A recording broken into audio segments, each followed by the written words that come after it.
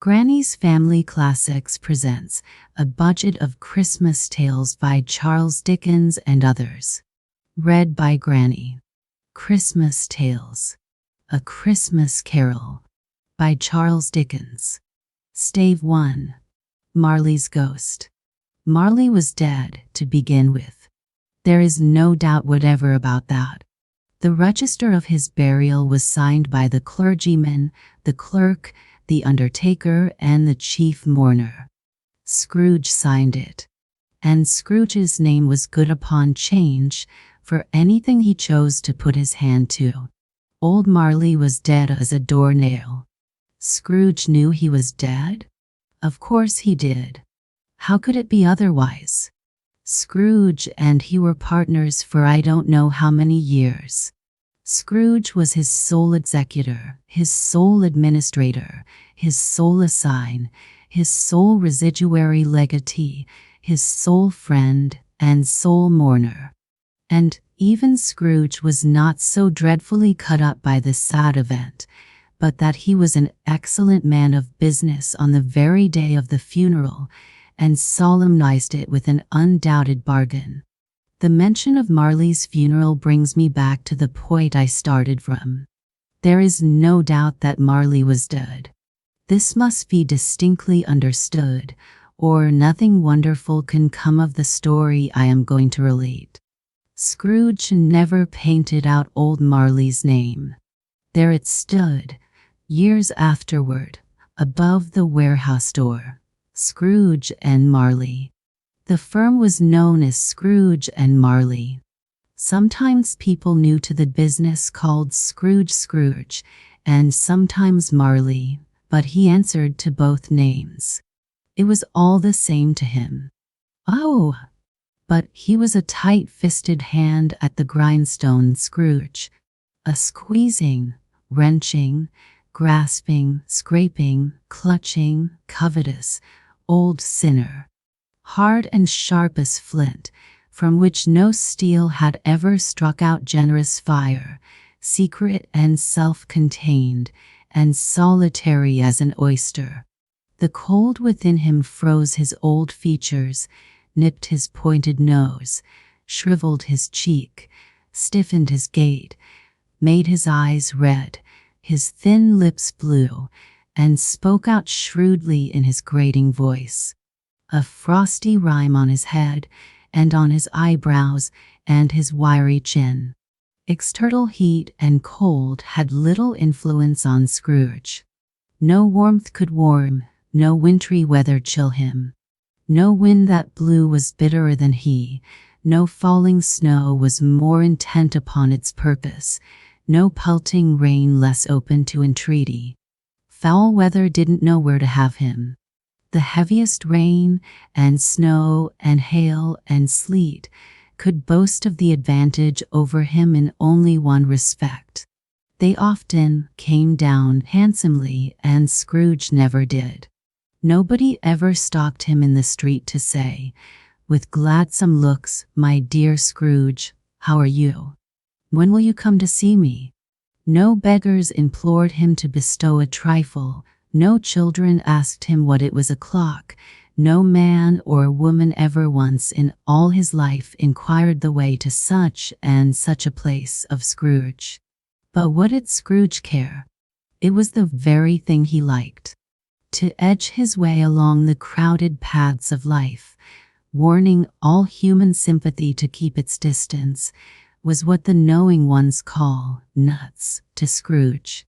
Once upon a time, of all the good days in the year, on Christmas Eve, old Scrooge sat busy in his counting house.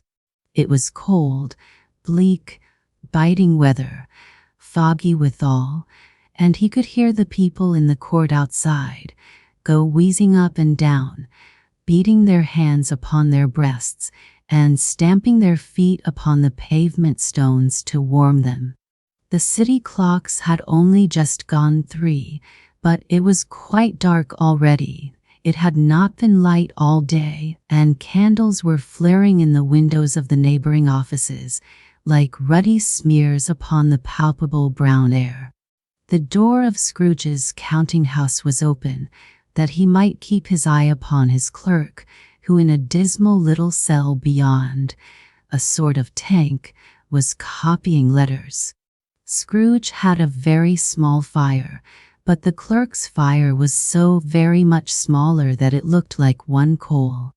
But he couldn't replenish it, for Scrooge kept the coal box in his own room, and so surely as the clerk came in with the shovel, the master predicted that it would be necessary for them to part. Wherefore the clerk put on his white comforter, and tried to warm himself at the candle, in which effort, not being a man of strong imagination, he failed. "A Merry Christmas, Uncle." "God save you," cried a cheerful voice. It was the voice of Scrooge's nephew, who came upon him so quickly that this was the first intimation he had of his approach. "Bah," said Scrooge. "Humbug." He had so heated himself with rapid walking in the fog and frost, this nephew of Scrooge's, that he was all in a glow. His face was ruddy and handsome, his eyes sparkled, and his breath smoked again. "Christmas a humbug, Uncle," said Scrooge's nephew. "You don't mean that, I am sure?" "I do," said Scrooge. "Merry Christmas." "What right have you to be merry? What reason have you to be merry? You're poor enough." "Come then," returned the nephew gaily. "What right have you to be dismal? What reason have you to be morose? You're rich enough." Scrooge, having no better answer ready on the spur of the moment, said, "Bah," again, and followed it up with, "Keep Christmas in your own way, and let me keep it in mine." "Keep it," repeated Scrooge's nephew. "But you don't keep it." "Let me leave it alone, then," said Scrooge. "Much good may it do you. Much good it has ever done you. There are many things from which I might have derived good, by which I have not profited, I dare say," returned the nephew, "Christmas among the rest. But I am sure I have always thought of Christmas time, when it has come round, apart from the veneration due to its sacred name and origin, if anything belonging to it can be apart from that, as a good time, a kind, forgiving, charitable, pleasant time. The only time I know of, in the long calendar of the year, when men and women seem by one consent to open their shut-up hearts freely, and to think of people below them as if they really were fellow passengers to the grave, and not another race of creatures bound on other journeys. And therefore, Uncle, though it has never put a scrap of gold or silver in my pocket, I believe that it has done me good, and will do me good. And I say, God bless it." The clerk in the tank involuntarily applauded. Becoming immediately sensible of the impropriety, he poked the fire, and extinguished the last frail spark forever. "Let me hear another sound from you," said Scrooge, "and you'll keep your Christmas by losing your situation. You're quite a powerful speaker, sir," he added, turning to his nephew. "I wonder you don't go into Parliament. Don't be angry, Uncle. Come, dine with us tomorrow." Scrooge said that he would see him. Yes, indeed he did. He went the whole length of the expression, and said that he would see him in that extremity first. "But why?" cried Scrooge's nephew. "Why? Why did you get married?" said Scrooge. "Because I fell in love." "Because you fell in love," growled Scrooge, as if that were the only one thing in the world more ridiculous than a Merry Christmas. "Good afternoon." "Nay, Uncle, but you never came to see me before that happened. Why give it as a reason for not coming now?" "Good afternoon," said Scrooge. "I want nothing from you. I ask nothing of you. Why cannot we be friends?" "Good afternoon," said Scrooge. "I am sorry with all my heart to find you so resolute. We have never had any quarrel to which I have been a party. But I have made the trial in homage to Christmas, and I'll keep my Christmas humor to the last. So a Merry Christmas, Uncle. Good afternoon, said Scrooge. And a Happy New Year. Good afternoon, said Scrooge. His nephew left the room without an angry word, notwithstanding. He stopped at the outer door to bestow the greetings of the season on the clerk, who, cold as he was warmer than Scrooge, for he returned them cordially. There's another fellow, muttered Scrooge, who overheard him, my clerk, with 15 shillings a week and a wife and family, talking about a Merry Christmas. I'll retire to Bedlam. This lunatic, in letting Scrooge's nephew out, had let 2 other people in. They were portly gentlemen, pleasant to behold, and now stood, with their hats off, in Scrooge's office. They had books and papers in their hands and bowed to him. Scrooge and Marley's, I believe, said one of the gentlemen, referring to his list. Have I the pleasure of addressing Mr. Scrooge or Mr. Marley? Mr. Marley has been dead these 7 years, Scrooge replied. He died 7 years ago, this very night.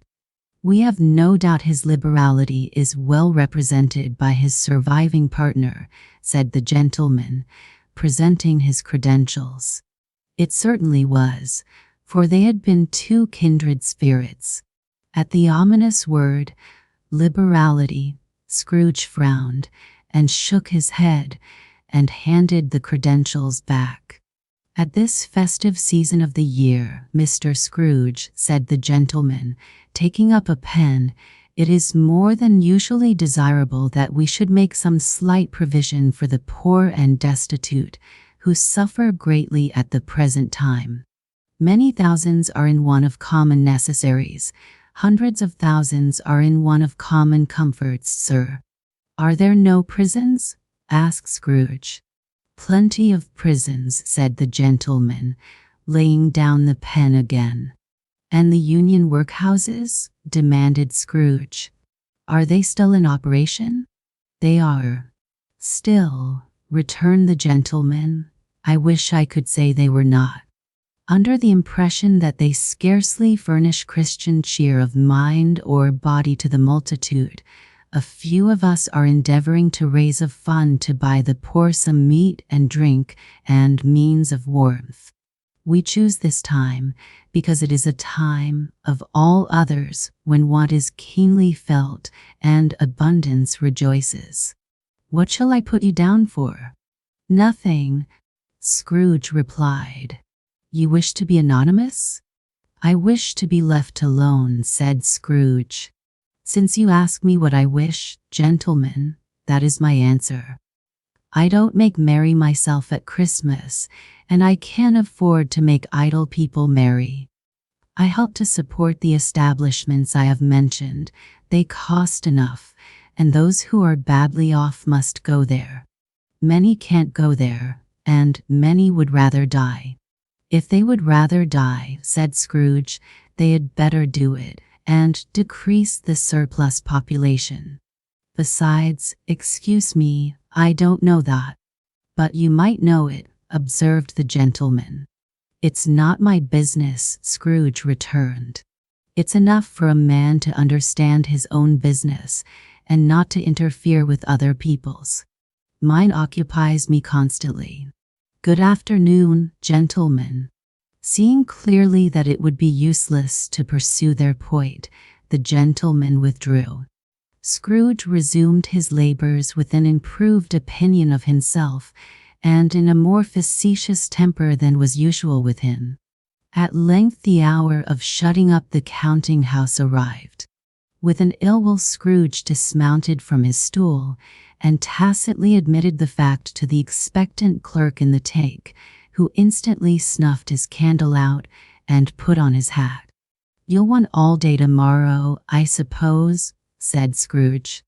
If quite convenient, sir.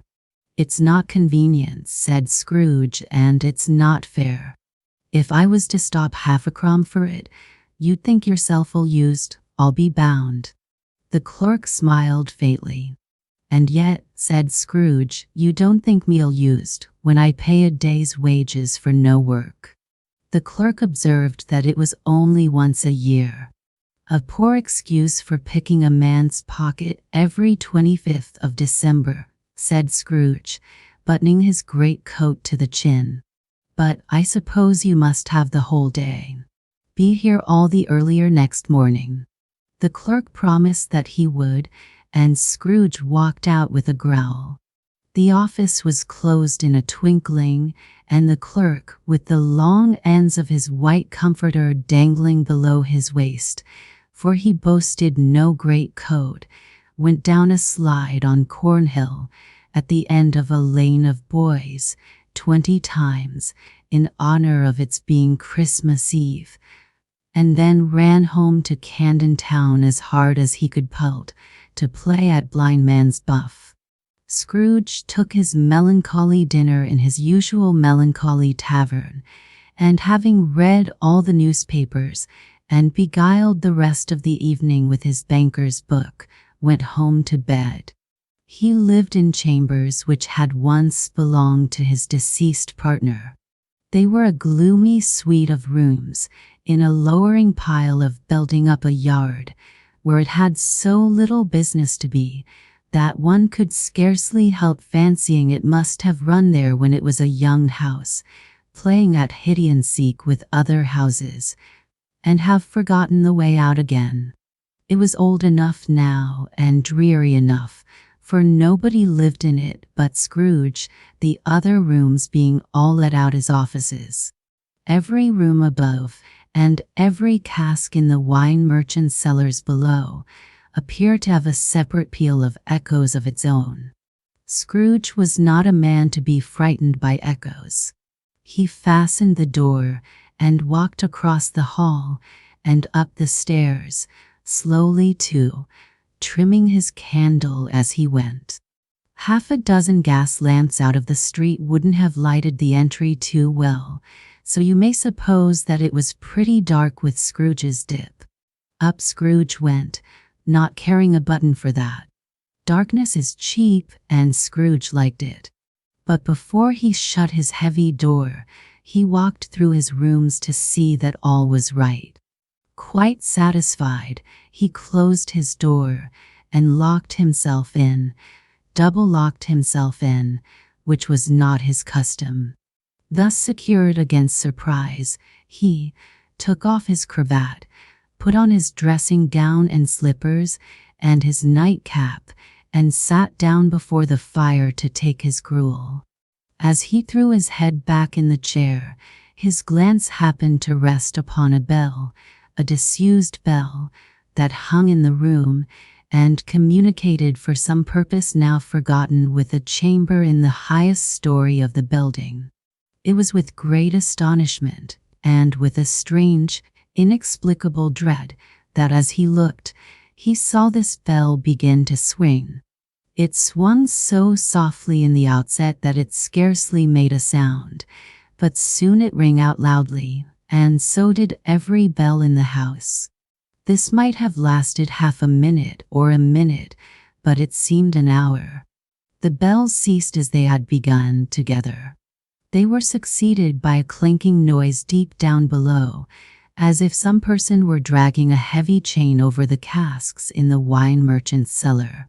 Scrooge then remembered to have heard that ghosts and haunted houses were described as dragging chains. The cellar door flew open with a booming sound, and then he heard the noise much louder on the floors below, then coming up the stairs, then coming straight toward his door. "It's humbug still," said Scrooge.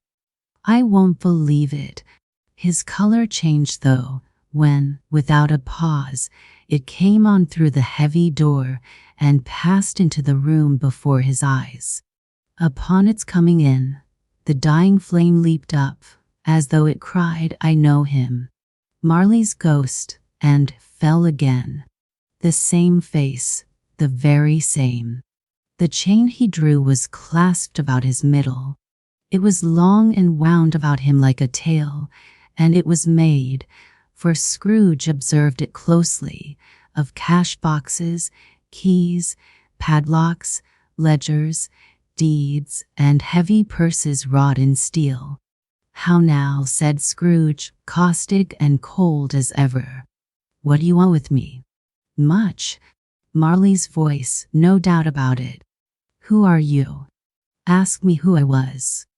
"Who were you then?" said Scrooge, raising his voice. "You're particular for a shade." He was going to say to a shade, but substituted this as more appropriate. "In life I was your partner, Jacob Marley." Can you sit down?" asked Scrooge, looking doubtfully at him. "I can." "Do it, then." Scrooge asked the question because he didn't know whether a ghost so transparent might find himself in a condition to take a chair, and felt that in the event of its being impossible, it might involve the necessity of an embarrassing explanation. But the ghost sat down on the opposite side of the fireplace, as if he were quite used to it. Scrooge fell upon his knees and clasped his hands before his face. "Mercy," he said. "Dreadful apparition, why do you trouble me?" "Man of the worldly mind," replied the ghost, "do you believe in me or not?" "I do," said Scrooge. "I must. But why do spirits walk the earth, and why do they come to me?" "It is required of every man," the ghost returned, "that the spirit within him should walk abroad among his fellow men, and travel far and wide, and if that spirit goes not forth in life, it is condemned to do so after death. It is doomed to wander through the world, oh, woe is me, and witness what it cannot share, but might have shared on earth, and turn to happiness." The spectre raised a cry, and shook its chain and wrung its shadowy hands. "You are fettered," said Scrooge, trembling. "Tell me why." "I wear the chain I forged in life," replied the ghost. "I made it link by link, and yard by yard. I girded it on of my own free will, and of my own free will I wore it. Is its pattern strange to you?" Scrooge trembled more and more. "Or would you know," pursued the ghost, "the weight and length of the strong coil you bear yourself? It was full as heavy and as long as this, 7 Christmas Eves ago. You have labored on it since. It is a ponderous chain." Scrooge glanced about him on the floor, in the expectation of finding himself surrounded by some 50 or 60 fathoms of iron cable, but he could see nothing. "Jacob," he said imploringly. "Old Jacob Marley, tell me more. Speak comfort to me, Jacob." "I have none to give," the ghost replied. "It comes from other regions, Ebenezer Scrooge, and is conveyed by other ministers to other kinds of men. Nor can I tell you what I would. A very little more is all permitted to me. I cannot rest, I cannot stay, I cannot linger anywhere. My spirit never walked beyond our counting house. Mark me, in life my spirit never roved beyond the narrow limits of our money-changing hole, and weary journeys lie before me." It was a habit with Scrooge, whenever he became thoughtful, to put his hands in his breeches pockets. Pondering on what the ghost had said, he did so now, but without lifting up his eyes or getting off his knees. "You must have been very slow about it, Jacob," Scrooge observed, in a business-like manner, though with humility and deference. "Slow," the ghost repeated. 7 years dead," mused Scrooge. "And traveling all the time?" "The whole time," said the ghost. "No rest, no peace. Incessant torture of remorse." "You travel fast?" said Scrooge. "On the wings of the wind, replied the ghost. You might have got over a great quantity of ground in 7 years, said Scrooge. The ghost, on hearing this, set up another cry and clinked its chain hideously. Oh! Captive, bound, and double-ironed, cried the phantom, not to know that ages of incessant labor by immortal creatures, for this earth must pass into eternity before the good of which it is susceptible is all developed. Not to know that any Christian spirit working kindly in its little sphere, whatever it may be, will find its mortal life too short for its vast means of usefulness. Not to know that no space of regret can make amends for one life's opportunities misused. Yet such was I. Oh, such was I. But you are always a good man of business, Jacob, faltered Scrooge, who now began to apply this to himself. Business, cried the ghost, wringing its hands again. Mankind was my business. The common welfare was my business. Charity, mercy, forbearance, and benevolence were all my business. The dealings of my trade were but a drop of water in the comprehensive ocean of my business. It held up its chain at arm's length, as if that were the cause of all its unavailing grief, and flung it heavily upon the ground again. At this time of the rolling year, the spectre said, I suffer most. Why did I walk through crowds of fellow beings with my eyes turned down, and never raise them to that blessed star which led the wise men to a poor abode? Were there no poor homes to which its light would have conducted me? Scrooge was very much dismayed to hear the spectre going on at this rate, and began to quake exceedingly. Hear me, cried the ghost. My time is nearly gone. I will, said Scrooge. But don't be hard upon me. Don't be flowery, Jacob. Pray, how it is that I appear before you in a shape that you can see, I may not tell. I have sat invisible beside you many and many a day. It was not an agreeable idea. Scrooge shivered and wiped the perspiration from his brow. That is no light part of my penance, pursued the ghost. I am here tonight to warn you that you have yet a chance and hope of escaping my fate. A chance and hope of my procuring Ebenezer. You were always a good friend to me, said Scrooge. Think ye, you will be haunted, resumed the ghost, by 3 spirits. Scrooge's countenance fell. Is that the chance and hope you mentioned, Jacob? He demanded, in a faltering voice. It is. I think I'd rather not, said Scrooge. Without their visits, said the ghost, you cannot hope to shun the path I tread. Expect the first tomorrow, when the bell tolls 1. Couldn't I take all at once, and have it over, Jacob? Hinted Scrooge. Expect the second on the next night at the same hour. The third, upon the next night when the last stroke of 12 has ceased to vibrate. Look to see me no more, and look that, for your own sake, you remember what has passed between us. The apparition walked backward from him toward the window, and floated out upon the bleak, dark night. Scrooge followed to the window, desperate in his curiosity.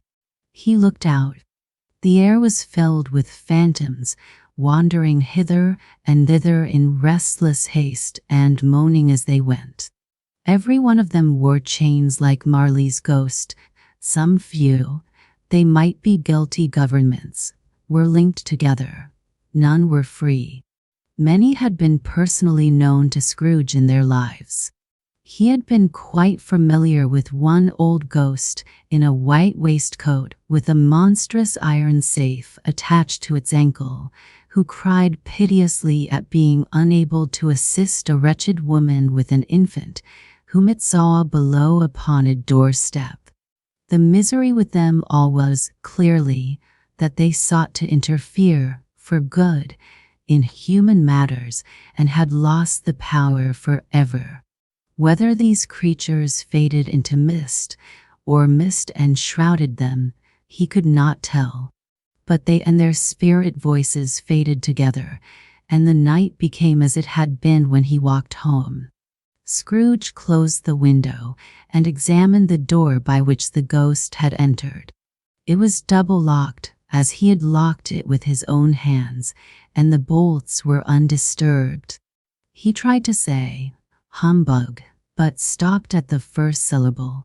And being, from the emotion he had undergone, or the fatigues of the day, or his glimpse of the invisible world, or the dull conversation of the ghost, or the lateness of the hour, much in need of repose, went straight to bed, without undressing, and fell asleep upon the instant. Stave 2. The first of the three spirits. When Scrooge awoke, it was so dark that, looking out of bed, he could scarcely distinguish the transparent window from the opaque walls of his chamber. He was endeavoring to pierce the darkness with his ferret eyes, when the chimes of a neighboring church clock struck 12. "Why, it isn't possible," said Scrooge, "that I can have slept through a whole day and far into another night." Scrooge lay and thought it over and over, and could make nothing of it.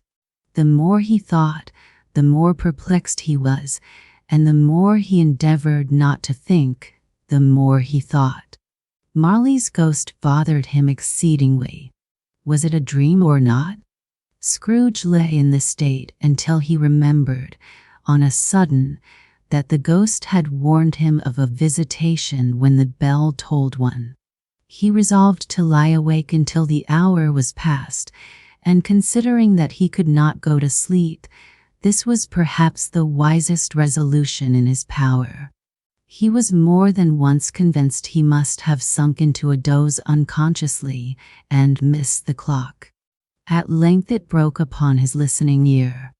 "The hour itself," said Scrooge, triumphantly, "nothing else."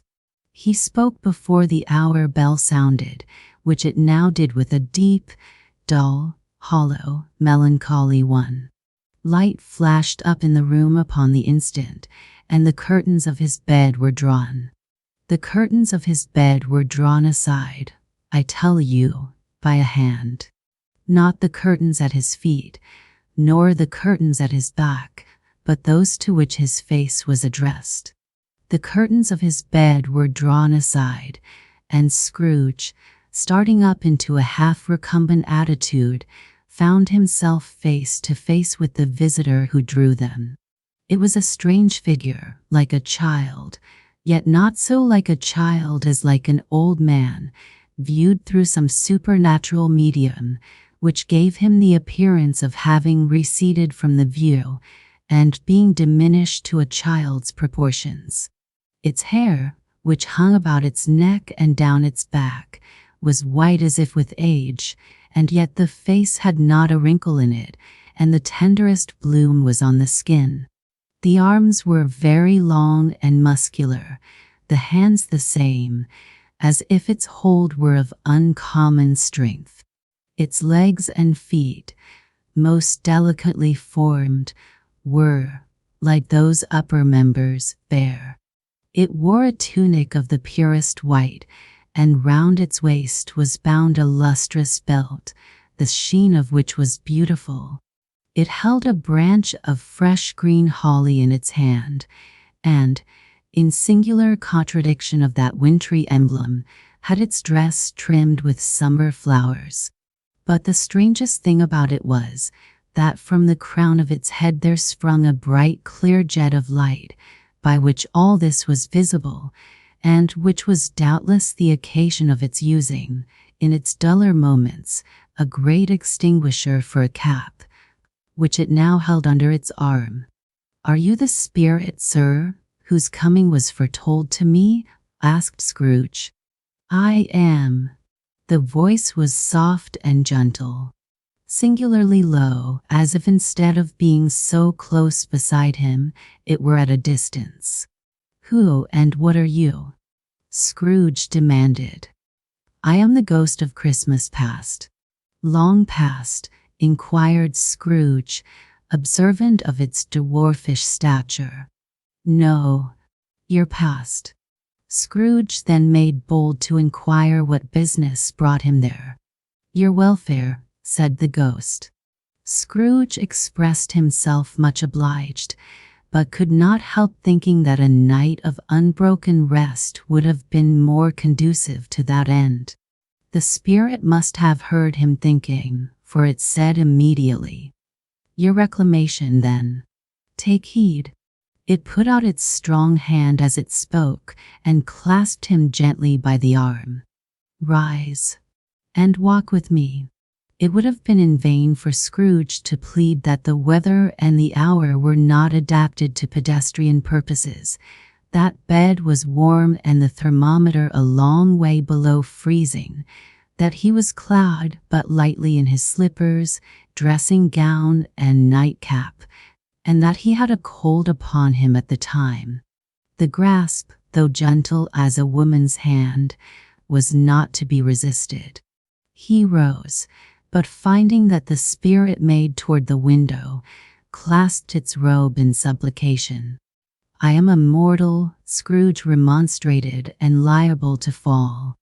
Bear but a touch of my hand there, said the spirit, laying it upon his heart, and you shall be upheld in more than this. As the words were spoken, they passed out, and stood upon an open country road, with fields on either hand. The city had entirely vanished. Not a vestige of it was to be seen. The darkness and the mist had vanished with it, for it was a clear, cold winter day with snow upon the ground. Good spirit, said Scrooge, clasping his hands together as he looked about him. I was bred in this place. I was a boy here. The spirit gazed upon him mildly. Its gentle touch, though it had been light and instantaneous, appeared still present to the old man's sense of feeling. He was conscious of 1,000 odors floating in the air, each one connected with 1,000 thoughts and hopes and joys and cares long, long forgotten. Your lid is trembling, said the ghost. And what is that upon your cheek? Scrooge muttered, with an unusual catching in his voice, that it was a pimple, and begged the ghost to lead him where he would. You recollect the way? Inquired the spirit. Remember it, cried Scrooge with fervor. I could walk it blindfold. Strange to have forgotten it for so many years, observed the ghost. Let us go on. They walked along the road, Scrooge recognizing every gate and post and tree, until a little market town appeared in the distance, with its bridge, its church, and winding river.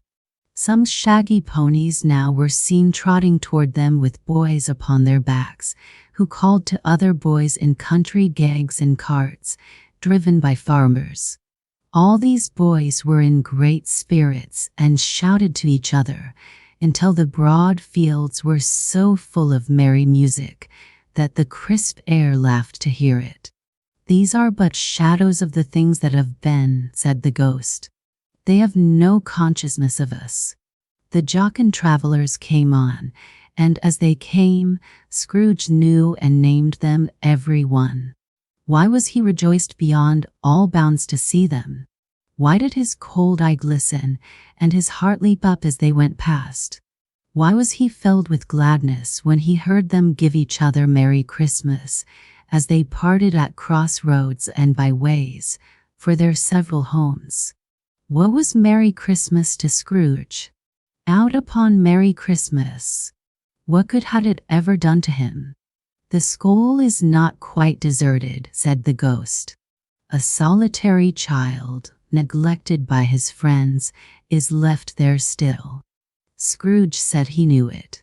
And he sobbed. They left the high road, by a well-remembered lane, and soon approached a mansion of dull red brick, with a little weathercock-surmounted cupola on the roof and a bell hanging in it. It was a large house, but one of broken fortunes, for the spacious offices were little used. Their walls were damp and mossy, their windows broken and their gates decayed. Fowls clucked and strutted in the stables, and the coach houses and sheds were overrun with grass. Nor was it more attentive of its ancient state within, for entering the dreary hall and glancing through the open doors of many rooms, they found them poorly furnished, cold and vast. There was an earthy savor in the air, a chilly bareness in the place, which associated itself somehow with too much getting up by candlelight and not too much to eat. They went, the ghost and Scrooge, across the hall to a door at the back of the house. It opened before them and disclosed a long, bare, melancholy room, made barer still by lines of plain deal forms and desks. At one of these a lonely boy was reading near a feeble fire, and Scrooge sat down upon a form and wept to see his poor forgotten self as he had used to be. "I wish," Scrooge muttered, putting his hand in his pocket and looking about him, after drying his eyes with his cuff, "but it's too late now." "What is the matter?" asked the spirit. "Nothing," said Scrooge. "Nothing. There was a boy singing a Christmas carol at my door last night. I should like to have given him something. That's all." The ghost smiled thoughtfully and waved its hand, saying as it did so, "Let us see another Christmas." Scrooge's former self grew larger at the words, and the room became a little darker and more dirty. The panels shrunk, the windows cracked, fragments of plaster fell out of the ceiling, and the naked laths were shown instead.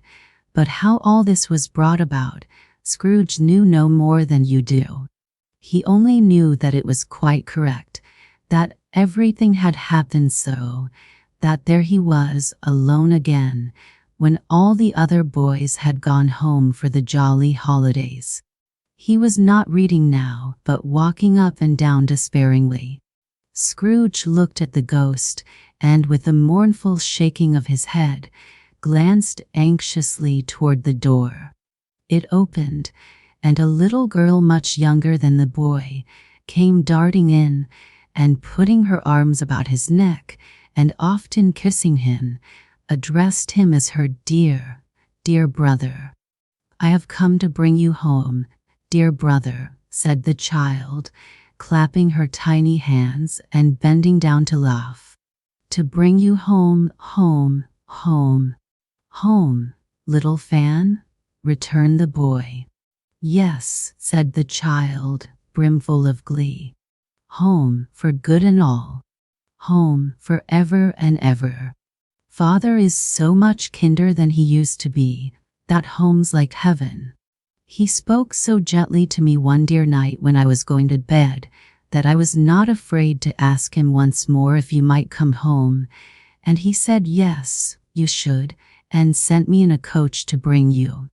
And you're to be a man," said the child, opening her eyes, "and are never to come back here. But first, we're to be together all the Christmas long, and have the merriest time in all the world." "You are quite a woman, little Fan," exclaimed the boy. She clapped her hands and laughed, and tried to touch his head, but being too little, laughed again, and stood on tiptoe to embrace him.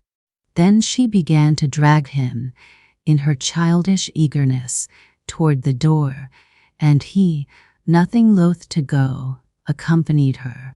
A terrible voice in the hall cried, "Bring down Master Scrooge's box." There, and in the hall appeared the schoolmaster himself, who glared on Master Scrooge with a ferocious condescension, and threw him into a dreadful state of mind by shaking hands with him. Master Scrooge's trunk being tied on to the top of the chaise, the children bade the schoolmaster good-bye right willingly, and getting into it, drove gaily down the garden sweep, the quick wheels dashing the hoar frost and snow from off the dark leaves of the evergreens like spray. Always a delicate creature, whom a breath might have withered, said the ghost. But she had a large heart. So she had, cried Scrooge. You're right. I will not gainsay it, spirit.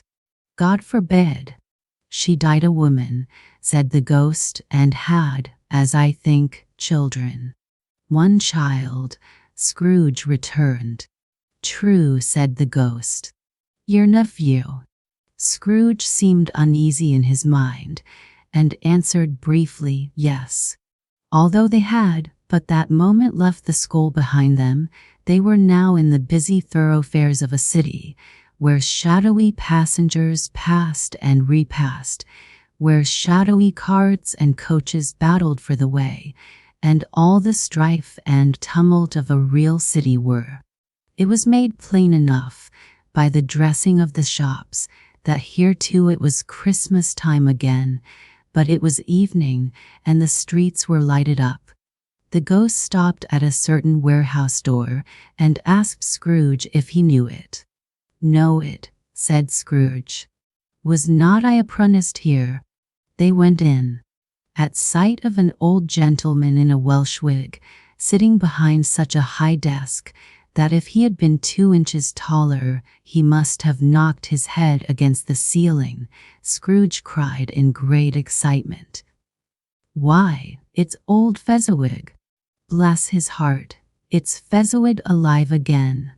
Old Fezziwig laid down his pen and looked up at the clock, which pointed to the hour of 7. He rubbed his hands, adjusted his capacious waistcoat, laughed all over himself, from his shoes to his organ of benevolence, and called out in a comfortable, oily, rich, fat, jovial voice, Yo-ho, there, Ebenezer, Dick. Scrooge's former self, now grown a young man, came briskly in, accompanied by his fellow apprentice. Dick Wilkins, to be sure, said Scrooge to the ghost. Bless me, yes. There he is. He was very much attached to me, was Dick. Poor Dick. Dear, dear. Yo-ho, my boys, said Fezziwig, no more work tonight. Christmas Eve, Dick, Christmas, Ebenezer. Let's have the shutters up, cried old Fezziwig, with a sharp clap of his hands, before a man can say Jack Robinson. You wouldn't believe how those 2 fellows went at it.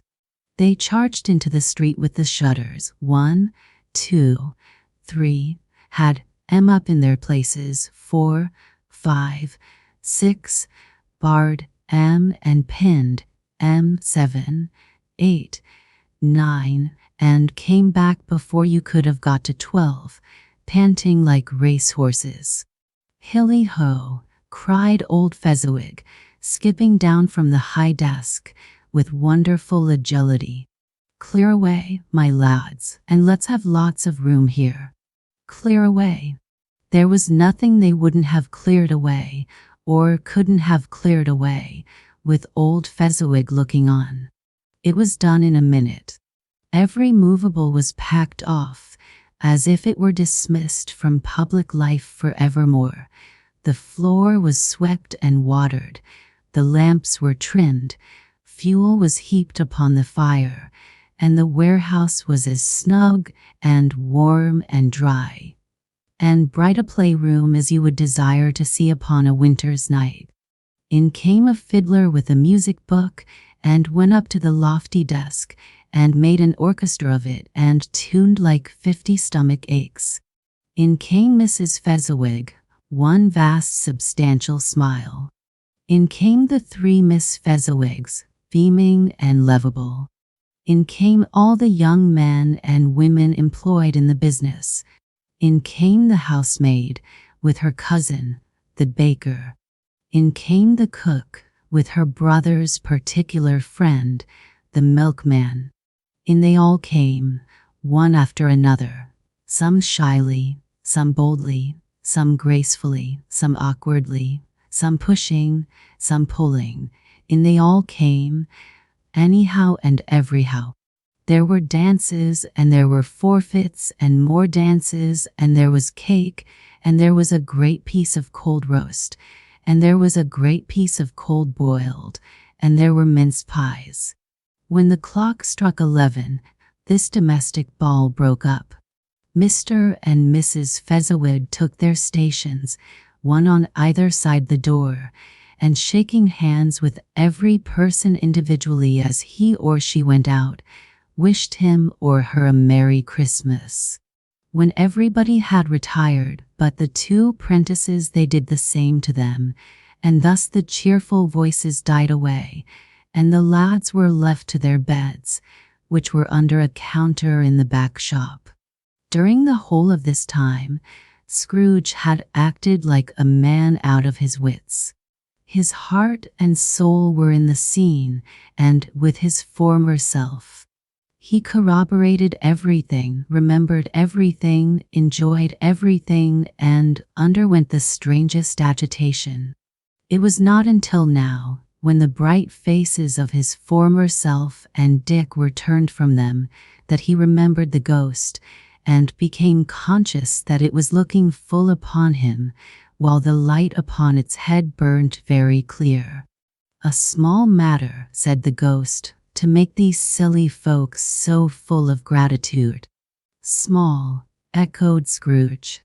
The spirit signed to him to listen to the two apprentices, who were pouring out their hearts in praise of Fezziwig, and when he had done so said, "Why, is it not?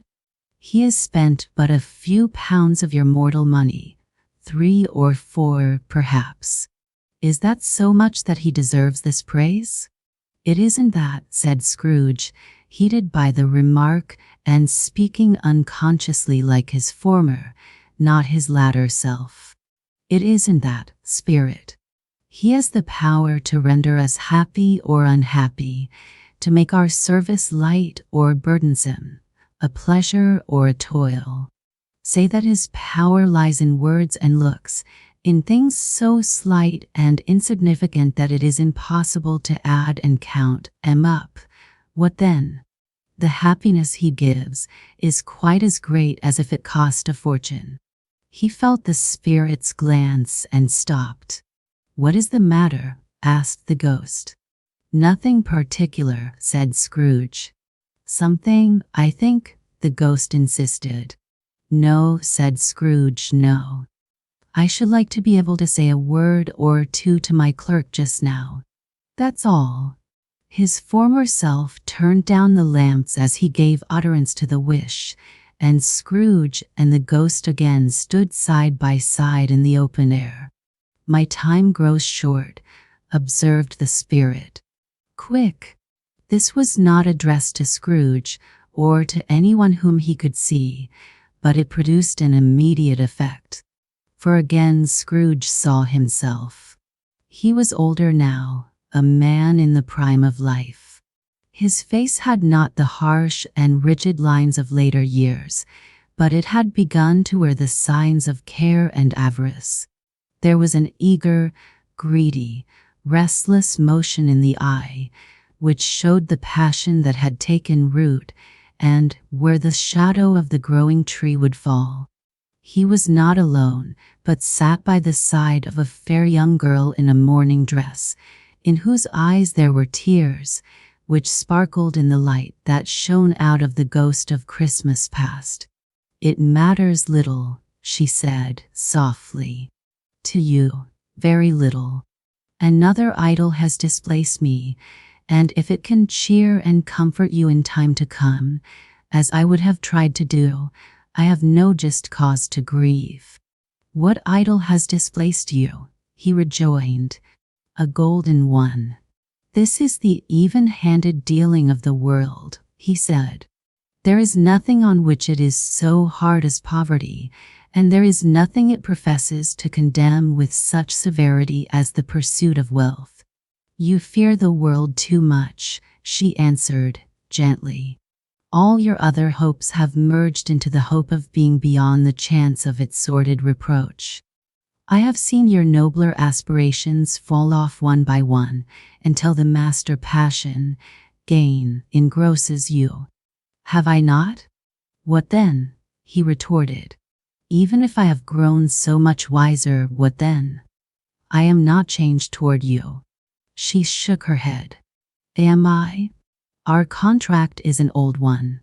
It was made when we were both poor and content to be so, until, in good season, we could improve our worldly fortune by our patient industry. You are changed. When it was made, you were another man. I was a boy, he said impatiently. Your own feeling tells you that you were not what you are, she returned. I am. That which promised happiness when we were one in heart is fraught with misery now that we are two. How often and how keenly I have thought of this, I will not say. It is enough that I have thought of it and can release you. Have I ever sought release? In words.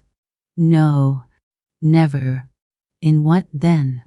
In a changed nature, in an altered spirit, in another atmosphere of life, another hope as its great end, in everything that made my love of any worth or value in your sight. If this had never been between us, said the girl, looking mildly, but with steadiness, upon him, can even I believe that you would choose a dowerless girl, or, choosing her, do I not know that your repentance and regret would surely follow? I do, and I release you, with a full heart, for the love of him you once were. He was about to speak, but she left him and they parted. Spirit, said Scrooge, show me no more. Conduct me home. Why do you delight to torture me? I told you these were shadows of the things that have been, said the ghost. That they're what they are, do not blame me. Remove me. Scrooge exclaimed. I cannot bear it. He turned upon the ghost, and seeing that it looked upon him with a face, in which some strange way there were fragments of all the faces it had shown him, wrestled with it. Leave me. Take me back. Haunt me no longer. In the struggle, if that can be called a struggle in which the ghost, with no visible resistance on its own part, was undisturbed by any effort of its adversary, Scrooge was conscious of being exhausted and overcome by an irresistible drowsiness, and, further, of being in his own bedroom. He had barely time to reel to bed before he sank into a heavy sleep. Stave 3. The second of the three spirits, awaking in the middle of a prodigiously tough snore, and sitting up in bed to get his thoughts together, Scrooge had no occasion to be told that the bell was again upon the stroke of 1. He felt that he was restored to consciousness in the right nick of time, for the especial purpose of holding a conference with the second messenger dispatched to him through Jacob Marley's intervention. But, finding that he turned uncomfortably cold when he began to wonder which of his curtains this new spectre would draw back, he put them every one aside with his own hands, and lying down again, established a sharp lookout all round the bed. For he wished to challenge the spirit on the moment of its appearance, and did not wish to be taken by surprise and made nervous. Now, being prepared for almost anything, he was not by any means prepared for nothing, and, consequently, when the bell struck 1 and no shape appeared, he was taken with a violent fit of trembling. 5 minutes, 10 minutes, a quarter of an hour went by, yet nothing came. All this time, he lay upon his bed, the very core and center of a blaze of ruddy light, which streamed upon it when the clock proclaimed the hour, and which, being only light, was more alarming than a dozen ghosts, as he was powerless to make out what it meant. At last, however, he began to think that the source and secret of this ghostly light might be in the adjoining room, from whence, on further tracing it, it seemed to shine. This idea taking full possession of his mind, he got up softly and shuffled in his slippers to the door. The moment Scrooge's hand was on the lock, a strange voice called him by his name and bade him enter. He obeyed. It was his own room. There was no doubt about that. But it had undergone a surprising transformation. The walls and ceiling were so hung with living green that it looked a perfect grove, from every part of which bright gleaming berries glistened. The crisp leaves of holly, mistletoe, and ivy reflected back the light as if so many little mirrors had been scattered there, and such a mighty blaze went roaring up the chimney as that dull petrifaction of a hearth had never known in Scrooge's time, or Marley's, or for many and many a winter season gone. Heaped up on the floor, to form a kind of throne, were turkeys, geese, game, poultry, brawn, great joints of meat, sucking pigs, long wreaths of sausages, mince pies, plum puddings, barrels of oysters, red-hot chestnuts, cherry-cheeked apples, juicy oranges, luscious pears, and immense twelfth cakes that made the chamber dim with their delicious steam. In easy state upon this couch there sat a jolly giant, glorious to see, who bore a glowing torch, in shape not unlike Plenty's horn, and held it up, high up, to shed its light on Scrooge as he came peeping round the door. "Come in," exclaimed the ghost, "come in, and know me better, man." Scrooge entered timidly, and hung his head before this spirit. He was not the dogged Scrooge he had been, and though the spirit's eyes were clear and kind, he did not like to meet them. "I am the ghost of Christmas Present," said the spirit. "Look upon me." "You have never seen the like of me before," exclaimed the spirit. "Never," Scrooge made answer to it. "Have never walked forth with the younger members of my family, meaning, for I am very young, my elder brothers born in these later years," pursued the phantom. "I don't think I have," said Scrooge. "I am afraid I have not." "Have you had many brothers, spirit?"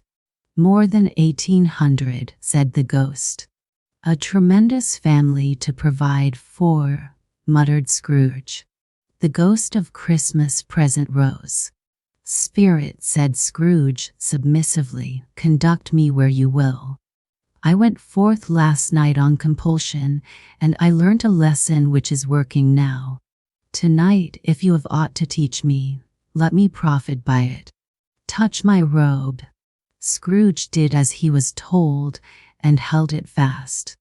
The whole scene vanished instantly, and they stood in the city streets on Christmas morning, where, for the weather was severe, the people made a rough, but brisk and not unpleasant kind of music, in scraping the snow from the pavement in front of their dwellings, and from the tops of their houses, whence it was mad delight to the boys to see it come plumping down into the road below, and splitting into artificial little snowstorms. Perhaps it was the pleasure the good spirit had in showing his sympathy with all poor men that led him straight to Scrooge's clerks, for there he went and took Scrooge with him, holding to his robe, and on the threshold of the door the spirit smiled, and stopped to bless Bob Cratchit's dwelling with the sprinklings of his torch. Then up rose Mrs. Cratchit, Cratchit's wife, dressed out but poorly in a twice-turned gown, but brave in ribbons, which are cheap and make a goodly show, and she laid the cloth, assisted by Belinda Cratchit, second of her daughters, also brave in ribbons, while Master Peter Cratchit plunged a fork into the saucepan of potatoes. And now 2 smaller Cratchits, boy and girl, came tearing in, screaming that outside the baker's they had smelt the goose and known it for their own. "What has ever got your precious father, then?" said Mrs. Cratchit. "And your brother, Tiny Tim, and Martha Wart as late last Christmas Day by half an hour." "Here's Martha, mother," said a girl appearing as she spoke. "Here's Martha, mother," cried the 2 young Cratchits. "Hurrah! There's such a goose, Martha." "Why, bless your heart alive, my dear, how late you are," said Mrs. Cratchit, kissing her a dozen times, and taking off her shawl and bonnet for her with a fish's seal. "We'd a deal of work to finish up last night," replied the girl, "and had to clear away this morning, mother." "Well, never mind so long as you're come," said Mrs. Cratchit. "Sit you down before the fire, my dear, and have a warm, Lord bless ye." "No, no, there's father coming," cried the 2 young Cratchits, who were everywhere at once. "Hide, Martha, hide." So Martha hid herself, and in came little Bob, the father, with at least 3 feet of comforter exclusive of the fringe hanging down before him, and his threadbare clothes darned up and brushed, to look seasonable, and Tiny Tim upon his shoulder. Alas for Tiny Tim, he bore a little crutch, and had his limbs supported by an iron frame. "Why, where's our Martha?" cried Bob Cratchit, looking round. "Not coming," said Mrs. Cratchit. "Not coming," said Bob, with a sudden declension in his high spirits, for he had been Tim's blood horse all the way from church, and had come home rampant. "Not coming upon Christmas Day." Martha didn't like to see him disappointed, if it were only in joke, so she came out prematurely from behind the closet door, and ran into his arms, while the 2 young Cratchits hustled Tiny Tim, and bore him off into the wash-house, that he might hear the pudding singing in the copper. "And how did little Tim behave?" asked Mrs. Cratchit, when she had rallied Bob on his credulity, and Bob had hugged his daughter to his heart's content. "As good as gold," said Bob, "and better.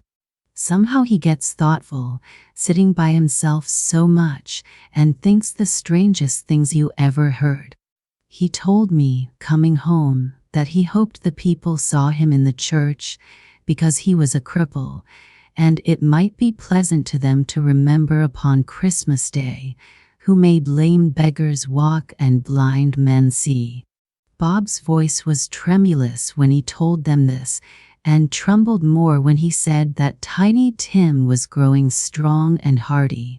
His active little crutch was heard upon the floor, and back came Tiny Tim before another word was spoken, escorted by his brother and sister to his stool beside the fire, and Master Peter and the 2 ubiquitous young Cratchits went to fetch the goose, with which they soon returned in high procession. Mrs. Cratchit made the gravy, ready beforehand in a little saucepan, hissing hot. Master Peter mashed the potatoes with incredible vigor. Miss Belinda sweetened up the apple sauce. Martha dusted the hot plates. Bob took Tiny Tim beside him in a tiny corner at the table. The 2 young Cratchits set chairs for everybody, not forgetting themselves, and mounting guard upon their posts, crammed spoons into their mouths, lest they should shriek for goose before their turn came to be helped. At last the dishes were set on, and grace was said. It was succeeded by a breathless pause as Mrs. Cratchit, looking slowly all along the carving knife, prepared to plunge it in the breast, but when she did, and when the long-expected gush of stuffing issued forth, one murmur of delight arose all round the board, and even Tiny Tim, excited by the two young Cratchits, beat on the table with the handle of his knife, and feebly cried hurrah. There never was such a goose. Bob said he didn't believe there ever was such a goose cooked. Its tenderness and flavor, size and cheapness, were the themes of universal admiration. Eked out by apple sauce and mashed potatoes, it was a sufficient dinner for the whole family. Indeed, as Mrs. Cratchit said with great delight, surveying one small atom of a bone upon the dish, they hadn't ate it all at last. Yet everyone had had enough. But now, the plates being changed by Miss Belinda, Mrs. Cratchit left the room alone, too nervous to bear witnesses, to take the pudding up and bring it in. "Oh, a wonderful pudding," Bob Cratchit said, and calmly too, that he regarded it as the greatest success achieved by Mrs. Cratchit since their marriage. Mrs. Cratchit said that now the weight was off her mind, she would confess she had her doubts about the quantity of flour. Everybody had something to say about it, but nobody said or thought it was at all a small pudding for a large family. It would have been flat heresy to do so. Any Cratchit would have blushed to hint at such a thing. At last the dinner was all done, the cloth was cleared, the hearth swept, and the fire made up. Apples and oranges were put upon the table and a shovelful of chestnuts on the fire. Then all the Cratchit family drew round the hearth in what Bob Cratchit called a circle, meaning half a one.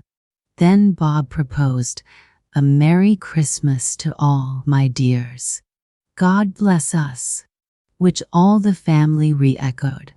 "God bless us, everyone," said Tiny Tim, the last of all. He sat very close to his father's side, upon his little stool. Bob held his withered little hand in his, as if he loved the child and wished to keep him by his side, and dreaded that he might be taken from him. "Spirit," said Scrooge, with an interest he had never felt before, "tell me if Tiny Tim will live." "I see a vacant seat," replied the ghost, "in the poor chimney corner, and a crutch without an owner, carefully preserved. If these shadows remain unaltered by the future, the child will die." "No, no," said Scrooge. "Oh, no, kind spirit. Say he will be spared. If these shadows remain unaltered by the future, none other of my race," returned the ghost, "will find him here." "What then? If he be like to die, he had better do it, and decrease the surplus population." Scrooge hung his head to hear his own words quoted by the spirit, and was overcome with penitence and grief. "Man," said the ghost, "if man you be in heart, not adamant, forbear that wicked cant until you have discovered what the surplus is and where it is. Will you decide what men shall live, what men shall die? It may be that in the sight of heaven you are more worthless and less fit to live than millions like this poor man's child." Oh God! To hear the insect on the leaf pronouncing on the too much life among his hungry brothers in the dust. Scrooge bent before the ghost's rebuke and trembling cast his eyes upon the ground. But he raised them speedily on hearing his own name. "Mr. Scrooge," said Bob. "I'll give you Mr. Scrooge, the founder of the feast." "The founder of the feast indeed," cried Mrs. Cratchit, reddening. "I wish I had him here. I'd give him a piece of my mind to feast upon, and I hope he'd have a good appetite for it." "My dear," said Bob, "the children. Christmas Day." Scrooge was the ogre of the family. The mention of his name cast a dark shadow on the party, which was not dispelled for full 5 minutes. After it had passed away, they were 10 times merrier than before, from the mere relief of Scrooge the baleful being done with. Bob Cratchit told them how he had a situation in his eye for Master Peter.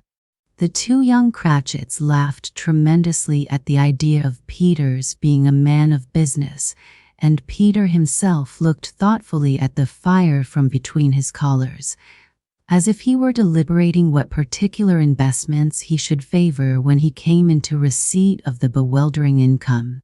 Martha, who was a poor apprentice at a milliner's, then told them what kind of work she had to do, and how many hours she worked at a stretch, and how she meant to be abed tomorrow morning for a good long rest, tomorrow being a holiday she passed at home. Also how she had seen a countess and a lord some days before, and how the lord was much about as tall as Peter, at which Peter pulled up his collar so high that you couldn't have seen his head if you had been there. By and by they had a song about a lost child traveling in the snow, from Tiny Tim, who had a plaintive little voice and sang it very well indeed. There was nothing of high mark in this. They were not a handsome family. They were not well dressed. Their shoes were far from being waterproof. Their clothes were scanty, and Peter might have known, and very likely did, the inside of a pawnbroker's.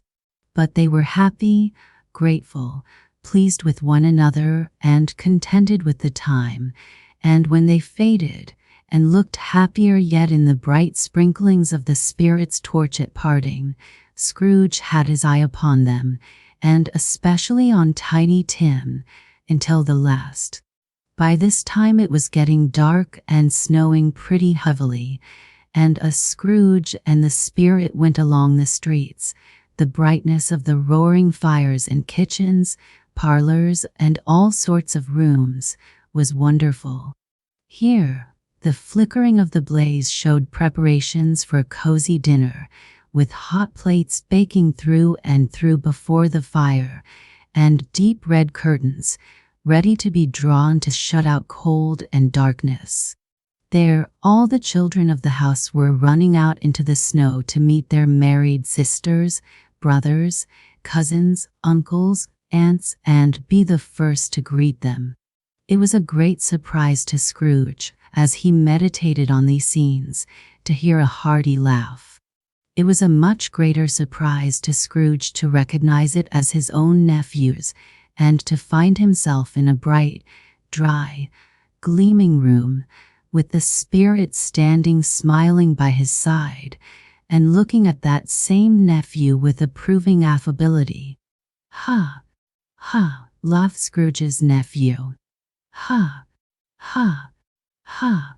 If you should happen, by any unlikely chance, to know a man more blessed in a laugh than Scrooge's nephew, all I can say is, I should like to know him too. Introduce him to me, and I'll cultivate his acquaintance. It is a fair, even-handed, noble adjustment of things that while there is infection and disease and sorrow, there is nothing in the world so irresistibly contagious as laughter and good humor."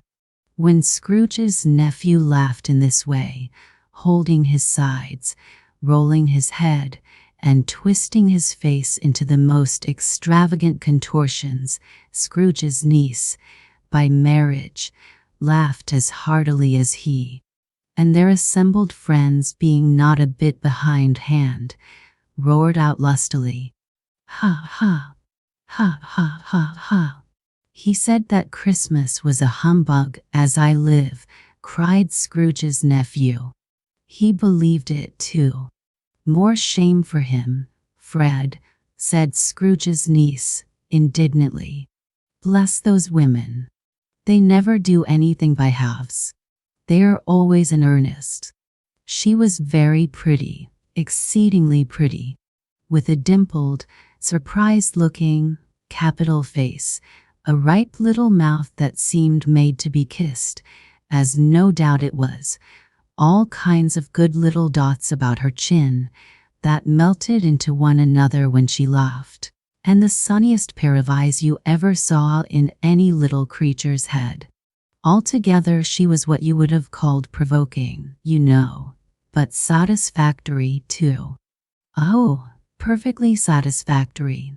"He's a comical old fellow," said Scrooge's nephew. "That's the truth, and not so pleasant as he might be. However, his offenses carry their own punishment, and I have nothing to say against him." "I have no patience with him," observed Scrooge's niece. Scrooge's niece's sisters and all the other ladies expressed the same opinion. "Oh, I have," said Scrooge's nephew. "I am sorry for him. I couldn't be angry with him if I tried. Who suffers by his ill winds? Himself, always. Here, he takes it into his head to dislike us, and he won't come and dine with us. What's the consequence? He don't lose much of a dinner." "Indeed, I think he loses a very good dinner," interrupted Scrooge's niece. Everybody else said the same, and they must be allowed to have been competent judges, because they had just had dinner, and with the dessert upon the table, were clustered round the fire by lamplight. "Well, I am very glad to hear it," said Scrooge's nephew, "because I haven't any great faith in these young housekeepers. What do you say, Topper?" Topper had clearly got his eye upon one of Scrooge's niece's sisters, for he answered that a Bacheller was a wretched outcast who had no right to express an opinion on the subject. Whereat Scrooge's niece's sister, the plump one with the lace tucker, not the one with the roses, blushed. "Do go on, Fred," said Scrooge's niece, clapping her hands. "He never finishes what he begins to say. He is such a ridiculous fellow." "I was only going to say," said Scrooge's nephew, "that the consequence of his taking a dislike to us and not making merry with us is, as I think, that he loses some pleasant moments which could do him no harm. I am sure he loses pleasanter companions than he can find in his own thoughts, either in his mouldy old office or his dusty chambers. I mean to give him the same chance every year, whether he likes it or not, for I pity him. He may rail at Christmas till he dies, but he can't help thinking better of it. I defy him, if he finds me going there, in good temper, year after year, and saying, 'Uncle Scrooge, how are you?' If it only puts him in the vein to leave his poor clerk £50, that's something, and I think I shook him yesterday." It was their turn to laugh now, at the notion of his shaking Scrooge. But being thoroughly good-natured, and not much caring what they laughed at, so that they laughed at any rate, he encouraged them in their merriment.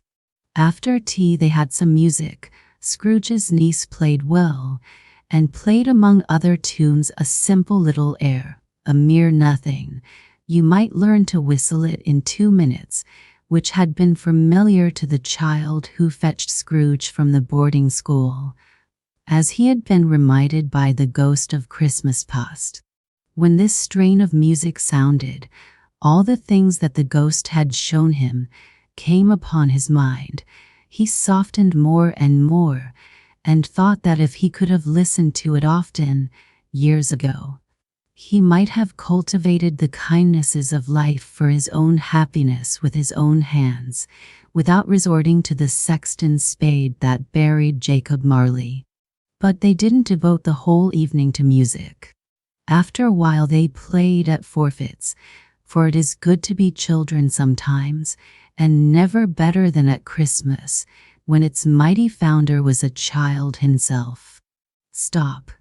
There was first a glorious game at Blind Man's Buff. Of course there was.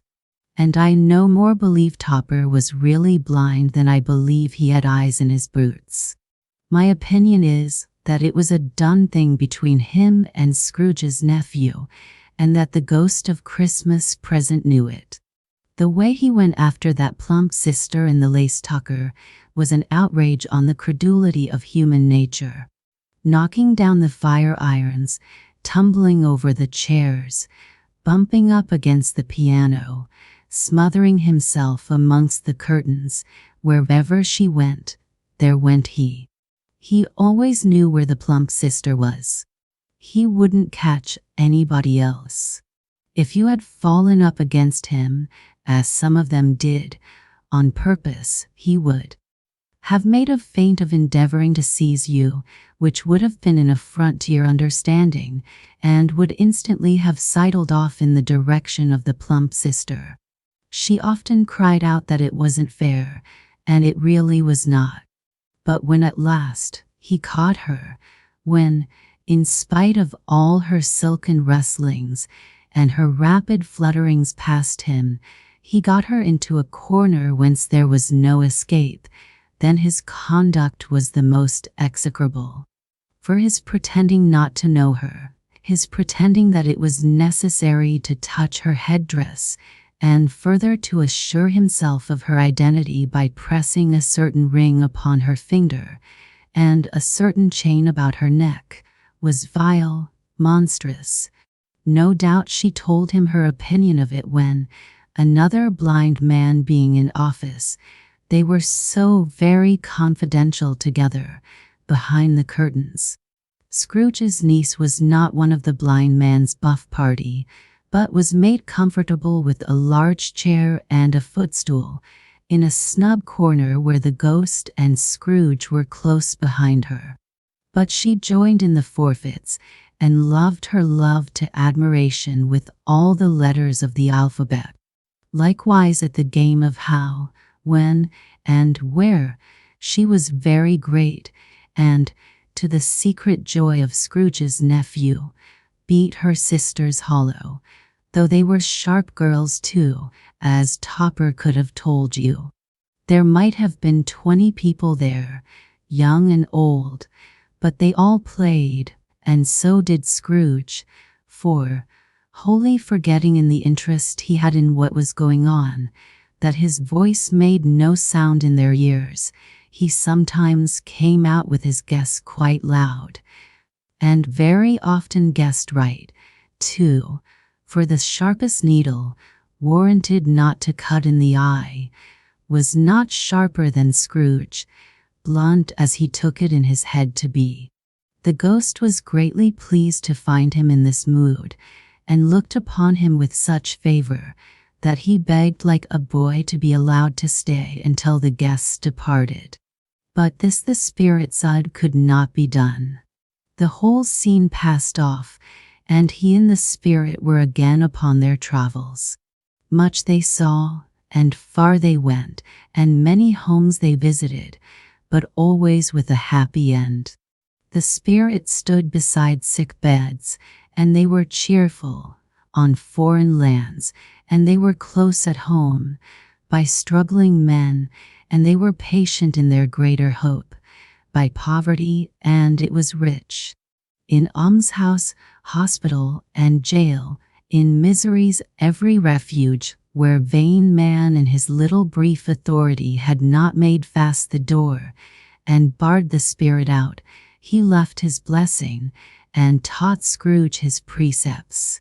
It was a long night, if it were only a night, but Scrooge had his doubts of this, because the Christmas holidays appeared to be condensed into the space of time they passed together. It was strange, too, that while Scrooge remained unaltered in his outward form, the ghost grew older, clearly older.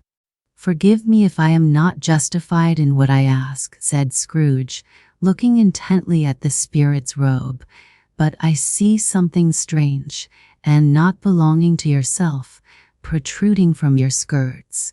Is it a foot or a claw?" "It might be a claw, for the flesh there is upon it," was the spirit's sorrowful reply. "Look here." From the foldings of its robe, it brought 2 children, wretched, abject, frightful, hideous, miserable. They knelt down at its feet and clung upon the outside of its garment. They were a boy and girl, yellow, meager, ragged, scowling, wolfish, but prostrate, too, in their humility. Where graceful youth should have filled their features out and touched them with its freshest tints, A stale and shriveled hand, like that of age, had pinched and twisted them and pulled them into shreds. Where angels might have sat enthroned, devils lurked and glared out menacing. No change, no degradation, no perversion of humanity, in any grade, through all the mysteries of wonderful creation, has monsters half so horrible and dread. Scrooge started back, appalled. Having them shown to him in this way, he tried to say they were fine children, but the words choked themselves, rather than be parties to a lie of such enormous magnitude. "Spirit, are they yours?" Scrooge could say no more. "They are man's," said the spirit, looking down upon them. "And they cling to me, appealing from their fathers. This boy is ignorance. This girl is want. Beware of them both and all of their degree, but most of all beware of this boy. Have they no refuge or resource?" cried Scrooge. "Are there no prisons?" said the spirit, turning on him for the last time with his own words. "Are there no workhouses?" The bell struck 12. Scrooge looked about him for the ghost, and saw it not. As the last stroke ceased to vibrate, he remembered the prediction of old Jacob Marley, and lifting up his eyes, beheld a solemn phantom, draped and hooded, coming like a mist along the ground toward him. Stave 4. The last of the spirits. The phantom slowly, gravely, silently approached. When it came near him, Scrooge bent down upon his knee, for in the very air through which this spirit moved it seemed to scatter gloom and mystery. It was shrouded in a deep black garment, which concealed its head, its face, its form, and left nothing of it visible, save one outstretched hand. But for this it would have been difficult to detach its figure from the night and separate it from the darkness by which it was surrounded. He felt that it was tall and stately when it came beside him, and that its mysterious presence filled him with a solemn dread. He knew no more, for the spirit neither spoke nor moved. "I am in the presence of the ghost of Christmas yet to come," said Scrooge. The spirit answered not, but pointed onward with its hand. "You're about to show me shadows of the things that have not happened, but will happen in the time before us," Scrooge pursued. "Is that so, spirit?" The upper portion of the garment was contracted for an instant in its folds, as if the spirit had inclined its head. That was the only answer he received. Although well used to ghostly company by this time, Scrooge feared the silent shape so much that his legs trembled beneath him, and he found that he could hardly stand when he prepared to follow it. The spirit paused a moment, as observing his condition, and giving him time to recover. But Scrooge was all the worse for this. It thrilled him with a vague, uncertain horror to know that behind the dusky shroud there were ghostly eyes intently fixed upon him, while he, though he stretched his own to the utmost, could see nothing but a spectral hand and one great heap of black. "Ghost of the future," he exclaimed, "I fear you more than any spectre I have seen. But as I know your purpose is to do me good, and as I hope to live to be another man from what I was, I am prepared to bear you company, and do it with a thankful heart. Will you not speak to me?" It gave him no reply. The hand was pointed straight before them. "Lead on," said Scrooge. "Lead on. The night is waning fast, and it is precious time to me, I know. Lead on, spirit." The phantom moved away as it had come toward him. Scrooge followed in the shadow of its dress, which bore him up, he thought, and carried him along. They scarcely seemed to enter the city, for the city rather seemed to spring up about them and encompass them of its own act. But there they were in the heart of it, on 'Change, amongst the merchants, who hurried up and down and chinked the money in their pockets and conversed in groups and looked at their watches and trifled thoughtfully with their great gold seals, and so forth, as Scrooge had seen them often. The spirit stopped beside one little knot of business men. Observing that the hand was pointed to them, Scrooge advanced to listen to their talk. "No," said a great fat man with a monstrous chin, "I don't know much about it either way. I only know he's dead." "When did he die?" inquired another. "Last night, I believe." "What has he done with his money?" asked a red-faced gentleman with a pendulous excrescence on the end of his nose that shook like the gills of a turkey cock. "I haven't heard," said the man with the large chin, yawning again. "Left it to his company, perhaps." "He hasn't left it to me. That's all I know." This pleasantry was received with a general laugh.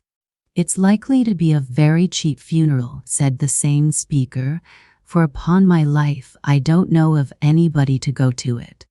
Suppose we make up a party and volunteer?" "I don't mind going if a lunch is provided," observed the gentleman with the excrescence on his nose. "But I must be fed if I make one." Another laugh. "Well, I am the most disinterested among you, after all," said the first speaker, "for I never wear black gloves, and I never eat lunch. But I'll offer to go if anybody else will. When I come to think of it, I'm not at all sure that I wasn't his most particular friend, for we used to stop and speak whenever we met. Bye-bye." Speakers and listeners strolled away and mixed with other groups. Scrooge knew the men and looked toward the spirit for explanation. He was at first inclined to be surprised that the spirit should attach importance to conversations apparently so trivial, but feeling assured that they must have some hidden purpose, he set himself to consider what it was likely to be. They could scarcely be supposed to have any bearing on the death of Jacob, his old partner, for that was past, and this ghost's province was the future. Nor could he think of anyone immediately connected with himself to whom he could apply them. They left the busy scene and went into an obscure part of the town where Scrooge had never penetrated before, although he recognized its situation and its bad repute. The ways were foul and narrow, the shops and houses wretched, the people half naked, drunken, slipshod, ugly. Alleys and archways, like so many cesspools, disgorged their offenses of smell and dirt and life upon the straggling streets, and the whole quarter reeked with crime, with filth and misery. Far in this den of infamous resort, there was a low-browed, beetling shop below a penthouse roof where iron, old rags, bottles, bones, and greasy offal were bought. Upon the floor within were piled up heaps of rusty keys, nails, chains, hinges, files, scales, weights, and refuse iron of all kinds. Secrets that few would like to scrutinize were buried and hidden in mountains of unseemly rags, masses of corrupted fat, and sepulchres of bones. Sitting in among the wares he dealt in, by a charcoal stove made of old bricks, was a gray-haired rascal, nearly 70 years of age, who had screened himself from the cold air without by a frosy curtaining of miscellaneous tatters hung upon a line, and smoked his pipe in all the luxury of calm retirement. Scrooge and the phantom came into the presence of this man, just as a woman with the heavy bundle slunk into the shop.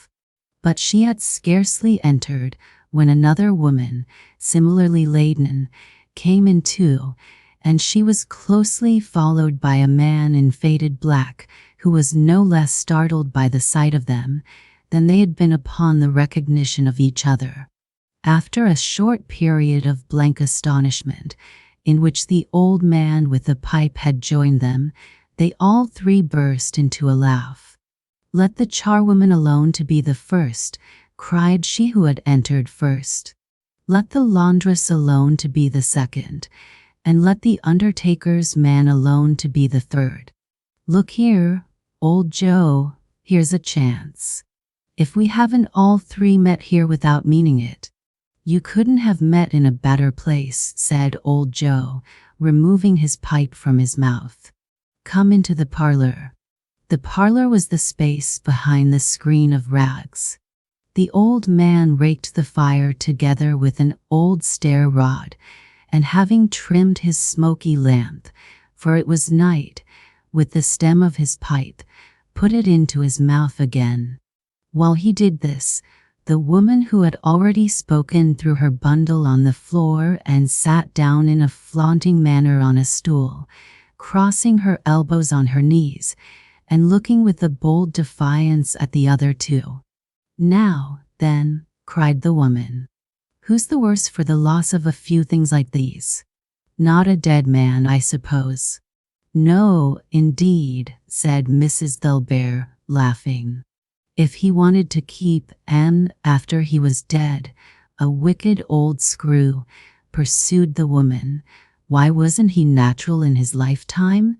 If he had been, he'd have had somebody to look after him when he was struck with death, instead of lying gasping out his last there, alone by himself." "It's the truest word that ever was spoke," said Mrs. Thilbert. "It's a judgment on him." "I wish it was a little heavier judgment," replied the woman, "and it should have been, you may depend upon it, if I could have laid my hands on anything else. Open that bundle, old Joe, and let me know the value of it. Speak out plain. I'm not afraid to be the first, nor afraid for them to see it.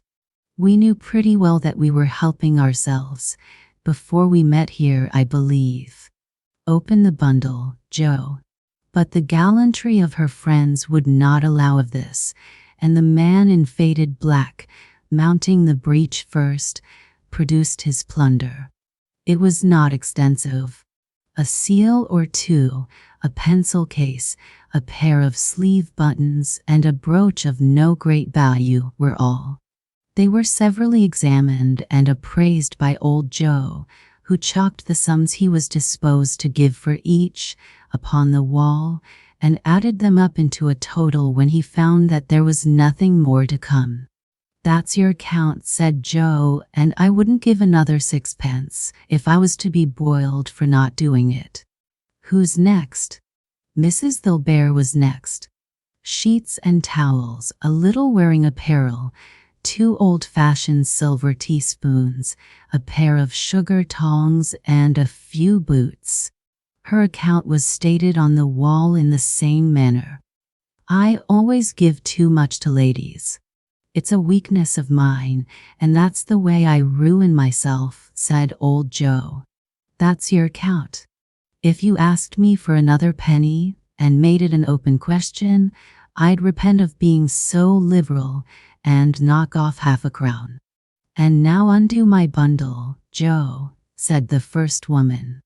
Joe went down on his knees for the greater convenience of opening it, and having unfastened a great many knots, dragged out a large heavy roll of some dark stuff. "What do you call this?" said Joe. "Bed curtains." "Ah," returned the woman, laughing and leaning forward on her crossed arms.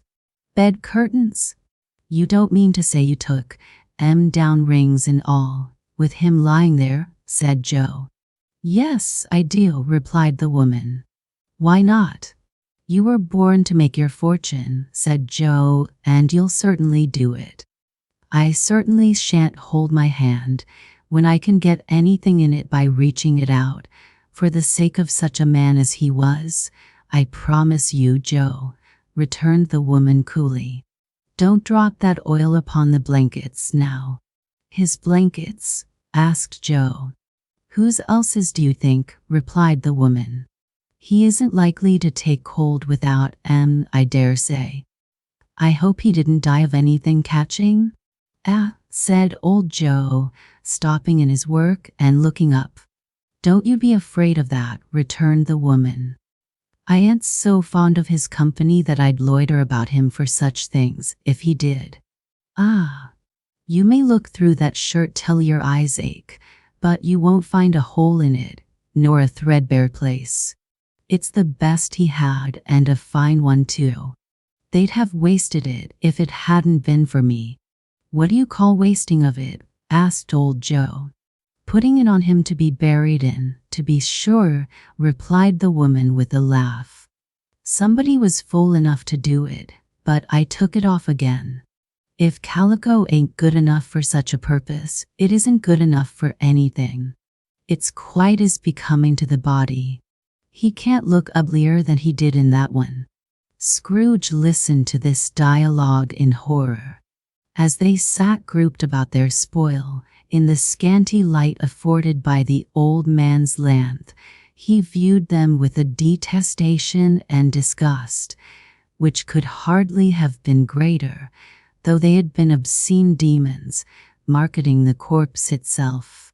Ha, ha, laughed the same woman, when old Joe, producing a flannel bag with money in it, told out their several gains upon the ground.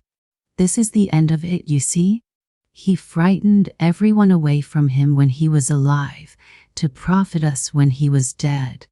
Ha, ha, ha. Spirit, said Scrooge, shuddering from head to foot. I see, I see. The case of this unhappy man might be my own. My life turns that way now. Merciful heaven, what is this? He recoiled in terror, for the scene had changed, and now he almost touched a bed, a bare, uncurtained bed, on which, beneath a ragged sheet, there lay a something covered up which, though it was dumb, announced itself in awful language. The room was very dark, too dark to be observed with any accuracy, though Scrooge glanced round it in obedience to his secret impulse, anxious to know what kind of room it was. A pale light rising in the outer fell straight upon the bed, and on it, plundered and bereft, unwatched, unwept, uncared for, was the body of this man. Scrooge glanced toward the phantom. Its steady hand was pointed to the head. The cover was so carelessly adjusted that the slightest raising of it, the motion of a finger upon Scrooge's part, would have disclosed the face. He thought of it, felt how easy it would be to do, and longed to do it, but had no more power to withdraw the veil than to dismiss the spectre at his side. Spirit, he said, this is a fearful place. In leaving it, I shall not leave its lesson, trust me. Let us go. Still the ghost pointed with an unmoved finger to the head. I understand you, Scrooge returned, and I would do it if I could. But I have not the power, Spirit. I have not the power. Again it seemed to look upon him. If there is any person in the town who feels emotion caused by this man's death, said Scrooge, quite agonized, show that person to me, Spirit, I beseech you. The phantom spread its dark robe before him for a moment, like a wing, and withdrawing it, revealed a room by daylight where a mother and her children were. She was expecting someone, and with anxious eagerness, for she walked up and down the room, started at every sound, looked out from the window, glanced at the clock, tried, but in vain, to work with her needle, and could hardly bear the voices of her children in their play. At length the long-expected knock was heard. She hurried to the door and met her husband, a man whose face was careworn and depressed, though he was young. There was a remarkable expression in it now, a kind of serious delight of which he felt ashamed and which he struggled to repress. He sat down to the dinner that had been hoarding for him by the fire, and when she asked him faintly what news, which was not until after a long silence, he appeared embarrassed how to answer. "Is it good," she said, "or bad?" To help him. "Bad," he answered. "We are quite ruined?" "No, there is hope yet, Caroline." "If he relents," she said, amazed, "there is. Nothing is past hope, if such a miracle has happened." "He is past relenting," said her husband. "He is dead." She was a mild and patient creature, if her face spoke truth, but she was thankful in her soul to hear it, and she said so, with clasped hands. She prayed forgiveness the next moment, and was sorry, but the first was the emotion of her heart. "What the half-drunken woman, whom I told you of last night, said to me, when I tried to see him and obtain a week's delay, and what I thought was a mere excuse to avoid me, turns out to have been quite true. He was not only very ill, but dying then. To whom will our debt be transferred? I don't know.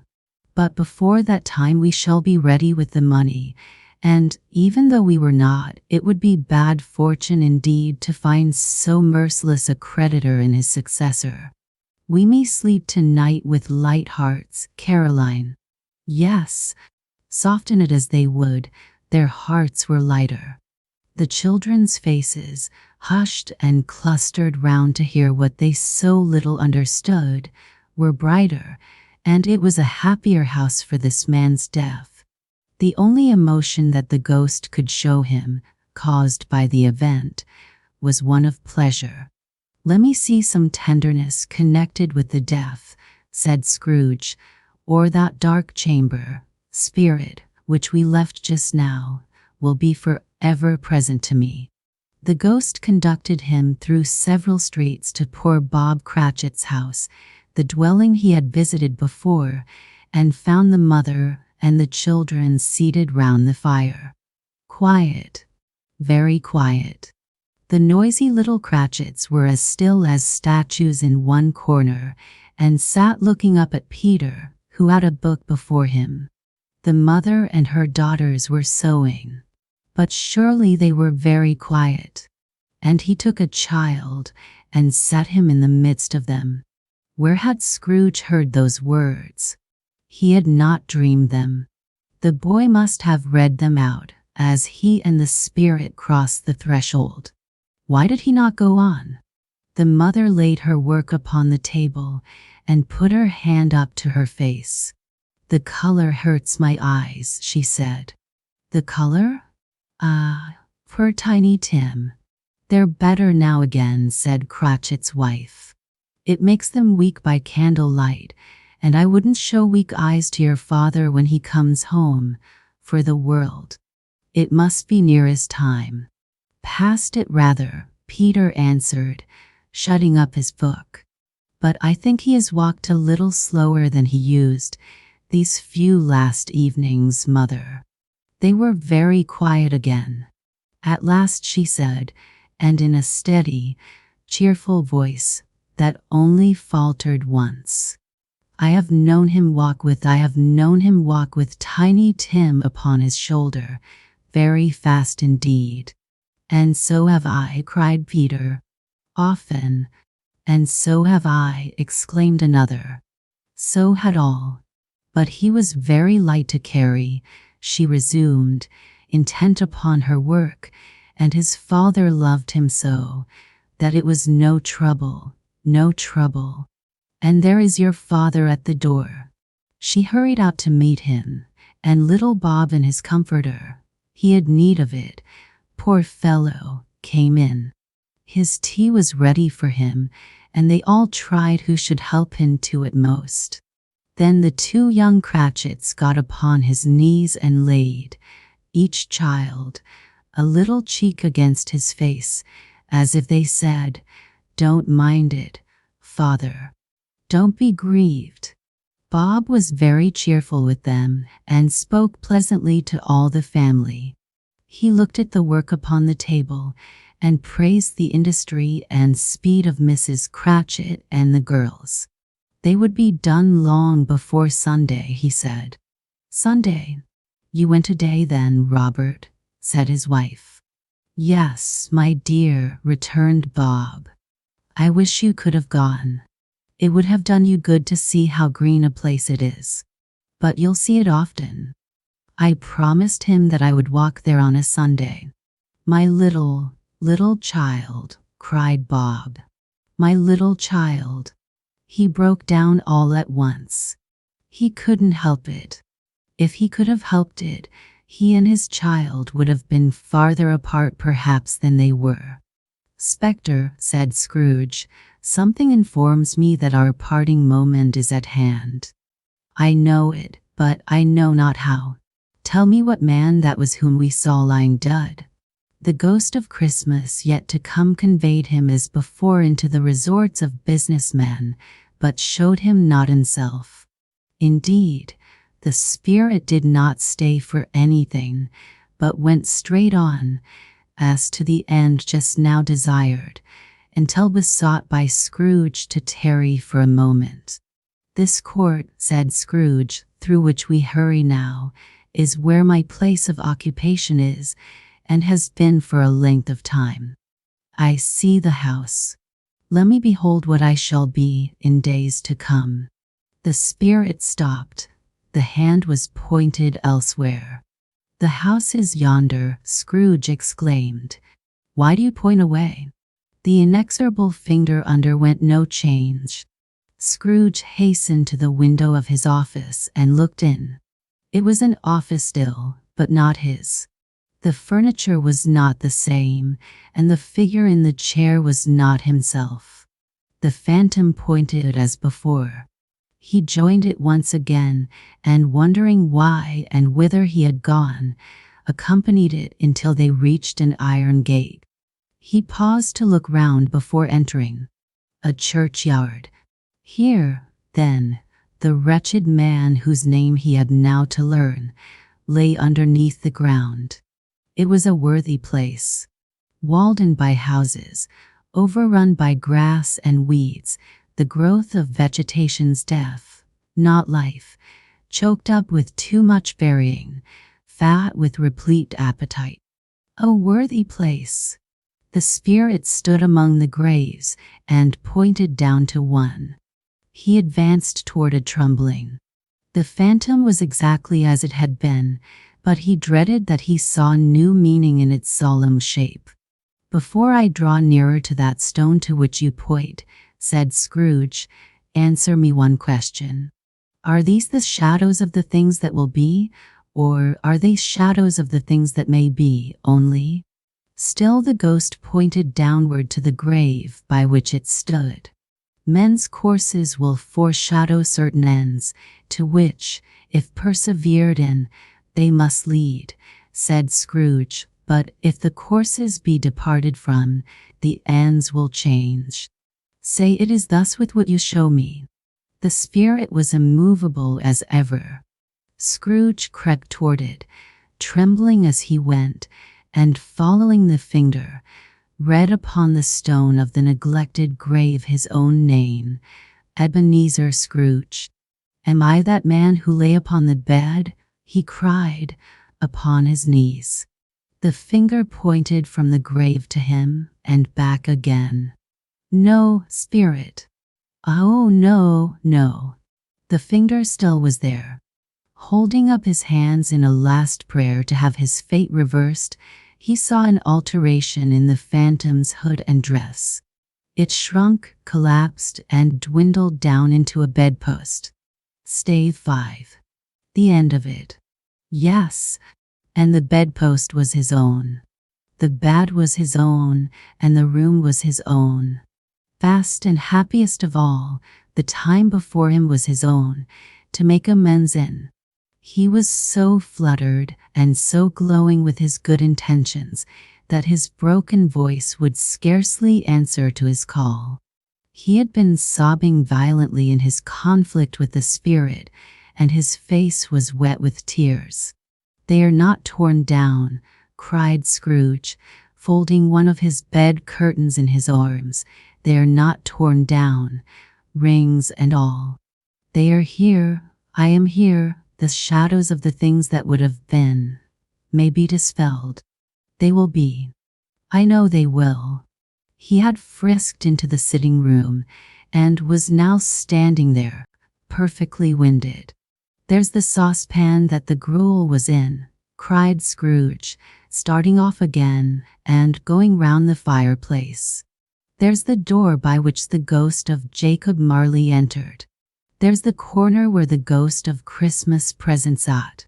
There's the window where I saw the wandering spirits. It's all right, it's all true, it all happened." Ha ha ha. Really, for a man who had been out of practice for so many years, it was a splendid laugh, a most illustrious laugh. The father of a long, long line of brilliant laughs. "I don't know what day of the month it is," said Scrooge. "I don't know how long I have been among the spirits. I don't know anything. I'm quite a baby. Never mind. I don't care. I'd rather be a baby. Hello. Whoop. Hello here." He was checked in his transports by the churches ringing out the lustiest peals he had ever heard. Clash, clash, hammer, ding, dong, bell, bell, dong, ding, hammer, clang, clash. Oh, glorious, glorious. Running to the window, he opened it and put out his head. "What's today?" cried Scrooge, calling downward to a boy in Sunday clothes, who perhaps had loitered in to look about him. Returned the boy, with all his might of wonder. "What's today, my fine fellow?" said Scrooge. "Today," replied the boy. "Why, Christmas Day." "It's Christmas Day," said Scrooge to himself. "I haven't missed it. The spirits have done it all in one night. Hello, my fine fellow." "Hello," returned the boy. "Do you know the Poulterers in the next street but one at the corner?" Scrooge inquired. "I should hope I did," replied the lad. "An intelligent boy," said Scrooge. "A remarkable boy. Do you know whether they've sold the prize turkey that was hanging up there?" "It's hanging there now," replied the boy. "Is it?" said Scrooge. "Go and buy it."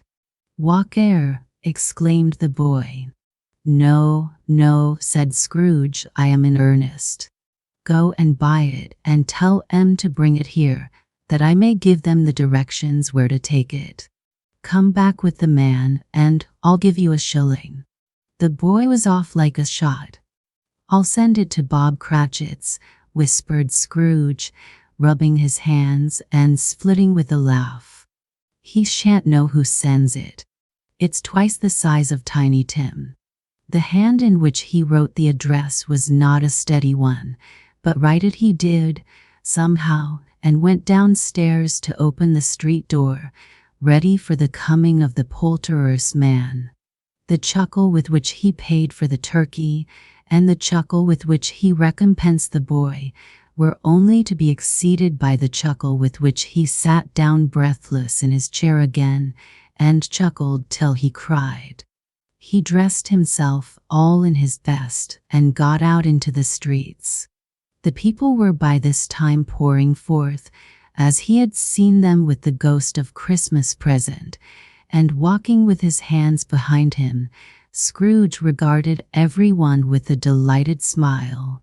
He looked so irresistibly pleasant, in a word, that 3 or 4 good-humored fellows said, "Good morning, sir. A Merry Christmas to you."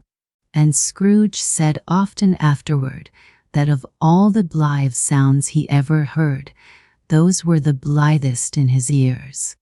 He had not gone far when coming on toward him he beheld the portly gentleman who had walked into his counting house the day before and said, "Scrooge and Marley's, I believe." It sent a pang across his heart to think how this old gentleman would look upon him when they met, but he knew what path lay straight before him, and he took it. "My dear sir," said Scrooge, quickening his pace and taking the old gentleman by both his hands, "how do you do? I hope you succeeded yesterday. It was very kind of you. A Merry Christmas to you, sir." "Mr. Scrooge?" "Yes," said Scrooge. "That is my name, and I fear it may not be pleasant to you. Allow me to ask your pardon. And will you have the goodness," here Scrooge whispered in his ear. "Lord bless me," cried the gentleman, as if his breath were taken away. "My dear Mr. Scrooge, are you serious?" "If you please," said Scrooge. "Not a farthing less. A great many back payments are included in it, I assure you. Will you do me that favor?" "My dear sir," said the other, shaking hands with him, "I don't know what to say to such munify." "Don't say anything, please," retorted Scrooge. "Come and see me." "Will you come and see me?" "I will," cried the old gentleman. And it was clear he meant to do it. "Thank ye," said Scrooge. "I am much obliged to you. I thank you 50 times. Bless you." He went to church and walked about the streets and watched the people hurrying to and fro, and patted the children on the head, and looked down into the kitchens of houses and up to the windows, and found everything could yield him pleasure. He had never dreamed that any walk, that anything could give him so much happiness. In the afternoon, he turned his steps toward his nephew's house. He passed the door a dozen times before he had the courage to go up and knock. But he made a dash and did it. "Is your master at home, my dear?" said Scrooge to the girl. "Nice girl." "Very." "Yes, sir." "Where is he?" said Scrooge. "He's in the dining room, sir, along with mistress." "I'll show you upstairs, if you please." "Thank ye." "He knows me," said Scrooge, with his hand already on the dining room lock. "I'll go in here, my dear." He turned it gently and sidled his face in, round the door. They were looking at the table, which was spread out in great array, for these young housekeepers are always nervous on such points, and like to see that everything is right. "Fred," said Scrooge. "Why, bless my soul," cried Fred, "who's that?" "It's I, your Uncle Scrooge. I have come to dinner. Will you let me in, Fred?" "Let him in. It is a mercy he didn't shake his arm off. He was at home in 5 minutes. Nothing could be heartier. But he was early at the office next morning." Oh, he was early there. If he could only be there first and catch Bob Cratchit coming late. That was the thing he had set his heart upon. And he did it. Yes, he did. The clock struck 9. No Bob. 1/4 past. No Bob. He was full 18 minutes and a half behind his time. Scrooge sat with his door wide open, that he might see him come into the tank. His hat was off before he opened the door, his comforter too. He was on his stool in a jiffy, driving away with his pen, as if he were trying to overtake 9 o'clock. "Hello," growled Scrooge, in his accustomed voice as near as he could feign it.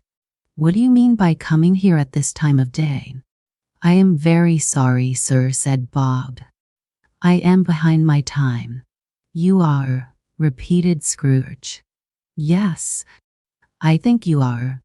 Step this way, sir, if you please." "It's only once a year, sir," pleaded Bob, appearing from the tank. "It shall not be repeated. I was making rather merry yesterday, sir. "Now, I'll tell you what, my friend," sighed Scrooge. "I am not going to stand this sort of thing any longer, and therefore I am about to raise your salary." "A Merry Christmas, Bob," said Scrooge, with an earnestness that could not be mistaken, as he clapped him on the back. "A merrier Christmas, Bob, my good fellow, than I have given you for many a year. I'll raise your salary and endeavor to assist your struggling family, and we will discuss your affairs this very afternoon. Make up the fires, and buy another coal scuttle before you dot another I, Bob Cratchit." Scrooge was better than his word. He did it all, and infinitely more, and to Tiny Tim, who did not die, he was a second father. He became as good a friend, as good a master, and as good a man as the good old city knew, or any other good old city, town, or borough in the good old world. Some people laughed to see the alteration in him, but he let them laugh, and little heeded them, for he was wise enough to know that nothing ever happened on this globe for good, at which some people did not have their fill of laughter in the outset. And knowing that such as these would be blind anyway, he thought it quite as well that they should wrinkle up their eyes in grins, as have the malady in less attractive forms. His own heart laughed, and that was quite enough for him. He had no further intercourse with spirits, but lived upon the total abstinence principle ever afterward, and it was always said of him that he knew how to keep Christmas well, if any man alive possessed the knowledge. May that be truly said of us and all of us. And so, as Tiny Tim observed, God bless us, everyone. The Christmas Babe, by Margaret E. Sangster. We love to think of Bethlehem, that little mountain town, to which, on earth's first Christmas day, our blessed Lord came down, a lowly manger for his bed, the cattle near in stall. There, cradled close in Mary's arms, he slept, the Lord of all. If we had been in Bethlehem, we too had hasted fain to see the babe whose little face knew neither care nor pain. Like any little child of ours, he came unto his own, through cross and shame before him stretched his pathway to his throne. If we had dwelt in Bethlehem, we would have followed fast, and where the star had led our feet, have knelt ere dawn was past. Our gifts, our songs, our prayers had been an offering as he lay, the blessed babe of Bethlehem, in Mary's arms that day. Now breaks the latest Christmas morn, again the angels sing, and far and near the children throng, their happy hymns to bring. All heaven is stirred, all earth is glad, for down this shining way, the Lord who came to Bethlehem comes yet on Christmas Day. A Western Christmas in the Old Days, by Mrs. W. H. Corning. Christmas week there was no school, but such a succession of dining days, and visiting days, and day parties, and night parties, that Fanny, who looked forward to the week as a season of rest, thought that the regular routine of school duties would be less fatiguing. Christmas at La Belle Prairie was the one jubilee of the year, something to be talked about for 6 months beforehand, and to be remembered as long after. It was a time of feasting and recreation for both master and servant. Days before, preparations commenced in the kitchen. Various smells issued from thence, savory smells of boiled, baked, and roasted meats, and sweet delicious smells of warm pastry and steaming cakes. Aunt Tivy was rolling pie crust or stirring cake all day long, and the chopping of sausage meat, The pounding of spices and the beating of eggs were constantly heard. Everything was carried on with the greatest secrecy. The children were all kept out of the kitchen, and when something good was to be transferred therefrom to Miss Carline's storeroom, Aunt Tibby came sailing in, holding it high above the reach of the curious little heads. "I don't care," said Cal. "There's 6-pound cakes all in a row on the storeroom shelf. I see 'em when Ma opened the door, and Marthy says one of 'em got currants in it, and there's a little shote there roasted whole. Oh, how I wish Christmas was come." Coming suddenly upon Maud one day, Fanny found her with her apron half full of bran, while her fingers were busily at work upon a few pieces of faded silk. Maud tried to hide them at first, but finding by Fanny's question of, "What is it, Maud?" that it was too late, she had looked up with a tired, flushed face and said, "Miss Fanny, don't you tell now, will you? I'm makin' a pin-cushion for Aunt Phoebe, but it won't come square, all I can do. It acts awfully." "Let me see what the trouble is," said Fanny, and sitting down, she examined the poor cushion, which, indeed, under Maud's hands, was not soon likely to come into shape. "You see," said Maud, "I want to give Auntie a Christmas gift, and I thought a cushion would be so nice, 'cause her old one that she wears pinned to her waist, you know, has burst a great hole, and the bran keeps tumbling out. I'm going to make her a right nice one, only I wish 'twas brighter, 'cause Auntie likes red and yellow and all them so bad." Fanny searched her piece bag and brought forth bits of gay ribbon, the sight of which threw Maud into ecstasies of delight. Then, giving up the morning to the job, she cut and planned, and fitted and basted together, getting all in order, so that Maud could do this sewing herself. "Auntie wouldn't think half so much of it if I didn't," said the child. Well and faithfully Maud performed her labor of love, giving up her much-prized runs on the prairie, and resisting all the children's entreaties to play with them, till the Christmas gift was finished. It was no small task, for Maud most heartily hated to sew, and her fingers were anything but nimble in the operation. "I always did despise to sew, Miss Fanny," she said, "but I'm going to make this cushion for Auntie anyhow." It was finished at last, and, as Maud expressed it, was just as beautiful as it could be. There never was a prouder, happier child. She did not thank Fanny in words for her assistance, but that night she came softly behind her, and putting her arms around her neck, gave her an earnest kiss, a proceeding which called forth an exclamation of surprise from Mrs. Catlett, for Maud was very chary of her caresses. Christmas morning came, and long before daylight, every child upon the place, both black and white, was up ready to march in Christmas.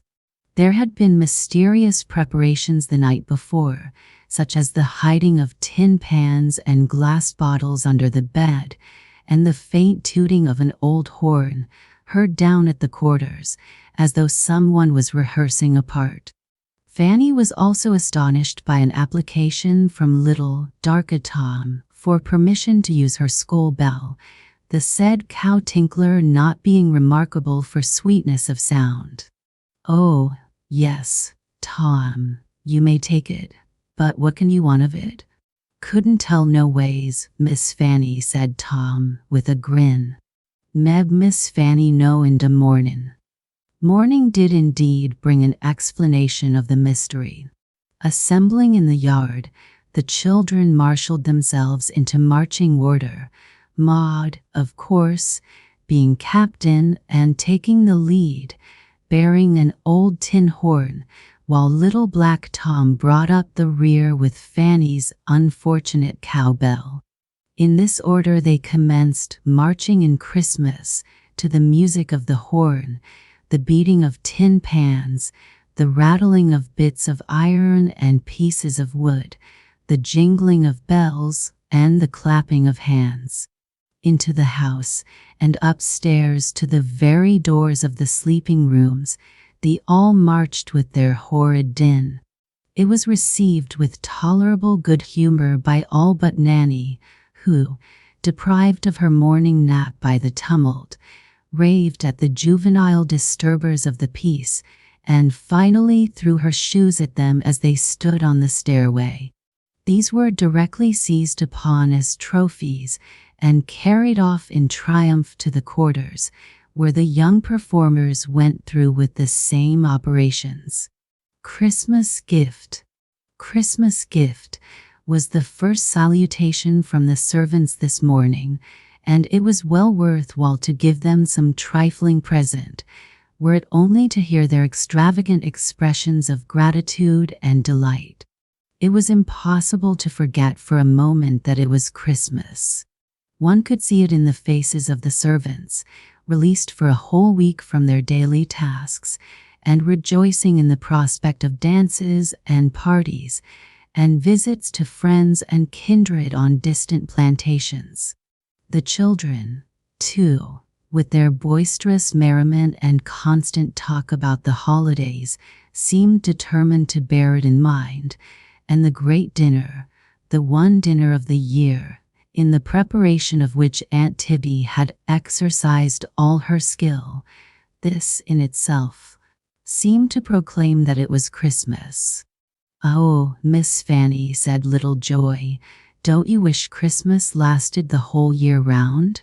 The short December day was fast drawing to a close, as a party of four rode leisurely along the road crossing La Belle Prairie.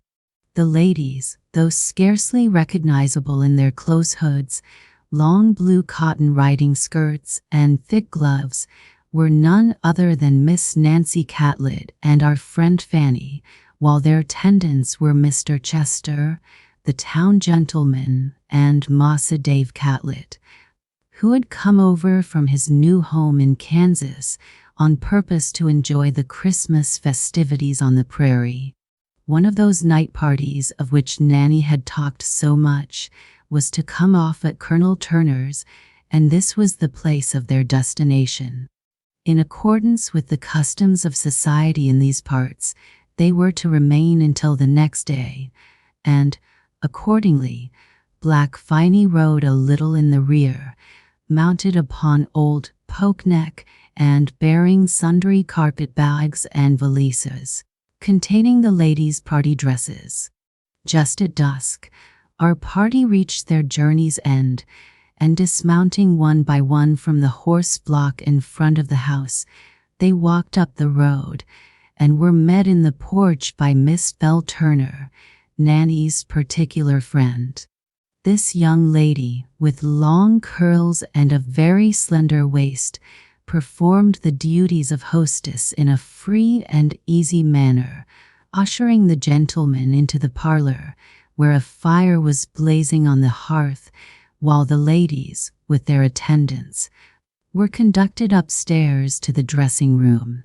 Here a dozen or more were engaged in the mysteries of the toilet, braiding, twisting, and curling, while as many servants were flying about, stumbling over each other, and creating the most dire confusion in their efforts to supply the wants of their respective mistresses.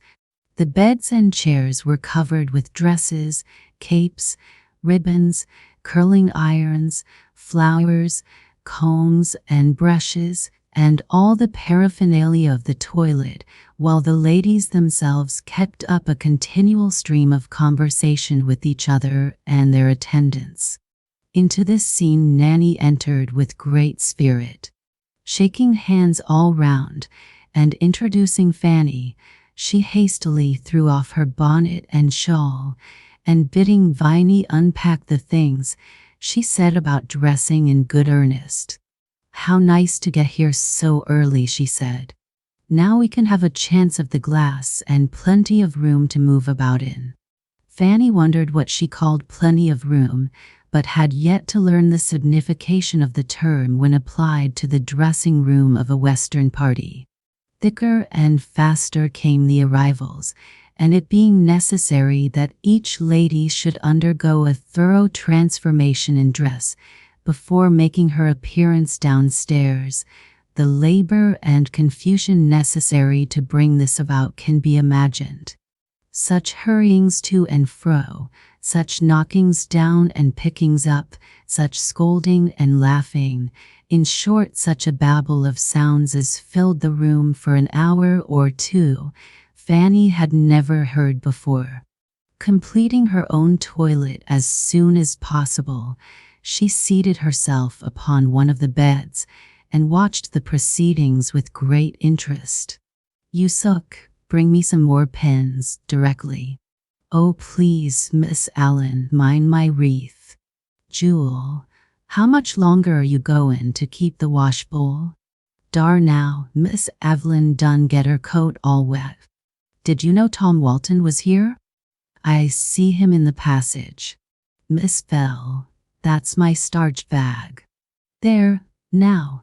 Don't them slippers fit beautiful? Why don't that girl come back?" "Oh, Liza, just fasten up my dress. That's a dear girl. Come, girls, do hurry. We shan't be dressed tonight." How it was all brought about, Fanny could not tell, but at last the ladies were dressed, the last sash pinned, and the last curl adjusted. Dresses of thin material, cut low in the neck, with short sleeves, seemed to be the order of the night, which with wreaths and bunches of artificial flowers in the hair gave the ladies a handsome appearance. With Miss Bell at the head, they all descended to the parlor and found the gentlemen strolling about, employing themselves as they could, till the night's amusements commenced, and, indeed, both ladies and gentlemen manifested such eagerness to adjourn to the playroom that the signal was soon given, and they proceeded forthwith to a log building in the yard, formerly used as a schoolroom. Games soon commenced, and were carried on with great vigor, the young people making up in activity what was lacking in gracefulness of motion. Game after game was made out, the ladies vying with each other to see who should laugh the most, while those who were left chatted gaily together in groups, or tried their powers of fascination upon some long-limbed specimen of humanity. "What calls the gentleman upstairs so frequently?" inquired Fanny, innocently, as groups of 2 and 3 disappeared up the steps leading to the room above. "You are not aware, then, what a formidable rival the ladies have up in the loft," said Mr. Chester, gravely, though there was a comical expression about the corners of his mouth. "No, indeed." "Well, I only hope you may not witness the overpowering influence sometimes exerted by this same rival," said Mr. Chester, "but honestly, Miss Hunter, there is serious danger that some of these light-footed young gentlemen may, ere long, be obliged to relinquish their places in our party, all through the attractions presented to them up yonder." "I don't in the least know what you mean." "In plain words, then, they are talking about horses up there. Men are crazy over horses, you know." "Are you in earnest, Mr. Chester?" "Certainly I am. It would not answer, I suppose, for ladies to intrude upon their modest retirement, or I could convince you in a moment." "How can you joke about it, Mr. Chester?" "I think it is perfectly scandalous." "Well, it is bad enough," said her companion, more gravely. "One living at the West becomes accustomed to such things." "I never will," said Fanny. "If I had known these Christmas parties countenanced such impoliteness, I would have stayed at home." "A set supper, Nanny had several times expressed a hope that Mrs. Turner would provide, and she was not disappointed. The long table was bountifully spread with the substantials of this life, and though not in the style of an entertainment in Fifth Avenue, it was admirably suited to the guests who partook of it. A roasted shote graced each end of the board, a side of bacon the center, while salted beef, cut in thin slices, with pickles and cheese, constituted the side dishes. Hot coffee, cornbread, and biscuit were passed to each guest, and a piece of pound cake and a little preserved fruit for dessert. There was plenty of laughter and hearty joking at the table, and the flushed faces and increased volubility of the gentlemen gave too certain evidence of the truth of Mr. Chester's assertions. The longest day maun't hae an end, says the old Scotch proverb. Odd it was with a sigh of relief that Fanny at last saw Uncle Jake lay down the tortured fiddle, and the guests with lingering steps and wishful eyes retire to seek the few hours of repose that were left of the night. Confusion worse confounded reigned for a time in the apartment appropriated to the ladies' use, and the numerous couches spread upon the floor increased the difficulty of navigation. At last, when quiet seemed restored, and Fanny was sinking into a peaceful sleep, she was aroused by her neighbors in an adjoining bed, 3 young ladies who declared that they were all but starved, and must have something to eat before they could go to sleep. One of the black women was dispatched to the storeroom for some slices of cold bacon, and sitting up in bed, with the candle before them, they made a hearty repast. "Of course, you can't eat half as much as you want at table," said one of the young ladies, apologetically. "One always wants to appear delicate-like before the gentlemen." "What in goodness' name, Nan, made breakfast so late?" said Dave the next morning, or rather noon, as they were returning home. "I thought one while we wasn't going to get any." "Why, you see, they hadn't any wheat flour in the house for the biscuit," said Nanny, "and they had to send 3 miles over the prairie to Mr. John Turner's to borrow some. 20 people invited to stay overnight, and no flour in the house," said Fanny in amazement. "It rather shocks your Yankee ideas of looking out ahead, Miss Hunter," said Mr. Chester, laughing. "We're used to such things out this way." "Oh, Miss Fanny, people can't remember everything, you know," said Nanny. "Belle says they never thought a word about it till this morning." Joe's Search for Santa Claus. By Irving Bacheller.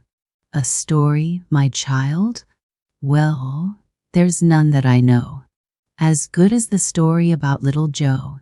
He lived with his mother just under the eaves of a tenement high where the telegraph weaves its highway of wire that everywhere goes, and makes the night musical when the wind blows.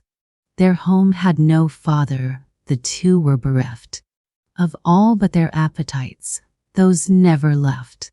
Joe's grew with his thought, a day never passed he spent not in hunger to make the food lust, and days when his mother silently went and stood by the windows. Joe knew what it meant.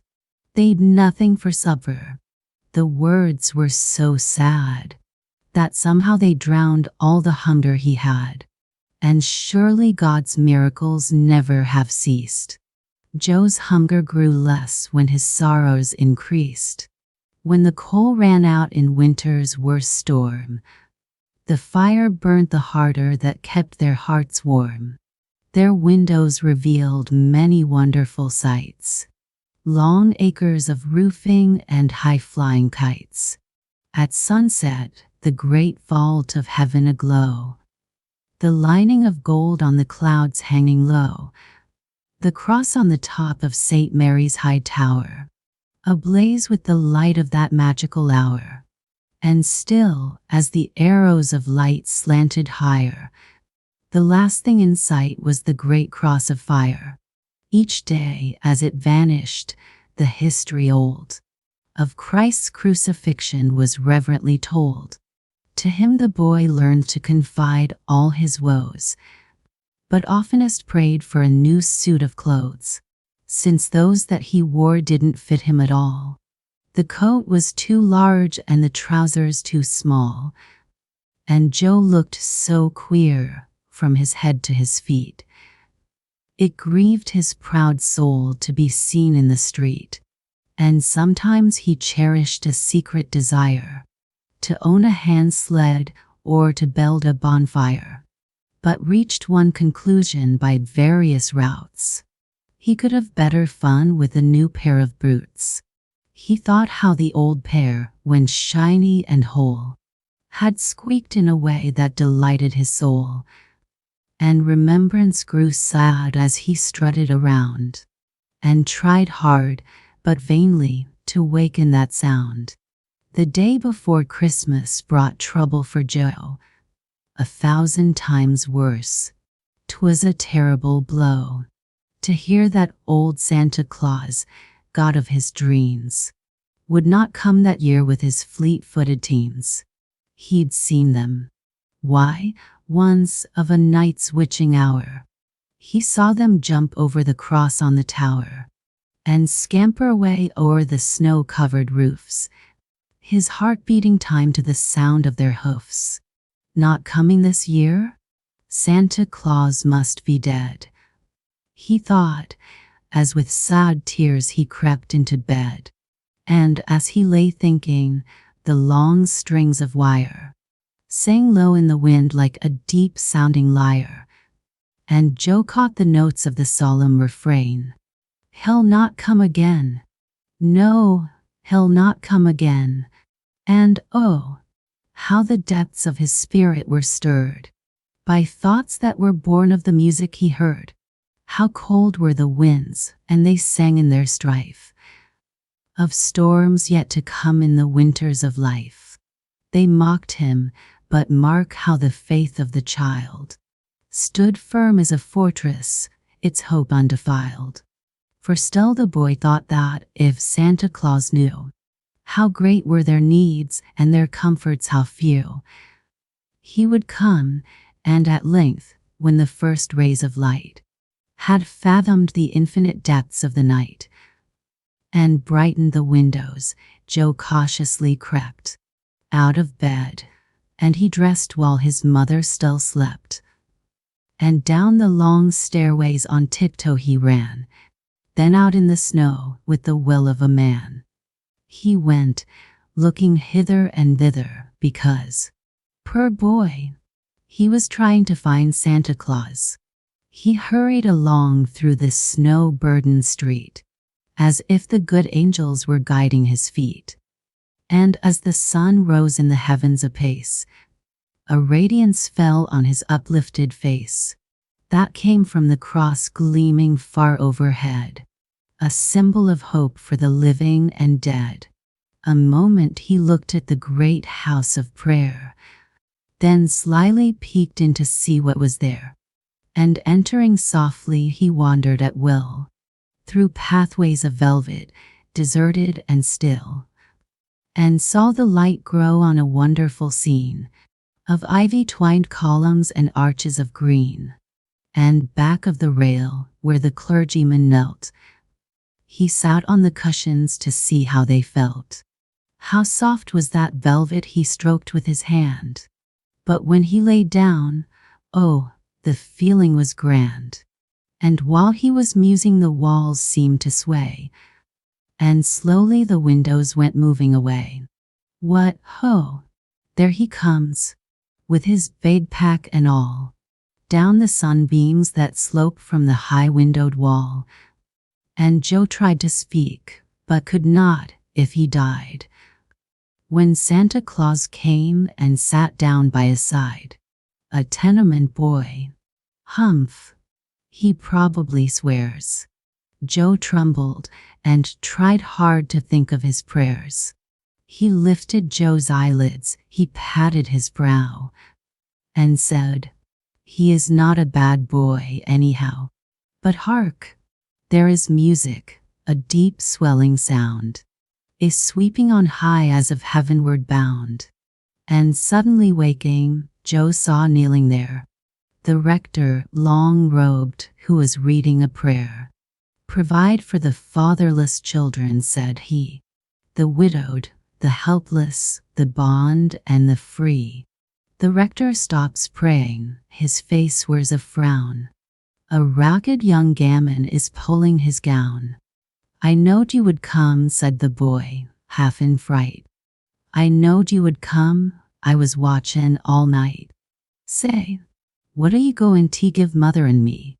Lemme see what 'tis, Santa Claus, please lemme see." The rector looked down into Joe's honest face, and a great wave of feeling swept over the place. And tenderly laying his hand on Joe's head, he turned to the people and solemnly said, "We pray that the poor may be sheltered and fed, and we leave it to heaven to furnish the bread. Ye know, while he feedeth the fowls in the air, the children of mankind he leaves to man's care." And kissing Joe's face, the preacher said then, "Of such is the kingdom of heaven. Amen." That day Santa Claus came to many a door. He'd forgotten to call it the evening before. Was little Joe lucky? Well, now you're right. And the wire sang merrily all the next night. Angela's Christmas by Julia Shayer. "Then it is, yes, father dear," said Angela, looking across the breakfast table with a smile. It was her mother's smile, and the girl had filled her mother's vacant chair for more than a year. The eyes of the father and daughter met, and Angela knew, before a word was said, that she had conquered. "I hate to see you at your age, beginning to worry over these things," Ephraim Fraser said, regretfully. "Let the old women take care of the charities, dear. You keep on dancing in the sunshine a while longer, daughter." Angela's smile grew graver, but not less sweet. "I am 20, dear," she said. "Too old to dance all the time, and I could not help thinking, you know. And it's no use, Papa dear. I must do something. It is, yes, isn't it? You are sure you won't mind being criticized and ridiculed?" "Quite sure," answered Angela. "And sure you won't take your failures and disappointments to heart too deeply?" "Quite sure I can bear them bravely," answered the girl. "If only one, just one, of those poor creatures may be helped and lifted up and brought out of darkness, it will be worth trying for. And what does Robert John say about it?" A glow kindled in Angela's face.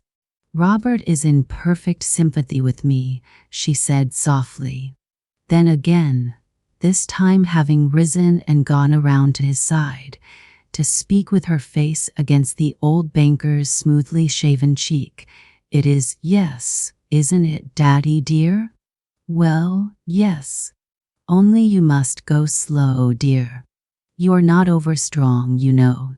And soon it came to pass that on a vacant lot, hitherto given over to refuse heaps, haunted by stray cats, ragpickers, and vagrant children, in one of the vilest quarters of the metropolis, there sprang up, with magic swiftness, a commodious frame building surrounded by smooth green sod, known in the lower circles as the Locust Street Home, in upper circles, laughingly denominated Angela's Experiment.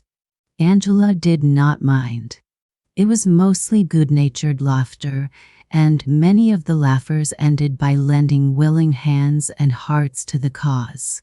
It was wonderful how the news spread through the city's produce that here was a sanctuary into which cold, hunger, and fatigue dared not intrude, a place which the lowest might enter and be made welcome and go unquestioned. his personal rights as carefully respected as though he were one of the 400. That was Angela's theory. No man, woman, or child should be compelled to anything. First make their bodies comfortable, then surround them with ennobling influences and examples. Entertain them, arouse them, stimulate them, hold out the helping hand, and leave the rest to God.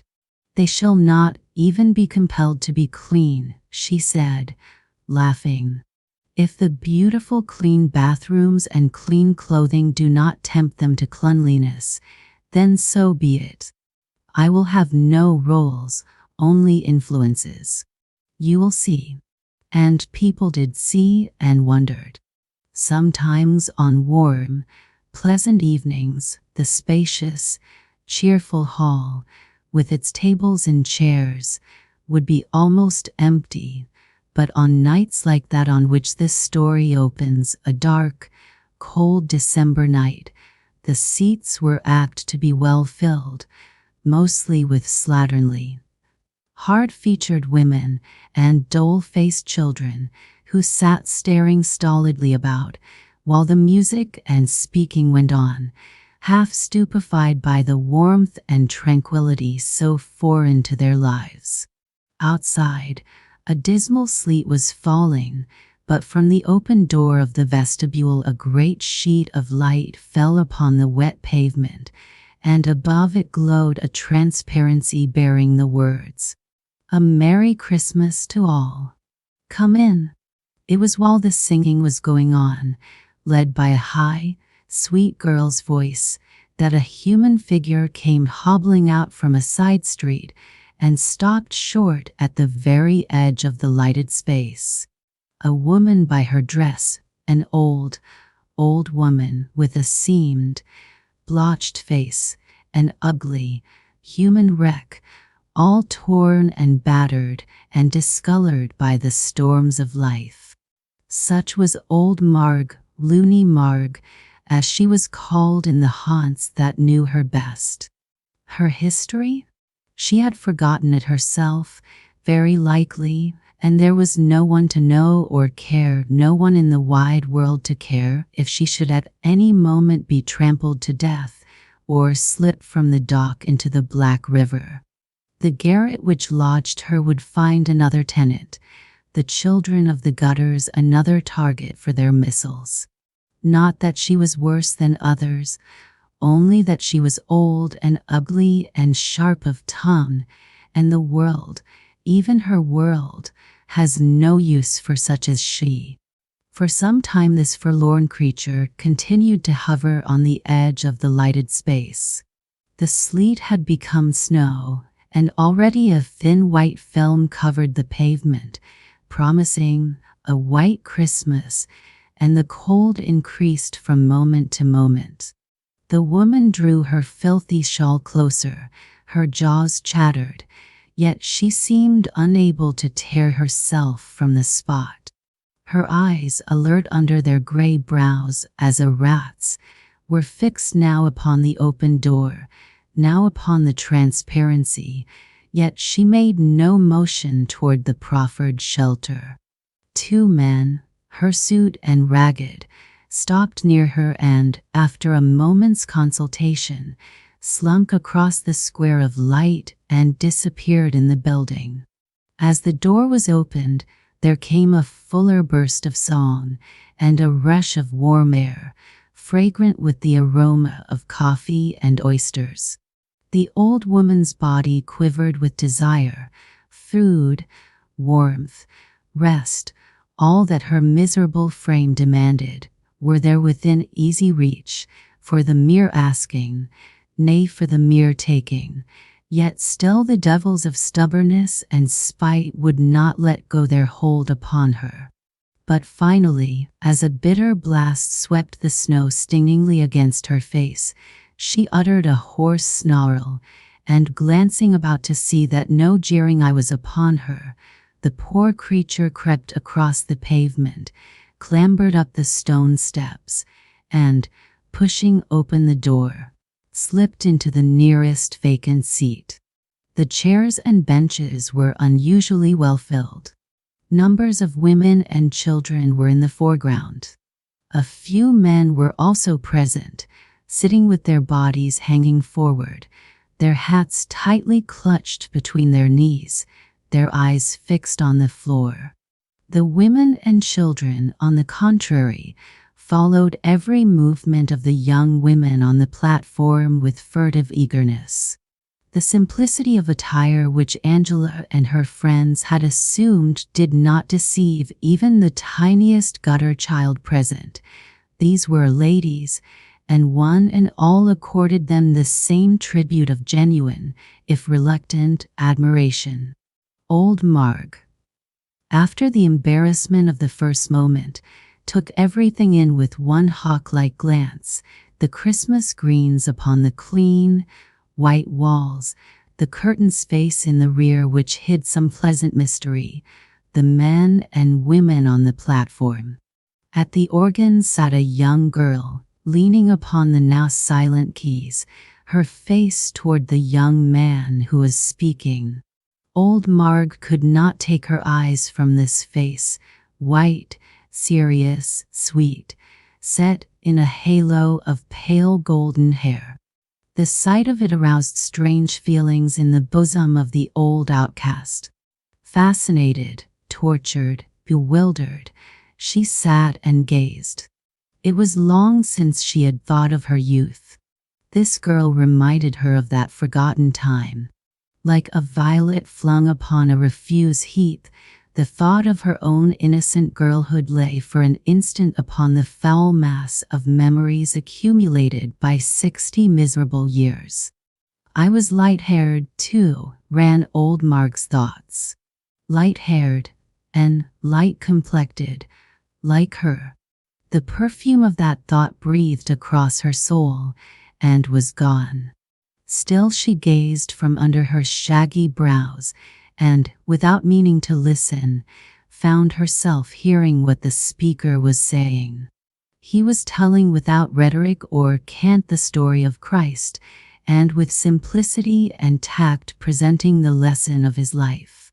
This joy of giving, of sacrificing for others, the young man was saying in his earnest, musical voice, so far beyond the joy of receiving, is within the reach of every human being. Think of that. The poorest man or woman or child who breathes on earth tonight may know this joy, may give some pleasure, some help, some comfort to some fellow creature. Whether it be a human creature or a dumb beast matters not. It is all one in God's sight, being an act of love and kindness and sacrifice. Old Marg looked down upon her squalid rags, her rough features writhed with a scornful smile. "That's a lie," she muttered. "What could the likes of me do for anybody, I'd like to know?" Still she listened, but at last, as the warmth stole through her sodden garments and into her chilled veins, and the peace of the place penetrated the turbulent recesses of her soul, the man's voice became like a voice heard in a dream, and the old outcast slept. A confused sound greeted her awakening. Someone was playing the organ jubilantly. People were moving about, girls with trays loaded with steaming dishes. Children were talking and laughing excitedly.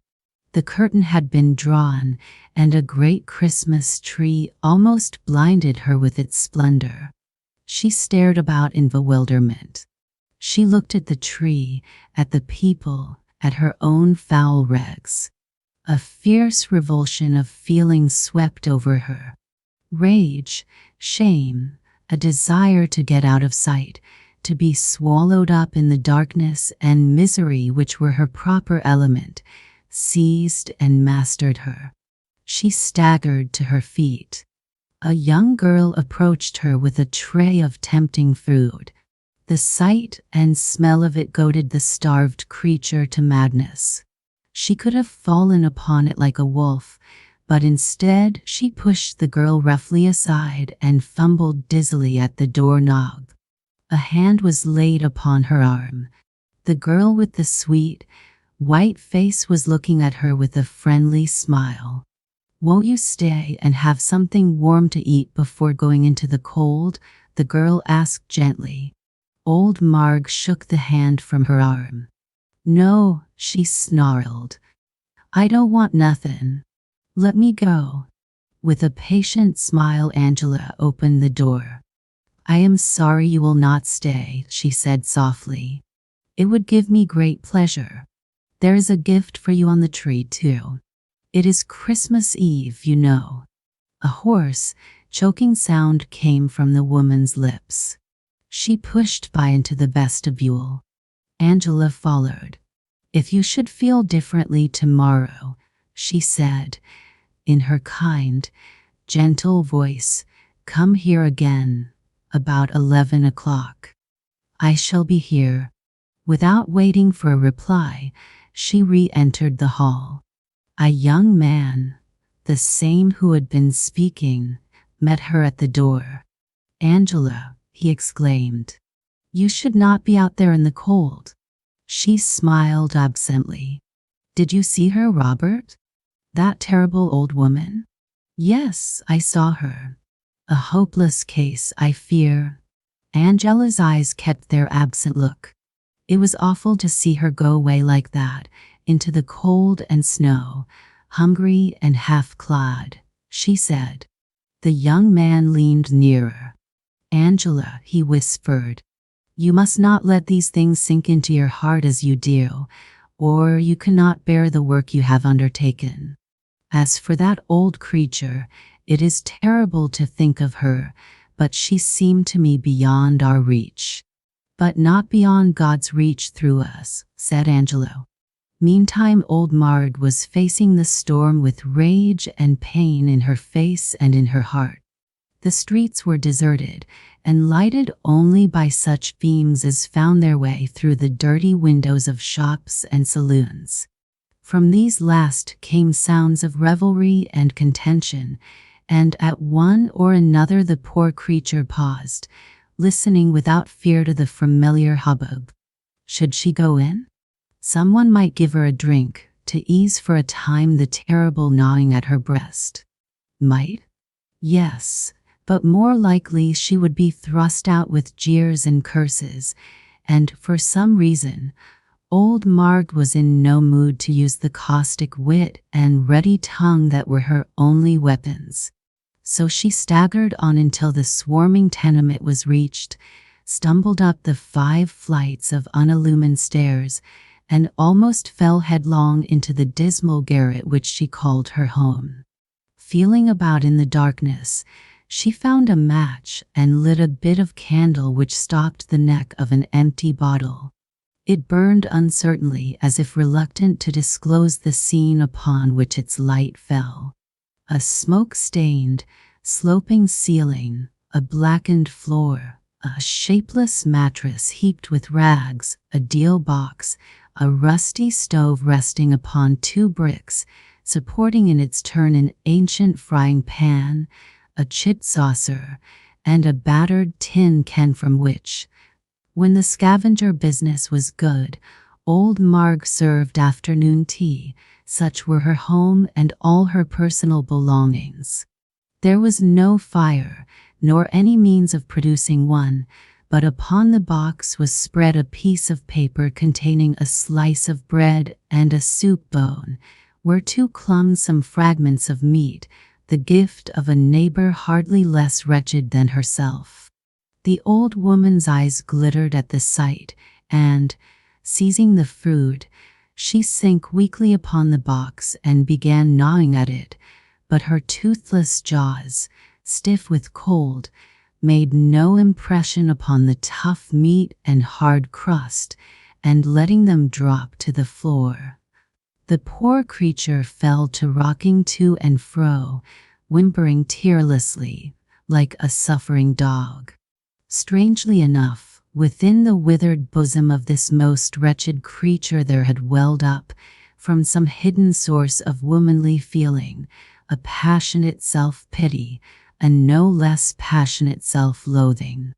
This was what a moment's contact with all that she had so long abjured, purity, order, gentleness, had brought to pass. That fair young girl, tall, pale, sweet as an Easter lily, stood before her like an incarnate memory, pointing toward the past, the far distant past, when she, too, was young and pretty and innocent and gay, too pretty and too gay for a poor working girl. That was where the trouble began. I was light-haired, too, moaned old Marg, twisting her withered fingers restlessly. Light-haired and light-complected.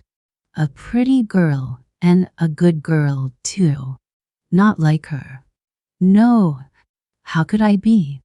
Little the likes o' her knows what the likes o' me has to face. Lord, the bit of candle guttered and went out. The cold increased. It had ceased snowing, and a keen wind had arisen, tearing the clouds into shreds through which the stars gleamed. And presently the moon climbed up behind the belfry of the old church across the square, and sent one broad white ray through the dingy window and across the floor. All at once the great bell began to strike the midnight hour, its mingled vibrations filling the garret with tumultuous sounds. The vision of the fair girl faded, and old Marg was herself again, a hard, bitter, rebellious old woman, with a burning care where her heart had been, and only one thought, one desire, left in her desperate mind, the thought and the desire of death. In young and passionate days she had often thought of seeking that way out of life's agonies, but at its worst there is always some sweetness left in the cup when one is young. It was not so now. The dregs only had been hers for many a year, and she had enough. Death, yes, that was best. Her eyes glittered as she cast a look about the silent room. Bare, even of the means to this end. Ah, the window. With an inarticulate cry the woman arose and hobbled along the shining moon ray to the window, and threw open the sash. Awed by the stern beauty of the heavens, the splendor of the moon tangled in the lace-like carvings of the belfry as in a net, she leaned some moments against the sill, looking out and down. Far below lay the deserted square, its white bosom traced with the sharp shadow of the tower. With a keen eye old Marg measured the distance, a sheer descent of 50 feet. Nothing to break the fall, nothing. One movement, a swift fall, and that white surface would be broken by a black shapeless heap. A policeman would find it on his next round, or some drunken reveler would stumble over it, or the good people on their way to early mass. Oh. The seamed countenance lit up suddenly with a malignant joy. Why not wait until they began to pass, those pious, respectable people in their comfortable furs and wools, and cast herself into their midst, a ghastly Christmas offering from poverty to riches, from sin to virtue? This suggestion commended itself highly to her sense of humor. With a hoarse chuckle she was about to close the window when a portion of the shadow that lay alongside the chimney showed signs of life, and, rising on 4 long and skinny legs, became a cat, a lean, black cat, which crept meekly toward the window. Its phosphorescent eyes gleaming, its lank jaws parted in a vain effort to mew. Startled, old Marg drew back for an instant. Then, glancing from the animal to the pavement below, a brutal cunning, a malicious pleasure, lit up the witch-like features. Reaching out one skinny arm, she called coaxingly, "Puss! Puss!" The cat dragged herself up to the outstretched arm, rubbing her lank body caressingly against it. The cruel, cunning old face softened suddenly. "Ward," muttered old Marg, if she ain't a tryin' to purr. Wall, that beats me. The poor beast continued its piteous appeal for aid, arching its starved frame, waving its tail, fawning unsuspectingly against the arm that had threatened. With an impulse new to her misery-hardened heart, old Marg drew the animal in and closed the window. Far from resisting, the cat nestled against her with every sign of pleasure. "She's been somebody's pet," said the old woman, placing her on the floor. "She ain't always been like this." The divine emotion of pity, so new to this forlorn creature, grew and swelled in her bosom. The man at the hall had not lied, after all. Here was another of God's creatures as miserable as herself, nay, more so, for she had a roof to shelter her, and she could share it with this homeless one. "Poor puss," muttered old Marg, stroking the rough fur. "You're starvin', too, ain't ye? And I ain't got nothin' to give ye, not a bite or a sup." Ah! Her eyes had fallen upon the discarded fruit. Eagerly she seized it and placed it before the cat. The starving creature gnawed greedily at the bone an instant, then looked up with a hopeless mew. The old woman felt a keener pang of pity. "Poor beast," she said, with a bitter smile. "Ye can't eat, can ye? No more could I. We're in the same box, puss. Old and toothless and nobody belongin' to us. We'll have to starve together, I guess. It's Christmas Day. Did you know that, puss? Christmas Day. Lord, Lord."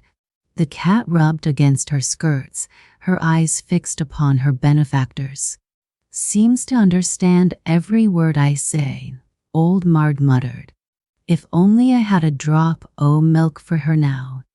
Hobbling to the stove, she examined the battered tin can, letting the moonlight shine into its rusty depths. A little water or tea remained in it, and with this she moistened some of the bread and placed it before the cat, which devoured it now eagerly. Then she took the animal in her arms and laid herself down on the mattress, drawing the ragged covers over them. The cat nestled against her side. The warmth of the two poor bodies mingled, and both slept. The moon ray crept along and spread itself over the heap of rags, the knotted fingers resting on the cat's rough fur, the seamed old face. It passed away, and morning dawned, with a peal of bells and the sound of footsteps on the pavement below, and still the two slept on. Angela stood near the door, receiving her Christmas guests.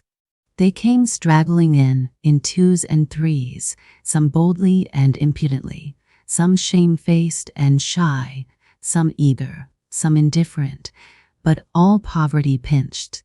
Each one was pleasantly welcomed and passed on to the feast. Angela watched and waited, and at last the door opened slowly to admit old Marg, who stopped short on the threshold, with a look at once stubborn, appealing, suspicious, ashamed. Like a wild animal on the alert for the faintest sign of repulsion or danger, she stood there, but Angela only smiled, proffering her white, soft hand, destitute of jewels, but the hand of a lady. "A Merry Christmas," she said brightly. "I was ugly to ye last night," said old Marg huskily, ignoring the beautiful hand she dared not touch. "Never mind," Angela answered sweetly. "You were tired." "I am a bad old woman," said old Marg mistrustfully. "Never mind that, either," said Angela. "Let me be your friend. If you will, you shall never be cold or hungry again." A profound wonder came into the old face, then it began to writhe, and from each eye oozed scant tears, seeking a channel amid the seams and wrinkles of the sunken cheeks. "You will let me be your friend," urged Angelo. Still old Marg wept silently, the scant tears of age. "You shall have a pleasant home in." A swift, suspicious glance darted from the wet eyes. "Not asylum, miss, please," said the old woman. "No," said Angela quietly. "Not an asylum, a home, a bright, clean, comfortable home."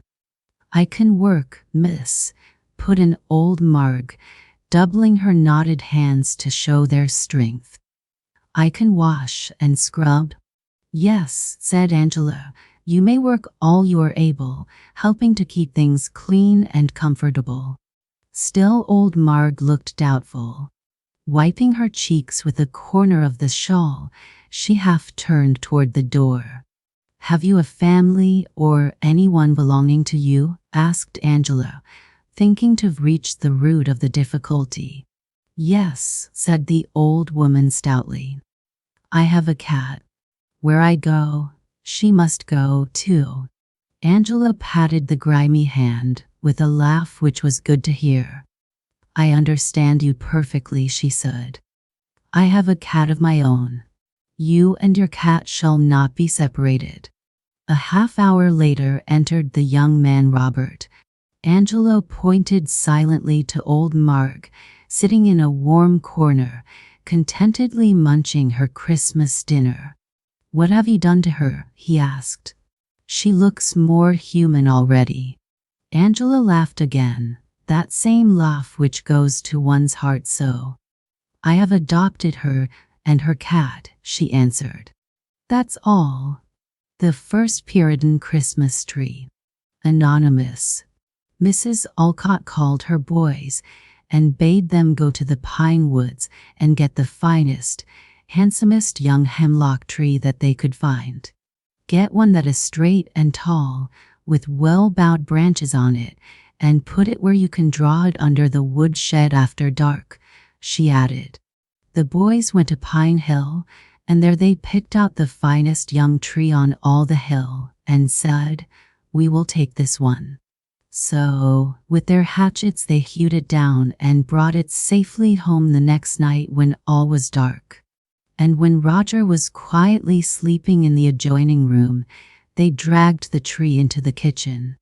It was too tall, so they took it out again and cut it off 2 or 3 feet at the base. Then they propped it up, and the curtains being down over the windows and blankets being fastened over the curtains to prevent anyone looking in, and the door being doubly barred to prevent anyone coming in, they all went to bed. Very early the next morning, while the stars shone on the snow-covered hills, the same stars that shone 1600 years before on the hills when Christ was born in Bethlehem, the little Puritan mother in New England arose very softly. She went out and lit the kitchen fire anew from the ash-covered embers. She fastened upon the twigs of the tree the gifts she had bought in Boston for her boys and girl. Then she took as many as 20 pieces of candle and fixed them upon the branches. After that she softly called Rupert, Robert, and Lucy, and told them to get up and come into the kitchen. Hurrying back, she began, with a bit of a burning stick, to light the candles. Just as the last one was set aflame, in trooped the 3 children.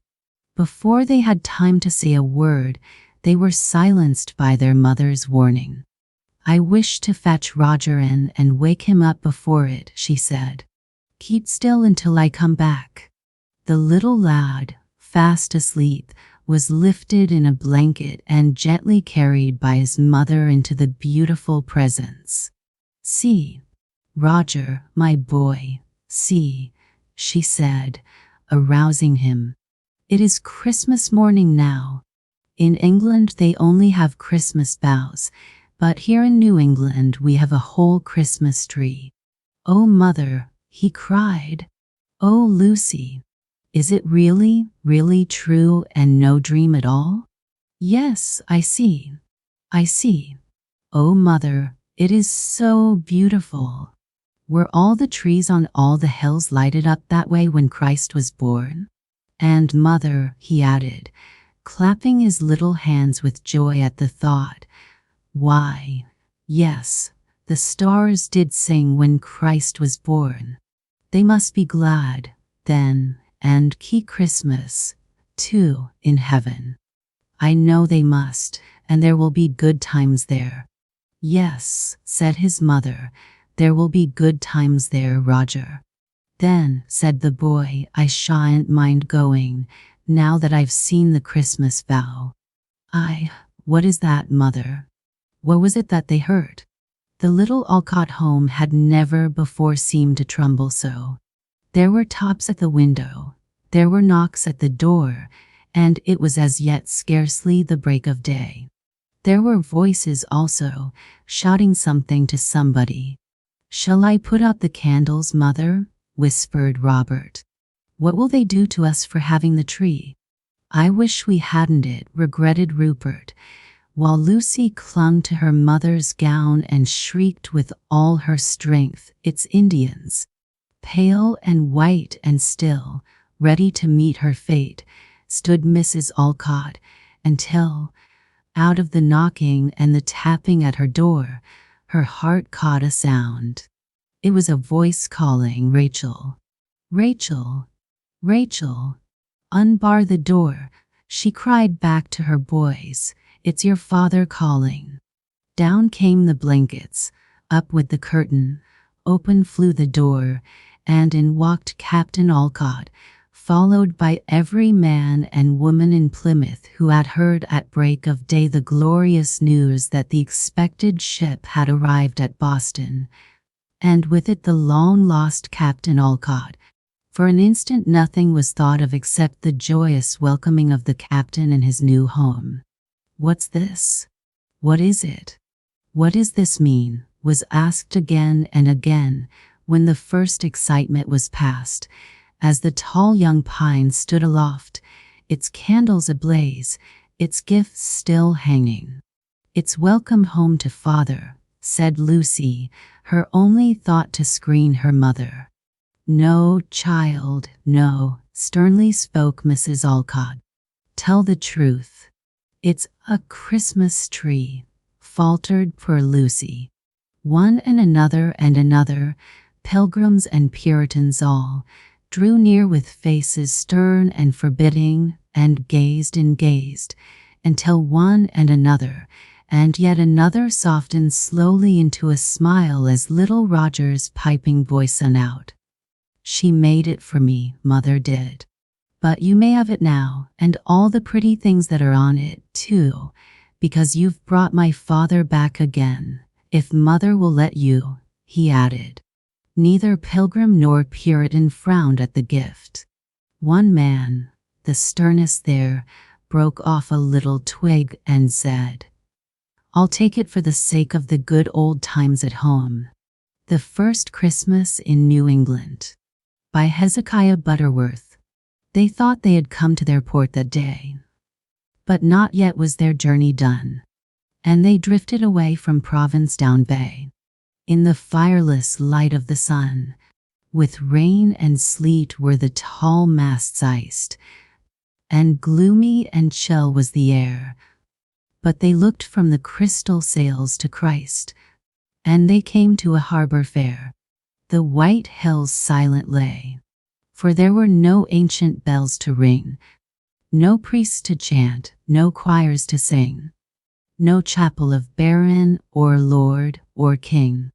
That gray, cold winter day, the snow came down on the vacant seas, and white on the lone rocks lay.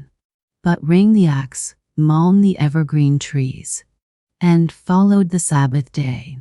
Then rose the sun in a crimson haze, and the workmen said at dawn, Shall our axes swing on this day of days? When the Lord of life was born, the white hills silent lay, for there were no ancient bells to ring, no priests to chant, no choirs to sing, no chapel of baron or lord or king.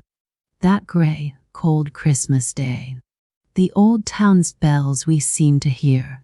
They're ringing sweet on the D. They're ringing sweet on the Harlem Meer. And sweet on the Zuider Zee. The pines are frosted with snow and sleet. Shall we our axes wield? When the chimes at Lincoln are ringing sweet. And the bells of Austerfield? The air was cold and gray. And there were no ancient bells to ring. No priests to chant, no choirs to sing. No chapel of baron or lord or king. That gray, cold Christmas day. Then the master said, your axes wield. Remember ye Malabar Bay, and the covenant there with the Lord ye sealed. Let your axes ring today. You may talk of the old town's bells tonight, when your work for the Lord is done, and your boats return, and the shallops late shall follow the light of the sun. The sky is cold and gray, and here no ancient bells to ring, no priests to chant, no choirs to sing, no chapel of baron or lord or king. This gray, cold Christmas day. If Christ was born on Christmas day, and the day by him is blessed, then low at his feet the evergreens lay, and cradle his church in the west. Emmanuel waits at the temple gates of the nation today ye found, and the Lord delights in no formal rites. Today let your axes sound. The sky was cold and gray, and there were no ancient bells to ring, no priests to chant, no choirs to sing, no chapel of baron or lord or king. That gray, cold Christmas day. Their axes rang through the evergreen trees, like the bells on the Thames and Tay, and they cheerily sang by the windy seas, and they thought of Malabar Bay, on the lonely heights of Burial Hill. The old precisioniers sleep, but did ever men with a nobler will a holier Christmas keep, when the sky was cold and gray, and there were no ancient bells to ring, no priests to chant, no choirs to sing, no chapel of baron or lord or king. That gray, cold Christmas day? The Chimes, by Charles Dickens. First quarter. There are not many people, and as it is desirable that a storyteller and a story reader should establish a mutual understanding as soon as possible, I beg it to be noticed that I confine this observation neither to young people nor to little people, but extended to all conditions of people, little and big, young and old, yet growing up, or already growing down again. There are not, I say, many people who would care to sleep in a church. I don't mean at sermon time in warm weather, when the thing has actually been done, once or twice, but in the night and alone. A great multitude of persons will be violently astonished, I know, by this position in the broad, bold day. But it applies to night. It must be argued by night, and I will undertake to maintain it successfully on any gusty winter's night appointed for the purpose, with any one opponent chosen from the rest, who will meet me singly in an old churchyard, before an old church door, and will previously empower me to lock him in, if needful to his satisfaction, until morning. For the night wind has a dismal trick of wandering round and round a building of that sort, and moaning as it goes, and of trying with its unseen hand the windows and the doors, and seeking out some crevices by which to enter.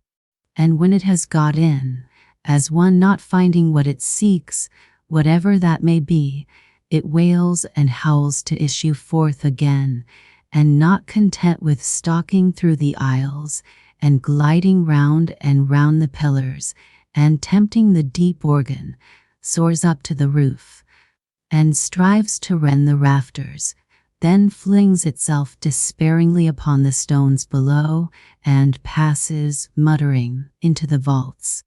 Ugh! Heaven preserve us, sitting snugly round the fire. It has an awful voice, that wind at midnight singing in a church. But, high up in the steeple, there the foul blast roars and whistles. High up in the steeple, where it is free to come and go through many an airy arch and loophole, and to twist and twine itself about the giddy stair, and twirl the groaning weathercock, and make the very tower shake and shiver. High up in the steeple of an old church, far above the light and murmur of the town and far below the flying clouds that shadow it, is the wild and dreary place at night, and high up in the steeple of an old church dwelt the chimes I tell of. They were old chimes, trust me. Centuries ago, these bells had been baptized by bishops, so many centuries ago that the register of their baptism was lost long before the memory of man, and no one knew their names. They had had their godfathers and godmothers, these bells. For my part, by the way, I would rather incur the responsibility of being godfather to a bell than a boy, and had had their silver mugs, no doubt, besides. But time had mowed down their sponsors, and Henry VIII had melted down their mugs, and they now hung, nameless and mubless, in the church tower. Not speechless, though. Far from it. They had clear, loud, lusty, sounding voices, had these bells, and far and wide they might be heard upon the wind. Much too sturdy chimes were they, to be dependent on the pleasure of the wind, moreover, for, fighting gallantly against it when it took an adverse wind, they would pour their cheerful notes into a listening ear right royally, and bent on being heard, on stormy nights, by some poor mother watching a sick child, or some lone wife whose husband was at sea. They had been sometimes known to beat a blustering nor'wester. Aye, all to fits, as Toby Veck said, for though they chose to call him Troddy Veck, his name was Toby, and nobody could make it anything else either, except Tobias, he having been as lawfully christened in his day as the bells had been in theirs, though with not quite so much of solemnity or public rejoicing.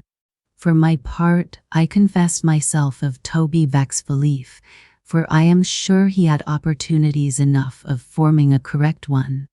And whatever Toby Veck said, I say. And I take my stand by Toby Veck, although he did stand all day long, and weary work it was, just outside the church door. In fact, he was a ticket porter, Toby Veck, and waited there for jobs. And a breezy, goose-skinned, blue-nosed, red-eyed, stony-toed, tooth-chattering place it was to wait in the winter time, as Toby Veck well knew.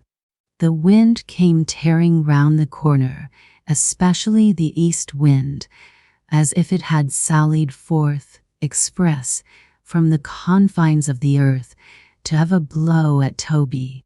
And oftentimes it seemed to come upon him sooner than it had expected, for bouncing round the corner, and passing Toby, it would suddenly wheel round again, as if it cried, "Why, here he is."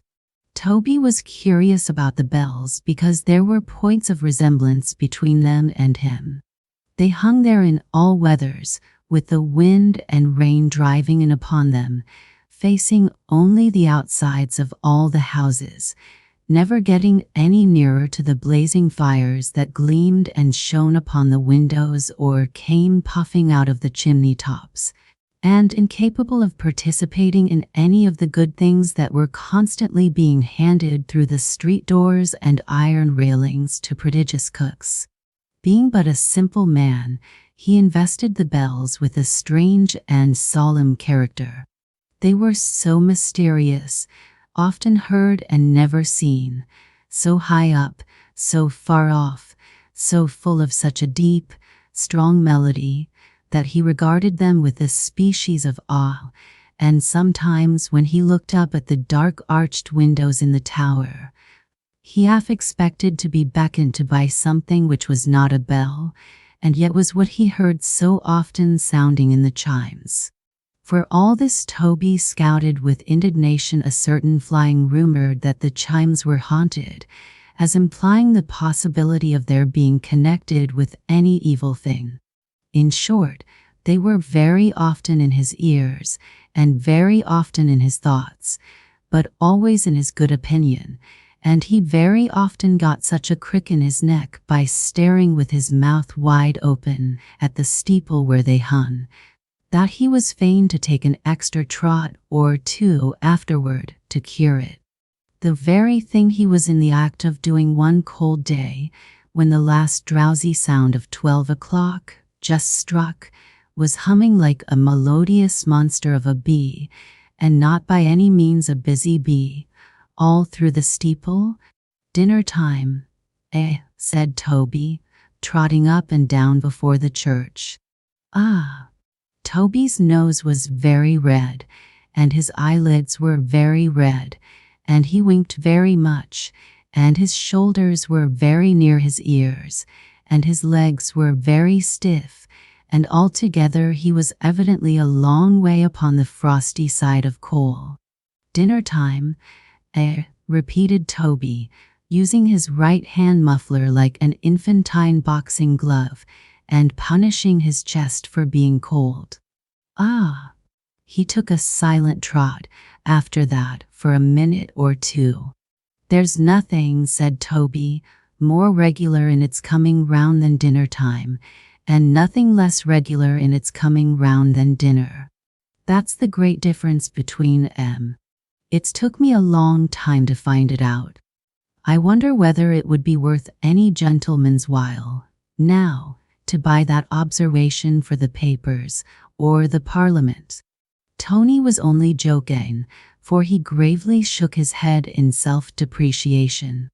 "Why, Lord," said Toby, "the papers is full of observations as it is, and so's the Parliament. Here's last week's paper."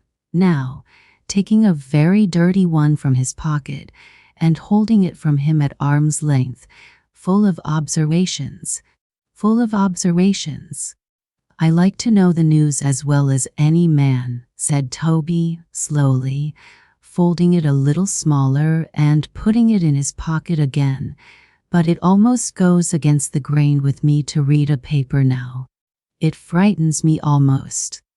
I don't know what we poor people are coming to. Lord send we may be coming to something better in the new year nigh upon us."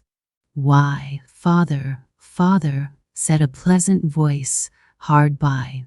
But Toby, not hearing it, continued to trot backward and forward, musing as he went and talking to himself. "It seems as if we can't go right, or do right, or be righted," said Toby. "I hadn't much schooling myself when I was young, and I can't make out whether we have any business on the face of the earth or not. Sometimes I think we must have, a little, and sometimes I think we must be intruding. I get so puzzled sometimes that I am not even able to make up my mind whether there is any good at all in us or whether we are born bad. We seem to do dreadful things. We seem to give a deal of trouble. We are always being complained of and guarded against. One way or another, we fill the papers. Talk of a new year," said Toby mournfully.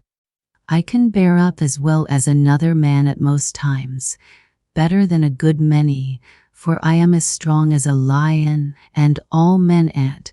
But supposing it should really be that we have no right to a new year, supposing we really are intruding." "Why, father, father," said the pleasant voice again. Toby heard it this time, started, stopped, and shortening his sight, which had been directed a long way off as seeking for enlightenment in the very heart of the approaching year, found himself face to face with his own child and looking close into her eyes. Bright eyes they were, eyes that would bear a world of looking in before their depth was fathomed. Dark eyes that reflected back the eyes which searched them, not flashingly or at the owner's will, but with a clear, calm, honest, patient radiance, claiming kindred with that light which heaven called into being.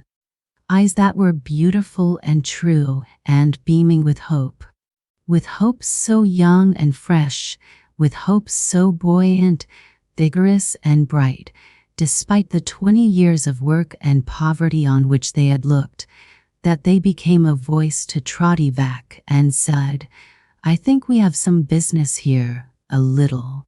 Trotty kissed the lips belonging to the eyes and squeezed the blooming face between his hands.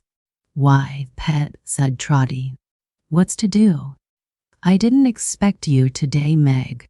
"Neither did I expect to come, father," cried the girl, nodding her head and smiling as she spoke. "But here I am, and not alone, not alone." "Why, you don't mean to say," observed Trotty, looking curiously at a covered basket which she carried in her hand, "that you—" "Smell it, father dear," said Meg. "Only smell it." Trotty was going to lift up the cover at once, in a great hurry, when she gaily interposed her hand. "No, no, no," said Meg, with the glee of a child. "Lengthen it out a little. Let me just lift up the corner, just the little New York so arna, you know," said Meg, suiting the action to the word with the utmost gentleness, and speaking very softly, as if she were afraid of being overheard by something inside the basket. "There. Now, what's that?" Toby took the shortest possible sniff at the edge of the basket and cried out in a rapture. "Why, it's hot. It is burning hot," cried Meg. "Ha, ha, ha. It's scalding hot. Ha, ha, ha," roared Toby with a sort of kick. "It's scalding hot. But what is it, father?" said Meg. "Come, you haven't guessed what it is. And you must guess what it is. I can't think of taking it out till you guess what it is. Don't be in such a hurry. Wait a minute. A little bit more of the cover. Now guess." Meg was in a perfect fright lest he should guess right too soon, shrinking away as she held the basket toward him, curling up her pretty shoulders, stopping her ear with her hand, as if by so doing she could keep the right word out of Toby's lips, and laughing softly the whole time. Meanwhile Toby, putting a hand on each knee, bent down his nose to the basket and took a long inspiration at the lid. The grin upon his withered face expanded in the process, as if he were inhaling laughing gas. "Ah, it's very nice," said Toby. "It ain't? I suppose it ain't Polonies?" "No, no, no," cried Meg, delighted. "Nothing like Polonies." "No," said Toby after another sniff. It's mellower than Polonies. It's very nice. It improves every moment. It's too decided for trotters. Ain't it?" Meg was in ecstasy. He could not have gone wider of the mark than trotters, except Polonies. "Liver?" said Toby, communing with himself. "No. There's a mildness about it that don't answer to liver." "Pettitos?" "No. It ain't faint enough for pettitos. It wants the stringiness of cocks' heads. And I know it ain't sausages. I'll tell you what it is. It's chitlins." "No, it ain't," cried Meg, in a burst of delight. "No, it ain't." "Why, what am I thinking of?" said Toby, suddenly recovering a position as near the perpendicular as it was possible for him to assume. "I shall forget my own name next. It's tripe." Tripe it was, and Meg, in high joy, protested he should say, in half a minute more, it was the best tripe ever stewed. And so, said Meg, busying herself exultingly with her basket, I'll lay the cloth at once, father, for I have brought the tripe in a basin, and tied the basin up in a pocket handkerchief, and if I like to be proud for once, and spread that for a cloth, and call it a cloth, there's no law to prevent me. Is there, father? Not that I know of, my dear, said Toby, but they're always a-bringing up some new law or other. And according to what I was reading you in the paper the other day, father, what the judge said, you know, we poor people are supposed to know them all. Ha ha, what a mistake. My goodness me, how clever they think us. Yes, my dear, cried Trotty, and they'd be very fond of any one of us that did know 'em all. He'd grow fat upon the work he'd get, that man, and be popular with the gentlefolks in his neighborhood. Very much so. He'd eat his dinner with an appetite, whoever he was, if it smelt like this, said Meg, cheerfully. Make haste, for there's a potato besides. Where will you dine, father? On the post or on the steps? Dear, dear, how grand we are. 2 places to choose from. The steps today, my pet, said Trotty. Steps in dry weather, post in wet. There's a great conveniency in the steps at all times, because of the sitting down, but they're rheumatic in the damp. Then here, said Meg, clapping her hands, after a moment's bustle. Here it is, all ready, and beautiful it looks. Come, father, eat it while it's hot. Come. Since his discovery of the contents of the basket, Trotty had been standing looking at her, and had been speaking too, in an abstracted manner, which showed that though she was the object of his thoughts and eyes, to the exclusion even of Tripe, he neither saw nor thought about her as she was at that moment, but had before him some imaginary rough sketch or drama of her future life. Roused, now, by her cheerful summons, he shook off a melancholy shake of the head which was just coming upon him, and trotted to her side. As he was stooping to sit down, the chimes rang. Amen, said Trotty, pulling off his hat and looking up toward them. Amen to the bells, father, cried Meg. They broken like a grace, my dear, said Trotty, taking his seat. They'd say a good one, I am sure, if they could. Many's the kind thing they say to me. The bells do, father, laughed Meg, as she set the basin and a knife and fork before him. Well, seem to, my pet, said Trotty, falling to with great vigor. And where's the difference? If I hear 'em, what does it matter whether they speak it or not? Why, bless you, my dear, said Toby, pointing at the tower with his fork, and becoming more animated under the influence of dinner. How often have I heard them bells say, Toby Vac, keep a good heart, Toby. Toby Vac, keep a good heart, Toby. 1,000,000 times? More. Well, I never, cried Meg. She had, though, over and over again, for it was Toby's constant topic. When things is very bad, said Trotty, very bad indeed, I mean, almost at the worst, then it's Toby Vac, job coming soon, Toby. Toby Vac, job coming soon, Toby. That way. And it comes at last, father, said Meg, with a touch of sadness in her pleasant voice. Always, answered the unconscious Toby. Never fails. While this discourse was holding, Trotty made no pause in his attack upon the savory meat before him, but cut and ate, and cut and drank, and cut and chewed, and dodged about, from tripe to hot potato, and from hot potato back again to tripe, with an unctuous and unflagging relish.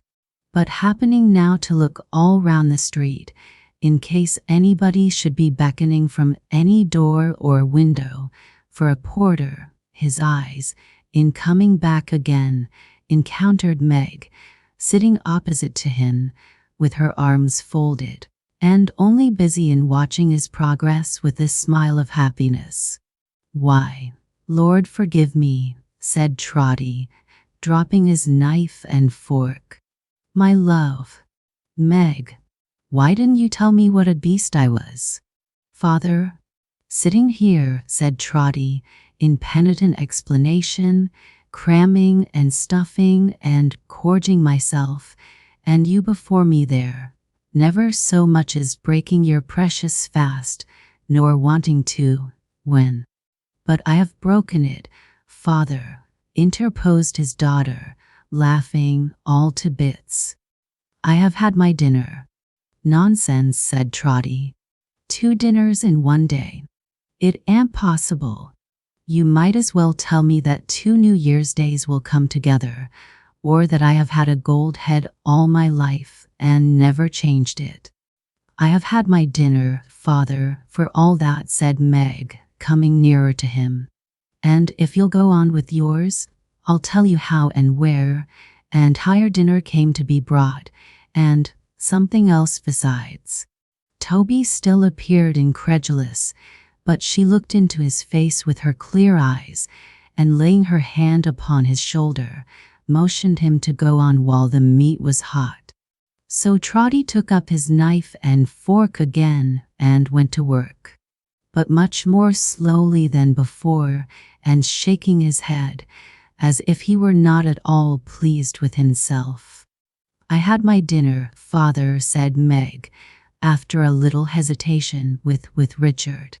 His dinner time was early, and as he brought his dinner with him when he came to see me, we had it together, father." Trotty said, "Oh," because she waited. "And Richard says, father," Meg resumed, then stopped. "What does Richard say, Meg?" asked Toby. "Richard says, father," another stoppage. "Richard's a long time saying it," said Toby. "He says then, father," Meg continued, lifting up her eyes at last, and speaking in a tremble, but quite plainly, "another year is nearly gone, and where's the use of waiting on from year to year, when it is so unlikely we shall ever be better off than we are now? He says we are poor now, father, and we shall be poor then, but we are young now, and years will make us old before we know it.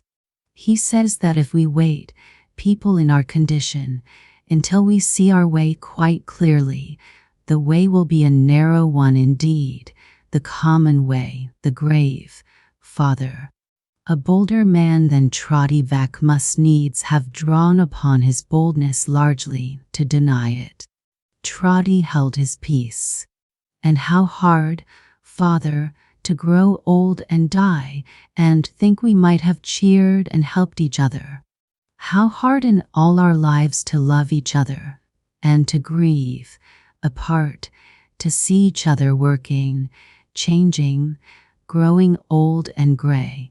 Even if I got the better of it and forgot him, which I never could, oh, father dear, how hard to have a heart so full as mine is now, and live to have it slowly drained out every drop, without the recollection of one happy moment of a woman's life, to stay behind and comfort me and make me better." Trotty sat quite still. Meg dried her eyes and said more gaily, that is to say, with here a laugh and there a sob, and here a laugh and sob together, "So Richard says, father, as his work was yesterday made certain for some time to come, and as I love him and have loved him fully 3 years, Longer than that, if he knew it. Will I marry him on New Year's Day, the best and happiest day, he says, in the whole year, and one that is almost sure to bring good fortune with it. It's a short notice, Father, isn't it? But I haven't my fortune to be settled, or my wedding dresses to be made, like the great ladies. Father, have I? And he said so much, and said it in his way, so strong and earnest, and all the time so kind and gentle, that I said I'd come and talk to you, Father. And as they paid the money for that work of mine this morning, unexpectedly, I am sure, and as you have fared very poorly for a whole week, and as I couldn't help wishing there should be something to make this day a sort of holiday to you as well as a dear and happy day to me, Father, I made a little treat and brought it to surprise you. And see how he leaves it cooling on the step, said another voice. It was the voice of the same Richard, who had come upon them unobserved, and stood before the father and daughter, looking down upon them with a face as glowing as the iron on which his stout sledge hammered daily rum. A handsome, well-made, powerful youngster he was, with eyes that sparkled like the red-hot droppings from a furnace fire, black hair that curled about his swarthy temples rarely, and a smile that bore out Meg's eulogium on his style of conversation. See how he leaves it cooling on the step, said Richard. Meg don't know what he likes. Not she. Trotty, all action and enthusiasm, immediately reached up his hand to Richard, and was going to address him in a great hurry, when the house door opened without any warning, and a footman very nearly put his foot in the tripe. Out of the vase here, will you? You must always go and be a set-in on our steps, must you? You can't go and give a turn to none of the neighbors never, can't you? Will you clear the road, or won't you? Strictly speaking, the last question was irrelevant, as they had already done it. What's the matter? What's the matter? Said the gentleman for whom the door was opened, coming out of the house at that kind of light, heavy pace, that peculiar compromise between a walk and jog trot, with which a gentleman upon the smooth downhill of life, wearing creaking boots, a watch chain, and clean linen, may come out of his house, not only without any abatement of his dignity, but with an expression of having important and wealthy engagements elsewhere. What's the matter? What's the matter? You're always a-being begged and prayed, upon your bended knees you are, said the footman with great emphasis to Trotty back, to let our doorsteps be. Why don't you let 'em be? Can't you let 'em be? There, that'll do, said the gentleman. Hello there. Porter, beckoning with his head to Trotty back, come here. What's that? Your dinner. Yes, sir, said Trotty, leaving it behind him in a corner. Don't leave it there, exclaimed the gentleman. Bring it here, bring it here. So, this is your dinner, is it?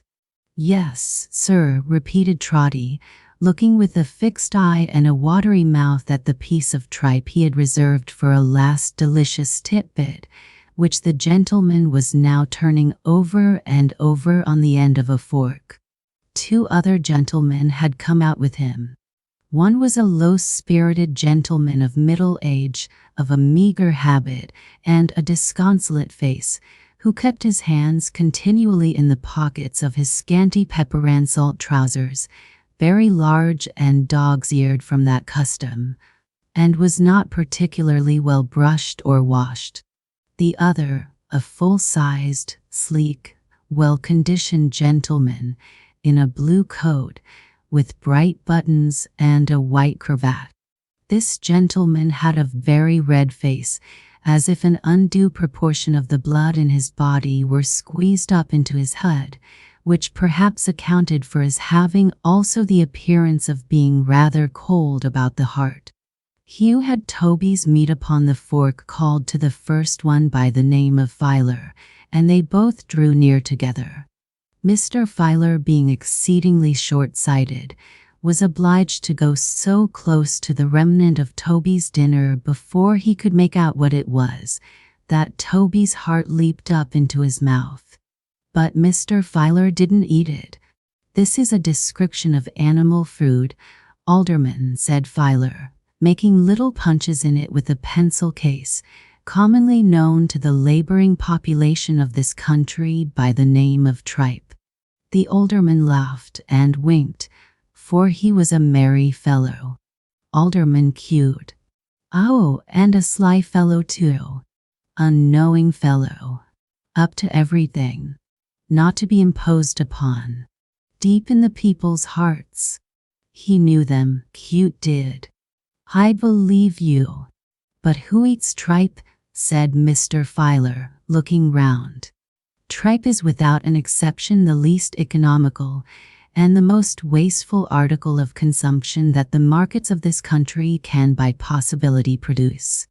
The loss upon a pound of tripe has been found to be, in the boiling, 7/8 of a fifth more than the loss upon a pound of any other animal substance whatever. Tripe is more expensive, properly understood, than the hothouse pineapple. Taking into account the number of animals slaughtered yearly within the bells of mortality alone, and forming a low estimate of the quantity of tripe which the carcasses of these animals, reasonably well butchered, would yield, I find that the waste on that amount of tripe, if boiled, would victual a garrison of 500 men for 5 months of 31 days each, and a February over. The waste, the waste." Trotty stood aghast, and his legs shook under him. He seemed to have starved a garrison of 500 men with his own hand. "Who eats tripe?" said Mr. Filer warmly. "Who eats tripe?" Trotty made a miserable bow. "You do you?" said Mr. Filer. "Then I'll tell you something. You snatch your tripe, my friend, out of the mouths of widows and orphans." "I hope not, sir," said Trotty, faintly. "I'd sooner die of want." "Divide the amount of tripe before mentioned, Alderman," said Mr. Filer, "by the estimated number of existing widows and orphans, and the result will be 1 pennyweight of tripe to each. Not a grain is left for that man. Consequently, he's a robber." Trotty was so shocked that it gave him no concern to see the Alderman finish the tripe himself. It was a relief to get rid of it anyhow. "And what do you say?" asked the Alderman jocosely of the red-faced gentleman in the blue coat. "You have heard, friend Filer. What do you say?" "What's it possible to say?" returned the gentleman. "What is to be said? Who can take any interest in a fellow like this," meaning Trotty, "in such degenerate times as these? Look at him. What an object! The good old times, the grand old times, the great old times. Those were the times for a bold peasantry and all that sort of thing. Those were the times for every sort of thing, in fact. There's nothing nowadays." "Ah," sighed the red-faced gentleman. "The good old times, the good old times." It is possible that poor Trotty's faith in these very vague old times was not entirely destroyed, for he felt vague enough at that moment. One thing, however, was plain to him, in the midst of his distress, to wit, that however these gentlemen might differ in details, his misgivings of that morning, and of many other mornings, were well founded. No, we can't go right or do right," thought Trotty in despair. "There is no good in us. We are born bad." But Trotty had a father's heart within him, which had somehow got into his breast in spite of this decree, and he could not bear that Meg, in the blush of her brief joy, should have her fortune read by these wise gentlemen. God help her, thought poor Trotty. She will know it soon enough. He anxiously signed, therefore, to the young smith to take her away. But he was so busy, talking to her softly at a little distance, that he only became conscious of this desire simultaneously with Alderman Cute. Now, the alderman had not yet had a say, but he was a philosopher, too, practical though. Oh, very practical, and as he had no idea of losing any portion of his audience, he cried, "Stop." Trotty took Meg's hand and drew it through his arm. He didn't seem to know what he was doing, though. "Your daughter, eh?" said the alderman, chucking her familiarly under the chin. "And you're making love to her, are you?" said Cute to the young smith.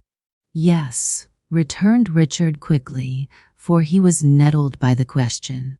"And we're going to be married on New Year's Day." "What do you mean?" cried Philo sharply. "Married? Why, yes, we were thinking of it, master," said Richard. "We're rather in a hurry, you see, in case it should be put down first." "Ah," cried Philo with a groan. "Put that down indeed, alderman, and you'll do something. Married, married."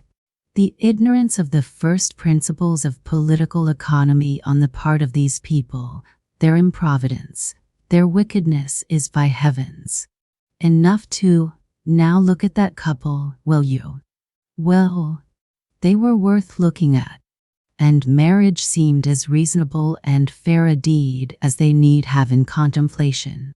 "A man may live to be as old as Methuselah," said Mr. Filer, "and may labor all his life for the benefit of such people as those, and may heap up facts on figures, facts on figures, facts on figures, mountains high and dry, and he can no more hope to persuade that they have no right or business to be married than he can hope to persuade that they have no earthly right or business to be born, and that we know they haven't.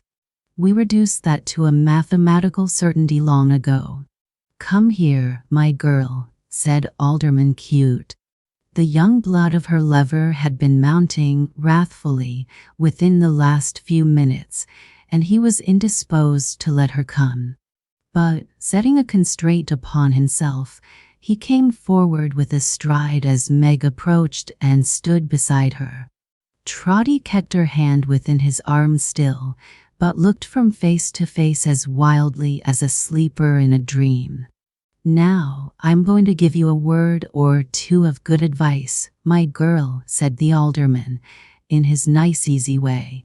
"It's my place to give advice, you know, because I'm a justice." "You know I'm a justice, don't you?" Meg timidly said yes. But everybody knew Alderman Cute was a justice. Oh dear, so active a justice always. Who such a mote of brightness in the public eye as Cute? "You are going to be married, you say," pursued the alderman. "Very unbecoming and indelicate in one of your sex. But never mind that. After you're married, you'll quarrel with your husband and come to be a distressed wife. You may think not, but you will, because I tell you so.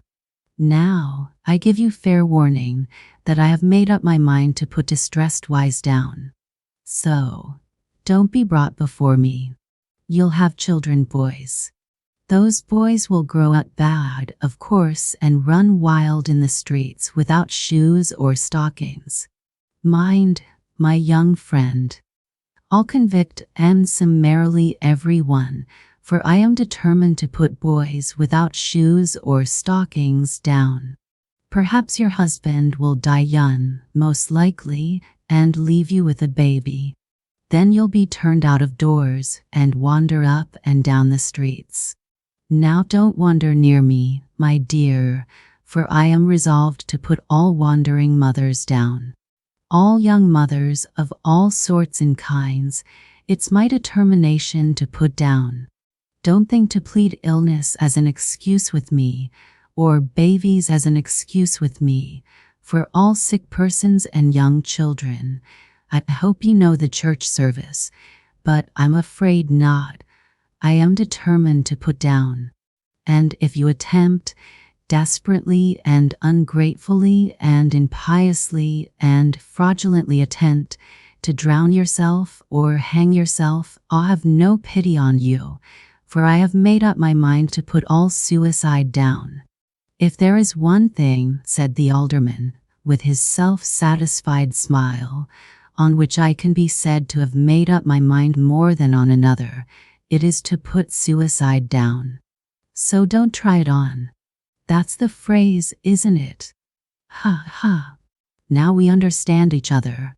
Toby knew not whether to be agonized or glad to see that Meg had turned deadly white and dropped her lover's hand. As for you, you dull dog, said the alderman, turning with even increased cheerfulness and urbanity to the young smith, what are you thinking of being married for? What do you want to be married for, you silly fellow? If I was a fine, young, stropping chap like you, I should be ashamed of being milksop enough to pin myself to a woman's apron strings. Why, she'll be an old woman before you're a middle-aged man. And a pretty figure you'll cut then, with a draggle-tailed wife and a crowd of squalling children crying after you wherever you go. Oh, he knew how to banter the common people. Alderman cute. There, go along with you, said the alderman, and repent. Don't make such a fool of yourself as to get married on New Year's Day. You'll think very differently of it long before next New Year's Day. A trim young fellow like you, with all the girls looking after you. There, go along with you. They went along. Not arm in arm, or hand in hand, or interchanging bright glances, but she in tears, he gloomy and down-looking. Were these the hearts that had so lately made old Toby's leap up from its faintness? No, no. The alderman, a blessing on his head, had put them down. As you happen to be here, said the alderman to Toby, you shall carry a letter for me. Can you be quick? You're an old man. Toby, who had been looking after Meg, quite stupidly, made shift to murmur out that he was very quick and very strong. How old are you? Inquired the alderman. I am over 60, sir, said Toby. Oh, this man's a great deal past the average age, you know, cried Mr. Filer, breaking in as if his patience would bear some trying, but this was really carrying matters a little too far. I feel I'm intruding, sir, said Toby. I misdoubted it this morning. Oh, dear me. The alderman cut him short by giving him the letter from his pocket. Toby would have got a shilling too, but Mr. Filer, clearly showing that in that case he would rob a certain given number of persons of 9 halfpenny apiece, he only got 6, and thought himself very well off to get that. Then the alderman gave an arm to each of his friends, and walked off in high feather, but he immediately came hurrying back alone, as if he had forgotten something. Porter, said the alderman. Sir, said Toby, take care of that daughter of yours. She's much too handsome. Even her good looks are stolen from somebody or other, I suppose, thought Toby, looking at the 6 in his hand, and thinking of the tripe. She's been and robbed 500 ladies of a bloom apiece, I shouldn't wonder. It's very dreadful. She's much too handsome, my man, repeated the alderman. The chances are that she'll come to no good, I clearly see. Observe what I say. Take care of her. With which, he hurried off again. Wrong every way. Wrong every way, said Trotty, clasping his hands. Born bad. No business here. The chimes came clashing in upon him as he said the last words. Full, loud, and sounding, but with no encouragement. No, not a drop. The tune's changed, cried the old man as he listened. There's not a word of all that fancy in it. Why should there be? I have no business with the new year nor with the old one either. Let me die. Still the bells, pealing forth their changes, made the very air spin. Put 'em down. Put 'em down. Good old times, good old times. Facts and figures, facts and figures. Put 'em down. Put 'em down. If they said anything, they said this, until the brain of Toby reeled. He pressed his bewildered head between his hands as if to keep it from splitting asunder. A well-timed action as it happened, for finding the letter in one of them, and being by that means reminded of his charge, he fell, mechanically, into his usual trot and trotted off. Second quarter.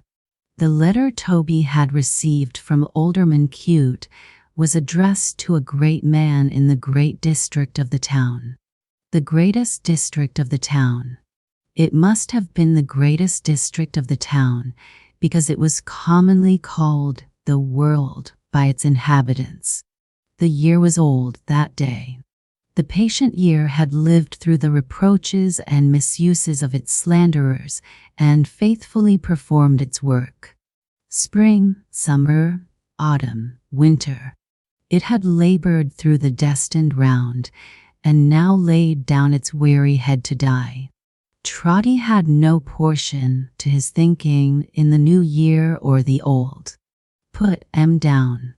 Put 'em down. Facts and figures, facts and figures. Good old times, good old times. Put 'em down. Put 'em down. His trot went to that measure, and would fit itself to nothing else. But even that one, melancholy as it was, brought him, in due time, to the end of his journey, to the mansion of Sir Joseph Bowley, Member of Parliament. The door was opened by a porter. Such a porter, not of Toby's order. Quite another thing. His place was the ticket, though, not Toby's. This porter underwent some hard panting before he could speak, having breathed himself by coming incautiously out of his chair, without first taking time to think about it and compose his mind. When he had found his voice, which it took him some time to do, for it was a long way off and hidden under a load of meat, he said in a fat whisper, "Who's it from?" Toby told him. "You're to take it in yourself," said the porter, pointing to a room at the end of a long passage opening from the hall.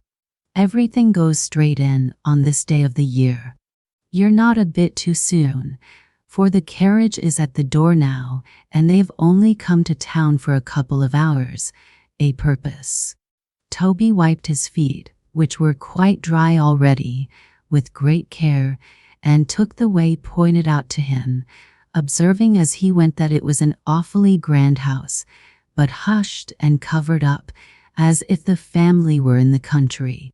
Knocking at the room door, he was told to enter from within, and doing so found himself in a spacious library, where, at a table strewn with files and papers, were a stately lady in a bonnet, and a not very stately gentleman in black, who wrote from her dictation, while another, and an older, and a much statelier gentleman, whose hat and cane were on the table, walked up and down, with one hand in his breast, and looked complacently from time to time at his own picture, of full length, of very full length, hanging over the fireplace.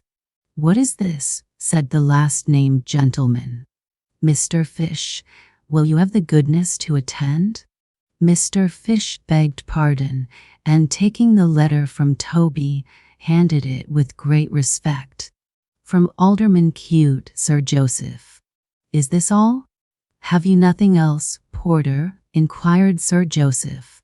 Toby replied in the negative. You have no bell or demand upon me. My name is Bowley, Sir Joseph Bowley, of any kind from anybody. Have you? Said Sir Joseph. If you have, present it. There is a checkbook by the side of Mr. Fish. I alone nothing to be carried into the new year. Every description of account is settled in this house at the close of the old one. So that if death was to cut, suggested Mr. Fish. To sever, sir, returned Sir Joseph with great asperity, the cord of existence, my affairs would be found, I hope, in a state of preparation.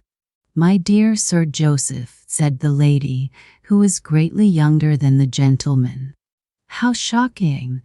My Lady Bowley, returned Sir Joseph, floundering now and then, as in the great depth of his observations. At this season of the year we should think of ourselves. We should look into our accounts.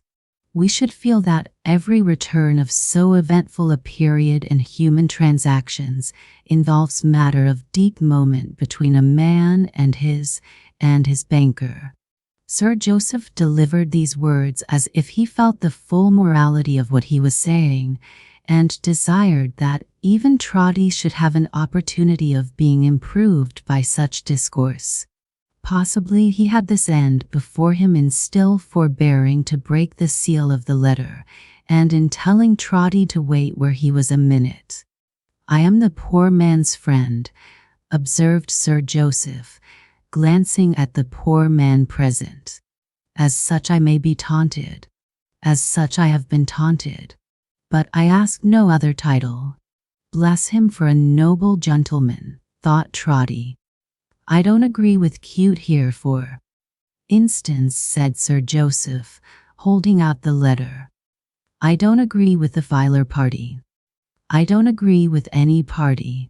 My friend, the poor man, has no business with anything of that sort, and nothing of that sort has any business with him. My friend, the poor man, in my district is my business. No man or body of men has any right to interfere between my friend and me. That is the ground I take. I assume a paternal character toward my friend. I say, my good fellow, I will treat you paternally. With that great sentiment, he opened the alderman's letter and read it. Very polite and attentive, I am sure, exclaimed Sir Joseph. My lady, the alderman is so obliging as to remind me that he has had the distinguished honor, he is very good, of meeting me at the house of our mutual friend Deedles, the banker. And he does me the favor to inquire whether it will be agreeable to me to have Wolfern put down. He came up to London, it seems, to look for employment, trying to better himself, that's his story, and being found at night asleep in a shed, was taken into custody and carried next morning before the alderman. The alderman observes, very properly, that he is determined to put this sort of thing down, and that if it will be agreeable to me to have Wolfern put down, he will be happy to begin with him. Let him be made an example of, by all means, returned the lady. Last winter, when I introduced pinking and eyelet holing among the men and boys in the village as a nice evening employment, and had the lines, "Oh, let us love our occupations. Bless the squire and his relations. Live upon our daily rations. And always know our proper stations. Set to music on the new system, for them to sing the while. This very fern, I see him now, touched that hat of his, and said, I humbly ask your pardon, my lady, but ain't I something different from a great girl? I expected it, of course. Who can expect anything but insolence and ingratitude from that class of people? That is not to the purpose, however. Sir Joseph, make an example of him. Trotty, who had long ago relapsed and was very low-spirited, stepped forward with a rueful face to take the letter Sir Joseph held out to him. "You have heard, perhaps," said Sir Joseph, oracularly, "certain remarks into which I have been led respecting this solemn period of time at which we have arrived, and the duty imposed upon us of settling our affairs and being prepared. Now, my friend, can you lay your hand upon your heart and say that you also have made preparation for a new year?" "I am afraid, sir," stammered Trotty, looking meekly at him, "that I am a little behindhand with the world." "Behindhand with the world," repeated Sir Joseph Bowley in a tone of terrible distinctness. "I am afraid, sir," faltered Trotty, "that there's a matter of 10 or 12 shillings owing to Mrs. Chickenstalker." "To Mrs. Chickenstalker," repeated Sir Joseph in the same tone as before. "A shop, sir," exclaimed Toby, "in the general line. Also a little money on account of rent." "A very little, sir. It oughtn't to be owing, I know, but we have been hard put to it indeed." Sir Joseph looked at his lady, and at Mr. Fish, and at Trotty, one after another, twice all round. He then made a despondent gesture with both hands at once, as if he gave the thing up altogether.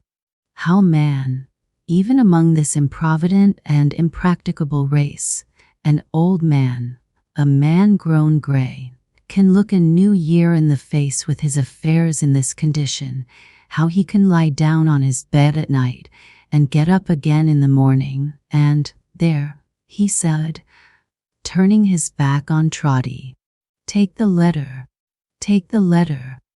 "I heartily wish it was otherwise, sir," said Trotty, anxious to excuse himself. "We have been tried very hard." Sir Joseph still repeating, "Take the letter, take the letter," and Mr. Fish not only saying the same thing, but giving additional force to the request by motioning the bearer to the door, he had nothing for it but to make his bow and leave the house. And in the street, poor Trotty pulled his worn old hat down on his head to hide the grief he felt at getting no hold on the new year, anywhere. He didn't even lift his hat to look up at the bell tower when he came to the old church on his return. He halted there a moment, from habit, and knew that it was growing dark and that the steeple rose above him indistinct and faint in the murky air. He knew, too, that the chimes would ring immediately, and that they sounded to his fancy, at such a time, like voices in the clouds. But he only made the more haste to deliver the alderman's letter and get out of the way before they began, for he dreaded to hear them tagging, friends and fathers, to the burden they had wrung out last. Toby discharged himself of his commission, therefore, with all possible speed, and set off trotting homeward. But what with his pace, which was at best an awkward one in the street, and what with his hat, which didn't improve it, he trotted against somebody in less than no time, and was sent staggering out into the road. "I beg your pardon, I'm sure," said Trotty, pulling up his hat in great confusion, and between the hat and the torn lining, fixing his head into a kind of beehive. "I hope I haven't hurt you." As to hurting anybody, Toby was not such an absolute Samson, but that he was much more likely to be hurt himself, and indeed he had flown out into the road like a shuttlecock. He had such an opinion of his own strength, however, that he was in real concern for the other party, and said again, "I hope I haven't hurt you?" The man against whom he had run, a sun-browned, sinewy, country-looking man, with grizzled hair and a rough chin, stared at him for a moment, as if he suspected him to be in jest. But, satisfied of his good faith, he answered. No, friend, you have not hurt me, nor the child, a hope, said Trotty. Nor the child, returned the man. I thank you kindly. As he said so, he glanced at a little girl he carried in his arms, asleep, and shading her face with the long end of the poor handkerchief he wore about his throat, went slowly on. The tone in which he said, I thank you kindly, penetrated Trotty's heart.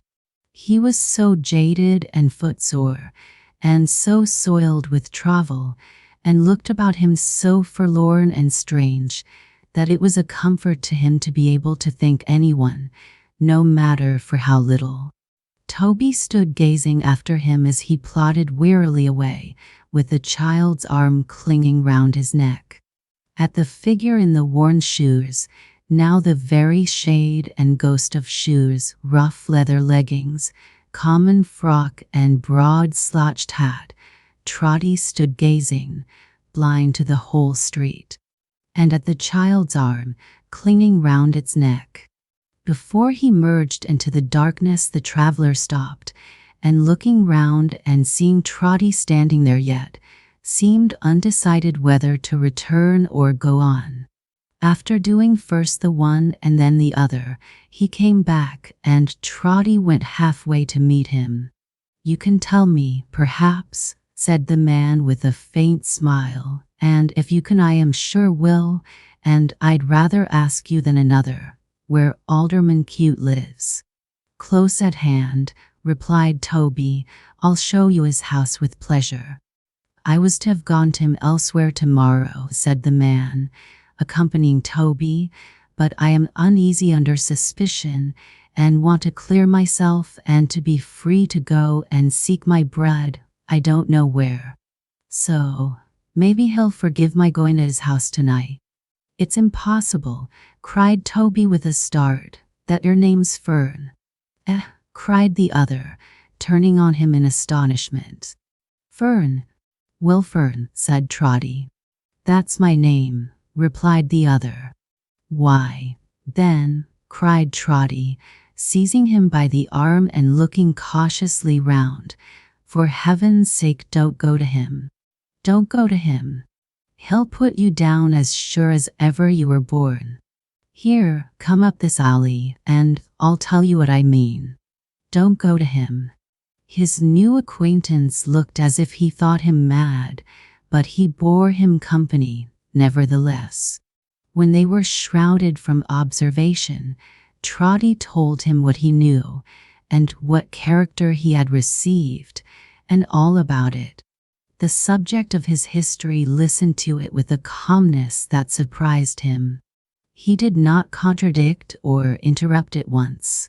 He nodded his head now and then, more in corroboration of an old and worn-out story, it appeared, than in refutation of it, and once or twice threw back his hat and passed his freckled hand over a brow, where every furrow he had plowed seemed to have set its image in little.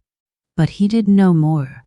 It's true enough in the main, he said, master, I could sift grain from the husk here and there, but let it be as 'tis. What odds? I have gone against his plans, to my misfortune. I can't help it, I should do the like tomorrow. As to character, them gentlefolks will search and pry, and have it as free from spot or speck in us, afore they'll help us to a dry good word, will. I hope they don't lose good opinion as easy as we do, or their lives is strict indeed, and hardly worth the keeping. For myself, master, I never took with that hand holding it before him what wasn't my own, and never held it back from work, however hard or poorly paid. Whoever can deny it, let him chop it off. But when work won't maintain me like a human creature, when my living is so bad that I am hungry, out of doors and in, when I see a whole working life begin that way, go on that way, and end that way, without a chance or change, Then I say to the gentlefolks, keep away from me. Let my cottage be. My doors is dark enough without your darkening of more. Don't look for me to come up into the park to help the show when there's a birthday or a fine speech making or whatnot. Act your plays and games without me, and be welcome to and enjoy we've now to do with one another. I'm best let alone. Seeing that the child in his arms had opened her eyes and was looking about in wonder, he checked himself to say a word or two of foolish prattle in her ear, and stand her on the ground beside him. Then slowly winding one of her long tresses round and round his rough forefinger like a ring, while she hung about his dusty leg, he said to Trotty, I'm not a cross-grained man by nature, I believe, and easy satisfied, I'm sure. I bear no ill against none of them. I only want to live like one of the Almighty's creatures. I can't, I don't, and so there's a pit dub between me and them that can and do. There's others like me. You might tell off by hundreds and by thousands, sooner than by ones. Trotty knew that he spoke the truth in this, and shook his head to signify as much. I've got a bad name this way, said Fern, and I'm not likely, I'm afeard, to get a better. 'Tan't lawful to be out of sorts, and I am out of sorts, though God knows, I'd sooner bear a cheerful spirit if I could. Well, I don't know as this alderman could hurt me much by sending me to jail, but without a friend to speak a word for me, he might do it, and you see, pointing downward with his finger at the child, he sunk his voice so low and gazed upon her with an air so stern and strange that Toby, to divert the current of his thoughts, inquired if his wife were living. I never had one, he returned, shaking his head. She's my brother's child, a orphan. 9-year-old, though you'd hardly think it, but she's tired and worn out now. They'd have taken care on her in the Union, 8 and 20 miles away from where we live, between 4 walls, as they took care of my old father when he couldn't work no more, though he didn't trouble long, but I took her instead, and she's lived with me ever since. Her mother had a friend once, in London here. We're trying to find her and to find work too, but it's a large place. Never mind. More room for us to walk about in, Lily. Meeting the child's eyes with a smile which melted Toby more than tears, he shook him by the hand. I don't so much as know your name, he said, but I've opened my heart free to you, for I'm thankful to you, with good reason. I'll take your advice and keep clear of this. Justice, suggested Toby. Ah, he said, if that's the name they give him. This Justice. And tomorrow we'll try whether there's better fortune to be met with somewheres near London. Good night. A happy new year. Stay, cried Trotty, catching at his hand, as he relaxed his grip. Stay. The new year never can be happy to me if we part like this. The new year can never be happy to me if I see the child and you go wandering away, you don't know where, without a shelter for your heads. Come home with me. I'm a poor man, living in a poor place, but I can give you lodging for 1 night and never miss it. Come home with me. Here. I'll take her, cried Trotty, lifting up the child. A pretty one. I'd carry 20 times her weight and never know I'd got it. Tell me if I go too quick for you. I'm very fast. I always was.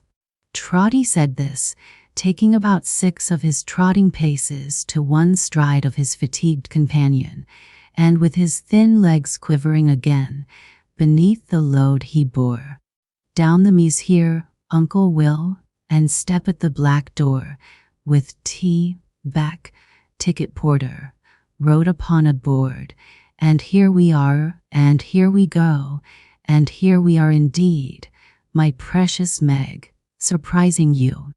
With which words Trotty, in a breathless state, set the child down before his daughter in the middle of the floor. The little visitor looked once at Meg, and doubting nothing in that face, but trusting everything she saw there, ran into her arms. Here we are, and here we go, cried Trotty, running round the room and choking audibly. Here, Uncle Will, here's a fire, you know. Why don't you come to the fire? Oh, here we are, and here we go. Meg, my precious darling, where's the kettle? Here it is, and here it goes, and it'll boil in no time. Trotty really had picked up the kettle somewhere or other in the course of his wild career, and now put it on the fire, while Meg, seating the child in a warm corner, knelt down on the ground before her and pulled off her shoes and dried her wet feet on a cloth. Hi, and she laughed at Trotty too, so pleasantly, so cheerfully, that Trotty could have blessed her where she kneeled, for he had seen that, when they entered, she was sitting by the fire in tears.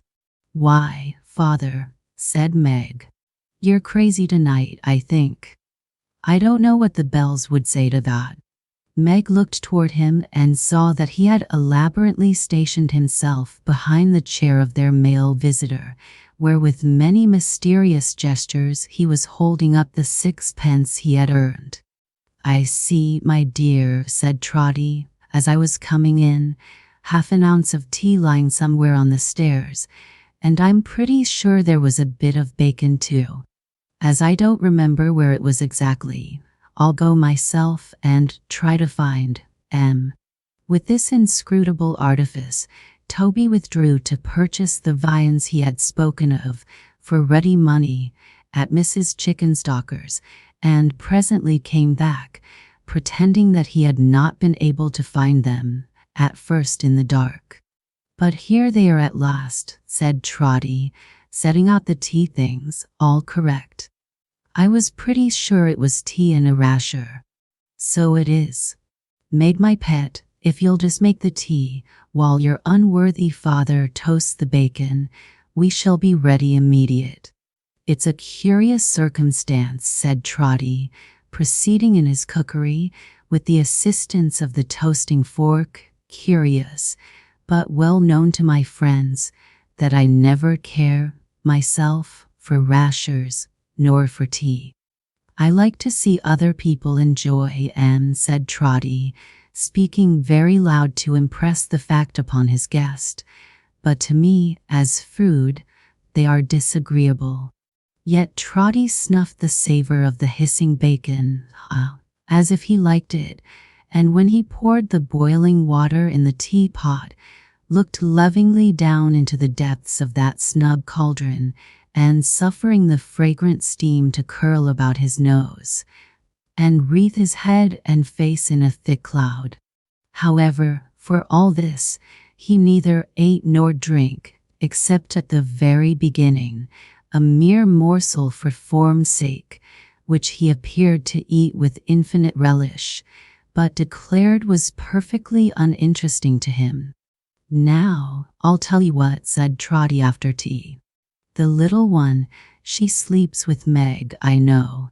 With good Meg, cried the child, caressing her.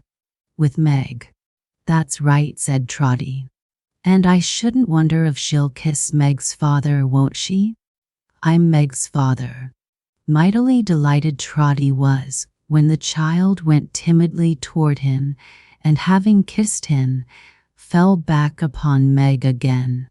Meg looked toward their guest, who leaned upon her chair, and with his face turned from her, fondled the child's head, half hidden in her lap. To be sure, said Toby. To be sure. I don't know what I am rambling on about tonight. My wits are wool gathering, I think. Well, Fern, you come along with me. You're tired to death and broken down for want of rest. You come along with me." The hand released from the child's hair had fallen, trembling, into Trotty's hand. So Trotty, talking without intermission, led him out as tenderly and easily as if he had been a child himself.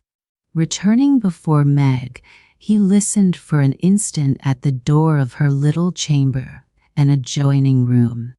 The child was murmuring a simple prayer before lying down to sleep, and when she had remembered Meg's name, dearly, dearly, so her words ran, Trotty heard her stop and ask for his.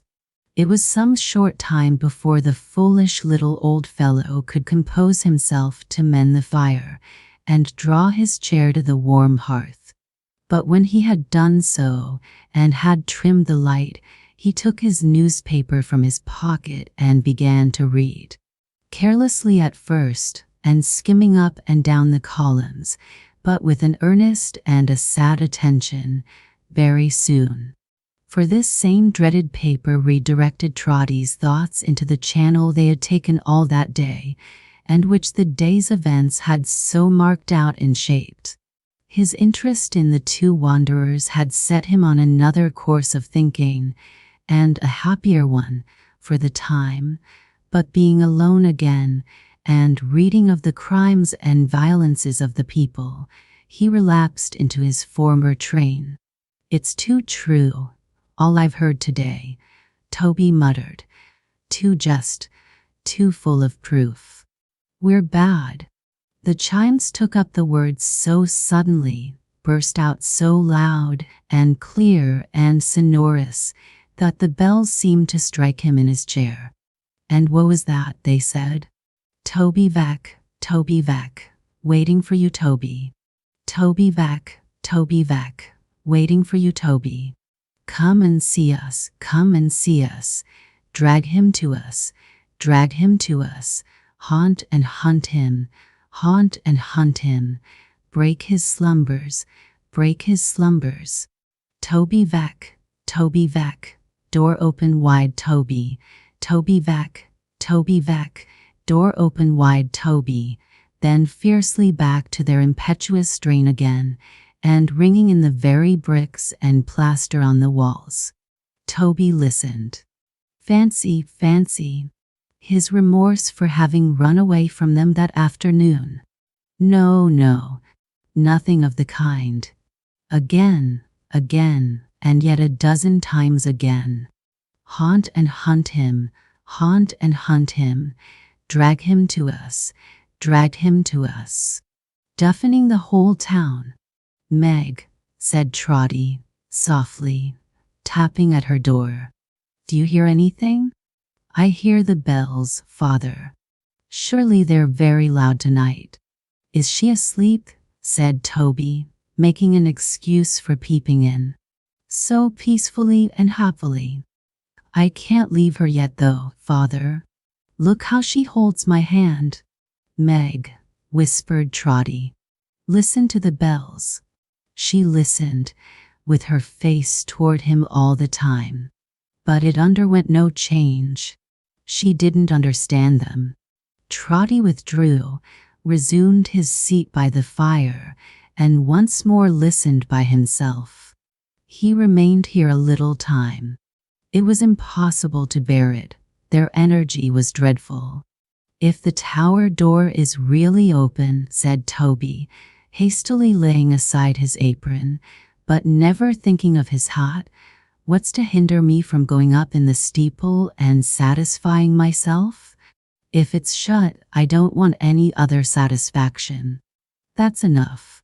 He was pretty certain as he slipped out quietly into the street that he should find it shut and locked, for he knew the door well, and had so rarely seen it open that he couldn't reckon above 3 times in all.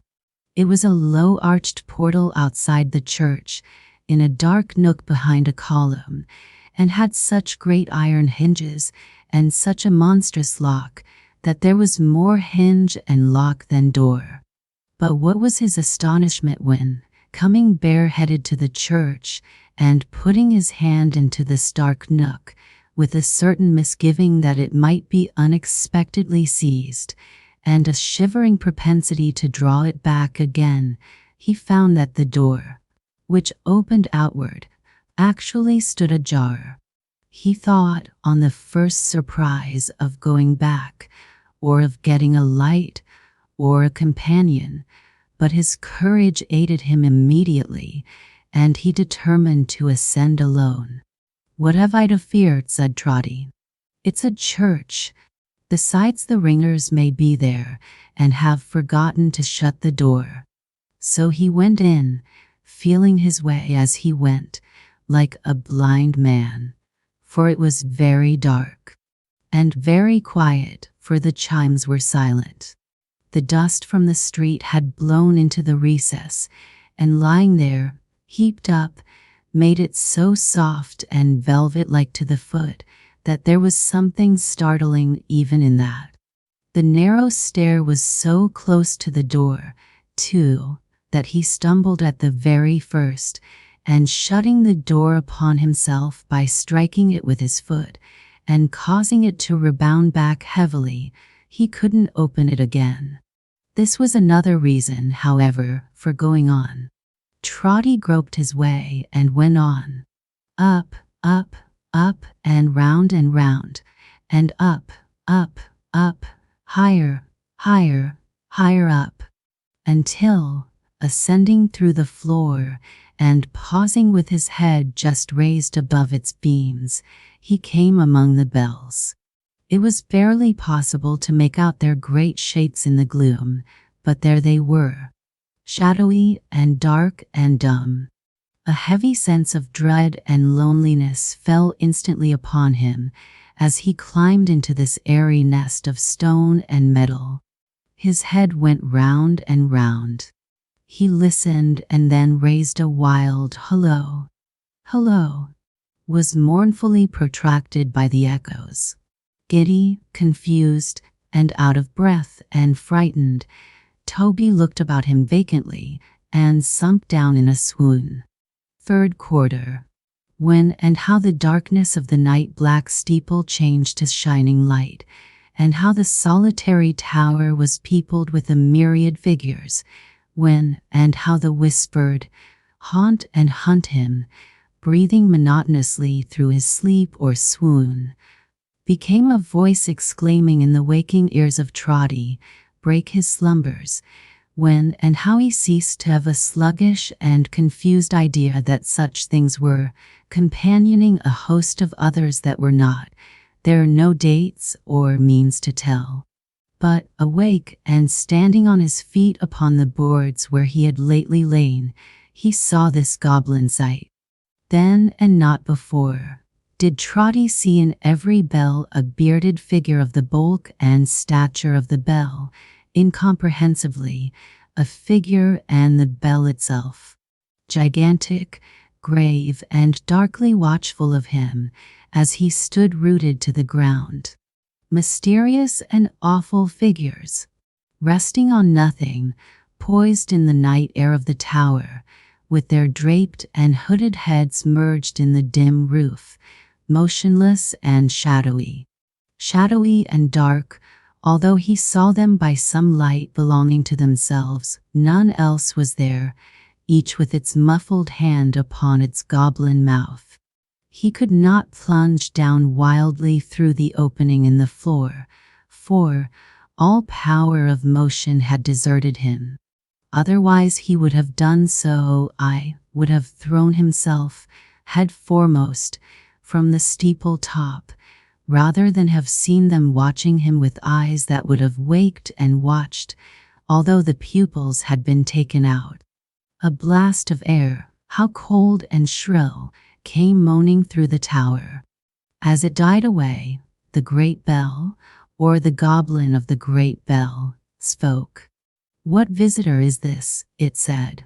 The voice was low and deep, and Trotty fancied that it sounded in the other figures as well. "I thought my name was called by the chimes," said Trotty, raising his hands in an attitude of supplication. "I hardly know why I am here or how I came. I have listened to the chimes these many years. They have cheered me often.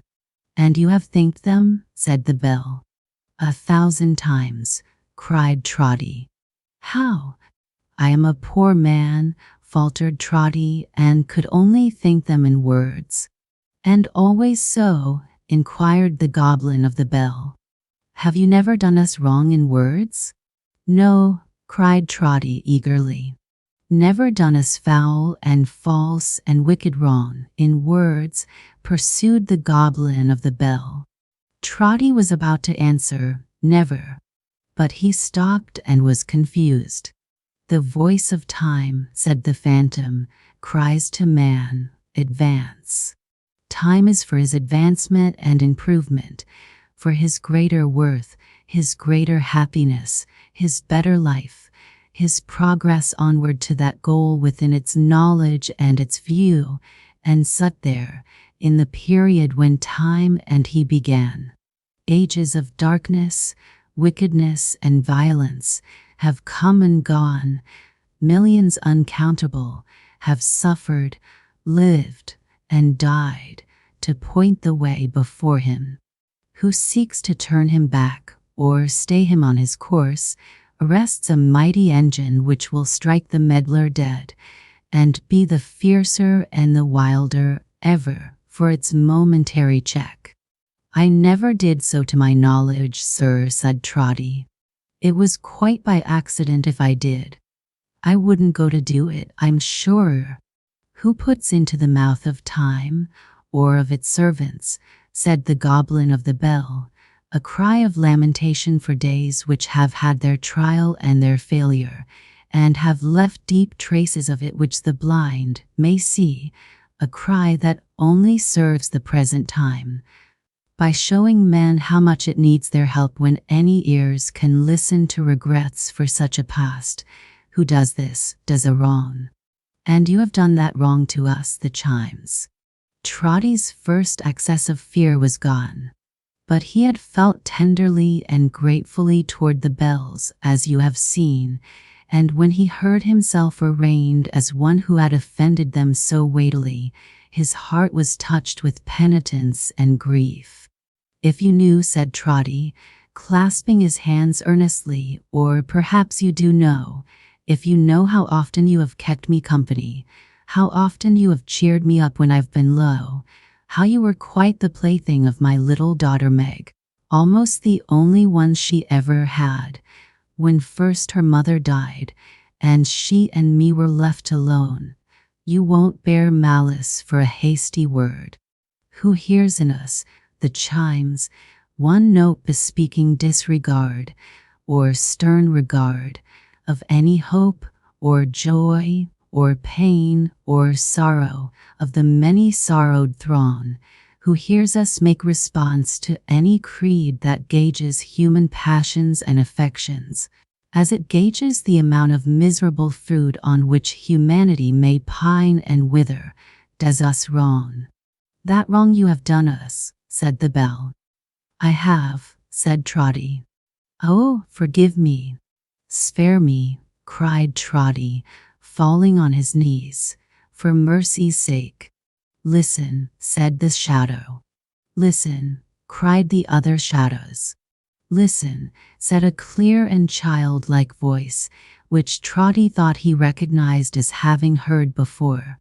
The organ sounded faintly in the church below. Swelling by degrees, the melody ascended to the roof and filled the choir and nave. Expanding more and more, it rose up, up, up, up, higher, higher, higher up, awakening agitated hearts within the burly piles of oak, the hollow bells, the iron-bound doors, the stairs of solid stone, until the tower walls were insufficient to contain it, and it soared into the sky. No wonder that an old man's breast could not contain a sound so vast and mighty. It broke from that weak prison in a rush of tears, and Trotty put his hands before his face. Listen, said the shadow. Listen, said the other shadows. Listen, said the child's voice. A solemn strain of blended voices rose into the tower. It was a very low and mournful strain, a dirge, and as he listened, Trotty heard his child among the singers. "She is dead," exclaimed the old man. "Meg is dead. Her spirit calls to me. I hear it. The spirit of your child bewails the dead, and mingles with the dead hopes, dead fancies, dead imaginings of youth. Return the bell, but she is living. Learn from her life a living truth. Learn from the creature dearest to your heart, how bad the bad are born. See every bud and leaf plucked one by one from off the fairest stem, and know how bare and wretched it may be. Follow her to desperation." Each of the shadowy figures stretched its right arm forth and pointed downward. "The spirit of the chimes is your companion," said the figure. "Go. It stands behind you." Trotty turned and saw the child. The child Will Fern had carried in the street, the child whom Ned had watched, but now asleep. "I carried her myself tonight," said Trotty. "In these arms." "Show him what he calls himself," said the dark figures, one and all. The tower opened at his feet. He looked down and beheld his own form, lying at the bottom, on the outside, crushed and motionless. "No more a living man," cried Trotty. "Dead, dead," said the figures all together. "Gracious heaven! And the new year." "Past," said the figures. "What?" he cried, shuddering. "I missed my way, and coming on the outside of this tower in the dark, fell down a year ago." "9 years ago," replied the figures. As they gave the answer, they recalled their outstretched hands, and where their figures had been, there the bells were. "What are these?" he asked his guide. "If I am not mad, what are these?" "Spirits of the bells. Their sound upon the air," returned the child. "They take such shapes and occupations as the hopes and thoughts of mortals, and the recollections they have stored up, give them." "And you," said Trotty wildly. "What are you?" "Hush, hush," returned the child. "Look here." In a poor, mean room, working at the same kind of embroidery which he had often seen before her, Meg, his own dear daughter, was presented to his view. He made no effort to imprint his kisses on her face. He did not strive to clasp her to his loving heart. He knew that such endearments were, for him, no more. But he held his trembling breath and brushed away the blinding tears, that he might look upon her, that he might only see her. Ah! Changed, changed. The light of the clear eye, how dimmed. The bloom, how faded from the cheek. Beautiful she was as she had ever been, but hope, hope, hope. Oh, where was the fresh hope that had spoken to him like a voice? She looked up from her work at a companion. Following her eyes, the old man started back. In the woman grown, he recognized her at a glance. In the long silken hair, he saw the self-same curls. Around the lips, the child's expression lingering still. See, in the eyes, now turned inquiringly on Meg, there shone the very look that scanned those features when he brought her home. Then what was this beside him? Looking with awe into its face, he saw something reigning there, a lofty something, undefined and indistinct, which made it hardly more than a remembrance of that child, as yonder figure might be, yet it was the same, and wore the dress. Hark! They were speaking. "Meg," said Lillian, hesitating. How often you raise your head from your work to look at me. Are my looks so altered that they frighten you? Asked Meg. Nay, dear, but you smile at that yourself. Why not smile when you look at me, Meg? I do so. Do I not? She answered, smiling on her. Now you do, said Lillian, but not usually. When you think I'm busy and don't see you, you look so anxious and so doubtful that I hardly like to raise my eyes. There is little cause for smiling in this hard and toilsome life, but you were once so cheerful. Am I not now? Cried Meg, speaking in a tone of strange alarm and rising to embrace her. Do I make our weary life more weary to you, Lillian? You have been the only thing that made it life, said Lillian, fervently kissing her. Sometimes the only thing that made me care to live so, Meg. Such work, such work. So many hours, so many days, so many long nights of hopeless, cheerless, never-ending work, not to heap up riches, not to live grandly or gaily, not to live upon enough, however coarse, but to earn bare bread, to scrape together just enough to toil upon and one upon, and keep alive in us the consciousness of our hard fate. Oh, Meg, Meg. She raised her voice and twined her arms about her as she spoke, like one in pain. How can the cruel world go round and bear to look upon such lies? Lily, said Meg, soothing her and putting back her hair from her wet face. Why, Lily? You. So pretty and so young. Oh, Meg, she interrupted, holding her at arm's length and looking in her face imploringly. The worst of all.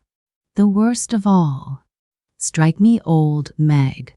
Wither me and shrivel me, and free me from the dreadful thoughts that tempt me in my youth. Trotty turned to look upon his guide. But the spirit of the child had taken flight, was gone. Asterisk, asterisk, asterisk, asterisk, asterisk. Fourth quarter. Some new remembrance of the ghostly figures in the bells, some faint impression of the ringing of the chimes, some giddy consciousness of having seen the swarm of phantoms reproduced and reproduced until the recollection of them lost itself in the confusion of their numbers, some hurried knowledge, how conveyed to him he knew not, that more years had passed, and Trotty, with the spirit of the child attending him, stood looking on at mortal company. Fat company, rosy-cheeked company, comfortable company. They were but two, but they were red enough for 10. They sat before a bright fire, with a small low table between them, and unless the fragrance of hot tea and muffins lingered longer in that room than in most others, the table had seen service very lately.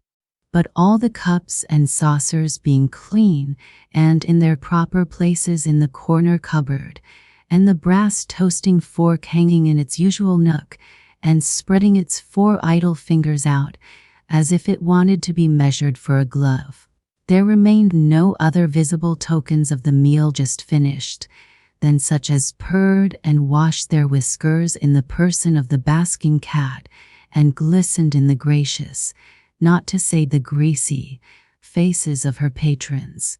This cozy couple, married, evidently, had made a fair division of the fire between them, and sat looking at the glowing sparks that dropped into the grate, now nodding off into a doze, now waking up again when some hot fragment, larger than the rest, came rattling down as if the fire were coming with it.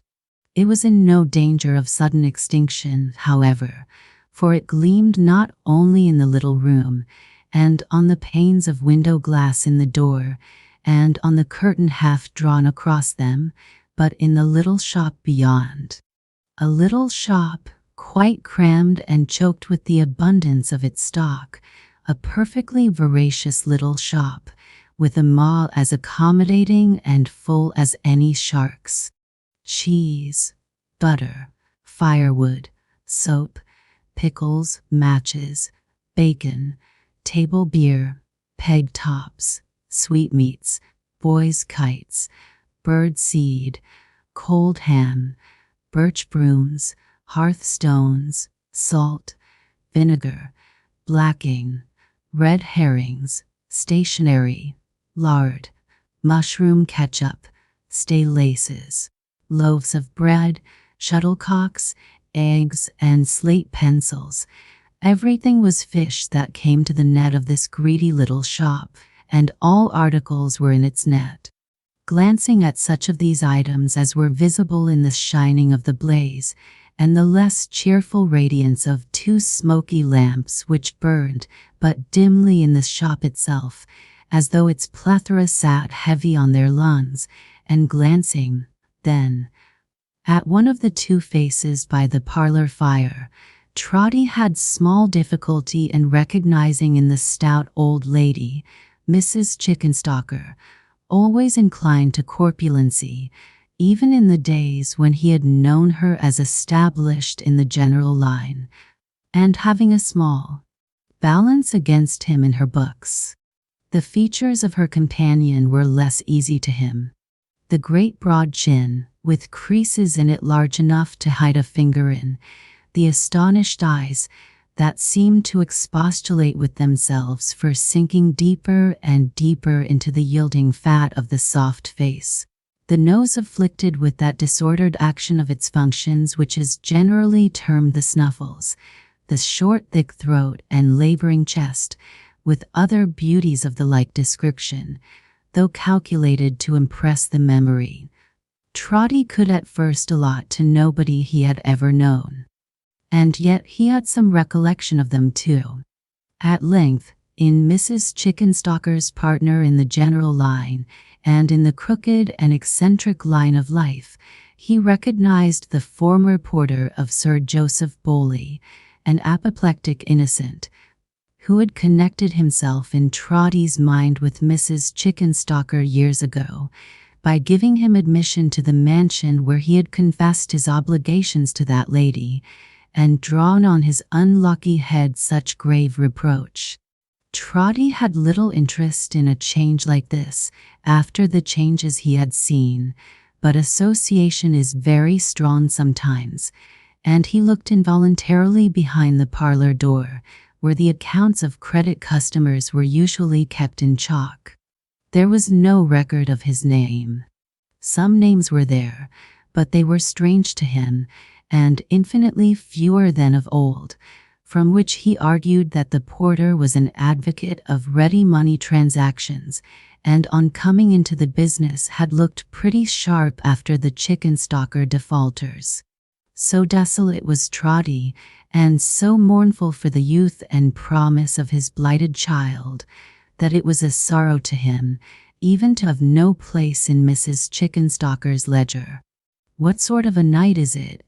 inquired the former porter of Sir Joseph Bowley, stretching out his legs before the fire, and rubbing as much of them as his short arms could reach, with an air that added, "Here I am if it's bad, and I don't want to go out if it's good."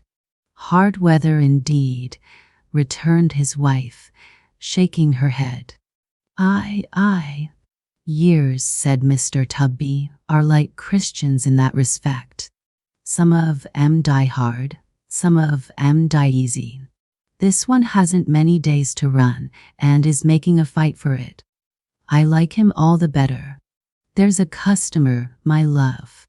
Attentive to the rattling door, Mrs. Tubby had already risen. "Now, then," said that lady, passing out into the little shop. "What's wanted?" "Oh, I beg your pardon, sir, I'm sure. I didn't think it was you."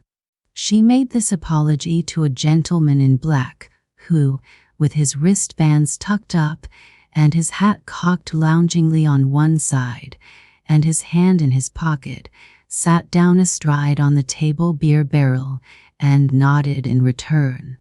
"This is a bad business upstairs, Mrs. Tubby," said the gentleman. "The man can't live."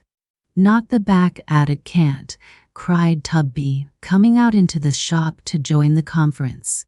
"The back attic, Mr. Tubby," said the gentleman, "is coming downstairs fast and will be below the basement very soon." Looking by turns at Tubby and his wife, he sounded the barrel with his knuckles for the depth of beer, and having found it, played a tune upon the empty part. "The back attic, Mr. Tubby," said the gentleman, Tubby, having stood in silent consternation for some time, "is going." "Then," said Tubby, turning to his wife, "he must go, you know, before he's gone." "I don't think you can move him," said the gentleman, shaking his head. "I wouldn't take the responsibility of saying it could be done myself. You had better leave him where he is. He can't live long." "It's the only subject," said Tubby, bringing the butter scale down upon the counter with a crush, by weighing his fist on it, "that we've ever had a word upon, she and me, and look what it comes to. He's going to die here after all. Going to die upon the premises. Going to die in our house." "And where should he have died, Tubby?" cried his wife. "In the workhouse," he returned. "What are workhouses made for?" "Not for that," said Mrs. Tubby with great energy. "Not for that. Neither did I marry you for that. Don't think it, Tubby. I won't have it. I won't allow it. I'd be separated first and never see your face again. When my widow's name stood over that door, as it did for many, many years, the house being known as Mrs. Chickenstalker's far and wide, and never known but to its honest credit and its good report, when my widow's name stood over that door, Tubby, I knew him as a handsome, steady, manly, independent youth. I knew her as the sweetest looking, sweetest tempered girl eyes ever saw. I knew her father, poor old creetur. He fell down from the steeple walking in his sleep and killed himself. For the simplest, hardest working, childest-hearted man that ever drew the breath of life, and when I turned them out of house and home, may angels turn me out of heaven, as they would, and serve me right. Her old face, which had been a plump and dimpled one before the changes which had come to pass, seemed to shine out of her as she said these words, and when she dried her eyes and shook her head and her handkerchief at Tubby, with an expression of firmness which it was quite clear was not to be easily resisted, Trotty said, "Bless her, bless her." Then he listened, with a panting heart, for what should follow, knowing nothing yet but that they spoke of Meg. The gentleman upon the table beer cask, who appeared to be some authorized medical attendant upon the poor, was far too well accustomed, evidently, to little differences of opinion between man and wife, to interpose any remark in this instance. He sat softly whistling and turning little drops of beer out of the tap upon the ground, until there was a perfect calm, when he raised his head and said to Mrs. Tubby, late Chickenstalker, "There's something interesting about the woman, even now. How did she come to marry him?" "Why, that," said Mrs. Tubby, taking a seat near him, "is not the least cruel part of her story, sir. You see, they kept company, she and Richard, many years ago. When they were a young and beautiful couple, everything was settled, and they were to have been married on a New Year's Day. But somehow Richard got it into his head, through what the gentleman told him, that he might do better, and that he'd soon repented, and that she wasn't good enough for him, and that a young man of spirit had no business to be married. and the gentleman frightened her and made her melancholy and timid of his deserting her, and of her children coming to the gallows, and of its being wicked to be man and wife, and a good deal more of it. And in short, they lingered and lingered, and their trust in one another was broken, and so at last was the match. But the fault was his.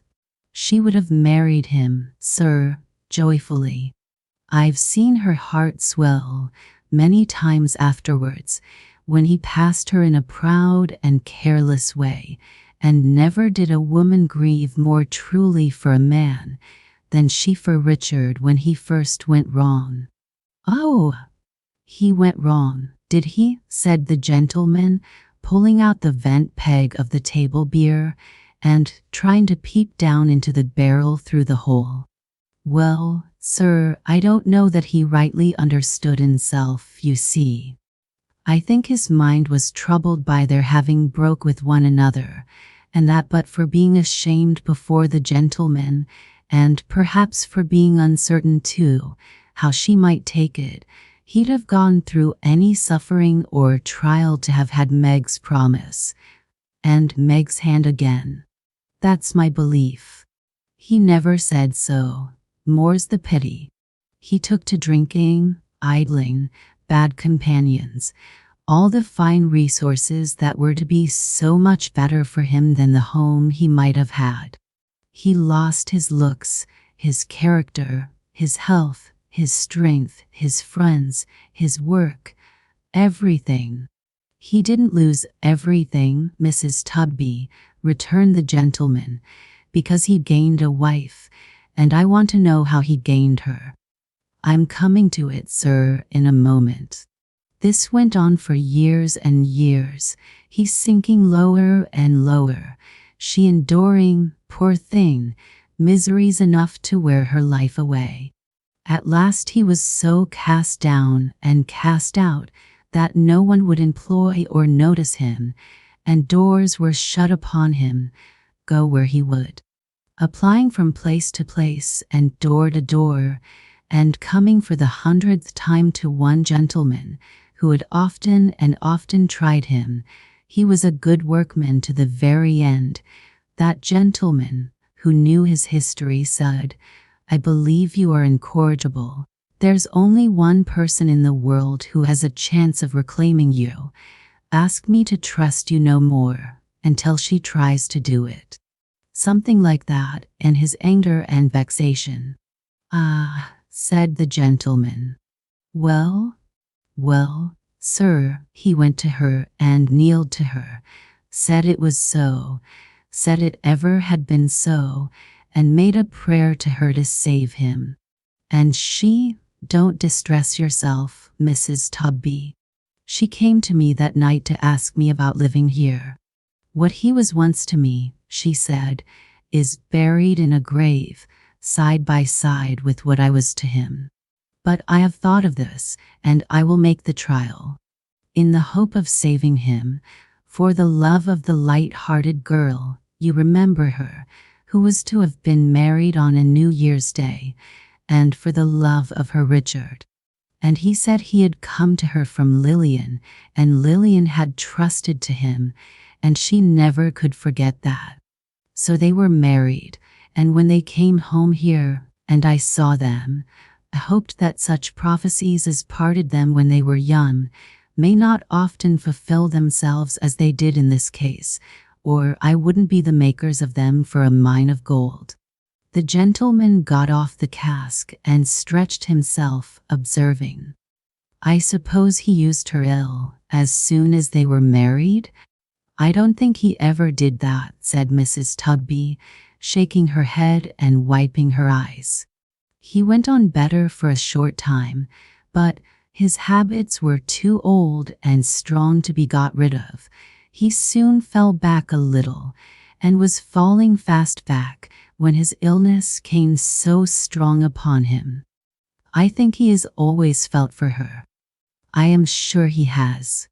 I have seen him in his crying fits and tremblings try to kiss her hand, and I have heard him call her Meg and say it was her 19th birthday. There he has been lying now these weeks and months. Between him and her baby, she has not been able to do her old work, and by not being able to be regular, she has lost it, even if she could have done it.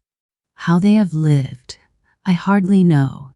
I know, muttered Mr. Tugby, looking at the till and round the shop and at his wife, and rolling his head with immense intelligence. He was interrupted by a cry, a sound of lamentation, from the upper story of the house. The gentleman moved hurriedly to the door. "My friend," he said, looking back, "you needn't discuss whether he shall be removed or not. He has spared you that trouble, I believe." Saying so, he ran upstairs, followed by Mrs. Tugby, while Mr. Tugby panted and grumbled after them at leisure, being rendered more than commonly short-winded by the weight of the till, in which there had been an inconvenient quantity of copper. Trotty, with the child beside him, floated up the staircase like mirror. "Follow her! Follow her! Follow her!" He heard the ghostly voices in the bells repeat their words as he ascended. "Learn it from the creature dearest to your heart." It was over. It was over.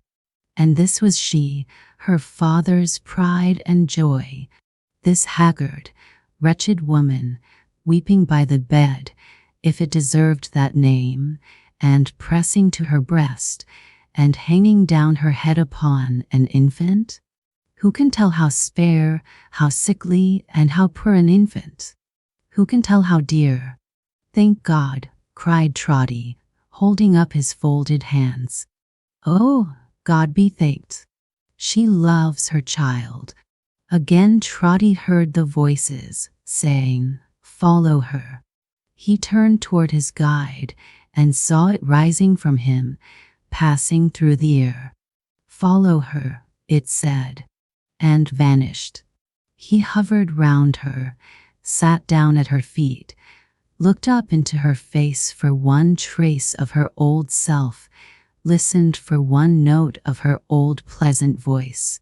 He flitted round the child, so wan, so prematurely old, so dreadful in its gravity, so plaintive in its feeble, mournful, miserable wail. He almost worshipped it. He clung to it as her only safeguard, as the last unbroken link that bound her to endurance. He set his father's hope and trust on the frail baby, watched her every look upon it as she held it in her arms, and cried 1,000 times, "She loves it. God be thanked, she loves it." He saw the woman tend her in the night, return to her when her grudging husband was asleep, and all was still, encourage her, shed tears with her, set nourishment before her. He saw the day come, and the night again, the day, the night, the time go by, the house of death relieved of death, the room left to herself and to the child. He heard it moan and cry. He saw it harass her and tire her out, and, when she slumbered in exhaustion, drag her back to consciousness and hold her with its little hands upon the rack. But she was constant to it, gentle with it, patient with it. Patient was its loving mother in her inmost heart and soul, and had its being knitted up with hers as when she carried it unborn. All this time she was in want, languishing away, in dire and pining want. With the baby in her arms, she wandered here and there in quest of occupation, and with its thin face lying in her lap, and looking up in hers, did any work for any wretched sum, a day and night of labor for as many farthings as there were figures on the dial.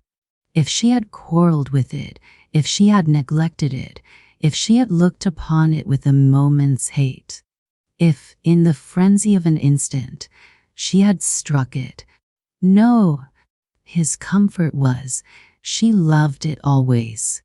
She told no one of her extremity, and wandered abroad in the day lest she should be questioned by her only friend, for any help she received from her hands occasioned fresh disputes between the good woman and her husband, and it was new bitterness to be the daily cause of strife and discord where she owed so much.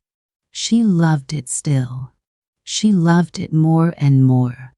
But a change fell on the aspect of her love. One night she was singing faintly to it in its sleep and walking to and fro to hush it, when her door was softly opened and a man looked in. "For the last time," he said. "William Fern." For the last time. He listened like a man pursued, and spoke in whispers. "Margaret, my race is nearly run. I couldn't finish it without a parting word with you. Without one grateful word." "What have you done?" she asked, regarding him with terror. He looked at her but gave no answer. After a short silence, he made a gesture with his hand, as if he set her question by, as if he brushed it aside, and said, "It's long ago, Margaret, now, but that night is as fresh in my memory as ever 'twas. We little thought then," he added, looking round, "that we should ever meet like this. Your child, Margaret? Let me have it in my arms. Let me hold your child." He put his hat upon the floor and took it, and he trembled as he took it from head to foot. "Is it a girl?" "Yes." He put his hand before its little face. "See how weak I'm grown, Margaret, when I want the courage to look at it. Let her be a moment. I won't hurt her. It's long ago, but what's her name?" "Margaret," she answered quickly. "I'm glad of that," he said. "I'm glad of that." He seemed to breathe more freely, and after pausing for an instant, took away his hand and looked upon the infant's face, but covered it again immediately. "Margaret," he said, and gave her back the child. "It's Lillian's." "Lillian's." I held the same face in my arms when Lillian's mother died and left her. "When Lillian's mother died and left her," she repeated wildly. "How shrill you speak. Why do you fix your eyes upon me so? Margaret." She sunk down in a chair and pressed the infant to her breast and wept over it. Sometimes she released it from her embrace to look anxiously in its face, then strained it to her bosom again. At those times when she gazed upon it, then it was that something fierce and terrible began to mingle with her love. Then it was that her old father quailed. "Follow her," was sounded through the house. "Learn it from the creature dearest to your heart." "Margaret," said Fern, bending over her and kissing her upon the brow, "I thank you for the last time. Good night. Goodbye. Put your hand in mine and tell me you'll forget me from this hour and try to think the end of me was here." She called to him, but he was gone. She sat down stupefied until her infant roused her to a sense of hunger, cold, and darkness.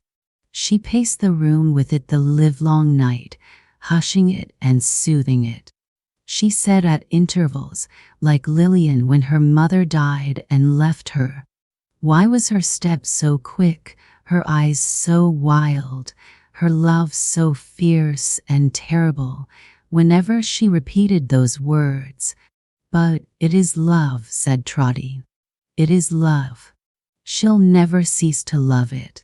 My poor Meg." She dressed the child next morning with unusual care, a vain expenditure of care upon such squalid robes, and once more tried to find some means of life. It was the last day of the old year. She tried till night, and never broke her fast. She tried in vain.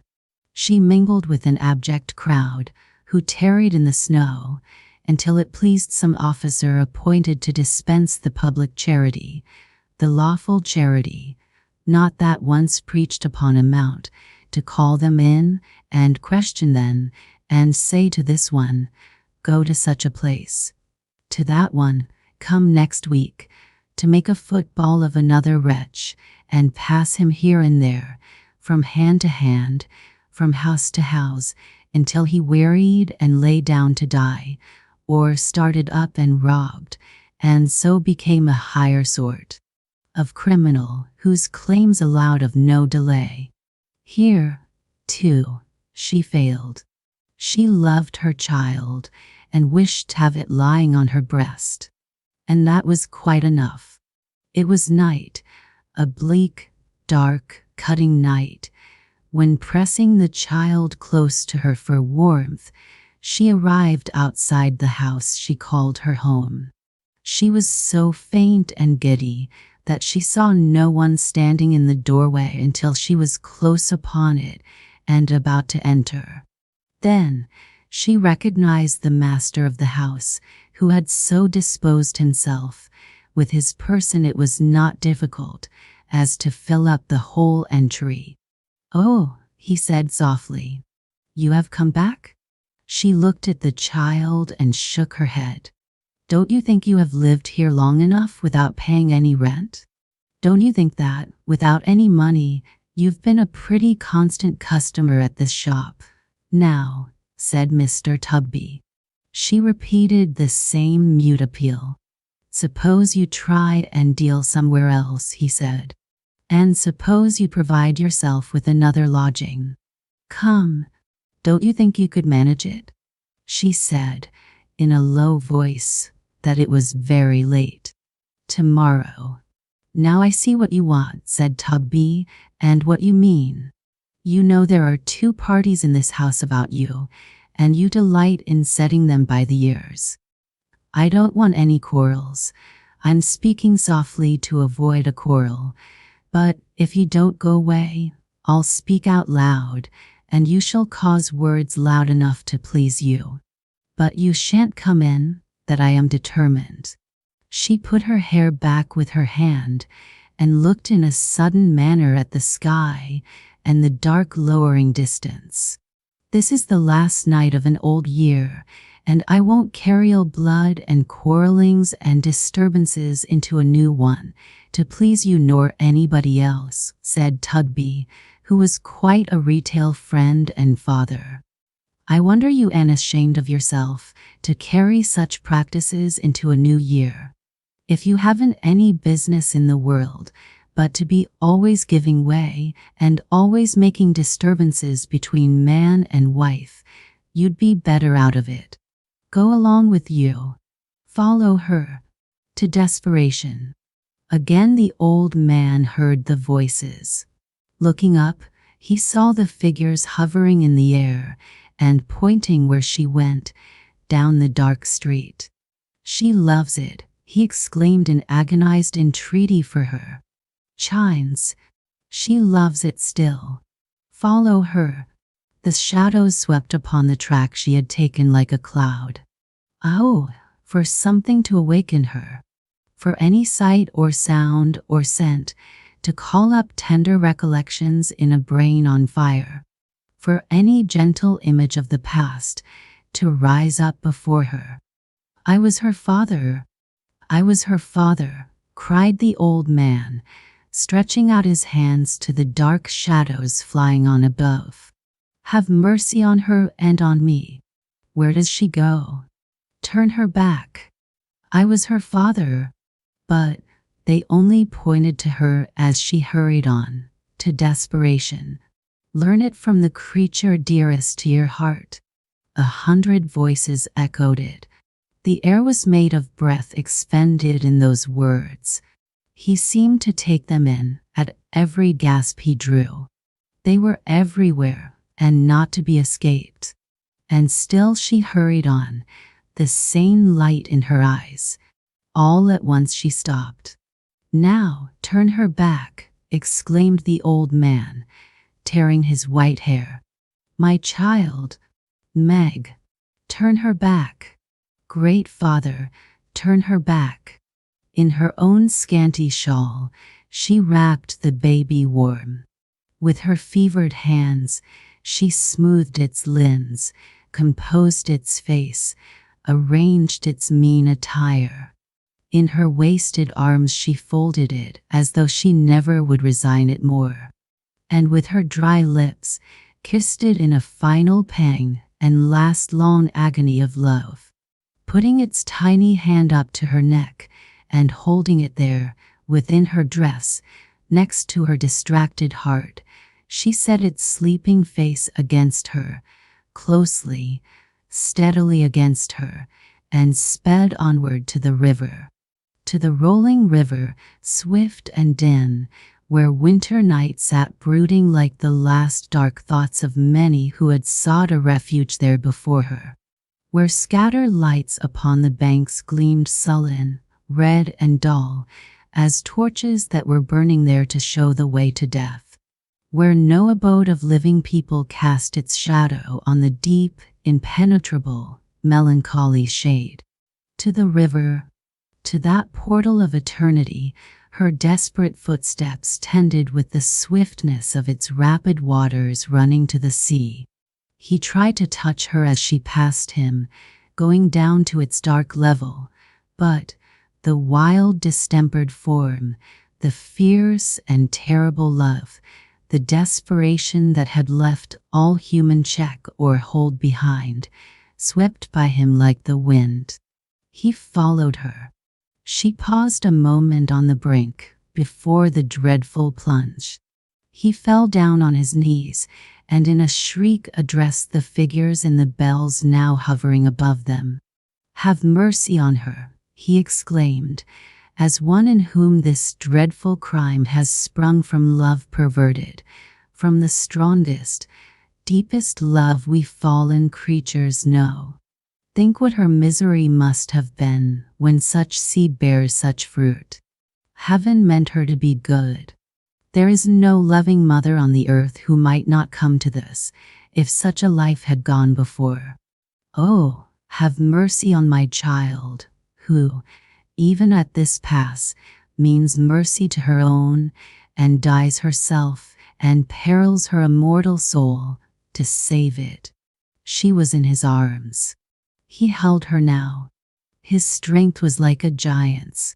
He might have said more, but the bells, the old familiar bells, his own dear, constant, steady friends, the chimes, began to ring the joy peals for a new year, so lustily, so merrily, so happily, so gaily, that he leapt upon his feet, and broke the spell that bound him. "And whatever you do, father," said Meg, "don't eat tripe again without asking some doctor whether it's likely to agree with you, for how you have been going on, good gracious." She was working with her needle at the little table by the fire, dressing her simple gown with ribbons for her wedding. So quietly happy, so blooming and youthful, so full of beautiful promise, that he uttered a great cry as if it were an angel in his house, then flew to clasp her in his arms. But he caught his feet in the newspaper, which had fallen on the hearth, and somebody came rushing in between them. "No," cried the voice of the same somebody. A generous and jolly voice it was. "Not even you. Not even you. The first kiss of Meg in the new year is mine. Mine. I have been waiting outside the house this hour to hear the bells and claim it. Meg, my precious prize, a happy year. A life of happy years, my darling wife." And Richard smothered her with kisses. "You never in all your life saw anything like Trotty after this. I don't care where you have lived or what you have seen, you never in all your life saw anything at all approaching him." He sat down in his chair and beat his knees and cried. He sat down in his chair and beat his knees and laughed. He sat down in his chair and beat his knees and laughed and cried together. He got out of his chair and hugged Meg. He got out of his chair and hugged Richard. He got out of his chair and hugged them both at once. He kept running up to Meg and squeezing her fresh face between his hands and kissing it, going from her backward not to lose sight of it, and running up again like a figure in a magic lantern. And whatever he did, he was constantly sitting himself down in this chair and never stopping in it for one single moment, being, that's the truth, beside himself with joy. "And tomorrow's your wedding day, my pet," cried Trotty. "Your real, happy wedding day." "Today," cried Richard, shaking hands with him. "Today. The chimes are ringing in the new year. Hear them. They were ringing. Bless their sturdy hearts, they were ringing. Great bells as they were, melodious, deep-mouthed, noble bells, cast in no common metal, made by no common founder. When had they ever chimed like that before? But today, my pet," said Trotty. "You and Richard had some words today." "Because he's such a bad fellow, father," said Meg. "And you, Richard?" "Such a headstrong, violent man. He'd have made no more of speaking his mind to that great alderman and putting him down I don't know where than he would have." "Kissing Meg," suggested Richard. "Doing it too." "No, not a bit more," said Meg. "But I wouldn't let him, father. Where would have been the use?" "Richard, my boy," cried Trotty. "You was turned up trumps originally, and trumps you must be until you die. But you were crying by the fire tonight, my pet, when I came home." "Why did you cry by the fire?" "I was thinking of the years we've passed together, father. Only that. And thinking you might miss me and be lonely." Trotty was backing off to that extraordinary chair again when the child, who had been awakened by the noise, came running in, half-dressed. "Why, here she is," cried Trotty, catching her up. "Here's little Lillian. Ha, ha, ha. Here we are and here we go. Oh, here we are and here we go again. And here we are and here we go. And Uncle Will, too," stopping in his trot to greet him heartily. "Oh, Uncle Will, the vision that I've had tonight through lodging you. Oh, Uncle Will, the obligations that you've laid me under by your coming, my good friend." Before Will Fern could make the least reply, a band of music burst into the room, attended by a flock of neighbors, screaming, "A Happy New Year, Meg! A happy wedding!" Many of and other fragmentary good wishes of that sort. The Drun, who was a private friend of Trotty's, then stepped forward and said, "Trotty back, my boy. It's got about that your daughter is going to be married tomorrow. There ain't a soul that knows you that don't wish you well, or that knows her and don't wish her well, or that knows you both and don't wish you both all the happiness the new year can bring. And here we are, to play it in accordingly. What a happiness it is, I'm sure," said Trotty, "to be so esteemed. How kind and neighborly you are. It's all along of my dear daughter. She deserves it." At this moment a combination of prodigious sounds was heard outside, and a good-humored, comely woman of some 50 years of age or thereabouts came running in, closely followed by the marrow bones and cleavers and the bells, not the bells, but a portable collection on a frame. Trotty said, "It's Mrs. Chickenstalker," and sat down and beat his knees again. "Married and not tell me, Meg," cried the good woman. "Never. I couldn't rest on the last night of the old year without coming to wish you joy. I couldn't have done it, Meg. Not if I had been bedridden. So here I am." Mrs. Tugby, said Trotty, who had been going round and round her in an ecstasy. I should say Chickenstalker. Bless your heart and soul. A happy new year, and many of 'em. Mrs. Tugby, said Trotty, when he had saluted her. I should say Chickenstalker. This is William Fern and Lillian. The worthy dame, to his surprise, turned very pale and very red. Not Lillian Fern, whose mother died in Dorsetshire, said she. Her uncle answered, yes, and meeting hastily, they exchanged some hurried words together, of which the upshot was that Mrs. Chickenstalker shook him by both hands, saluted Trotty on his cheek again of her own free will, and took the child to her capacious breast. Will Fern, said Trotty, pulling on his right-hand muffler. Not the friend that you was hoping to find? Aye, returned Will, putting a hand on each of Trotty's shoulders. And like to prove a most as good a friend, if that can be, as one I found. Oh, said Trotty. Please to play up there. Will you have the goodness? Had Trotty dreamed? Or are his joys and sorrows, and the actors in them, but a dream, himself a dream, the teller of this tale a dreamer, waking but now? If it be so, O listener, dear to him in all his visions, try to bear in mind the stern realities from which these shadows come, and in your sphere none is too wide and none too limited for such an end. Endeavor to correct, improve, and soften them. So may the new year be a happy one to you, happy to many more whose happiness depends on you.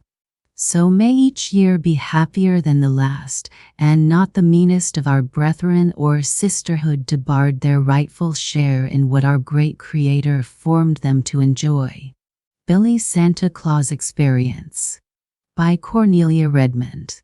Of course, I don't believe in any such person as Santa Claus, but Tommy does. Tommy is my little brother, age 6. Last Christmas, I thought I'd make some fun for the young one by playing Santa Claus, but as always happens when I try to amuse anybody, I just got myself into trouble. I went to bed pretty early on Christmas Eve so as to give my parents a chance to get the presents out of the closet in Mama's room, where they had been locked up since they were bought. I kept my CLOS on except my shoes, and put my nightgown over them so as I'd look white if any of them came near me. Then I waited, pinching myself to keep awake. After a while, Papa came into the room with a lot of things that he dumped on Tommy's bed. Then Mama came in and put some things on mine and in our 2 stockings that were hung up by the chimney. Then they both went up very quiet, and soon all the lights went out too. I kept on pinching myself and waiting for a time, and then when I was sure that everybody was asleep, I got up. The first thing I went into was my sister's room and got her white fur rug that Mama gave her on her birthday, and her sealskin cape that was hanging on the closet door. I tied the cape on my head with shoestrings, and it made a good big cap. Then I put the fur rug around me and pinned it with big safety pins what I found on Tommy's garters. Then I got Mama's new scrap basket, trimmed with roses, what Mrs. Simmons broidered for the church fair, and piled all of the kids' toys into it. I fastened it to my back with Papa's suspenders, and then I started for the roof. I hurt my fingers some opening the scuttle, but kept right on. It was snowing hard, and I stood and let myself get pretty well covered with flakes. Then I crawled over to the chimney that went down into our room and climbed up on top of it. I had brought my bicycle lantern with me, and I lighted it so as Tommy could see me when I came down the chimney into the room. There did not seem to be any places inside the chimney where I could hold on by my feet, but the ceiling in our room was not very high, and I had often jumped most as 4, so I just let her go, and I suppose I went down. Anyway, I did not know about anything for a long time. Then I woke up all in the dark with my head feeling queer, and when I tried to turn over in bed, I found I wasn't in bed at all. And then my arms and legs began to hurt terrible, mostly one arm that was doubled up. I tried to get up, but I couldn't because my bones hurt so, and I was terrible cold, and there was nothing to stand on. I was just stuck. Then I began to cry, and pretty soon I heard Mama's voice saying to Papa, "Those must be sparrers that are making that noise in the chimney. Just touch a match to the wood in the boys' fireplace." I heard Papa strike a light, and then the wood began to crackle. Then, by jinx, it began to get hot and smoky, and I screamed, "Help! Murder! Put out that fire lest you want to burn me up." Then I heard Papa stamping on the wood and Mama calling out, "Where's Billy?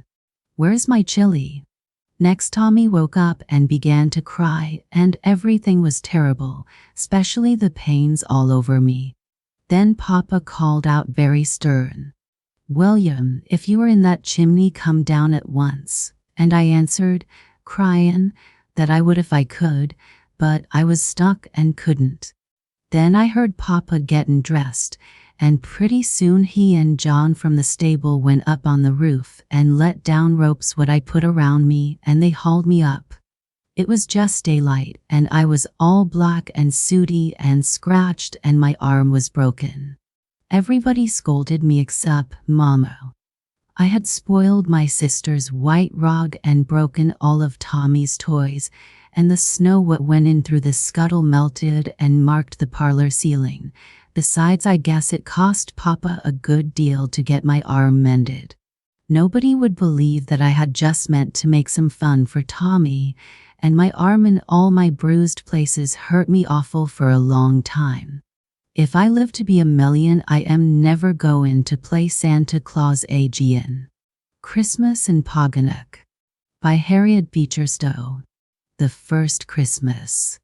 Can any of us look back to the earlier days of our mortal pilgrimage and remember the helpless sense of desolation and loneliness caused by being forced to go off to the stillness and darkness of a solitary bed far from all the beloved voices and employments and sights of life? Can we remember lying, hearing distant voices and laughs of more fortunate, older people, and the opening and shutting of distant doors that told of scenes of animation and interest from which we were excluded? How doleful sounded the tick of the clock, and how dismal was the darkness as sunshine faded from the window, leaving only a square of dusky dimness in place of daylight. All who remember these will sympathize with Dolly, who was hustled off to bed by Nabby the minute supper was over, that she might have the decks clear for action. Now be a good girl, shut your eyes, and say your prayers, and go right to sleep, had been Nabby's parting injunction as she went out, closing the door after her. The little head sunk into the pillow, and Dolly recited her usual liturgy of "Our Father who art in heaven," and "I pray God to bless my dear father and mother and all my dear friends and relations, and make me a good girl," and ending with, "Now I lay me down to sleep." But sleep she could not.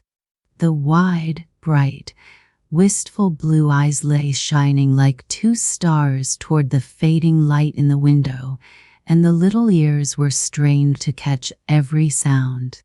She heard the shouts of Tom and Bill and the loud barking of Spring as they swept out of the door, and the sound went to her heart.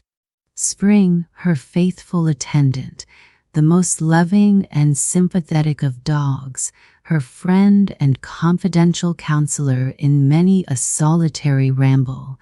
Spring had gone with the boys to see the sight and left her alone. She began to pity herself and cry softly on her pillow.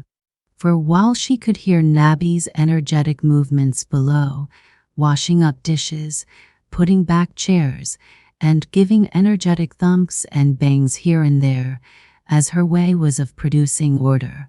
But by and by that was all over, and she heard the loud shutting of the kitchen door and Nabby's voice chatting with her attendant as she went off to the scene of gaiety.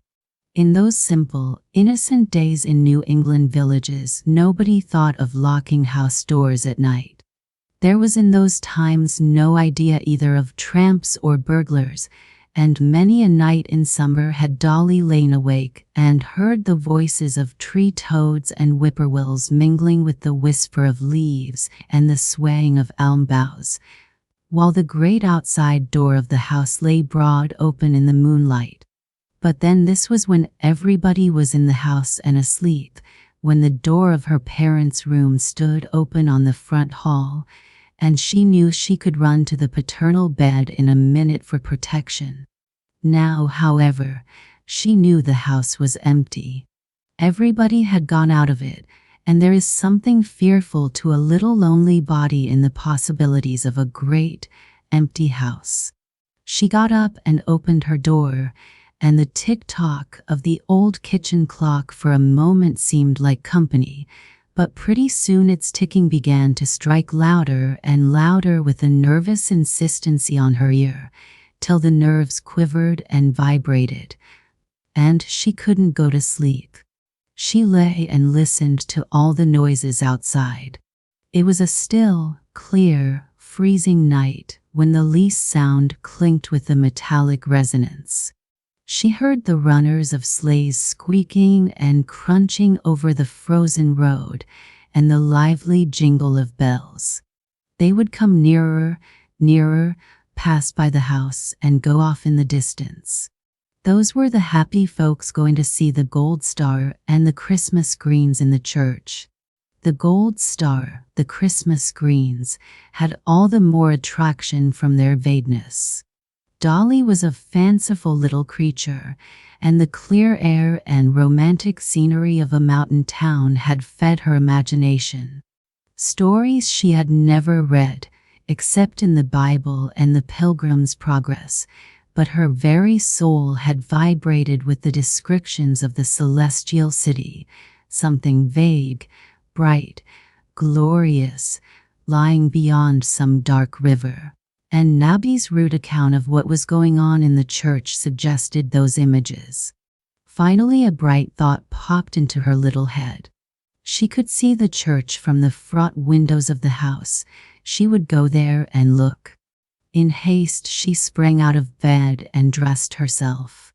It was sharp and freezing in the fireless chamber, but Dolly's blood had a racing, healthy tingle to it. She didn't mind cold. She wrapped her cloak around her and tied on her hood and ran to the front windows.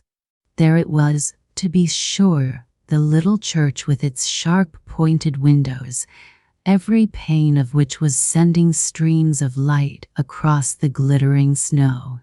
There was a crowd around the door, and men and boys looking in at the windows. Dolly's soul was fired. But the elm boughs a little obstructed her vision. She thought she would go down and look at it from the yard. So downstairs she ran, but as she opened the door the sound of the chant rolled out into the darkness with sweet and solemn cadence. Glory be to God on high, and on earth peace, goodwill toward men. Dolly's soul was all aglow, her nerves tingled and vibrated. She thought of the bells ringing in the celestial city. She could no longer contain herself. But faster and faster the little hooded form scud across the snowy plain and pushed in among the dark cluster of spectators at the door. All made way for the child, and in a moment, whether in the body or out she could not tell, Dolly was sitting in a little nook under a bower of spruce, gazing at the star and listening to the voices. We praise thee, we bless thee, we worship thee, we glorify thee, we give thanks to thee for thy great glory, O Lord God, heavenly King, God, the Father Almighty. Her heart throbbed and beat. She trembled with a strange happiness and sat as one entranced till the music was over. Then came reading, the rustle and murmur of people kneeling, and then they all rose, and there was the solemn buzz of voices repeating the creed with a curious lulling sound to her ear. There was old Mr. Danforth with his spectacles on, reading with a pompous tone, as if to witness a good confession for the church, and there were Squire Lewis and Old Man Lewis, and there was one place where they all bowed their heads and all the ladies made courtesies, all of which entertained her mightily. When the sermon began, Dolly got fast asleep and slept as quietly as a pet lamb in a meadow, lying in a little warm rollback under the shadows of the spruces. She was so tired and so sound asleep that she did not wake when the service ended, lying serenely curled up and having perhaps pleasant dreams. She might have had the fortunes of little Goody Two-Shoes, whose history was detailed in one of the few children's books then printed, had not two friends united to find her out. Spring, who had got into the slip with the boys and been an equally attentive and edified listener, after service began a tour of investigation, dog fashion, with his nose. For how could a minister's dog form a suitable judgment of any new procedure if he was repressed from the use of his own leading faculty? So, Spring went round the church conscientiously, smelling at pew doors, smelling of the greens, smelling at the heels of gentlemen and ladies, till he came near the door of the church, when he suddenly smelt something which called for immediate attention, and he made a side dart into the thicket where Dolly was sleeping, and began licking her face and hands and pulling her dress, giving short barks occasionally, as if to say, "Come, Dolly, wake up." At the same instant Heel, who had seen her from the gallery, came down just as the little one was sitting up with a dazed, bewildered air. "Why, Dolly, how came you out o' bed this time o' night? Don't you know the 9 o'clock bell's just rung?" Dolly knew Heel well enough. What child in the village did not? She reached up her little hands, saying in an apologetic fashion, "They were all gone away, and I was so lonesome." Heel took her up in his long arms and carried her home, and was just entering the house door with her as the sleigh drove up with Parson Cushing and his wife. "Wall, Parson, your folks has all been to the 'lumination. Navy and Belle and Tom and Dolly here found her all rolled up in a heap like a rabbit under the cedars." "Why, Dolly Cushing," exclaimed her mother, "what upon earth got you out of bed this time of night? You'll catch your death o' cold." "I was all alone," said Dolly, with a piteous fleet. "Oh, there, wife, don't say a word," put in the parson. "Get her off to bed." "Never mind, Dolly, don't you cry," for Parson Cushing was a soft-hearted gentleman and couldn't bear the sight of Dolly's quivering underlip. So Dolly told her little story, how she had been promised a sugar dog by Nabby if she'd be a good girl and go to sleep, and how she couldn't go to sleep, and how she just went down to look from the yard, and how the music drew her right over. There, said Parson Cushing, "go to bed, Dolly, and if Nabby don't give you a sugar dog, I will. This Christmas dressing is all nonsense," he added, "but the child's not to blame. It was natural. After all," he said to his wife the last thing after they were settled for the night, "our little Dolly is an unusual child. There were not many little girls that would have dared to do that. I shall preach a sermon right away that will set all this Christmas matter straight," said the doctor. "There is not a shadow of evidence that the first Christians kept Christmas. It wasn't kept for the first 3 centuries, nor was Christ born anywhere near the 25th of December. Asterisk, asterisk, asterisk, asterisk, asterisk. The next morning found little Dolly's blue eyes wide open with all the wondering eagerness of a new idea. Dolly had her wise thoughts about Christmas. She had been terribly frightened at first when she was brought home from the church, but when her papa kissed her and promised her a sugar dog, she was quite sure that, whatever the unexplained mystery might be, he did not think the lovely scene of the night before a wicked one. And when Mrs. Cushing came and covered the little girl up warmly in bed, she only said to her, "Dolly, you must never get out of bed again at night after you were put there. You might have caught a dreadful cold and been sick and died. And then we should have lost our little Dolly." So Dolly promised quite readily to be good and lie still ever after, no matter what attractions might be on foot in the community.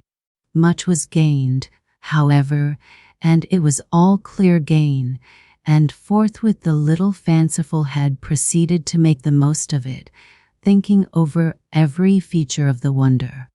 The child had a vibrating, musical organization, and the sway and rush of the chanting still sounded in her ears and reminded her of that wonderful story in the Pilgrim's Progress, where the gate of the celestial city swung open, and there were voices that sung, "Blessing and honor and glory and power be unto him who sitteth on the throne."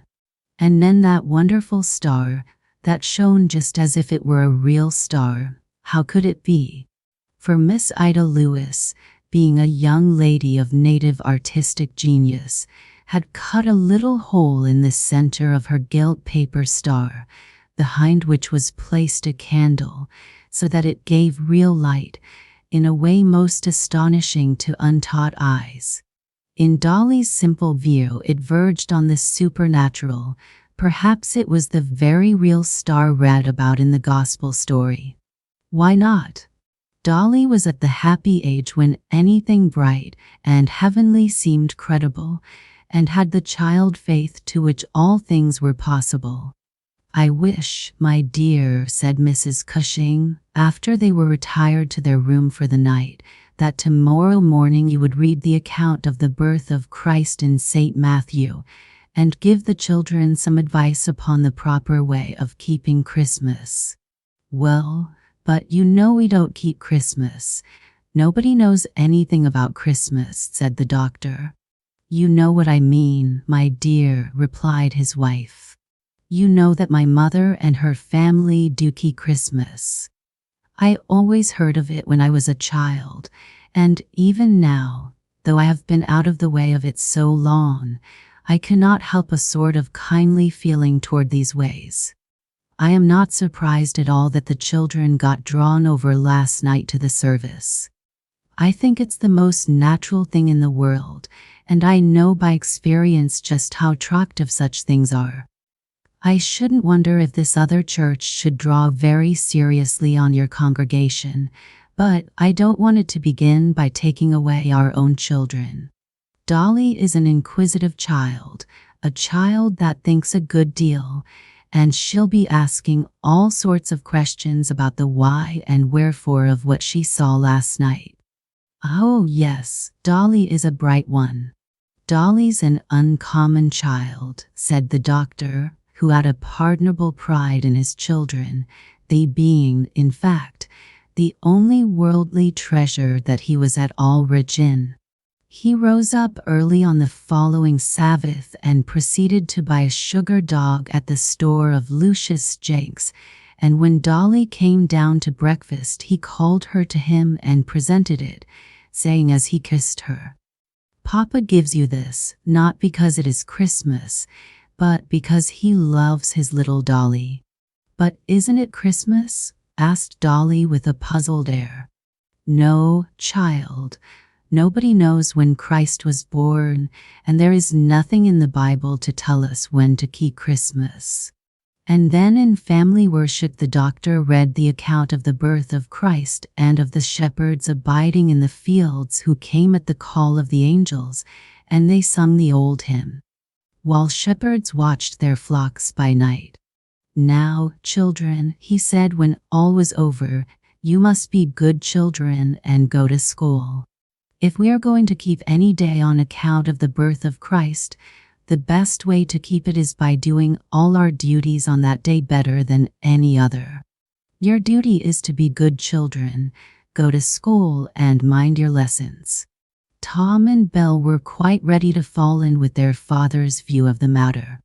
As for Dolly, she put her little tongue advisedly to the back of her sugar dog and found that he was very sweet indeed, a most tempting little animal. She even went so far as to nibble off a bit of the green ground he stood on, yet resolved heroically not to eat him at once, but to make him last as long as possible.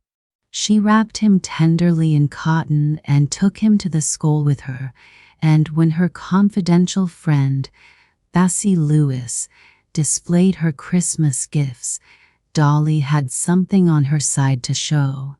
Though she shook her curly head and informed Bessie in strict confidence that there wasn't any such thing as Christmas, her papa had told her so, a heresy which Bessie forthwith reported when she went home at noon. "Poor little child, and did she say so?" asked gentle old Grandmama Lewis. "Well, dear, you mustn't blame her. She don't know any better. You bring the little one in here tonight, and I'll give her a Christmas cookie. I'm sorry for such children." And so, after school, Dolly went in to see dear old Madame Lewis, who sat in her rocking chair in the front parlor, where the fire was snapping behind great tall brass andirons, and all the pictures were overshadowed with boughs of spruce and pine. Dolly gazed about her with awe and wonder. Over one of the pictures was suspended a cross of green with flowers of white everlasting. "What is that for?" asked Dolly, pointing solemnly with her little forefinger and speaking under her breath. "Dear child, that is the picture of my poor boy who died ever so many years ago. That is my cross. We have all one to carry." Dolly did not half understand these words, but she saw tears in the gentle old lady's eyes and was afraid to ask more. She accepted thankfully and with her nicest and best executed courtesy a Christmas cookie representing a good-sized fish, with fins all spread and pink sugar plums for eyes, and went home marveling yet more about this mystery of Christmas. As she was crossing the green to go home, the Poganuk stage drove in, with Heel seated on high, whipping up his horses to make them execute that grand outre which was the glory of his daily existence. Now that the stage was on runners and slipped noiselessly over the smooth frozen plain, Heel cracked his whip more energetically and shouted louder, first to one horse then to another, to make up for the loss of the rattling wheels. And he generally had the satisfaction of seeing all the women rushing distractedly to doors and windows, and imagine them saying, "There's Heel, the stage is in." "Hello, Dolly," he called out, drawing up with a suddenness which threw the four horses back upon their haunches. "I've got a bundle for your folks. Want a ride? You may just jump up here by me and I'll take you round to your father's door." And so Dolly reached up her little red-mittened hand, and Heel drew her up beside him. "'Spect you want a bit of a ride, and I've got a bundle for Widder Badger down on South Street, so I guess I'll go round that way to make it longer. I'd 'spect this air bundle is from some of your moss folks in Boston, 'Piscopals they be, and keeps Christmas. Good-sized bundle 'tis. Reckon it'll come handy in a good many ways."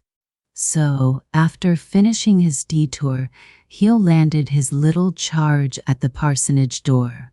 Reckon I'll be over when I've put up my hosses, he said to Nabby when he handed down the bundle to her. I hain't been to see you much lately, Nabby, and I know you've been a pennin' after me, but fact is.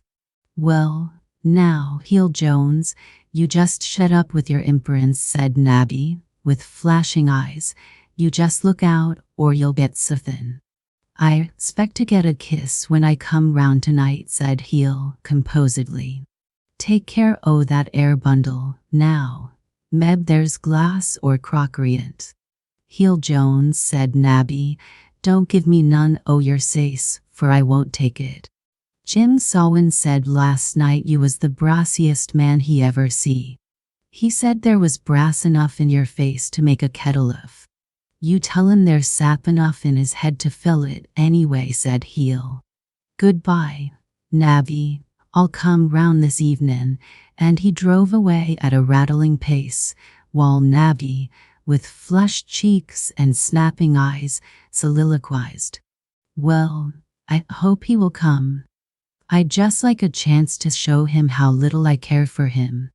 Meanwhile, the bundle was soon opened, and contained a store of treasures, a smart little red dress and a pair of red shoes for Dolly, a half-dozen pocket handkerchiefs for Dr. Cushing, and Robinson Crusoe, and Sanford and Merton, handsomely bound, for the boys, and a bonnet trimming for Mrs. Cushing. These were accompanied by a characteristic letter from Aunt Debbie Kittery, opening as follows. Dear Sister, Mother worries because she thinks he won't get any Christmas presents. However, this comes to give every one of you some of the crumbs which fall from the church's table, and Mother says she wishes you all a pious Christmas, which she thinks is better than a merry one. If I didn't lay violent hands on her, she would use all our substance in riotous giving of Christmas presents to all the beggars and chimney sweeps in Boston. She is in good health and talks daily of wanting to see you and the children, and I hope before long you will bring some of them and come and make us a visit. Your affectionate sister, Debbie Kittery. There was a scene of exultation and clamor in the parsonage as these presents were pulled out and discussed, and when all possible joy was procured from them in the sitting room, the children rushed in a body into the kitchen and showed them to Nabby, calling on her to join their acclamations. On the whole, when Dolly had said her prayers that night and thought the matter over, she concluded that her Christmas Day had been quite a success. The second Christmas. Once more had Christmas come round in Poganook. Once more the Episcopal Church was being dressed with ground pine and spruce, but this year economy had begun to make its claims felt. An illumination might do very well to open a church, but there were many who said, "To what purpose is this waste?" when the proposition was made to renew it yearly.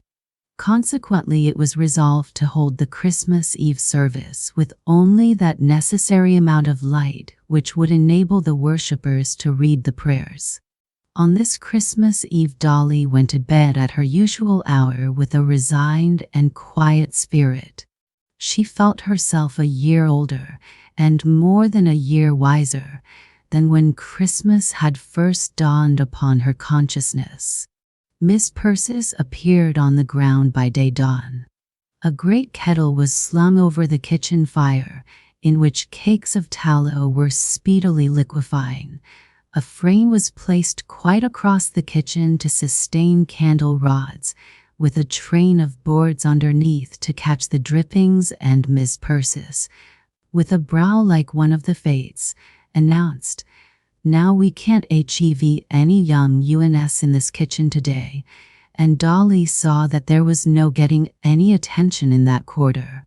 Miss Persis, in a gracious Saturday afternoon mood, sitting in her own tent door dispensing hospitalities and cookies, was one thing, but Miss Persis in her armor, with her loins girded and a hard day's work to be conquered, was quite another.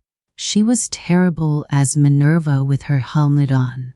Dinner baskets for all the children were hastily packed, and they were sent off to school with the injunction on no account to show their faces about the premises till night.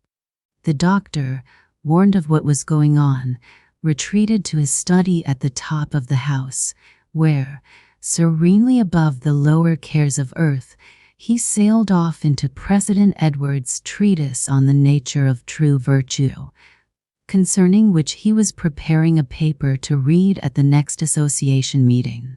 That candles were a necessity of life he was well convinced, and by faith he dimly accepted the fact that one day in the year the whole house was to be devoted and given up to this manufacture, and his part of the business, as he understood it, was, clearly, to keep himself out of the way till it was over. "There won't be much of a dinner at home, anyway," said Nabby to Dolly, as she packed her basket with an extra donut or two. "I've got to go to church today, 'cause I'm one of the singers, and your ma'll be busy waitin' on her, so we shall just have a pick-up dinner, and you be sure not to come home till night. By that time it'll be all over." Dolly trotted off to school well content with the prospect before her. A nooning, with leave to play with the girls at school, was not an unpleasant idea. But the first thing that saluted her on her arrival was that Bessie Lewis, her own dear, particular Bessie, was going to have a Christmas party at her house that afternoon, and was around distributing invitations right and left among the scholars with a generous freedom. "We're going to have nuts and raisins and cakes and mottos," said Bessie, with artless triumph. The news of this bill of fare spread like wildfire through the school. Never had a party been heard of which contemplated such a liberal entertainment, for the rising generation of Poganuc were by no means wearied with indulgence, and raisins and almonds stood for grandeur with them. But these mottos, which consisted of bits of confectionery wrapped up in printed couplets of sentimental poetry, were an unheard of refinement. Bessie assured them that her papa had sent clear to Boston for them, and whoever got one would have his or her fortune told by it. The school was a small, select one, comprising the children of all ages from the best families of Poganuc. Both boys and girls, and all with great impartiality, had been invited. Miss Titcomb, the teacher, quite readily promised to dismiss at 3 o'clock that afternoon any scholar who should bring a permission from parents, and the children nothing doubted that such a permission was obtainable. Dolly alone saw a cloud in the horizon. She had been sent away with strict injunctions not to return till evening, and children in those days never presumed to make any exceptions in obeying an absolute command of their parents. "But, of course, you will go home at noon and ask your mother, and of course she'll let you, won't she, girls?" said Bessie. "Oh, certainly, of course she will," said all the older girls, "because you know a party is a thing that don't happen every day, and your mother would think it strange if you didn't come and ask her." So, too, thought Miss Titcomb, a most exemplary, precise, and proper young lady, who always moved and spoke and thought as became a schoolmistress, so that, although she was in reality only 20 years old, Dolly considered her as a very advanced and ancient person, if anything, a little older than her father and mother. Even she was of opinion that Dolly might properly go home to lay a case of such importance before her mother, and so Dolly rushed home after the morning school was over, running with all her might, and increasing in mental excitement as she ran. Her bonnet blew off upon her shoulders, her curls flew behind her in the wind, and she most inconsiderately used up the little stock of breath that she would want to set her cause in order before her mother. Just here we must beg any mother and housekeeper to imagine herself in the very midst of the most delicate, perplexing, and laborious of household tasks, when interruption is most irksome and perilous. Suddenly called to discuss with a child some new and startling proposition to which at the moment she cannot even give a thought. Mrs. Cushing was sitting in the kitchen with Miss Persis, by the side of a cauldron of melted tallow, kept in a fluid state by the heat of a portable furnace on which it stood. A long train of half-dipped candles hung like so many stalactites from the frames on which the rods rested, and the two were patiently dipping set after set and replacing them again on the frame.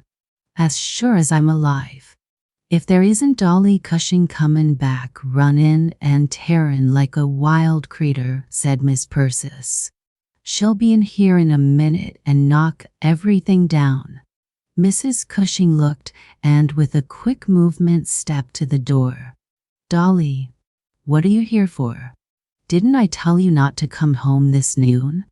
"Oh, Mama, there's going to be a party at General Lewis, Bessie's party, and the girls are all going. Mayn't I go?"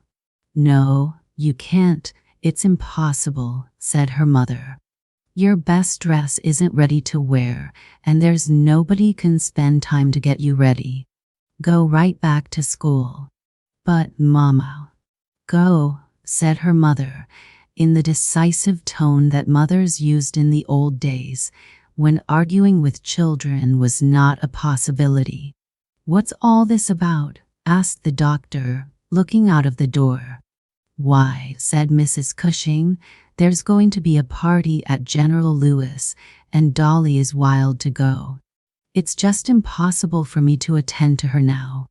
"Oh, I don't want her intimate at Lewis's," said the doctor, and immediately he came out behind his wife. "There, run away to school, Dolly," he said. "Don't trouble your mother. You don't want to go to parties. Why, it's foolish to think of it. Run away now and don't think any more about it. There's a good girl." Dolly turned and went back to school, the tears freezing on her cheek as she went. As for not thinking any more about it, that was impossible. When 3 o'clock came, scholar after scholar rose and departed, until at last Dolly was the only one remaining in the schoolroom. When Dolly came home that night, the coast was clear, and the candles were finished and put away to harden in a freezing cold room. The kitchen was once more restored, and Nabby bustled about getting supper as if nothing had happened. "I really feel sorry about poor little Dolly," said Mrs. Cushing to her husband. "Do you think she cared much?" asked the doctor, looking as if a new possibility had struck his mind. "Yes, indeed. Poor child. She went away crying, but what could I do about it? I couldn't stop to dress her. Wife, we must take her somewhere to make up for it," said the doctor. Just then the stage stopped at the door and a bundle from Boston was handed in. Dolly's tears were soon wiped and dried, and her mourning was turned into joy when a large jointed London doll emerged from the bundle, the Christmas gift of her grandmother in Boston. Dolly's former darling was old and shabby, but this was of twice the size, and with cheeks exhibiting a state of the most florid health. Besides this, there was, as usual in Grandmamma's Christmas bundle, something for every member of the family, and so the evening went on festive wings. Poor little Dolly!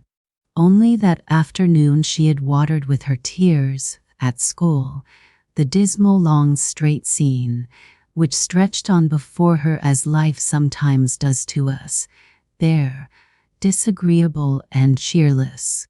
She had come home crying, little dreaming of the joy just approaching, but before bedtime no cricket in the hearth was cheerier or more noisy. She took the new Dolly to bed with her, and could hardly sleep for the excitement of her company. Meanwhile, Heel had brought the doctor a message to the following effect. I was drivin' by Tim Hawkins, and Miss Hawkins she comes out and says they're goin' to HEV in apple cuttin' there tomorrow night, and she would like to HEV you and Miss Cushion, and all your folks come, Nabby and all. The doctor and his lady of course assented. Wall, then, doctor, if it's all one to you, continued Heel, I'd like to take ye over in my new double sleigh. I've just got 2 new strings o' bells out from Boston, and I think we'll sort o' make the snow fly. S'pose there'd be no objections to talking my mother, 'long with ye. Oh, Heel, we shall be delighted to go in company with your mother, and we're ever so much obliged to you, said Mrs. Cushing. Wall, I'll be round by 6 o'clock, said Heel. Then, wife, said the doctor, we'll take Dolly and make up for the loss of her party. Punctually at 6, Heel's 2 horses, with all their bells jingling, stood at the door of the parsonage, whence Tom and Belle, who had been waiting with caps and mittens on for the last half-hour, burst forth with irrepressible shouts of welcome. Take care now, boys. Don't haul them buffalo skins out on the snow, said Heel. Don't get things in a muss, Jen Ally. Wait for your ma and the doctor. Got to stow the grown folks in fust. Boys can hang on anywhere. And so first came Mrs. Cushing and the doctor, and were installed on the back seat, with Dolly in between. Then hot bricks were handed in to keep feet warm, and the buffalo robe was tucked down securely. Then Nabby took her seat by Heel in front, and the sleigh drove round for old Mrs. Jones. The doctor insisted on giving up his place to her and tucking her warmly under the buffalo robe, while he took the middle seat and acted as moderator between the boys, who were in a wild state of hilarity. Spring, with explosive barks, raced first on this and then on that side of the sleigh as it flew swiftly over the smooth frozen road. The stars blinked white and clear out of a deep blue sky, and the path wound uphill among cedars and junipers and clumps of mountain laurel, on whose broad green leaves the tufts of snow lay like clusters of white roses. The keen clear air was full of stimulus and vigor, and so Heel's proposition to take the longest way met with enthusiastic welcome from all the party.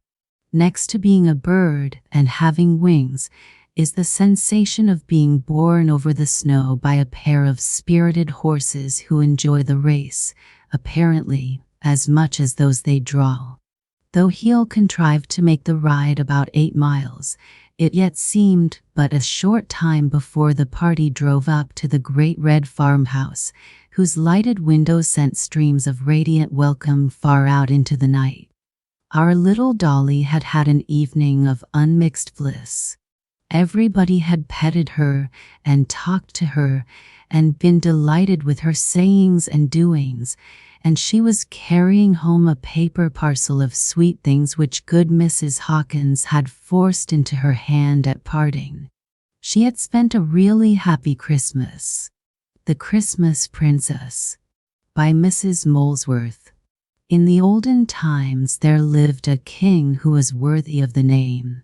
He loved his people, and his people loved him in return. His kingdom must have been large. At least it appears to be beyond doubt that it extended a good way in different directions, for it was called the Kingdom of the Four Orts, which, of course, as everybody knows, means that he had possessions north, south, east, and west. It was not so large, however, but that he was able to manage it well for himself, that is to say, with certain help which I will tell you of. A year never passed without his visiting every part of his dominions and inquiring for himself into the affairs of his subjects. Perhaps, who can say, the world was not so big in those days. Doubtless, however that may have been, There were not so many folk living on it.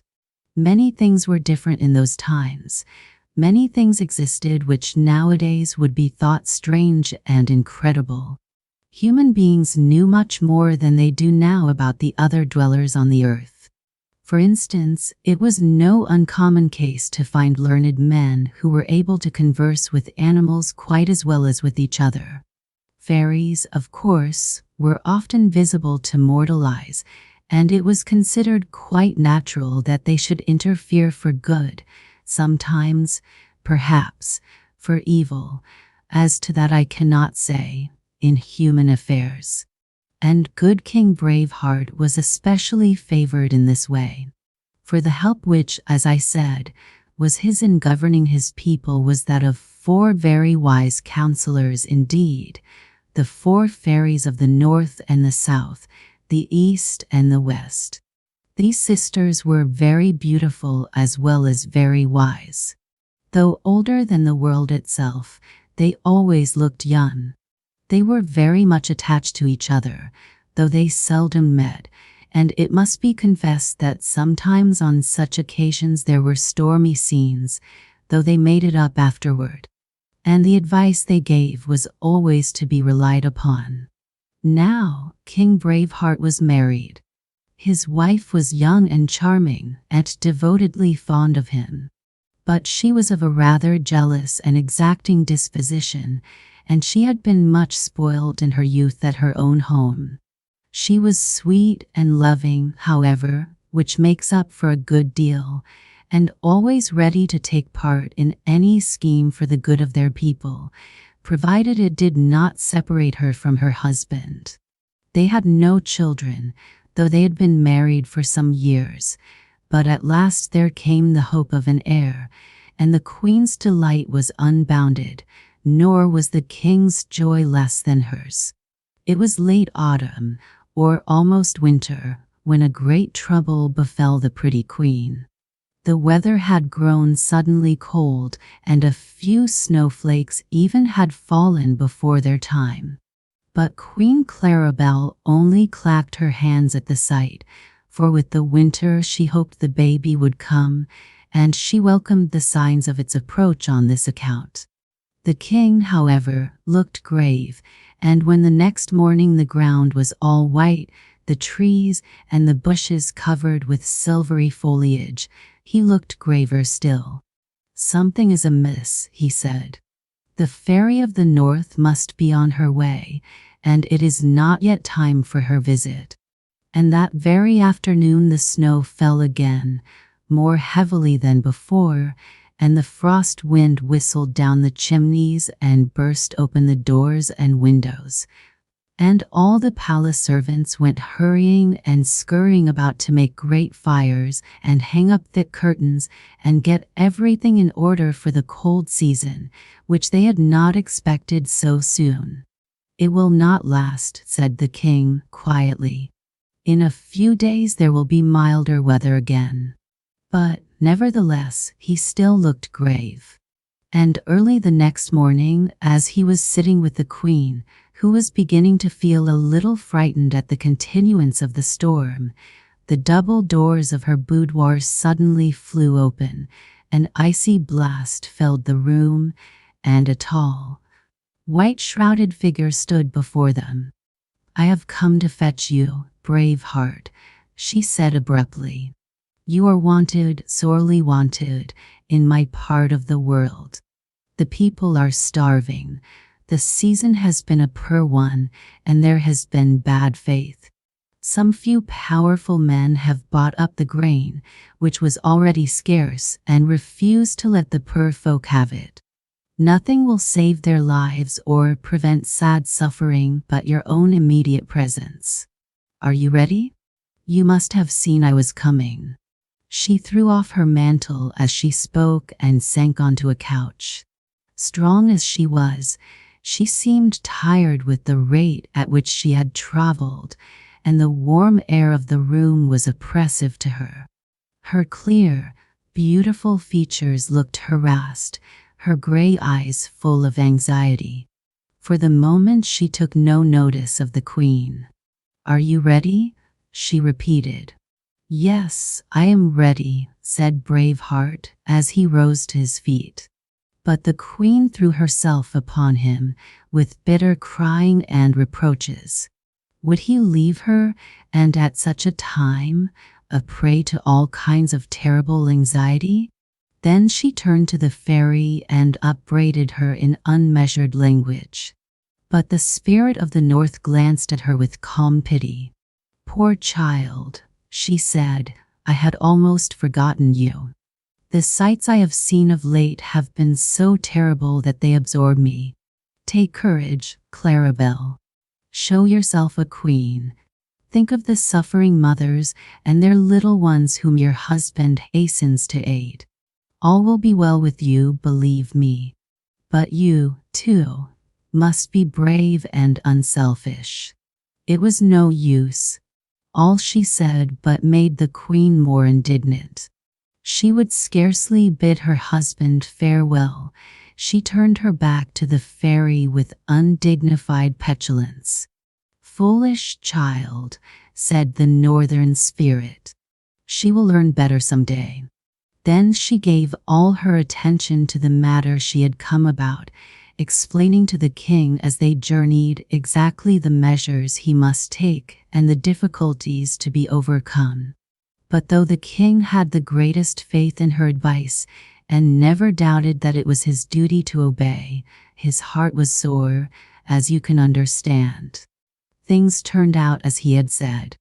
The severe weather disappeared again as if by magic, and some weeks of unusually mild days followed. And when the winter did set in for good at last, it was with no great rigor. From time to time news reached the palace of the king's welfare. The tidings were cheering. His presence was effecting all that the fairy had hoped. So Queen Clarabelle ought to have been happy. But she was determined not to be. She did nothing but cry and abuse the fairy, declaring that she would never see her dear Braveheart again, and that if ever her baby came she was sure it would not live, or that there would be something dreadful the matter with it. "It is not fair," she kept saying. "It is a shame that I should suffer so." And even when on Christmas Eve a beautiful little girl was born, as pretty and lively and healthy as could be wished, and even though the next day brought the announcement of the king's immediate return, Clarabelle still nursed her resentment, though in the end it came to be directed entirely against the fairy. For when she saw Braveheart again, his tender affection and his delight in his little daughter made it impossible for her not to forgive him, as she expressed it, though she could not take any interest in his accounts of his visit to the north and all he had been able to do there. A great feast was arranged in honor of the christening of the little princess. All the grand people of the neighborhood were bidden to it, nor, you may be sure, did the good king forget the poorer folk. The 4 fairies were invited, for it was a matter of course that they should be the baby's godmothers. And though the queen would gladly have excluded the northern fairy, she dared not even hint at such a thing. But she resolved in her own mind to do all in her power to show that she was not the welcome fairy. On such occasions, when human beings were honored by the presence of fairy visitors, these distinguished guests were naturally given precedence of all others, otherwise very certainly they would never have come again. Even among fairies themselves there are ranks and formalities, and the queen well knew that the first place was due to the northern spirit. But she gave instructions that this role should be departed from, and this snow fairy, as she was sometimes called, found herself placed at the king's left hand, separated from him by her sister of the west, instead of next to him on the right, which seat, on the contrary, was occupied by the fairy of the south. She glanced round her calmly, but took no notice, and the king, imagining that by her own choice perhaps she had chosen the unusual position, made no remark, and the feast progressed with the accustomed splendor and rejoicing. But at the end, when the moment arrived at which the four godmothers were expected to state their gifts to the baby, the queen's spite could be no longer concealed.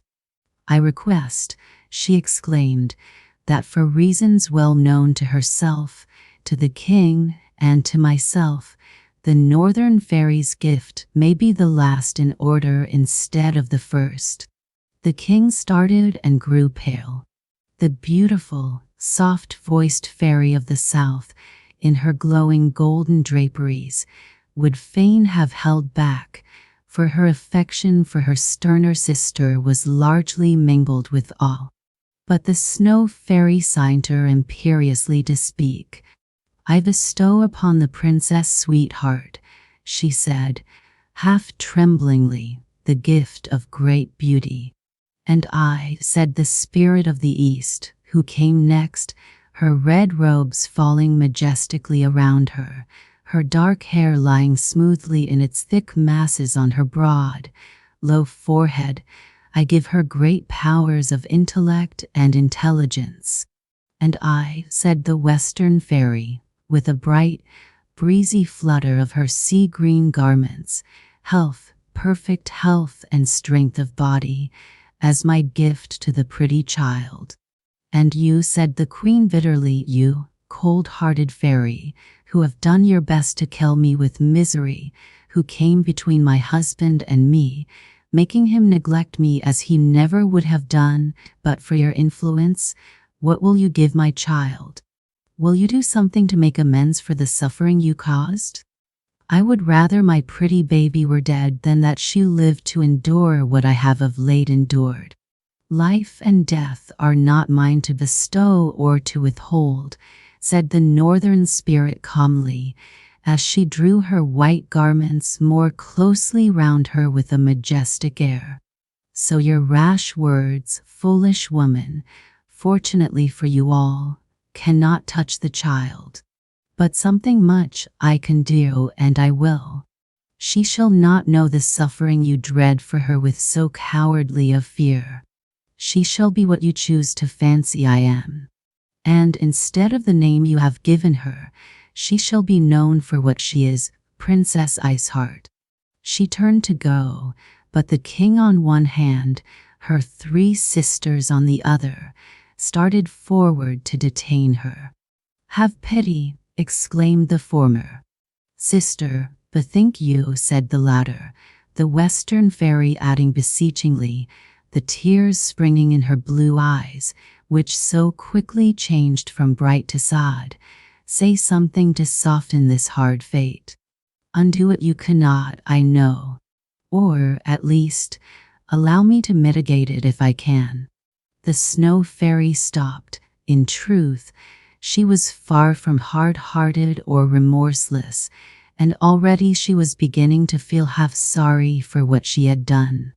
"What would you propose?" she said coldly. The fairy of the west threw back her auburn hair with a gesture of impatience. "I would I knew," she said. "'Tis a hard knot you have tied, my sister. For that which would mend the evil wrought seems to me impossible while the evil exists. The cure and the cessation of the disease are one. How could the heart of ice be melted till tender feelings warm it? And how can tender feelings find entrance into a feelingless heart? Alas, alas! I can but predict what sounds like a mockery of your trouble," she went on, turning to the king, though indeed by this time she might have included the queen in her sympathy, for Claribel stood, horrified at the result of her mad resentment, as pale as Braveheart himself. "Hearken," and her expressive face, over which sunshine and showers were wont to chase each other as on an April day, for such, as all know, is the nature of the changeful, lovable spirit of the West, for once grew still and statue-like, while her blue eyes pierced far into the distance. "The day on which the princess of the icy heart shall shed a tear, that heart shall melt. but then only. The northern fairy murmured something under her breath, but what the words were no one heard, for it was not many that dared stand near to her, so terribly cold was her presence. The graceful spirit of the south fluttered her golden locks, and with a little sigh drew her radiant mantle round her, and kissed her hand in farewell, while the thoughtful-eyed, mysterious eastern fairy linked her arm in that of her western sister, and whispered that the solution of the problem should have her most earnest study. And the green-robed spirit tried to smile through her tears in farewell as she suffered herself to be led away. So the four strange guests departed, but their absence was not followed by the usual outburst of unconstrained festivity. On the contrary, a sense of sorrow and dread hung over all who remained, and before long everyone not immediately connected with the palace respectfully but silently withdrew, leaving the king and queen to their mysterious sorrow. Clarabelle flew to the baby's cradle. The little princess was sleeping soundly. She looked rosy and content, a picture of health. Her mother called eagerly to the king. "She seems just as usual," she exclaimed. Perhaps after all I have done no harm." For, strange to say, her resentment against the northern fairy had died away. She now felt nothing but shame and regret for her own wild temper. "Perhaps," she went on, "it was but to try me, to teach me a lesson, that the snow fairy uttered those terrible words." Brave Heart pitied his wife deeply, but he shook his head. "I dare not comfort you with any such hopes," he said, "my poor Clarabelle. The fairy is true, true as steel, if you could but have trusted her. Had you seen her, as I have done, full of tenderest pity for suffering, you could never have so maligned her." Clarabelle did not answer, but her tears dropped on the baby's face. The little princess seemed annoyed by them. She put up her tiny hand and, with a fretful expression, brushed them off. And that very evening the certainty came. The head nurse sent for the queen while she was undressing the child, and the mother hastened to the nursery. The attendants were standing round in the greatest anxiety, for, though the baby looked quite well otherwise, there was the strangest coldness over her left side, in the region of the heart. The skin looked perfectly colorless, and the soft cambric and still softer flannel of the finest which had covered the spot were stiff, as if they had been exposed to a winter night's frost. "Alas!" exclaimed Clarabelle, but that was all. It was no use sending for doctors, no use doing anything. Her own delicate hand when she laid it on the baby's heart was, as it were, blistered with cold. The next morning she found it covered with chilblains. But the baby did not mind. She flourished amazingly, heart or no heart. She was perfectly healthy, ate well, slept well, and soon gave signs of unusual intelligence. She was seldom put out, but when angry she expressed her feelings by loud roars and screams, though with never a tear. At first this did not seem strange, as no infant sheds tears during the earliest weeks of its life. But when she grew to 6 months old, then to a year, then to 2 and 3, and was near her 4th birthday without ever crying, it became plain that the prediction was indeed to be fulfilled. And the name, Ice Heart, clung to her. In spite of all her royal parents' commands to the contrary, Princess Iceheart, she was called far and near. It seemed as if people could not help it. "Sweetheart we cannot name her, for sweet she is not," was murmured by all who came in contact with her. And it was true. Sweet she certainly was not. She was beautiful and healthy and intelligent, but she had no feeling. In some ways she gave little trouble. Her temper, though occasionally violent, was, as a rule, placid. She seemed contented in almost all circumstances. When her good old nurse died, she remarked coolly that she hoped her new attendant would dress her hair more becomingly. When King Braveheart started on some of his distant journeys, she bade him goodbye with a smile, observing that if he never came home again it would be rather amusing, as she would then reign instead of him. And when she saw her mother break into sobs at her unnatural speech, she stared at her in blank astonishment. And so things went on until Iceheart reached her 17th year. By this time she was, as regarded her outward appearance, as beautiful as the fondest of parents could desire. She was also exceedingly strong and healthy, and the powers of her mind were unusual. Her education had been carefully directed, and she had learned with ease and interest. She could speak in several languages. Her paintings were worthy of admiration, as they were skillful and well executed. She could play with brilliancy on various instruments. She had also been taught to sing, but her voice was metallic and unpleasing. But she could discuss scientific and philosophical subjects with the sages of her father's kingdom like one of themselves. And besides all this care bestowed upon her training, no stone had been left unturned in hopes of awakening in the unfortunate girl some affection or emotion. Every day the most soul-stirring poetry was read aloud to her by the greatest elocutionists. The most exciting and moving dramas were enacted before her. She was taken to visit the poor of the city in their pitiable homes. She was encouraged to see sad sights from which most soft-hearted maidens would instinctively flee. But all was in vain.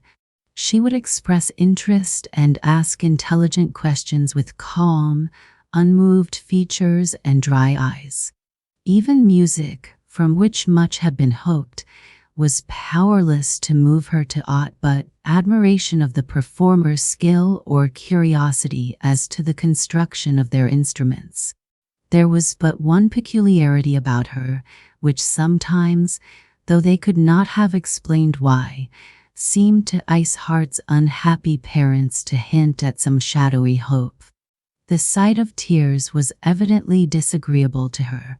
More certainly than anything else did the signs of weeping arouse one of her rare fits of anger, so much so that now and then, for days together, the poor queen dared not come near her child, and tears were to her a frequent relief from her lifelong regrets. So beautiful and wealthy and accomplished a maiden was naturally not without suitors, and from this direction, too, at first, Queen Clarabelle trusted fondly that cure might come. If she could but fall in love, she said, the first time the idea struck her. "My poor dear," replied the king, "to see, you must have eyes. To love, you must have a heart." "But a heart she has," persisted the mother. "It is only, as it were, asleep, frozen, like the winter stream which bursts forth again into ever-fresh life and movement with the awaking spring." So lovers were invited, and lovers came and were made welcome by the dozen. Lovers of every description, rich and poor, old and young, handsome and ugly, so long as they were of passable birth and fair character. King Braveheart was not too particular, in the forlorn hope that among them one fortunate wight might rouse some sentiment in the lovely statue he desired to win. But all in vain.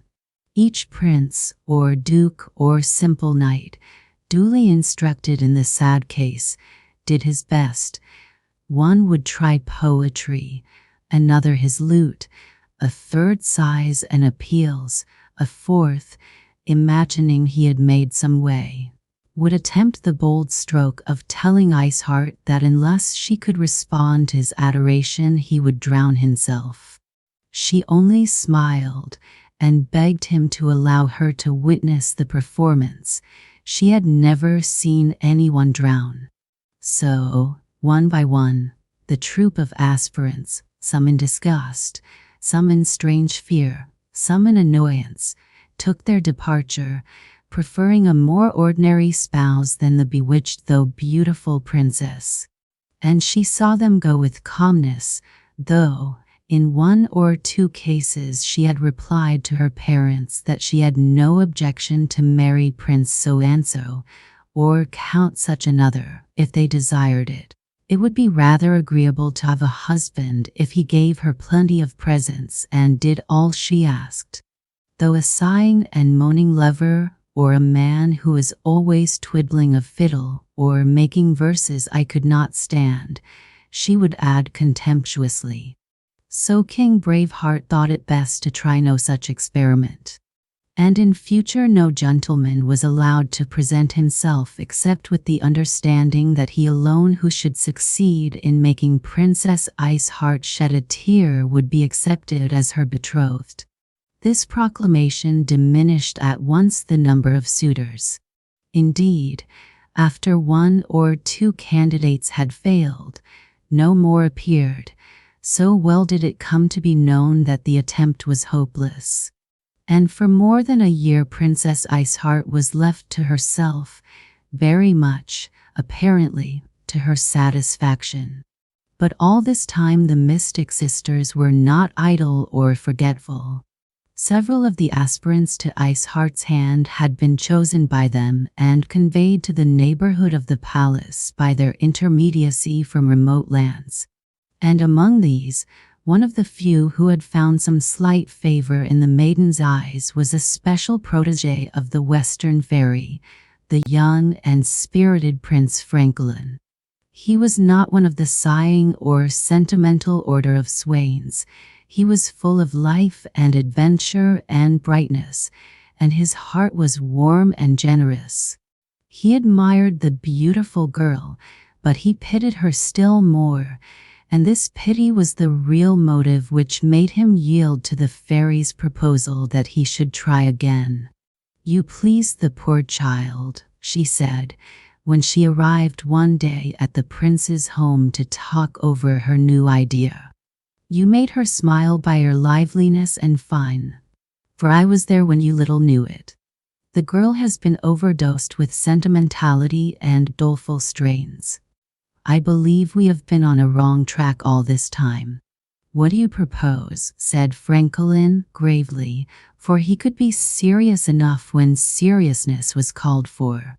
"She did not actually dislike me, but that is the most that can be said. And however I may feel for her, however I may admire her beauty and intelligence, nothing would induce me to wed a bride who could not return my affection. Indeed, I could scarcely feel any for such a one." "Ah, no, I agree with you entirely," said the fairy. "But listen, my power is great in some ways. I am well versed in ordinary enchantment, and am most willing to employ my utmost skill for my unfortunate goddaughter." She then unfolded to him her scheme, and obtained his consent to it. "Now is your time," she said, in conclusion. "I hear on the best authority that Iceheart is feeling rather dull and bored at present. It is some time since she has had the variety of a new suitor, and she will welcome any distraction." And she proceeded to arrange all the details of her plan. So it came to pass that very shortly after the conversation I have related there was great excitement in the capital city of the Kingdom of the Four Orts. After an interval of more than a year a new suitor had at length presented himself for the hand of the Princess Iceheart. Only the king and queen received the news with melancholy indifference. "He may try as the others have done," said Braveheart to the messenger announcing the arrival of the stranger at the gates, accompanied by a magnificent retinue, but it is useless. For the poor king was fast losing all hope of his daughter's case. He was growing aged and careworn before his time. "Does he know the terms attached to his acceptance?" inquired the queen. "Yes." The messenger from the unknown candidate for the hand of the beautiful Iceheart had been expressly charged to say that the Prince Jocko, such was the newcomer's name, was fully informed as to all particulars, and prepared to comply with the conditions. The princess' parents smiled somewhat bitterly. They had no hope, but still they could not forbid the attempt. "Prince Jocko," said the king, "not a very prince-like name. However, it matters little." A few hours later the royal pair and their daughter, with all their attendants, in great state and ceremony, were awaiting their guest. And soon a blast of trumpets announced his approach. His retinue was indeed magnificent, horsemen in splendid uniforms, followed by a troop of white mules with Negro riders in gorgeous attire, then musicians, succeeded by the prince's immediate attendants, defiled before the great marble steps in front of the palace, at the summit of which the king, with the queen and princess, was seated in state. Iceheart clapped her hands. "'Tis as good as a show," she said, "but where is the prince?" As she said the word the cortege halted. A litter, with closely drawn curtains, drew up at the foot of the steps. "Gracious!" exclaimed the princess, "I hope he is not a mollycoddle." But before there was time to say more, the curtains of the litter were drawn aside, and in another moment an attendant had lifted out its occupant, who forthwith proceeded to ascend the steps. The parents and their daughter stared at each other and gasped. Prince Jocko was neither more nor less than a monkey, but such a monkey as never before had been seen. He was more comical than words can express, and when at last he stood before them, and bowed to the ground, a three-cornered hat in his hand, his sword sticking straight out behind, his tail sweeping the ground, the effect was irresistible. King Braveheart turned his head aside. Queen Clarabelle smothered her face in her handkerchief. Princess Iceheart opened her pretty mouth wide and forgot to close it again, while a curious expression stole into her beautiful eyes. Was it a trick? No. Prince Jocko proceeded to speak. He laid his little brown paw on his heart, bowed again, coughed, sneezed, and finally began an oration. If his appearance was too funny, his words and gestures were 100 times more so. He rolled his eyes, he declaimed, he posed and pirouetted like a miniature dancing master, and his little cracked voice rose higher and higher as his own fine words and expressions increased in eloquence.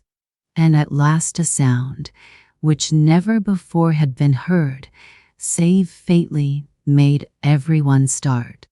The princess was laughing as if she could no longer contain herself. Clear, ringing, merry laughter, which it did one's heart good to hear. And on she went, laughing ever, till she flung herself at her mother's feet, the tears rolling down her cheeks. "Oh, mamma," she exclaimed, "I never," and then she went off again. But Prince Jocko suddenly grew silent. He stepped up to Iceheart and, respectfully raising her hand to his lips, gazed earnestly, beseechingly into her face, his own keen, sharp eyes gradually growing larger and deeper in expression, till they assumed the pathetic, wistful look of appeal one often sees in those of a noble dog. "Ah, princess," he murmured, and Iceheart stopped laughing. She pressed her hand to her side. "Father, mother," she cried, "help me, help me. Am I dying? What has happened to me?" and, with a strange, long-drawn sigh, she sank fainting to the ground. There was great excitement in the palace, hurrying to and fro, fetching of doctors, and much alarm. But when the princess had been carried indoors and laid on a couch, she soon revived. And who can describe the feelings of the king and queen when she turned to them with a smile such as they had never seen on her face before? "Dearest father, dearest mother," she said, "how I love you." Those strange warm drops that filled my eyes seemed to have brought new life to me, and as the queen passed her arm round the maiden, she felt no chill of cold such as used to thrill her with misery every time she embraced her child. "Sweetheart, my own sweetheart," she whispered. And the princess whispered back, "Yes, call me by that name always." All was rejoicing when the wonderful news of the miraculous cure spread through the palace and the city. But still the parents' hearts were sore, for was not the king's word pledged that his daughter should marry him who had effected this happy change? And this was no other than Jocko, the monkey. The prince had disappeared at the moment that Ice Heart fainted, and now with his retinue he was encamped outside the walls. All sorts of ideas occurred to the king. "I cannot break my word," he said, "but we might try to persuade the little monster to release me from it." But the princess would not hear of this. "No," she said. "I owe him too deep a debt of gratitude to think of such a thing." And in his eyes I read more than I can put in words. "No, dear father. You must summon him at once to be presented to our people as my affianced husband." So again the cortege of Prince Jocko made its way to the palace, and again the litter, with its closely drawn curtains, drew up at the marble steps. And Sweetheart stood, pale, but calm and smiling, to welcome her ridiculous betrothed. But who is this that quickly mounts the stairs with firm and manly tread? Sweetheart nearly swooned again. "Jocko?" she murmured. "Where is Jocko?" "Why, this is Prince Francolin." "Yes, dear child," said a bright voice beside her, and, turning round, Sweetheart beheld the Western Fairy, who, with her sisters, had suddenly arrived. Yes, indeed, Francolin and no other. The universal joy may be imagined. Even the grey fairy of the north smiled with pleasure and delight, and, as she kissed her pretty goddaughter, she took the girl's hand and pressed it against her own heart. "Never misjudge me, sweetheart," she whispered. "Cold as I seem to those who have not courage to approach me closely, my heart, under my icy mantle, is as warm as is now your own." And so it was. Where can we get a better ending than the time-honored one? Francolin and Sweetheart were married, and lived happy ever after, and who knows but what, in the kingdom of the Four Orts, they are living happily still? If only we knew the way thither, we might see for ourselves if it is so. Widow Townsend's Visitor. The fire crackled cheerfully on the broad hearth of an old-fashioned fireplace in an old-fashioned public house in an old-fashioned village, down in that part of the Old Dominion called the Eastern Shore. A cat and 3 kittens basked in the warmth, and a decrepit yellow dog, lying full in the reflection of the blaze, wrinkled his black nose approvingly, as he turned his hind feet where his 4 feet had been. Over the chimney hung several fine hams and pieces of dried beef.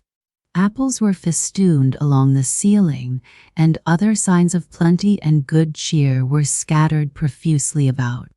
There were plants, too, on the window ledges, horseshoe geraniums and dew plants, and a monthly rose, just budding, to say nothing of pots of violets that perfumed the whole place whenever they took it into their purple heads to bloom. The floor was carefully swept.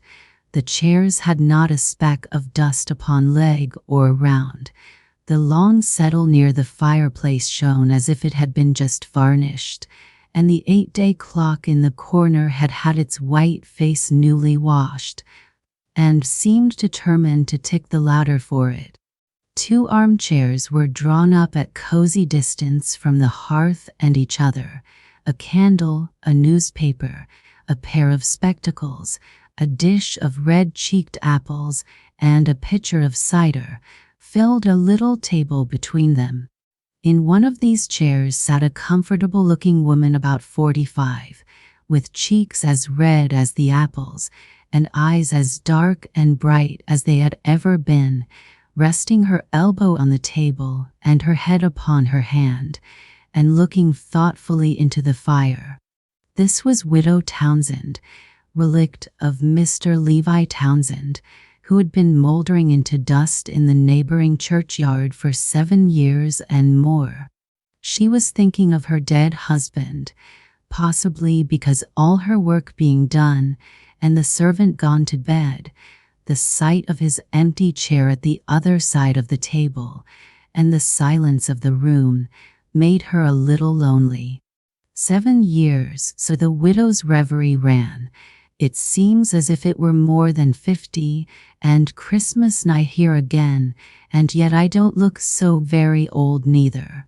Perhaps it's not having any children to bother my life out, as other people have. They may say what they like. Children are more plague than profit. That's my opinion. Look at my sister Jerusha, with her 6 boys. She's worn to a shadow, and I am sure they have done it, though she never will own it. The widow took an apple from the dish and began to peel it. Huff on, Mr. Townsend used to be of these apples. He'll never eat any more of them, poor fellow, for I don't suppose they have apples where he has gone to. Hey go. I remember very well how I used to throw apple peel over my head when I was a girl to see who I was going to marry. Mrs. Townsend stopped short and blushed, for in those days she did not know Mr. T, and was always looking eagerly to see if the peel had formed a capital S. Her meditations took a new turn. How handsome Sam Payson was, and how much I used to care about him. I wonder what has become of him. Jerusha says he went away from our village just after I did, and no one has ever heard of him since. What a silly thing that quarrel was. If it had not been for that. Here came a long pause, during which the widow looked very steadfastly at the empty armchair of Levi Townsend, deceased. Her fingers played carelessly with the apple peel.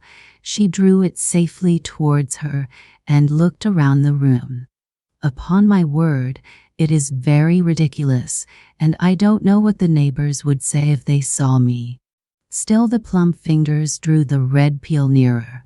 But then they can't see me, that's a comfort, and the cat and old Bose never will know what it means. Of course I don't believe anything about it. The peel hung gracefully from her hand. But still, I should like to try. It would seem like old times, and over her head it went, and curled up quietly on the floor at a little distance. Old Bose, who always slept with one eye open, saw it fall and marched deliberately up to smell it. "Bose, Bose, don't touch," cried his mistress, and bending over it with beating heart, she turned as red as fire. There was as handsome a capital S as anyone could wish to see. A great knock came suddenly at the door. Bose growled, and the widow screamed and snatched up the apple peel. "It's Mr. Teat. It's his spirit come back again, because I tried that silly trick," she thought fearfully to herself. Another knock, louder than the first, and a man's voice exclaimed, "Hello, the house." "Who is it?" asked the widow. somewhat relieved to find that the departed Levi was still safe in his grave on the hillside. "A stranger," said the voice. "What do you want?" "To get a lodging here for the night." The widow deliberated. "Can't you go on? There's a house half a mile farther, if you keep to the right-hand side of the road, and turn to the left after you get by." "It's raining cats and dogs, and I'm very delicate," said the stranger, coughing. "I'm wet to the skin. Don't you think you can accommodate me? I don't mind sleeping on the floor." "Raining, is it?" "I didn't know that," and the kind-hearted little woman unbarred the door very quickly. "Come in, whoever you may be. I only asked you to go on because I am a lone woman with only one servant in the house." The stranger entered, shaking himself like a Newfoundland dog upon the step, and scattering a little shower of drops over his hostess and her nicely swept floor. "Ah, that looks comfortable after a man has been out for hours in a storm," he said, as he caught sight of the fire, and striding along toward the hearth, followed by Bose, who sniffed suspiciously at his heels, he stationed himself in the armchair, Mr. Townsend's armchair, which had been kept sacred to his memory for 7 years. The widow was horrified, but her guest looked so weary and worn out that she could not ask him to move, but busied herself in stirring up the blaze that he might the sooner dry his dripping clothes. A new thought struck her. Mr. T had worn a comfortable dressing gown during his illness, which still hung in the closet at her right. She could not let this poor man catch his death by sitting in that wet coat. If he was in Mr. Townsend's chair, why should he not be in Mr. Townsend's wrapper? She went nimbly to the closet, took it down, fished out a pair of slippers from a boot rack below, and brought them to him. "I think you had better take off your coat and boots. You will have the rheumatic fever, or something like it, if you don't. Here are some things for you to wear while they are drying. And you must be hungry, too. I will go into the pantry and get you something to eat." She bustled away, on hospitable thoughts intent, and the stranger made the exchange with a quizzical smile playing around his lips. He was a tall, well-formed man, with a bold but handsome face, sunburned and heavily bearded, and looking anything but delicate, though his blue eyes glanced out from under a forehead as white as snow. He looked around the kitchen with a mischievous air, and stretched out his feet decorated with the defunct Boniface's slippers. "Upon my word, this is stepping into the old man's shoes with a vengeance. And what a hearty, good-humored-looking woman she is. Kind as a kitten," and he leaned forward and stroked the cat and her brood, and then patted old Bose upon the head. The widow, bringing in sundry good things, looked pleased at his attention to her dumb friends. "It's a wonder Bose does not growl. He generally does if strangers touch him. Dear me, how stupid." The last remark was neither addressed to the stranger nor to the dog, but to herself. She had forgotten that the little stand was not empty, and there was no room on it for the things she held. "Oh, I'll manage it," said her guest, gathering up paper, candle, apples, and spectacles. It was not without a little pang that she saw them in his hand, for they had been her husband's, and were placed each night, like the armchair, beside her, and depositing them on the settle. "Give me the tablecloth, ma'am. I can spread it as well as any woman. I've learned that along with scores of other things in my wanderings. Now let me relieve you of those dishes. They are far too heavy for those hands." The widow blushed. "And now please, sit down with me, or I cannot eat a morsel. I had supper long ago, but really I think I can take something more," said Mrs. Townsend, drawing her chair nearer to the table. "Of course you can, my dear lady. In this cold fall weather people ought to eat twice as much as they do in warm. Let me give you a piece of this ham, your own curing, I dare say." "Yes, my poor husband was very fond of it. He used to say that no one understood curing ham and drying beef better than I. He was a most sensible man, I am sure. I drink your health, ma'am, in this cider." He took a long draught and set down his glass. "It is like nectar." The widow was feeding Bose and the cat, who thought they were entitled to a share of every meal eaten in the house, and did not quite hear what he said. "Fine dog, ma'am, and a very pretty cat. They were my husband's favorites," and a sigh followed the answer. "Ah, your husband must have been a very happy man." The blue eyes looked at her so long that she grew flurried. "Is there anything more I can get for you, sir?" she asked at last. "Nothing, thank you. I have finished." She rose to clear the things away. He assisted her, and somehow their hands had a queer knack of touching as they carried the dishes to the pantry shelves. Coming back to the kitchen, she put the apples and cider in their old places, and brought out a clean pipe and a box of tobacco from an arched recess near the chimney. "My husband always said he could not sleep after eating supper late unless he smoked," she said.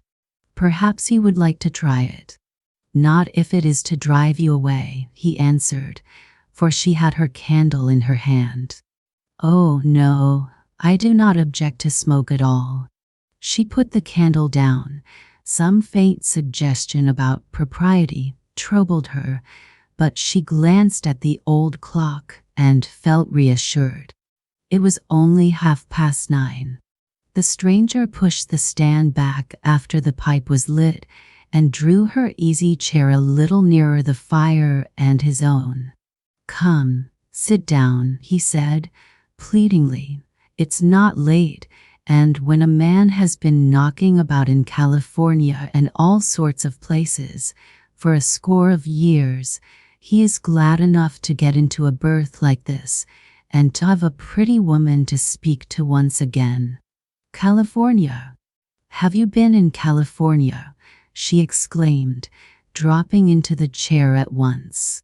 Unconsciously, she had long cherished the idea that Sam Payson, the lover of her youth, with whom she had so foolishly quarreled, had pitched his tent, after many wanderings, in that far-off land. Her heart warmed to one who, with something of Sam's looks and ways about him, had also been sojourning in that country, and who very possibly had met him, perhaps had known him intimately. At that thought her heart beat quick, and she looked very graciously at the bearded stranger, who, wrapped in Mr. Townsend's dressing gown, wearing Mr. Townsend's slippers, and sitting in Mr. Townsend's chair, beside Mr. Townsend's wife, smoked Mr. Townsend's pipe with such an air of feeling most thoroughly and comfortably at home. "Yes, ma'am. I've been in California for the last 6 years, and before that I went quite round the world in a whaling ship."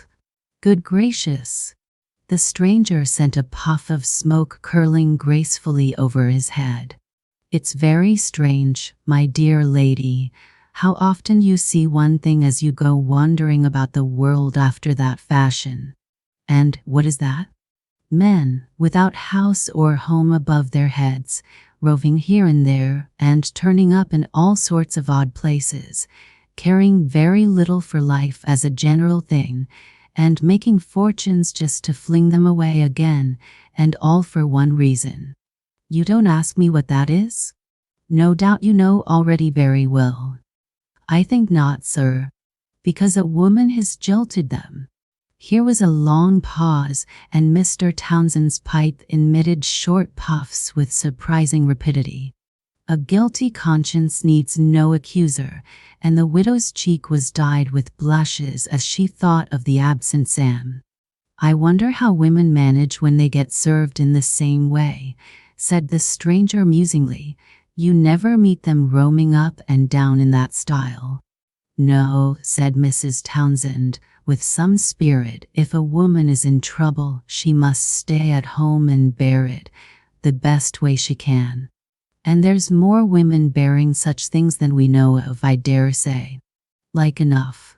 We never know whose hand gets pinched in a trap unless they scream. And women are too shy or too sensible, which you choose for that. Did you ever, in all your wanderings, meet anyone by the name of Samuel Payson? Asked the widow unconcernedly. The stranger looked toward her. She was rummaging the table drawer for her knitting work and did not notice him. When it was found, and the needles in motion, he answered her. Payson? Sam Payson? Why, he was my most intimate friend. Do you know him? A little, that is, I used to when I was a girl. Where did you meet him? He went with me on the whaling voyage I told you of, and afterward to California. We had a tent together, and some other fellows with us, and we worked the same claim for more than 6 months. I suppose he was quite well? Strong as an ox. And happy, pursued the widow, bending closer over her knitting. The less said about that the better, perhaps. But he seemed to enjoy life after a fashion of his own. And he got rich out there, or rather, I will say, well off. Mrs. Townsend did not pay much attention to that part of the story. Evidently she had not finished asking questions, but she was puzzled about her next one. At last she brought it out beautifully. Was his wife with him in California? The stranger looked at her with twinkling eyes. His wife, ma'am? Why, bless you, he has not got any wife. Oh, I heard. Here the little widow remembered the fate of Ananias and Sapphira, and stopped short before she told such a tremendous fib. Whatever you heard of his marrying was all nonsense, I can assure you. I knew him well, and he had no thoughts of the kind about him. Some of the boys used to tease him about it, but he soon made them stop. How? He just told them frankly that the only woman he ever loved had jilted him years before and married another man. After that no one ever mentioned the subject to him, except me. Mrs. Townsend laid her knitting aside and looked thoughtfully into the fire. He was another specimen of the class of men I was speaking of. I have seen him face death a score of times as quietly as I face the fire. It matters very little what takes me off, he used to say. I've nothing to live for, and there's no one that will shed a tear for me when I am gone. It's a sad thought for a man to have, isn't it? Mrs. Townsend sighed as she said she thought it was. But did he ever tell you the name of the woman who jilted him? I know her first name. What was it? Maria. The plump little widow almost started out of her chair. The name was spoken so exactly as Sam would have said it. Did you know her, too? He asked, looking keenly at her. Yes. Intimately? Yes. Where is she now?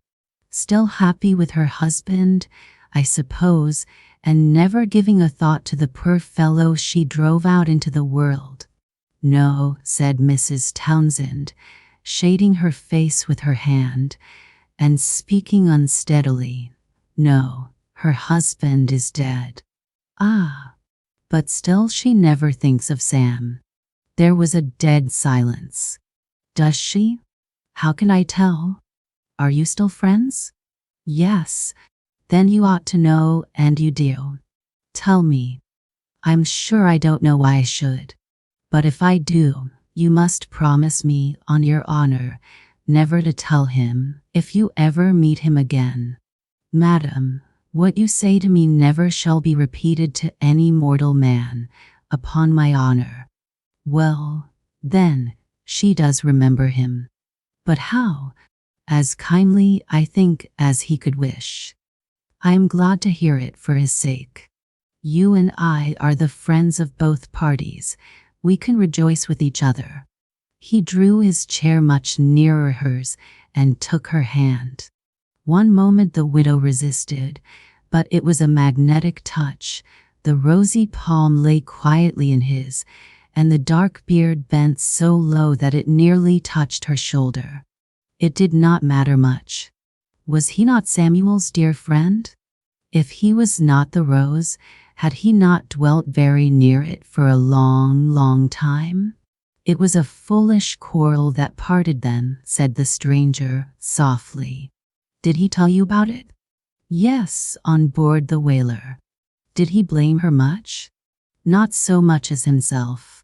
He said that his jealousy and ill temper drove her to break off the match, but he thought sometimes if he had only gone back and spoken kindly to her, she would have married him after all. I am sure she would, said the widow piteously. She has owned it to me more than 1,000 times. She was not happy then with another. Mr., that is to say, her husband, was very good and kind, said the little woman, thinking of the lonely grave out on the hillside rather penitently, and they lived very pleasantly together. There never was a harsh word between them. Still, might she not have been happier with Sam? Be honest now and say just what you think. Yes, bravo. That is what I wanted to come at. And now I have a secret to tell you, and you must break it to her. Mrs. Townsend looked rather scared. What is it? I want you to go and see her, wherever she may be, and say to her, Maria, what makes you start so? Nothing, only you speak so like someone I used to know, once in a while. Do I? Well, take the rest of the message. Tell her that Sam loved her through the whole, that, when he heard she was free, he began to work hard at making a fortune. He has got it, and he is coming to share it with her, if she will let him.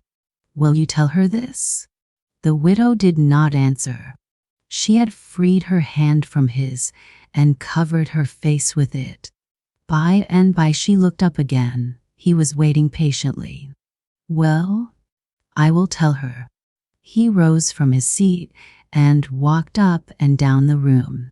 Then he came back and, leaning on the mantelpiece, stroked the yellow hide of bows with his slipper.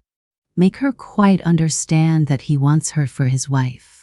She may live where she likes and how she likes, only it must be with him. I will tell her. Say he is grown old, but not cold, that he loves her now perhaps better than he did 20 years ago, that he has been faithful to her all through his life, and that he will be faithful till he dies. The Californian broke off suddenly. The widow answered still, I will tell her. And what do you think she will say? He asked, in an altered tone. What can she say but come? Hurrah! The stranger caught her out of her chair as if she had been a child, and kissed her. Don't, oh, don't, she cried out. I am Sam's Maria. Well, I am Maria's Sam. Off went the dark wig and the black whiskers. There smiled the dear face she had not forgotten. I leave you to imagine the tableau.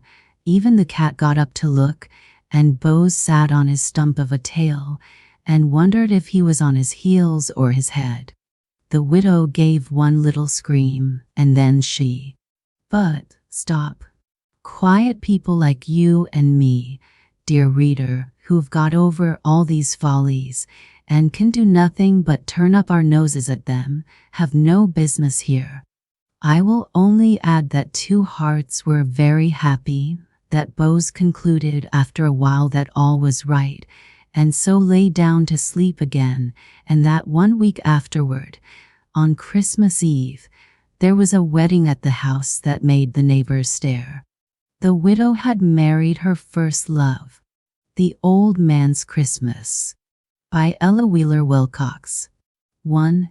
Though there was wrong on both sides, they never would have separated had it not been for the old man. He was Ben's father, and Ben was an only child, a spoiled, selfish, high-tempered lad who had grown up with the idea that his father, Anson English, or the old man, as his dutiful son called him, was much richer than he really was, and that he had no need of any personal effort, any object in life, aside from the pursuit of pleasure. Ben's mother had died when he was 15 years old, and his father had never married again. Yet it was not any allegiance to her memory which had kept Anson English from a second marriage. He remembered her, to be sure, and scarcely a day passed without his mentioning her. But after her death, as during her weary life, he used her name as a synonym for all that was undesirable. He compared everybody to Lisbeth, and always to her disadvantage. He had a word of praise and encouragement and approval for every housewife in the neighborhood except his own. Whatever went wrong indoors or out, Lisbeth was the direct or indirect cause. During the first 5 years of her married life, Elizabeth made strenuous exertions to please her husband. She wept her sweet eyes dim over her repeated failures. Then she found that she had been attempting an impossible labor and grew passively indifferent, an indifference which lasted until death kindly released her. Elizabeth had been a tidy housekeeper during these first years. You'd scrub and scour a man out, or house and home, was all the praise her husband gave her for her order and cleanliness, and to his neighbors, to whom he was fond of paying informal visits, he would often say, "Lisbeth is at it again, sweepin' and cleanin'." So I cleared out. Never see her without a broom in her hand. I'd a good deal rather have a little more dirt than so much tearin' round. Lisbeth tires me with her ways. Yet, when in the indifference of despair which seized upon Elizabeth before her death, she allowed her house to look after itself, Anson was no better satisfied. "I've come over to find a place to set down," he would tell his neighbors. "Lisbeth's let things cumulate till the house is a sight to see. She's gettin' dreadful slack somehow. A man likes order when he goes home to rest from all his cares." Even when she died, she displeased him by choosing a busy season for the occasion. "Just like Lisbeth, to die in hand time," he said. "Everything got to stop. Hey spoilin', men idle." Women never seem to have no system about work matters, no power of plannin' things, to make it convenient like for men folks. Yet after she was gone, Anson found how much help she had been to him, how wonderful her economy had been, how light her expenditures. He knew he could never find anyone to replace her in these respects, and as money considerations were the main ones in his mind, he believed it would be the better economy to remain a widower and hire his work done. So during those most critical years of Ben's life, he had been without a woman's guidance or care. At 18, he was all that arrogance, conceit, selfishness, and high temper could render him.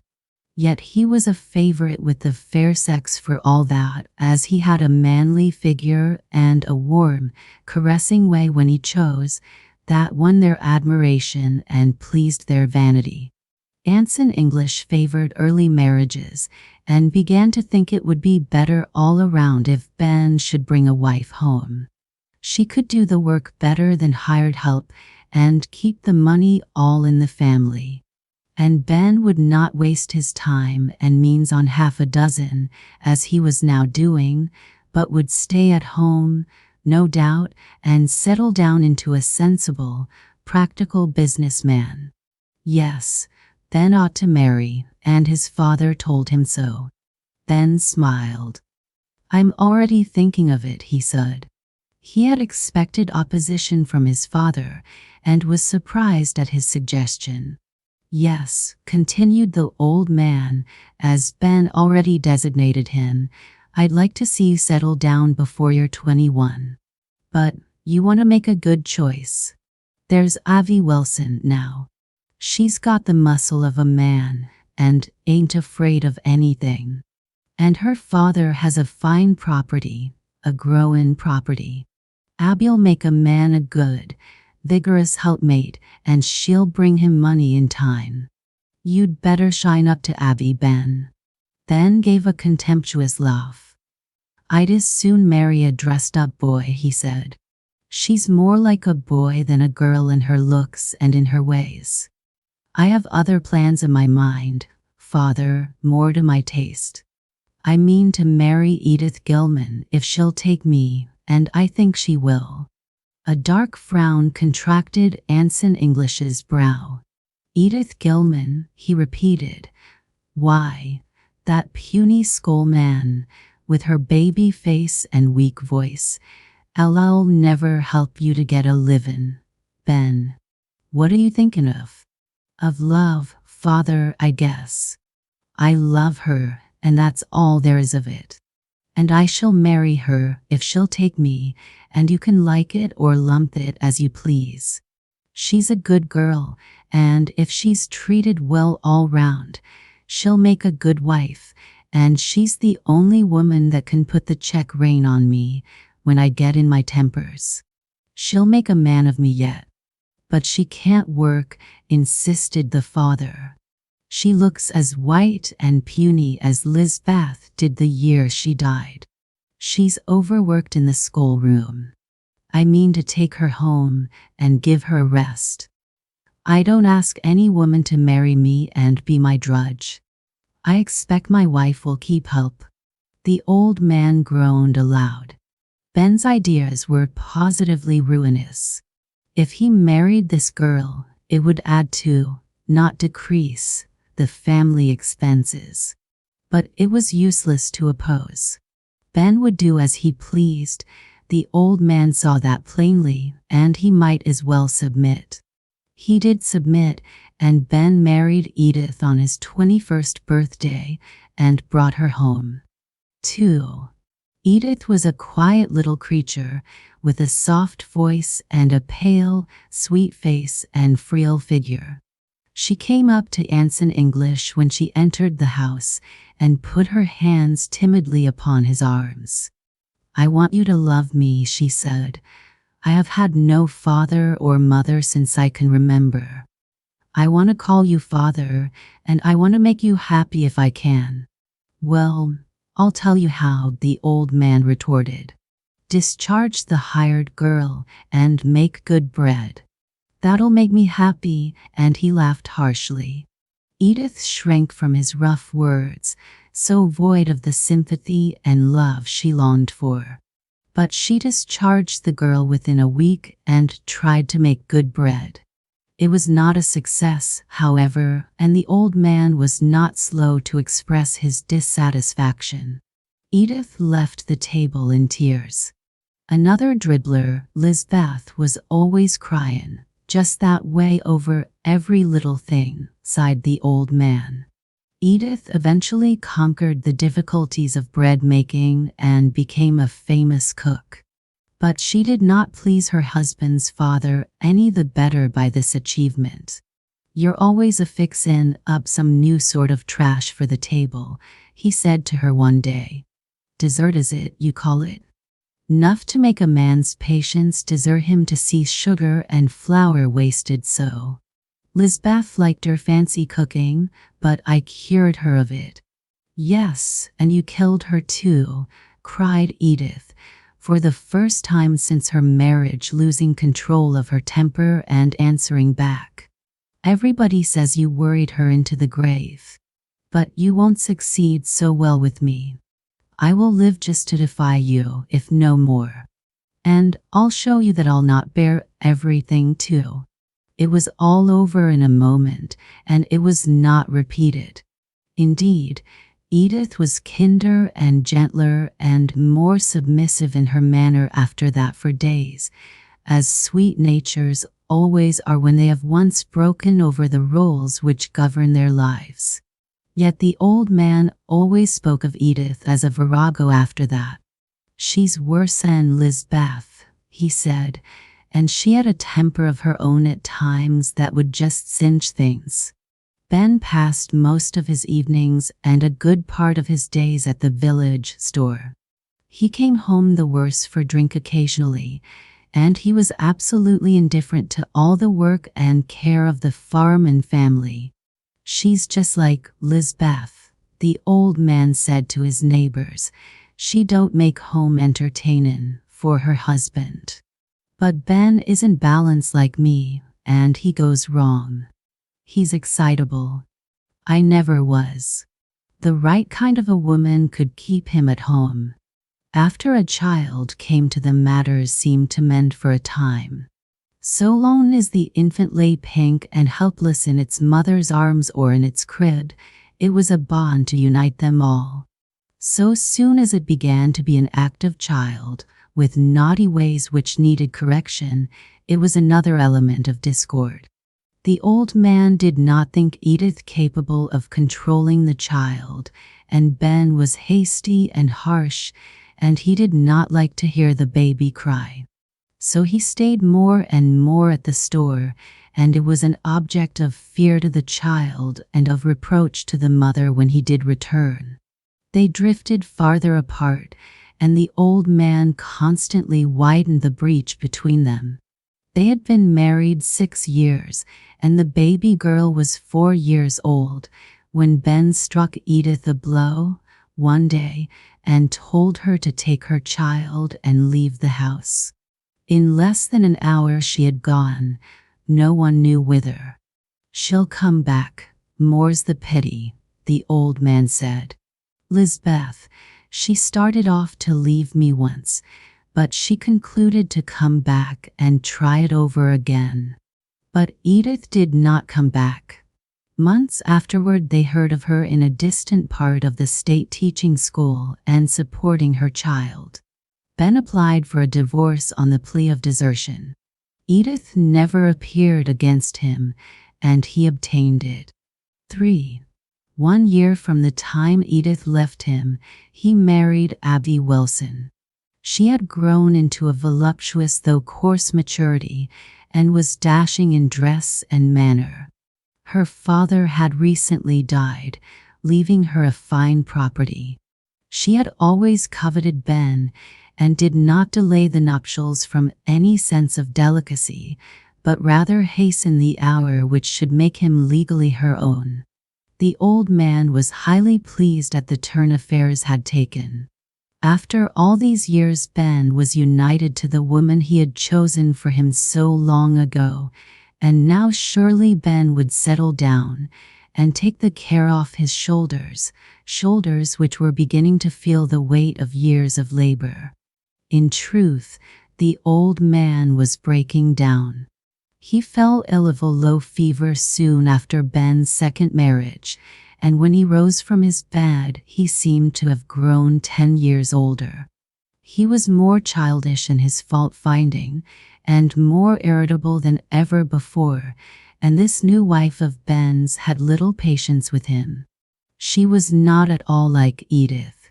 She bullied him, and frightened him into silence when he began to find fault with her extravagances. For she was extravagant, there was no denying that.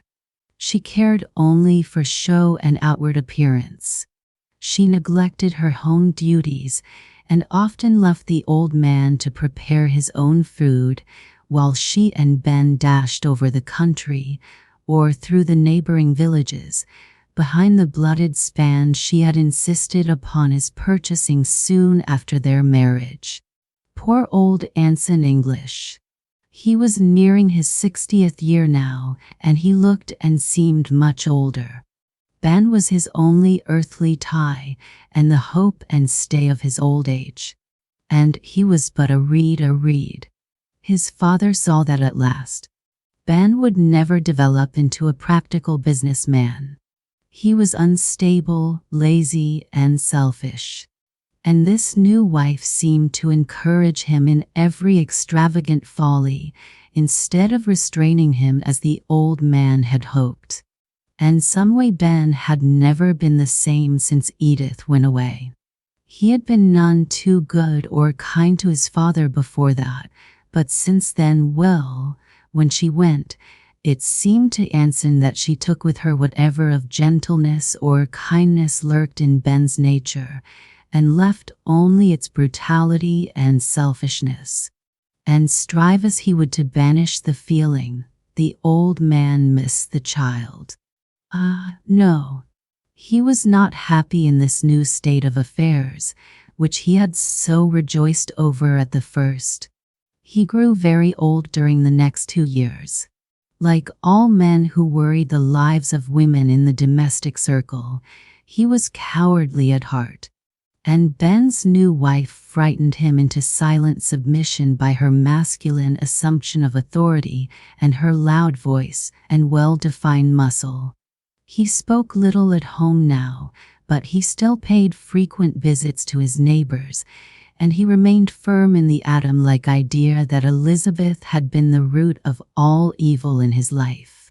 Yes, Ben's letting the place run down pretty bad, he confessed to a neighbor who had broached the subject. Ben's early trainin' wasn't right. Lizbeth, she let him do 'bout as he pleased. Lizbeth never had no notions of how a boy should be trained. He'd a come out all right if I'd a managed him from the start. Strange to say, he never was known to speak one disparaging word of Abby, Ben's second wife. Her harshness and neglect were matters of common discussion in the neighborhood, but the old man, who had been so bitter and unjust toward his own wife and Edith, seemed to feel a curious respect for this Amazon who had subjugated him. Or, perhaps, he remembered how eager he had been for the marriage, and his pride kept him silent.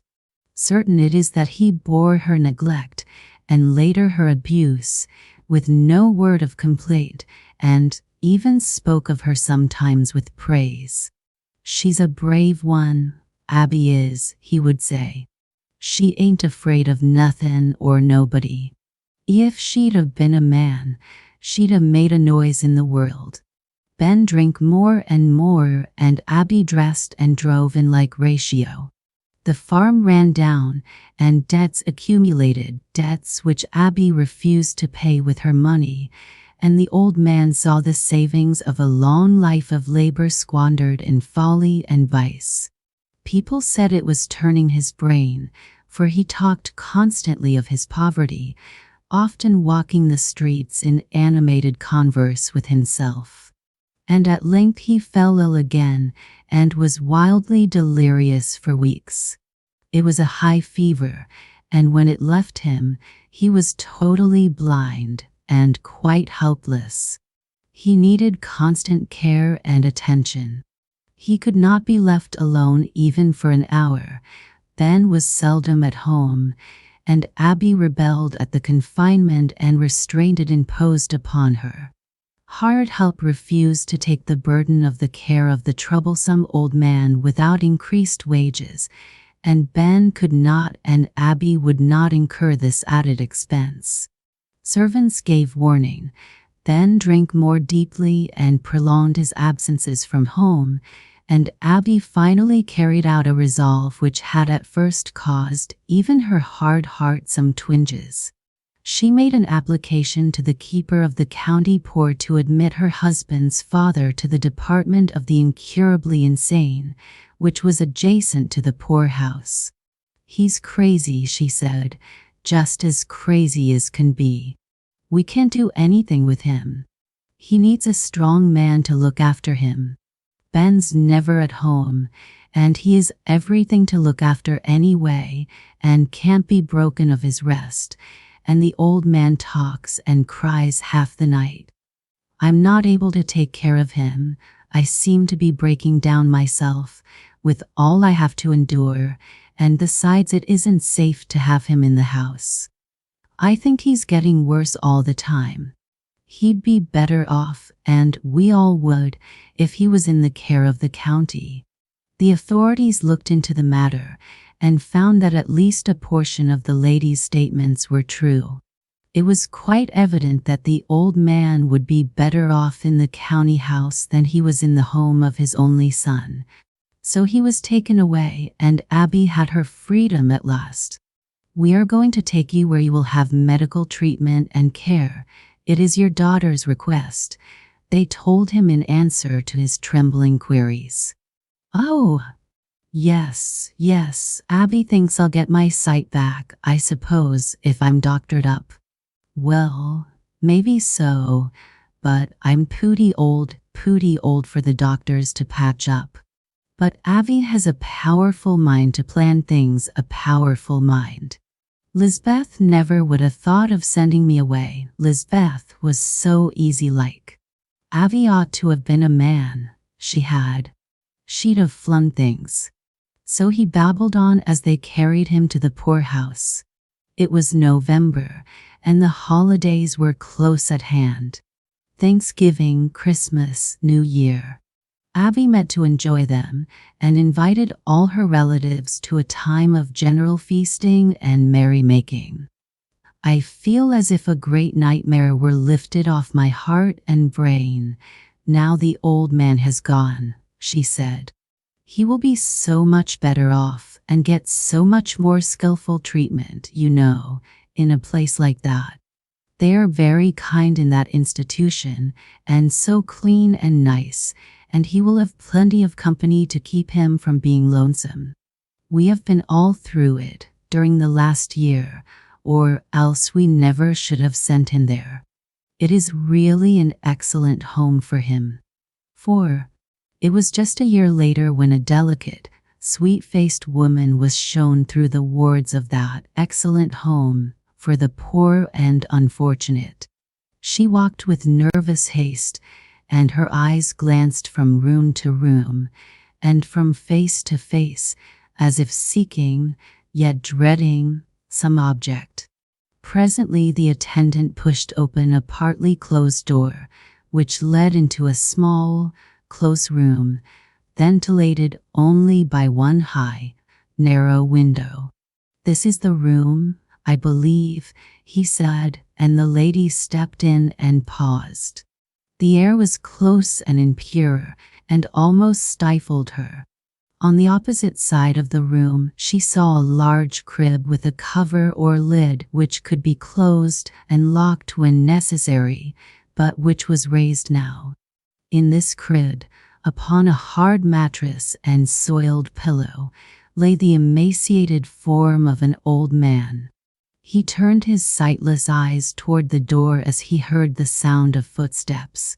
"What is wanted?" he asked feebly. "Does anybody want me? Has anybody come for me?" "Oh, Father, Father," cried the woman in a voice choked with sobs. "Don't you know me? It is I, and I have come to take you away home with me. Will you go?" A glow of delight shone over the old man's wasted face, like the last rays of the sunlight over a winter landscape.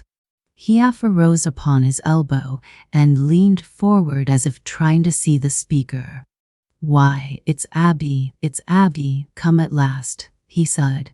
"You called me father, didn't you? And you was crying, and it made your voice sound strange and broken-like. But you must be Abby come to take me home.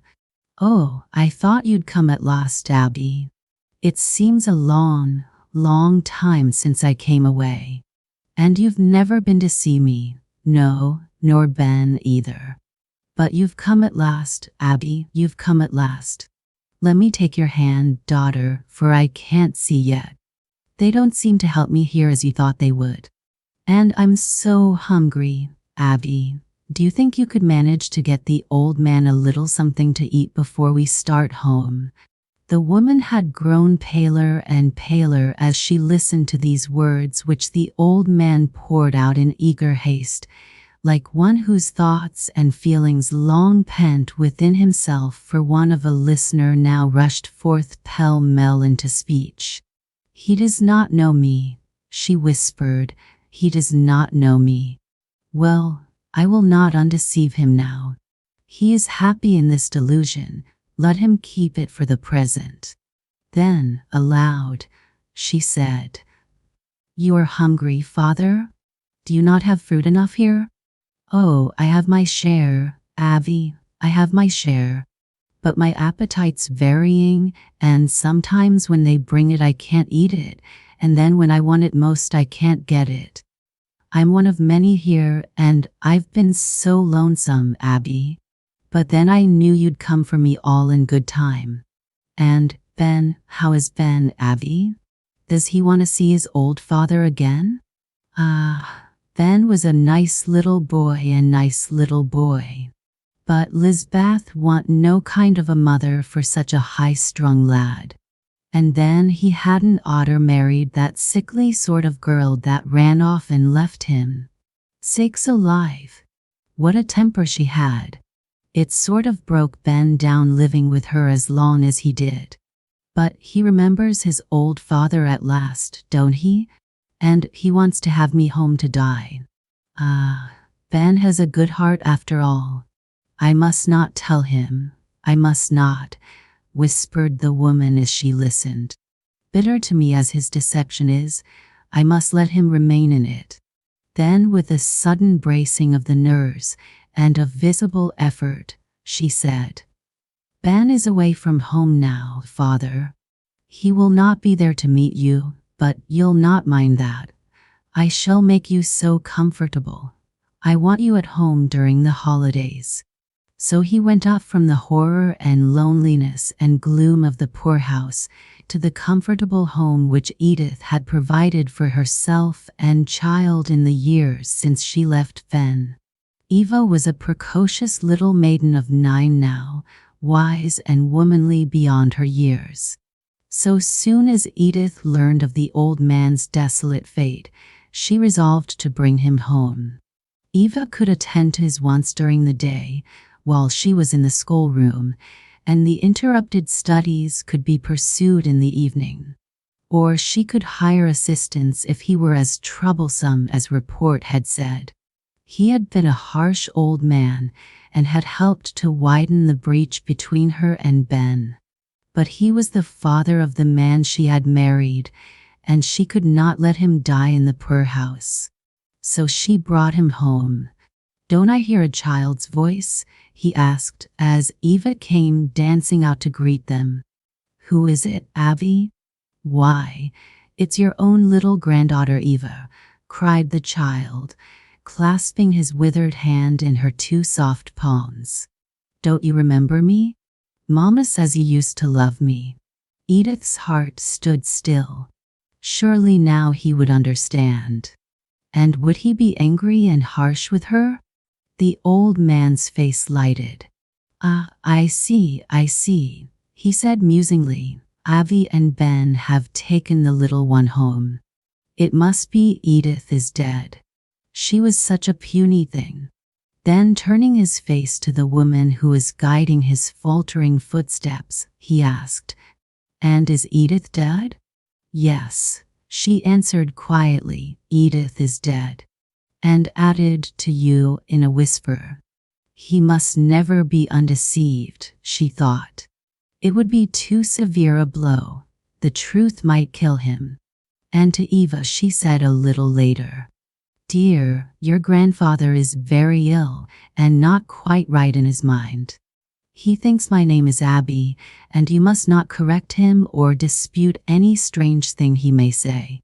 The journey left the old man very weak indeed, but he talked almost constantly. "It was so good of you, Abby, to take the little girl home," he would say. "But I knowed you had a good heart, and Ben too." He was fond of his old father, spite of his rough ways. It was pooty lonesome, off there at that place, that institute where you sent me. Some folks said it was the poorhouse, but I knew better then, and you would never send me there. I suppose it was a good place, but they had too many patients. Sometimes I was cold and hungry and all alone for hours and hours. Oh, it's good to be back home with you, Abby, but why don't Ben come? Ben is away, father. Oh, yes. Business, I suppose. Ben'll turn out all right at last. I always thought so. After he outgrows Lizbeth's trainin'. But I hope he'll get back for Christmas. Somehow I've been thinking lately about the Christmas days when Ben was a little boy. We always put something in his stocking that night, no matter if 'twat no more in a sweet cake. Sakes alive! How he prized things he found in his stocking Christmas mornin's. I got to thinking about it all last Christmas out at that there institute, and I just laid and bawled like a baby. I was so homesick like. Seemed to me if I could just see Ben's face again, I'd ask nothing more of heaven. And now I think if I can just hear his voice again, it'll be enough. Do you think he'll get home for Christmas, Abby? I hope so, dear father, but I cannot tell. Edith answered softly, her heart seeming to break in her breast as she listened. She knew very well that Ben would not go across the street to see the father he had deserted, and that she could never send for him to come to her house, to pay even a last visit of mercy. What will I do? How can I explain to him when Christmas comes and Ben does not appear, she thought. But the way was shown her by that great peacemaker who helps us out of all difficulties at last. Christmas Eve, the old man's constant chatter grew flighty and incoherent. He talked of people and things unknown to Edith, and spoke his mother's name many times. Then he fell asleep. In the morning he seemed very weak, and his voice was fainter. Such a strange dream as I have had, Lisbeth, he said, as Edith put her hand on his brow and smoothed back the thin, white hair. Such a strange dream. I thought Ben had grown into a man and had left me alone, all alone to die. I'm so glad to be awake and find it isn't true. How dark it is, and how long the night seems. Tomorrow is Christmas. Did you put something in Ben's stockings, Lisbeth? I have forgotten. Yes, answered Edith in a choked voice. And it's gettin' colder, Lisbeth. Hadn't you better look after Ben a little? See if he's covered up well in his crib. You're so careless, Lisbeth. The boy'll take his death, cold yet. And he's all I've got. He'll make a fine man if you don't spoil him, Lisbeth. But you hain't no real sense for trainin' a boy somehow. Is he covered up? It's bitter cold. He is well covered, Edith answered. The old man seemed to doze again. Then he roused a little. It's dawn, he said. I see the light breaking. Little Ben'll be crawling out for his stockin' pooty quick. I oughter had the fire made afore this, to warm his little toes. Strange you couldn't awaked me, Lisbeth. You don't never seem to have no foresight. Then the old man fell back on Edith's arm dead. The Christmas Goblins, by Charles Dickens. In an old abbey town, a long while ago there officiated as sexton and gravedigger in the churchyard one Gabriel Grove. He was an ill-conditioned, cross-grained, surly fellow, who consorted with nobody but himself and an old wicker bottle which fitted into his large, deep waistcoat pocket. A little before twilight one Christmas Eve, Gabriel shouldered his spade, lighted his lantern, and betook himself toward the old churchyard, for he had a grave to finish by next morning, and feeling very low, he thought it might raise his spirits, perhaps, if he went on with his work at once. He strode along until he turned into the dark lane which led to the churchyard, a nice, gloomy, mournful place into which the townspeople did not care to go except in broad daylight. Consequently, he was not a little indignant to hear a young urchin roaring out some jolly song about a Merry Christmas. Gabriel waited until the boy came up, then rapped him over the head with his lantern 5 or 6 times to teach him to modulate his voice. And as the boy hurried away with his hand to his head, Gabriel Grubb chuckled to himself and entered the churchyard, locking the gate behind him.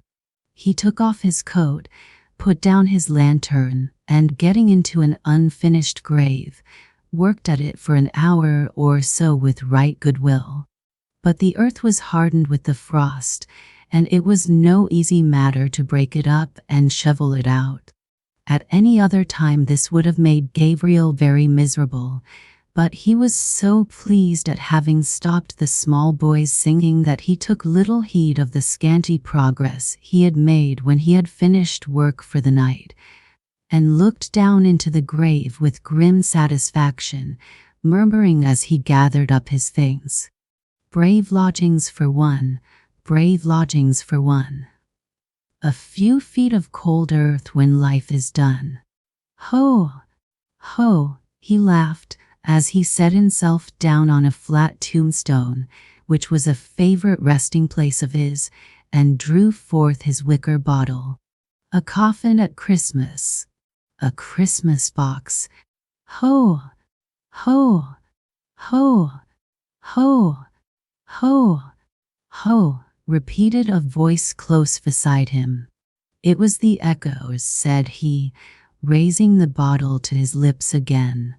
It was not, said a deep voice. Gabriel started up and stood rooted to the spot with terror, for his eyes rested on a form that made his blood run cold. Seated on an upright tombstone close to him was a strange, unearthly figure. He was sitting perfectly still, grinning at Gabriel Grubb with such a grin as only a goblin could call up. "What do you here on Christmas Eve?" said the goblin sternly. "I came to dig a grave, sir," stammered Gabriel. "What man wanders among graves on such a night as this?" cried the goblin. "Gabriel Grubb! Gabriel Grubb!" screamed a wild chorus of voices that seemed to fill the churchyard. "What have you got in that bottle?" said the goblin.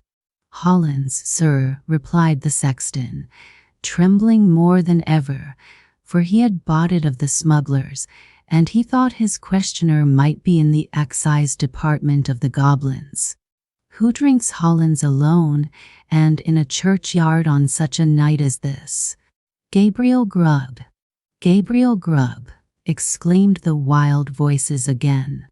"And who, then, is our lawful prize?" exclaimed the goblin, raising his voice. The invisible chorus replied, "Gabriel Grubb! Gabriel Grubb!" "Well, Gabriel, what do you say to this?" said the goblin, as he grinned a broader grin than before. The sexton gasped for breath.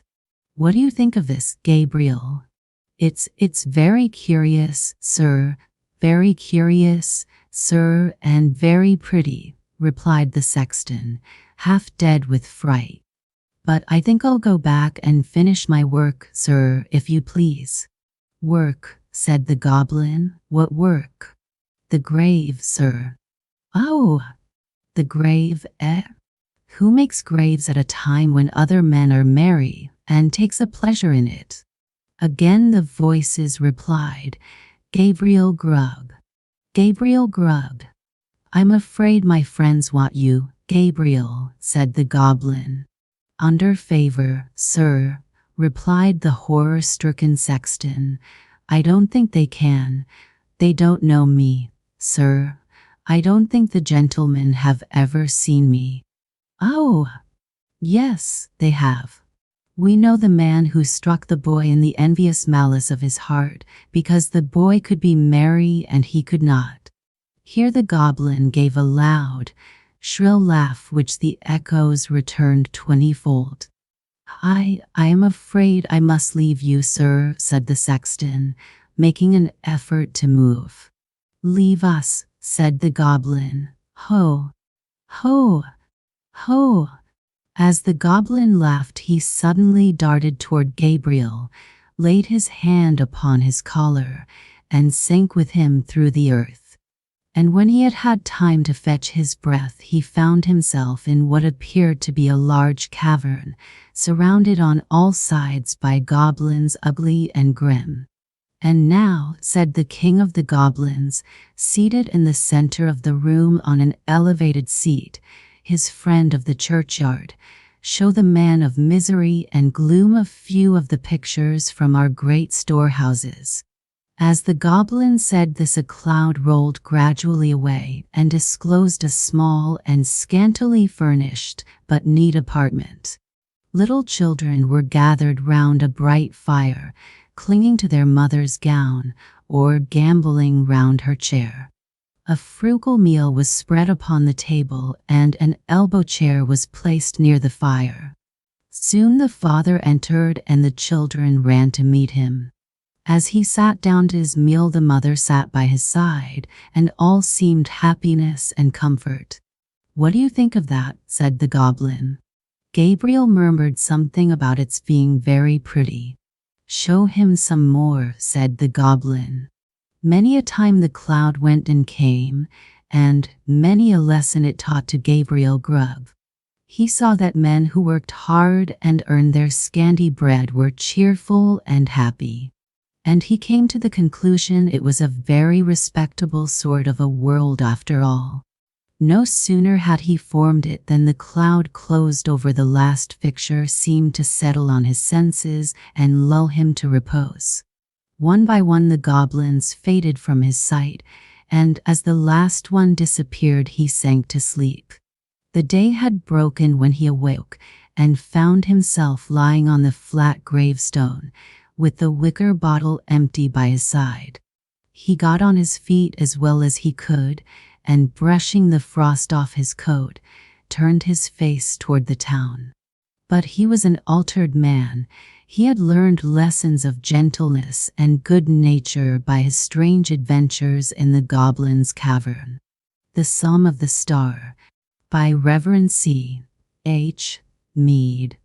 "Oh, boys, you can count me out on that. All I can get goes to my mother and sisters for Christmas." The speaker was a manly little newsboy, with good features, a clean face, and bright eyes. His clothes looked neat, though they were adorned with numerous patches. "But see here, Will, Christmas only comes once a year, and why shouldn't we fellers have our banquet as well as the silk stockings? What would they know about things going on in the world anyway, if we newsboys didn't supply 'em with papers? All in favor of having a banquet, hold up your hands." Up went a score of hands, some dirty, some clean, and some speckled, but Will's hand remained down. "See here, Will, what's the reason you won't stay by us?" The boy hesitated a moment and then said, "Boys, it's mighty close times up at our house. Fried chicken and pound cake don't come our way. Turkeys roost too high for us, and, well, boys, if you must know it, about the only good thing we kids have up there is our mother's love. See these patches. My mother put them on. See these stockings. My mother has been mending this same pair of stockings for more than a year, and she washes and irons them after I've gone to bed at night. Every stitch of mother's needle and thread is a stitch of love, and one night not long ago, I opened my eyes and saw my mother's tears dropping on the sleeve of my coat at the same time she was putting the patch on this elbow. I tell you, boys, The best thing I've got in the world is my mother, and the best Christmas gift I ever had is my mother's love. If I had $1 million, I'd give them all to my mother in return for her love. No, no, boys, no banquet for me, as long as I know my mother is starving herself, that we children may have more to eat.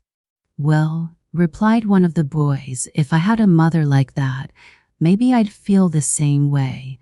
But all we get at our house is a good-looking from a drunken mother, and I'm going in for a square meal at Christmas, if I never has another.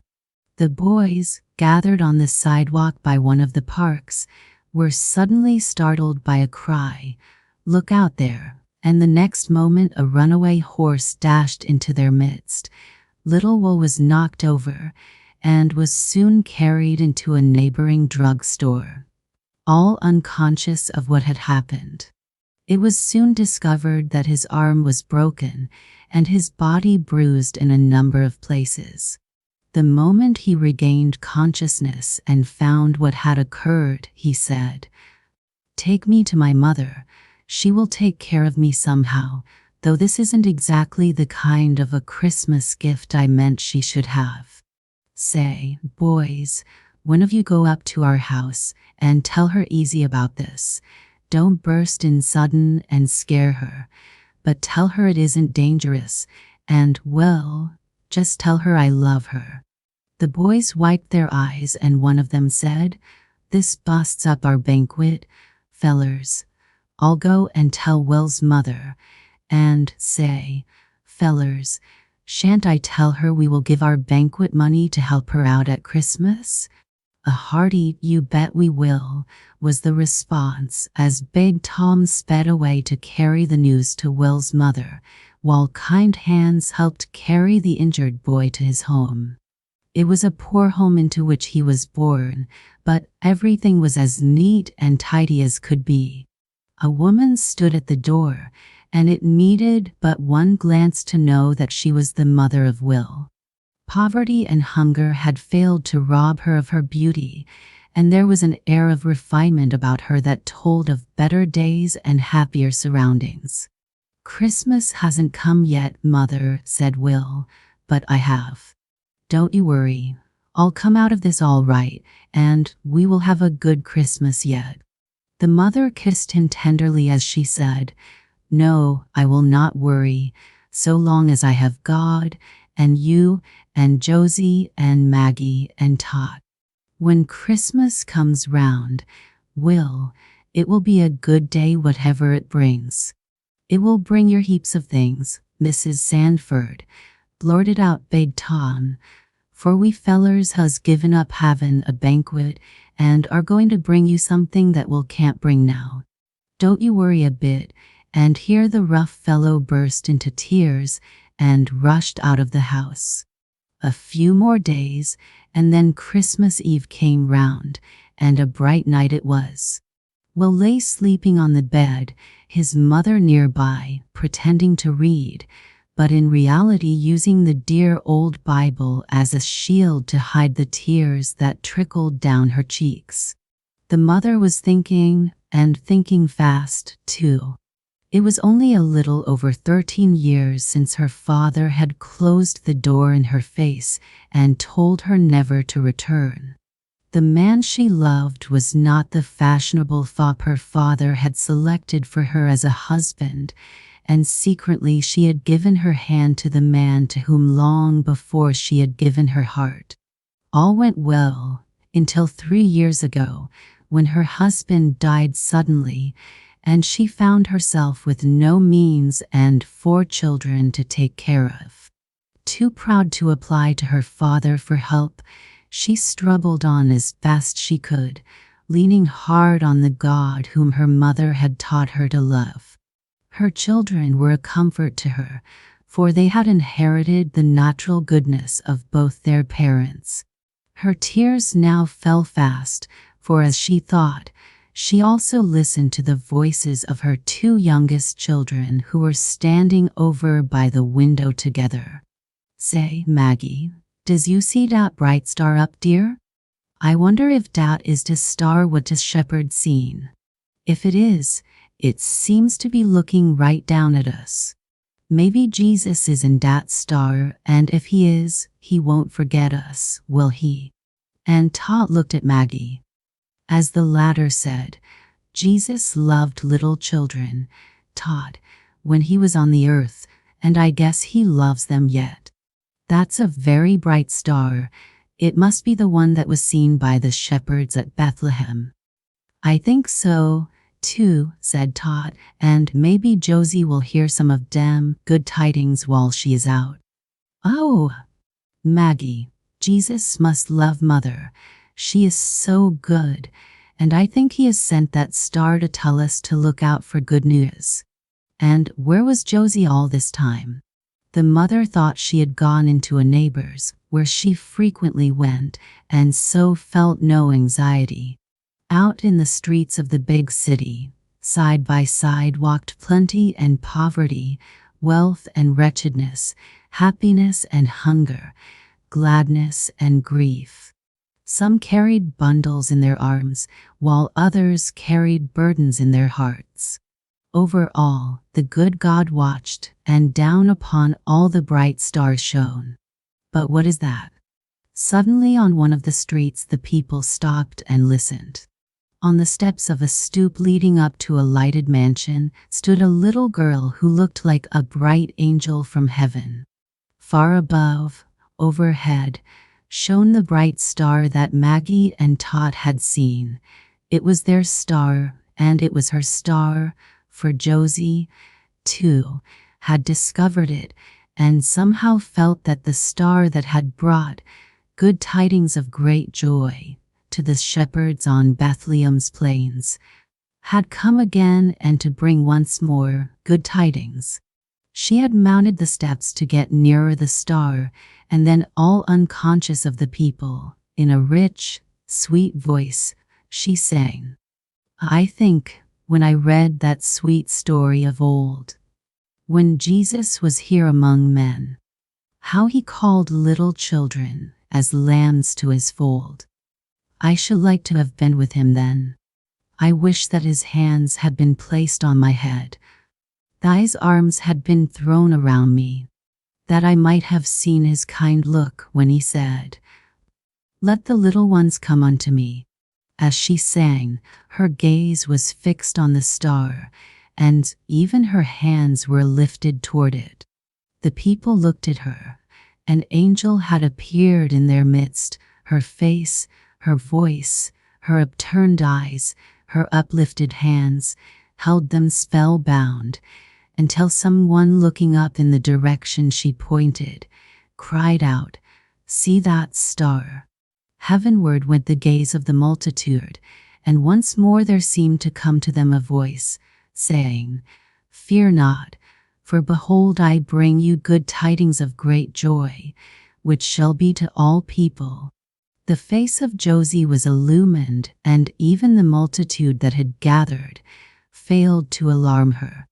The star with its good tidings was over her head and in her heart as well. "Who are you, my child?" said a gentleman who had come up on the steps where she stood. "Please, sir, I am Josie Sanford." The gentleman gave a start and said, "Sanford, Josie Sanford? Pray, where do you live, Josie?" She told him, and in response to other questions, told of mother, brother, and sisters. "Oh, sir, do you see the star? I am sure it has some good tidings for us at our house, and I must hurry home and tell mother all about it. Goodbye."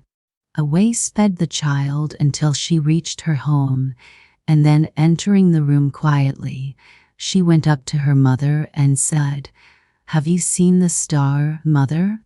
Maggie and Tot cried out, "We've seen it. Come, mother, and look quick." The mother went quietly to the window, and there beheld a star of wonderful brightness, and as she gazed, her face took on a new light, and into her heart came a great peace. The sleeping boy was awakened by the voices, and he, too, made his way to the window and looked at the star. At evening time it shall be light. It had come, and something else had come, too, for steps were heard on the stairs, followed by a knock on the door, on opening which, in came a company of newsboys headed by Bedtime.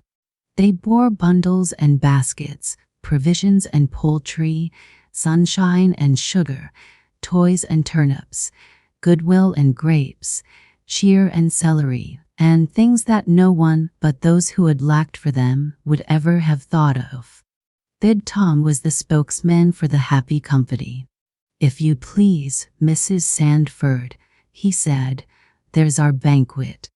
We wasn't going to come until tomorrow morning, but when we got the things all together, we just couldn't wait any longer, so we've brought 'em tonight, and if it isn't too soon, ma'am, we wishes you, and Will, and Josie, and Maggie, and Tata, Merry Christmas, doesn't we, boys?" "Indeed we does," responded the boys. The faces of that mother and her children were a sight to behold. Smiles and tears greeted the boys, and the mother and her 3 girls had a kiss for each of them. Then Tot said, "I knowed it. I knowed it. The star had Jesus in it, and I knowed he see Maggie and me looking up at it." "Well, boys," said Mrs. Sandford, "you shall have your banquet, for I want you all to take Christmas dinner with us tomorrow."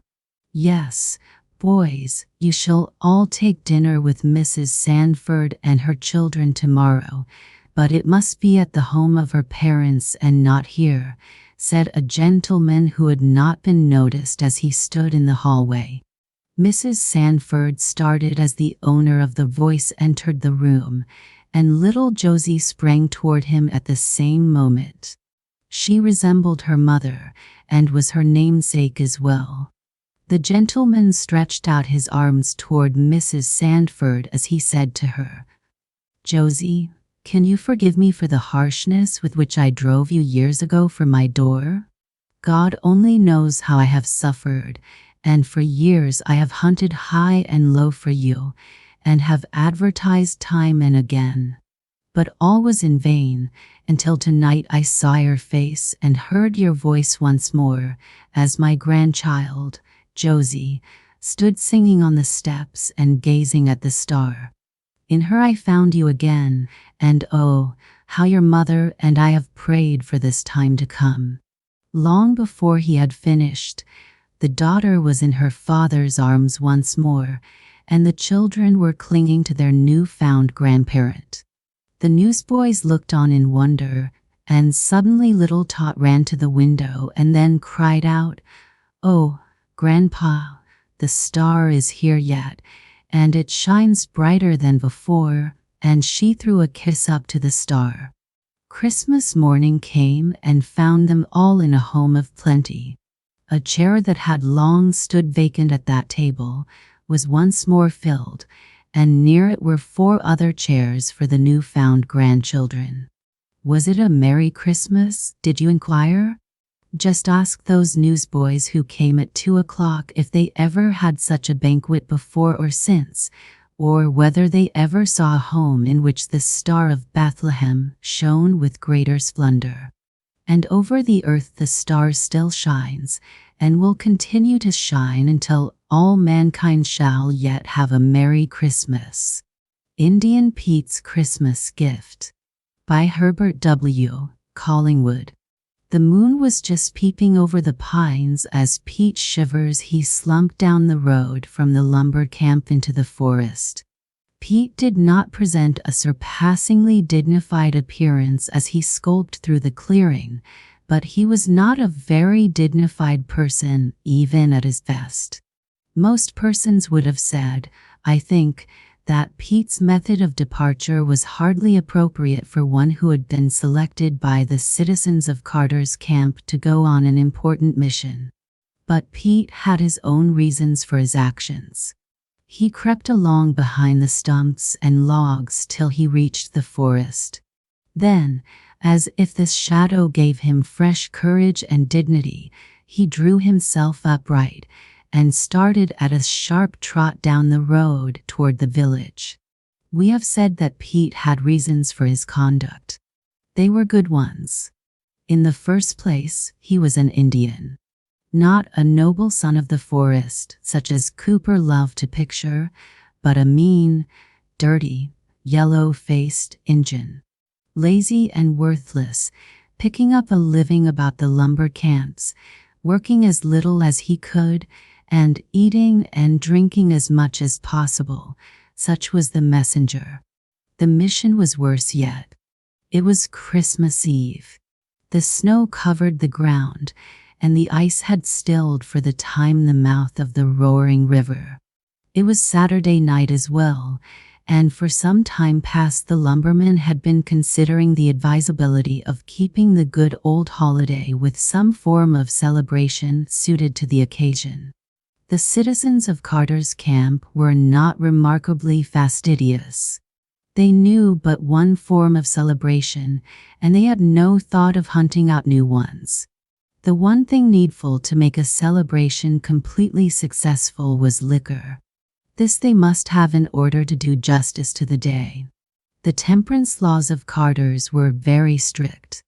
Not that the moral sentiment of the place was particularly high, but it had been noticed that the amounts of labor and whiskey were in inverse proportion.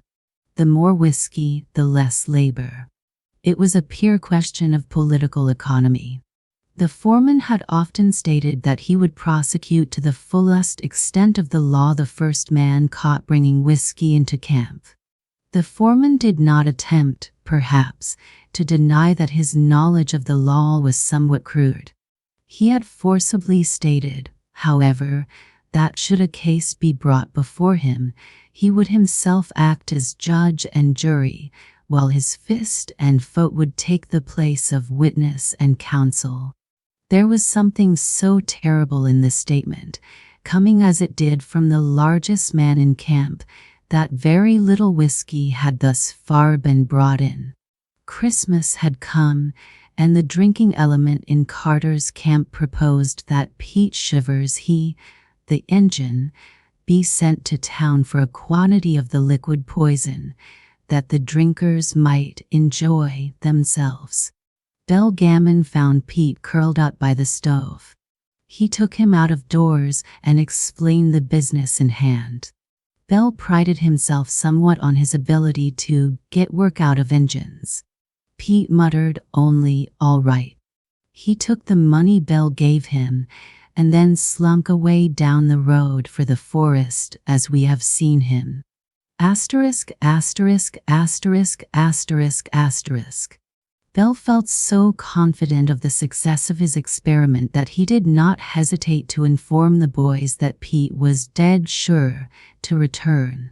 He would stake his reputation upon it. Pete was in a hard position. If he loved anything in this world, it was whiskey. If there was anything he feared, it was Bell's fist. The two were sure to go together. The money jingling in his pocket suggested unlimited pleasures, but over every one hung Bell's hard fist.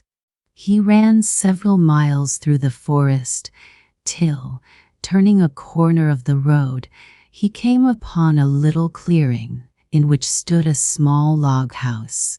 Pete knew the place well. Here lived Jeff Hunt with his wife, a French woman, and their troop of children. Jeff was a person of little importance by the side of his wife, though, like all lords of creation, he considered himself the legal and proper head of the family, as well as one of the mainstays of society. His part of the family government consisted, for the most part, in keeping the house supplied with wood and water, and in smoking his comfortable pipe in the corner, while his wife bent over her tub. Mrs. Hunt was the only woman near the camp, and so all the laundry work fell to her. Laundry work in the pine woods implies mending and darning, as well as washing and ironing, and the poor little woman had her hands full of work surely. It was rubbed, day after day over the steaming tub, with the children running about like little wolves, and Jeff kindly giving his advice from his comfortable corner. And even after the children were in bed at night, she must sit up and mend the clean clothes. What a pack of children there were! How rough and strong they seemed, running about all day, all but poor little Marie, the oldest. She had never been strong, and now at last she was dying of consumption. She could not sit up at all, but lay all day on the little bed in the corner, watching her mother with sad, beautiful eyes. The brave little Frenchwoman's heart almost failed her at times, as she saw how day by day the little form grew thinner, the eyes more beautiful, the cheeks more flushed. She knew the signs too well, but there was nothing she could do. Pete was a regular visitor at Jeff's and always a welcome one. His work was to carry the washing to and from camp. He came nearer to feeling like a man at Jeff's house than at any other place he knew of. Everyone but Mrs. Hunt and little Marie called him only Injun, but they always said, Mr. Shivers he. The Mr. Shivers he of the little Frenchwoman was the nearest claim to respectability that Pete felt able to make. One night while carrying home the clothes, he dropped them in the mud. He never minded the whipping Bill Gammon gave him half as much as he did poor Mrs. Hunt's tears, to think how her work had gone for nothing. As Pete came trotting down the road, Jeff stood in front of his house chopping stove wood from a great log. A lantern, hung on a stump, provided light for his purpose.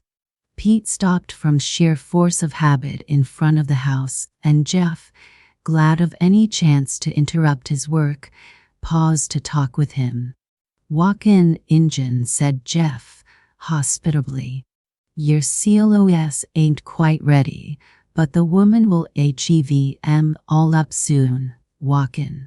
It suddenly came over Pete that this was his night for taking the clothes home, but his present errand was of far more importance than mere laundry work. "Me no stop. I go into town. Great work. Large business." By which vague hints he meant no doubt to impress Jeff with a sense of the dignity of his mission, and yet cunningly to keep its object concealed. "Go into town, be ye? Great doin's ter camp termorer, I suppose.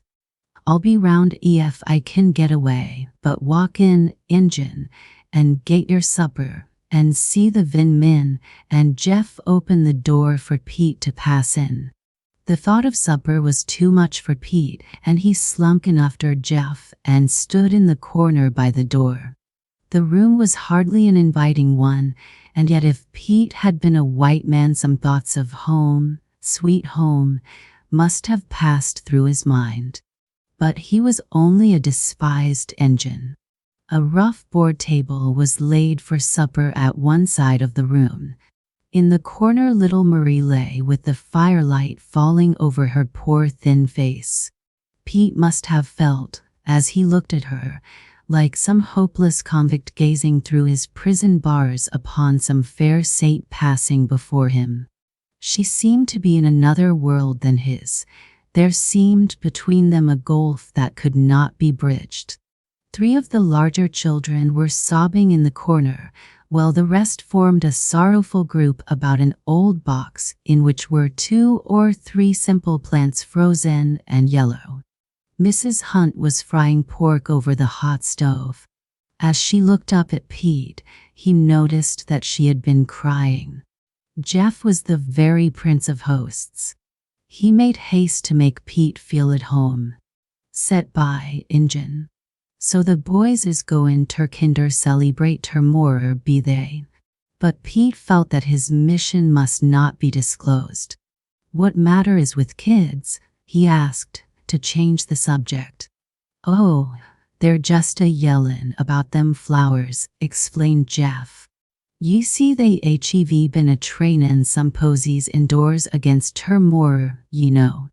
Termore's Christmas, you see, and them kids they had an e-day they'd hev some flowers fair ter decorate that corner where the little gal is.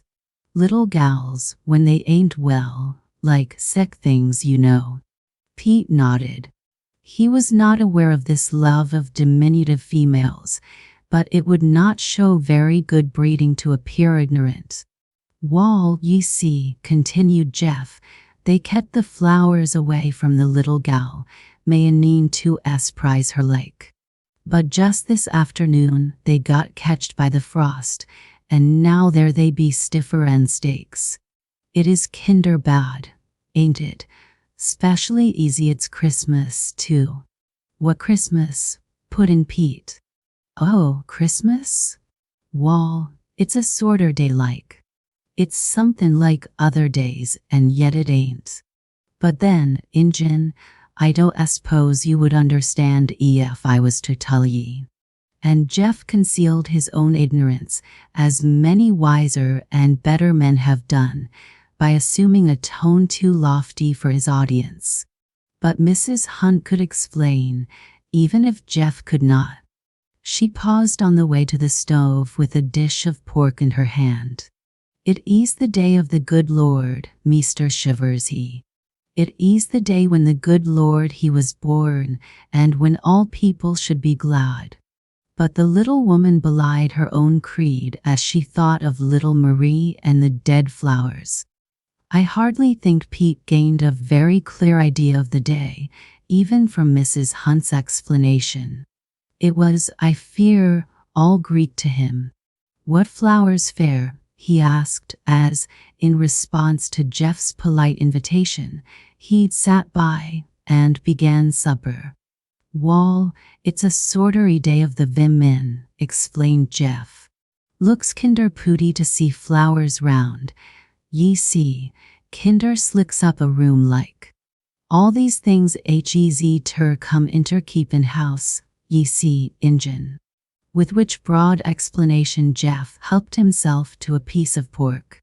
But Mrs. Hunt was bound to explain too. Her explanation was certainly more poetic. It is the way we show our love for the good Lord, Meester Shivers he. What is more beautiful than the flowers? We take the flowers, and with much love we place them upon the walls, and we make others happy with them, and the good Lord, who loves us all, he is pleased.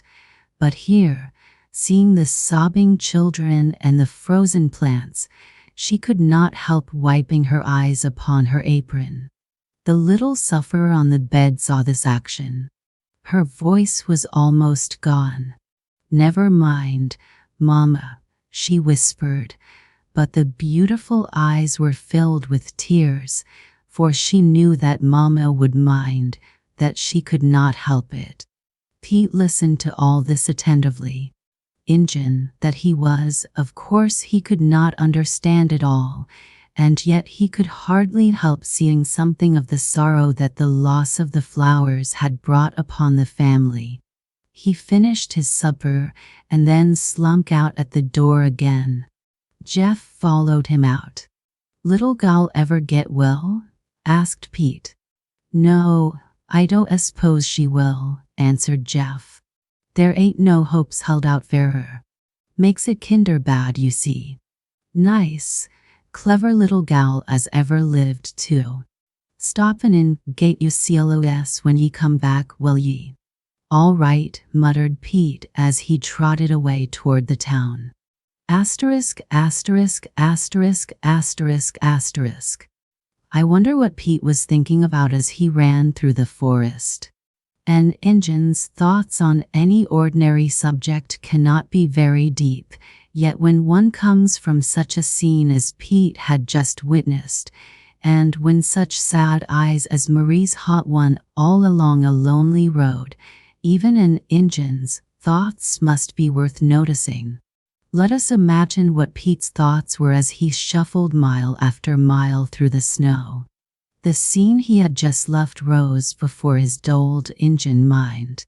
How kind Mrs. Hunt had always been to him. She was the only one that called him Mr. How queer it was that the children should cry because the flowers were killed. How little Marie had looked at him. Somehow Pete could not drive those sad eyes away. They seemed to be looking at him from every stump, from every tree. They were filled with tears now. Could it be because the flowers were frozen? It is no wonder that when at last the few lingering village lights came into view, Pete was wondering how he could help matters out. It was quite late, and most of the shops were closed. Only here and there some late workers showed a light. The bar rooms were open full blast, and as Pete glided down the sawdust street it needed all the remembrance of Belle's fist to keep him from parting with a portion of the jingling money for an equal amount of good cheer. But the fist had the best of it, and he went straight on to the last bar room. Surely Belle was right. Nothing but a miracle could stop him. But the miracle was performed, and when Pete least expected it.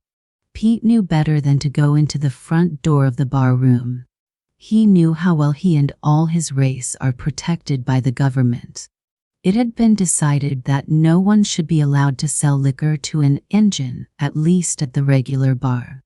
If an Injun, however, could so far lose sight of his personal dignity as to come sneaking in at the back door and pay an extra price for his liquor, whose business was it? Pete knew the way of bartenders. He had been in the business before. He did not go in at the front door where the higher-bred white men were made welcome, but slunk down an alley by the side of the building, meaning to go in the back way. There was no light in the store next the bar room. It was a milliner's store and had been closed for some hours. But in the back room 2 women were working away, anxious to finish a hat, evidently intended for some village belle's Christmas. Pete stopped in the dark alley for a moment to watch them. A man sat asleep in a chair by the stove, but the women worked on with tireless fingers. The hat was growing more and more brilliant under their quick touches. By their side stood a basket of artificial flowers and bright ribbons. It seemed to Pete that he had never before seen anything so beautiful. Here were flowers. Why could he not get some for the little sick girl? It was a severe struggle for the poor Injun, out there in the dark alley. The thought of the thrashing he would receive on the one hand, and the sad eyes of Marie on the other. What could he do? But even an Injun can remember a kindness. It may have been a miracle, or it may have been just the outcropping of the desire to repay a kindness which even an Injun is said to possess. At any rate, the eyes conquered, and Pete braved the fist of Belle. For fear that he should lose courage, he pushed against the door of the room and entered without ceremony. There was a great commotion, I can assure you. The idea of an Injun pushing his way into the back parlor of a milliner's shop was too much of a revolutionary proceeding to pass unnoticed. The women dropped their work with a little scream, while the man started from his chair with most violent intent upon poor Pete. "What be ye after here, Injun?" he growled. "Hump yourself outer here. Get a goin'." But Pete pulled out his money, at the sight of which the standing army of the milliner's store paused. Money has smoothed over many an outrage. It might perhaps excuse even such an action on the part of an Injun. "I want flowers," Pete said, pointing to the basket. "Give me flowers, I pay." "Oh, you wanter buy some of them artificial flowers, do you? This is a pooty time o' night ter come flower huntin', ain't it? Just pick out your flowers, and then climb out." And he held the basket out at arm's length for Pete to select. Pete took a great red rose and a white flower. There was not very much of a stalk to select from, but Pete, with instinct, selected the largest and gaudiest. "Them is worth about 10 shillings, figured up the merchant, taking the money from Pete's hand. Pete carefully placed the flowers in the pocket of his ragged coat and started for the door. The milliner's man, rendered affable by the most surprising bargain he had just made, naturally wished to retain the patronage of such a model customer. "Want anything in our line, Injun? Just call roundin', well please ye. Only come a little afore bedtime when ye come again." But Pete slunk out at the door and did not hear him. Pete's money was nearly gone, but he had a scheme in his head. He slunk in at the back door of the bar room and obtained his jug and what whiskey he could buy with the rest of his money. Then up the street he ran again, out of town, stopping only once of the pump to fill the jug to the top with water. Resolutely fastening in the stopper and not even raising the jug to his mouth, he started for camp at his long, swinging trot, with the jug in his hand. Mile after mile was passed over, yet Pete did not stop till Jeff Hunt's cabin came in sight. Hiding his jug behind a log, he crept up to the window and looked in. The light was burning on the table, while Mrs. Hunt sat nodding over her work. She had been mending the clothes so that Pete could take them back with him. Tired out, she had fallen asleep. The box of frozen plants still stood by the table. Pete grinned as he saw them, thinking of the great flowers in his pocket. Marie was asleep. Over her head were hung long clusters of moss, with masses of ground pine and red berries. Pete stole to the door and went in. Mrs. Hunt woke with a start, but at sight of Pete smiled in her weary way. Pete made up his bundle of clothes and then pulled out the great red rose and the white flower. He laid them on the table with "Flowers, fair little gal. Sick. Make her think Christmas. Good flowers. All color. No fade. No smell. No wear out." Then, catching up his bundle, he slunk away without waiting for Mrs. Hunt's thanks. Asterisk, asterisk, asterisk, asterisk, asterisk. When Bill Gammon woke in the morning, he found the jug at the foot of his bunk. But Pete was nowhere to be seen. He had left the jug and fled. The Christmas celebration at Carter's was a very tame affair.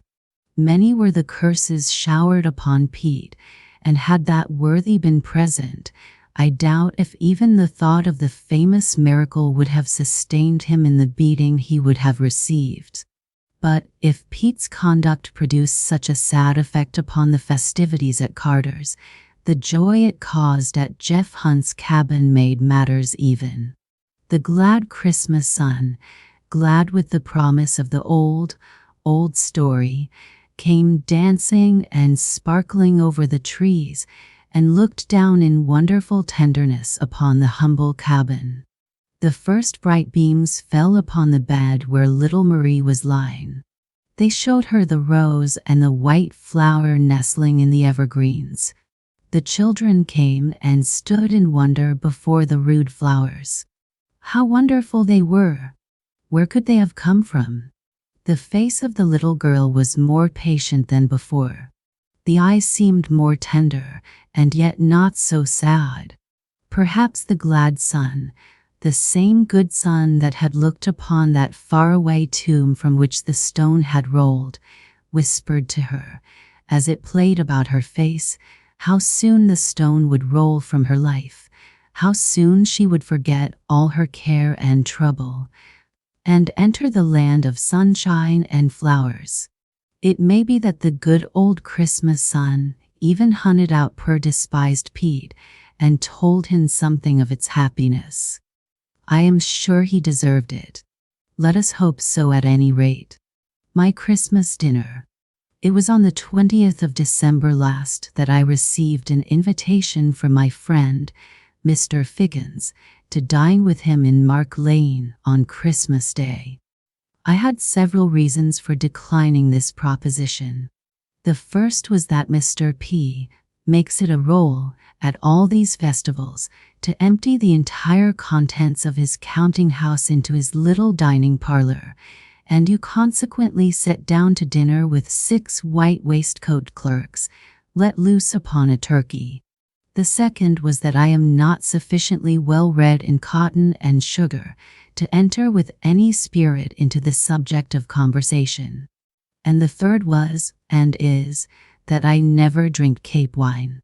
But by far the most prevailing reason remains to be told. I had been anticipating for some days, and was hourly in the hope of receiving, an invitation to spend my Christmas Day in a most irresistible quarter. I was expecting, indeed, the felicity of eating plum pudding with an angel, and, on the strength of my imaginary engagement, I returned a polite note to Mr. P., reducing him to the necessity of advertising for another candidate for Cape and turkey. The 21st came. Another invitation to dine with a regiment of roast beef eaters at Clapham. I declined this also, for the above reason, and for one other, viz., that, on dining there 10 Christmas days ago, it was discovered, on sitting down, that one little accompaniment of the roast beef had been entirely overlooked. Would it be believed, but I will not stay to mystify, I merely mention the fact. They had forgotten the horseradish. The next day arrived, and with it a neat epistle, sealed with violet-colored wax, from Upper Brook Street. Dine with the ladies at home on Christmas Day. Very tempting, it is true, but not exactly the letter I was longing for. I began, however, to debate within myself upon the policy of securing this bird in hand, instead of waiting for the 2 that were still hopping about the bush, when the consultation was suddenly brought to a close by a prophetic view of the portfolio of drawings fresh from boarding school, moths and roses on embossed paper, to say nothing of the album, in which I stood engaged to write an elegy on a Java sparrow that had been the favorite in the family for 3 days. I rung for gilt-edged, pleaded a world of polite regret, and again declined. The 23rd dawned. Time was getting on rather rapidly, but no card came. I began to despair of any more invitations and to repent of my refusals. Breakfast was hardly over, however, when the servant brought up, not a letter, but an aunt and a brace of cousins from Bayswater. They would listen to no excuse. Consanguinity required me, and Christmas was not my own. Now my cousins kept no albums. They are really as pretty as cousins can be, and when violent hands with white kid gloves are laid on one, it is sometimes difficult to effect an escape with becoming elegance. I could not, however, give up my darling hope of a pleasanter prospect. They fought with me in 50 engagements that I pretended to have made. I showed them the court guide, with 10 names obliterated, being those of persons who had not asked me to mince meat and mistletoe, and I ultimately gained my cause by quartering the remains of an infectious fever on the sensitive fears of my aunt, and by dividing a rheumatism and a sprained ankle between my sympathetic cousins. As soon as they were gone, I walked out, sauntering involuntarily in the direction of the only house in which I felt I could spend a happy Christmas. As I approached, a porter brought a large hamper to the door. A present from the country, thought I. Yes, they do dine at home. They must ask me. They know that I am in town. Immediately afterward a servant issued with a letter. He took the nearest way to my lodgings, and I hurried back by another street to receive the so much wished-for invitation. I was in a state of delirious delight. I arrived, but there was no letter. I sat down to wait, in a spirit of calmer enjoyment than I had experienced for some days, and in less than half an hour a note was brought to me. At length, the desired dispatch had come. It seemed written on the leaf of a lily with the pen dipped in dew. I opened it, and had nearly fainted with disappointment. It was from a stockbroker, who begins an anecdote of Mr. Rothschild before dinner, and finishes it with the fourth bottle, and who makes his 8 children stay up to supper and snapdragon. In macadamizing a stray stone in one of his periodical puddings, I once lost a tooth, and with it an heiress of some reputation. I wrote a most irritable apology and dispatched my warmest regards in a whirlwind. December the 24th, I began to count the hours and uttered many poetical things about the wings of time. Alack! No letter came. Yes, I received a note from a distinguished dramatist requesting the honor, etc. But I was too cunning for this and practiced wisdom for once. I happened to reflect that his pantomime was to make its appearance on the night after, and that his object was to perpetrate the whole program upon me. Regret that I could not have the pleasure of meeting Mr. Paulo, and the rest of the literati to be then and there assembled, was of course immediately expressed. My mind became restless and agitated. I felt, amidst all these invitations, cruelly neglected. They served, indeed, but to increase my uneasiness, as they opened prospects of happiness in which I could take no share.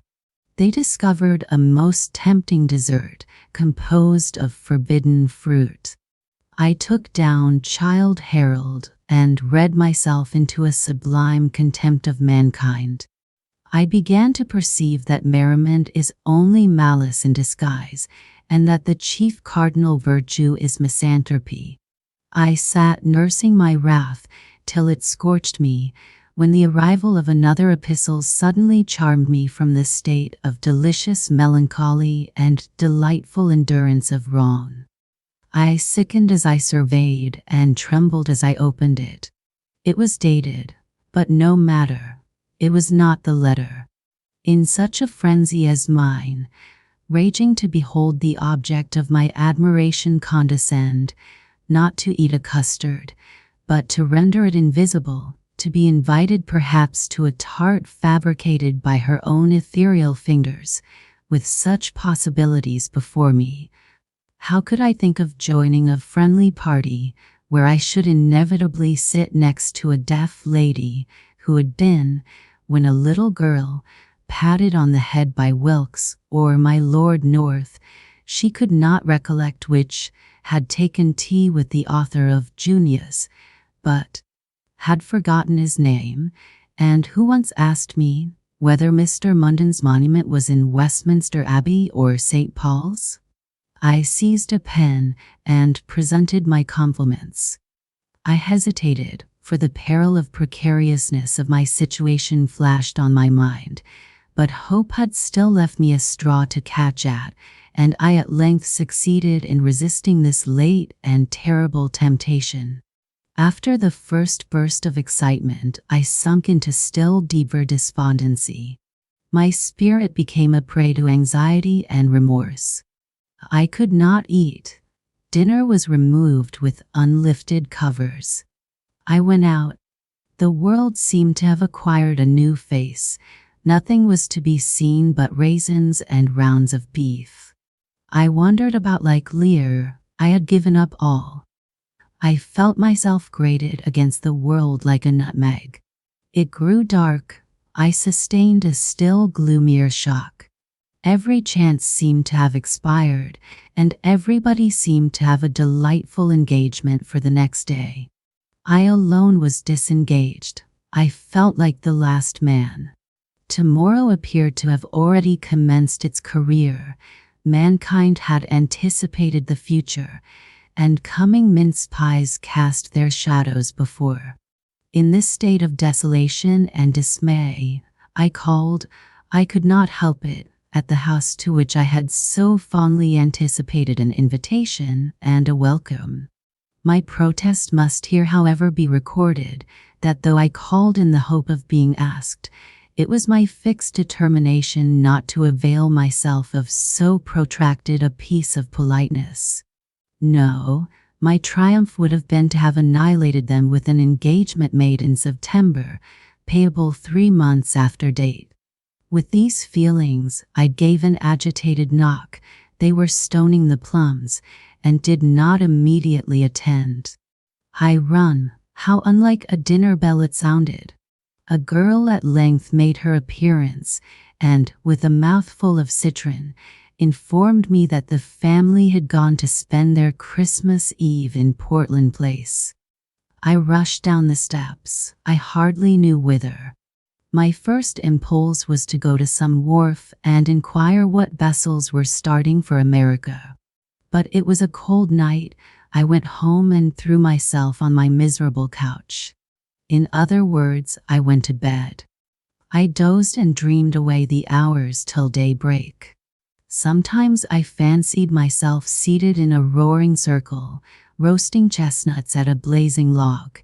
At others, that I had fallen into the Serpentine while skating, and that the Humane Society were piling upon me a Pelion, or rather a Vesuvius of blankets. I awoke a little refreshed. Alas! It was the 25th of the month. It was Christmas Day. Let the reader, if he possess the imagination of Milton, conceive my sensations. I swallowed an atom of dry toast. Nothing could calm the fever of my soul. I stirred the fire and read Zimmerman alternately. Even reason, the last remedy one has recourse to in such cases, came at length to my relief. I argued myself into a philosophic fit. But, unluckily, just as the Lethean tide within me was at its height, my landlady broke in upon my lethargy, and chased away by a single word all the little sprites and pleasures that were acting as my physicians, and prescribing balm for my wounds. She paid me the usual compliment, and then, "Do you dine at home today, sir?" abruptly inquired she. Here was a question. No Spanish inquisitor ever inflicted such complete dismay in so short a sentence. Had she given me a speech why next to expound, a Gordian tangle to untwist? Had she set me a lesson in algebra, or asked me the way to Brobdingnag? Had she desired me to show her the North Pole, or the meaning of a melodrama? Any or all of these I might have accomplished. But to request me to define my dinner, to inquire into its latitude, to compel me to fathom that sea of appetite which I now felt rushing through my frame, to ask me to dive into futurity, and become the prophet of pies and preserves. My heart died within me at the impossibility of a reply. She had repeated the question before I could collect my senses around me.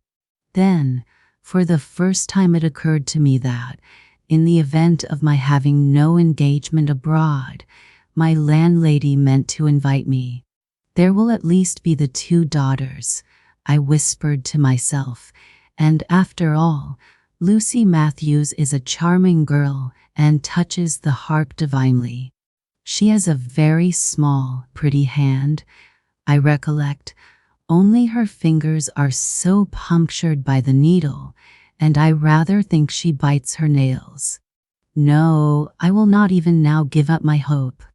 It was yesterday but a straw. Today it is but the thistledown, but I will cling to it to the last moment. There are still 4 hours left. They will not dine till 6. One desperate struggle, and the peril is past. Let me not be seduced by this last golden apple, and I may yet win my race. The struggle was made. I should not dine at home. This was the only phrase left me, for I could not say that I should dine out. Alas, that an event should be at the same time so doubtful and so desirable. I only begged that if any letter arrived, it might be brought to me immediately. The last plank, the last splinter, had now given way beneath me. I was floating about with no hope but the chance of something almost impossible. They had left me alone, not with my glory, but with an appetite that resembled an avalanche seeking whom it might devour. I had passed one dinnerless day and half of another, yet the promised land was as far from sight as ever. I recounted the chances I had missed. The dinners I might have enjoyed passed in a dioramic view before my eyes. Mr. Figgins and his 6 clerks, the Clapham beef eaters, the charms of Upper Brook Street, my pretty cousins, and the pantomime writer, the stockbroker, whose stories one forgets, and the elderly lady who forgets her stories, they all marched by me. A procession of apparitions. Even my landlady's invitation, though unborn, was not forgotten in summing up my sacrifices. And for what? For a clock. Hope was perfectly ridiculous. I had been walking upon the hairbridge over a gulf and could not get into Elysium after all. I had been catching moonbeams and running after notes of music. Despair was my only convenient refuge. No chance remained, unless something should drop from the clouds. In this last particular I was not disappointed, for, on looking up, I perceived a heavy shower of snow, yet I was obliged to venture forth, for being supposed to dine out, I could not of course remain at home. Where to go I knew not. I was like my first father. The world was all before me. I flung my coat round me and hurried forth with the feelings of a bandit longing for a stiletto. At the foot of the stairs, I staggered against 2 or 3 smiling rascals, priding themselves upon their punctuality. They had just arrived to make the tour of Turkey. How I hated them! As I rushed by the parlor, a single glance disclosed to me a blazing fire, with Lucy and several lovely creatures in a semicircle. Fancy, too, gave me a glimpse of a sprig of mistletoe. I vanished from the house, like a spectre at daybreak. How long I wandered about is doubtful. At last I happened to look through a kitchen window, with an area in front, and saw a villain with a fork in his hand, throwing himself back in his chair choked with ecstasy. Another was feasting with a graver air. He seemed to be swallowing a bit of paradise and criticizing its flavor. This was too much for mortality. My appetite fastened upon me like an alligator. I darted from the spot, and only a few yards further discerned a house with rather an elegant exterior, and with some ham in the window that looked perfectly sublime. There was no time for consideration. To hesitate was to perish. I entered. It was indeed a banquet hall deserted. The very waiters had gone home to their friends. There, however, I found a fire, and there, to sum up all my folly and felicity in a single word, I dined. The Poor Traveller, by Charles Dickens. In the year 1799, a relative of mine came limping down, on foot, to the town of Chatham. He was a poor traveller, with not a farthing in his pocket. My relative came down to Chatham to enlist in a cavalry regiment, if a cavalry regiment would have him; if not, to take King George's shilling from any corporal or sergeant who would put a bunch of ribbons in his hat. His object was to get shot, but he thought he might as well ride to death as be at the trouble of walking. My relative's Christian name was Richard, but he was better known as Dick. He dropped his own surname on the road down and took up that of Doubledick. He was passed as Richard Doubledick, age 22, height 5'10", native place Exmouth, which he had never been near in his life. There was no cavalry in Chatham when he limped over the bridge with half a shoe to his dusty feet, so he enlisted into a regiment of the line and was glad to get drunk and forget all about it. You are to know that this relative of mine had gone wrong and run wild. His heart was in the right place, but it was sealed up. He had been betrothed to a good and beautiful girl whom he had loved better than she, or perhaps even he, believed. But in an evil hour he had given her cause to say to him sullenly, "Richard, I will never marry any other man. I will live single for your sake." But Mary Marshall's lips, her name was Mary Marshall, never address another word to you on earth. Go, Richard. Heaven forgive you. This finished him. This brought him down to Chatham. This made him Private Richard Doubledick, with a determination to be shot. There was not a more dissipated and reckless soldier in Chatham barracks in the year 1799 than Private Richard Doubledick. He associated with the dregs of every regiment. He was as seldom sober as he could be, and was constantly under punishment. It became clear to the whole barracks that Private Richard Doubledick would very soon be flogged. Now the captain of Richard Doubledick's company was a young gentleman not above 5 years his senior, whose eyes had an expression in them which affected Private Richard Doubledick in a very remarkable way. They were bright, handsome, dark eyes, what are called laughing eyes generally, and, when serious, rather steady than severe, but they were the only eyes now left in his narrowed world that Private Richard Doubledick could not stand. Unabashed by evil report and punishment, defiant of everything else and everybody else, he had but to know that those eyes looked at him for a moment, and he felt ashamed. He could not so much as salute Captain Taunton in the street like any other officer. He was reproached and confused, troubled by the mere possibility of the captain's looking at him. In his worst moments, he would rather turn back and go any distance out of his way than encounter those two handsome, dark, bright eyes. One day, when Private Richard Doubledick came out of the black hole, where he had been passing the last 48 hours, and in which retreat he spent a good deal of his time, he was ordered to betake himself to Captain Taunton's quarters.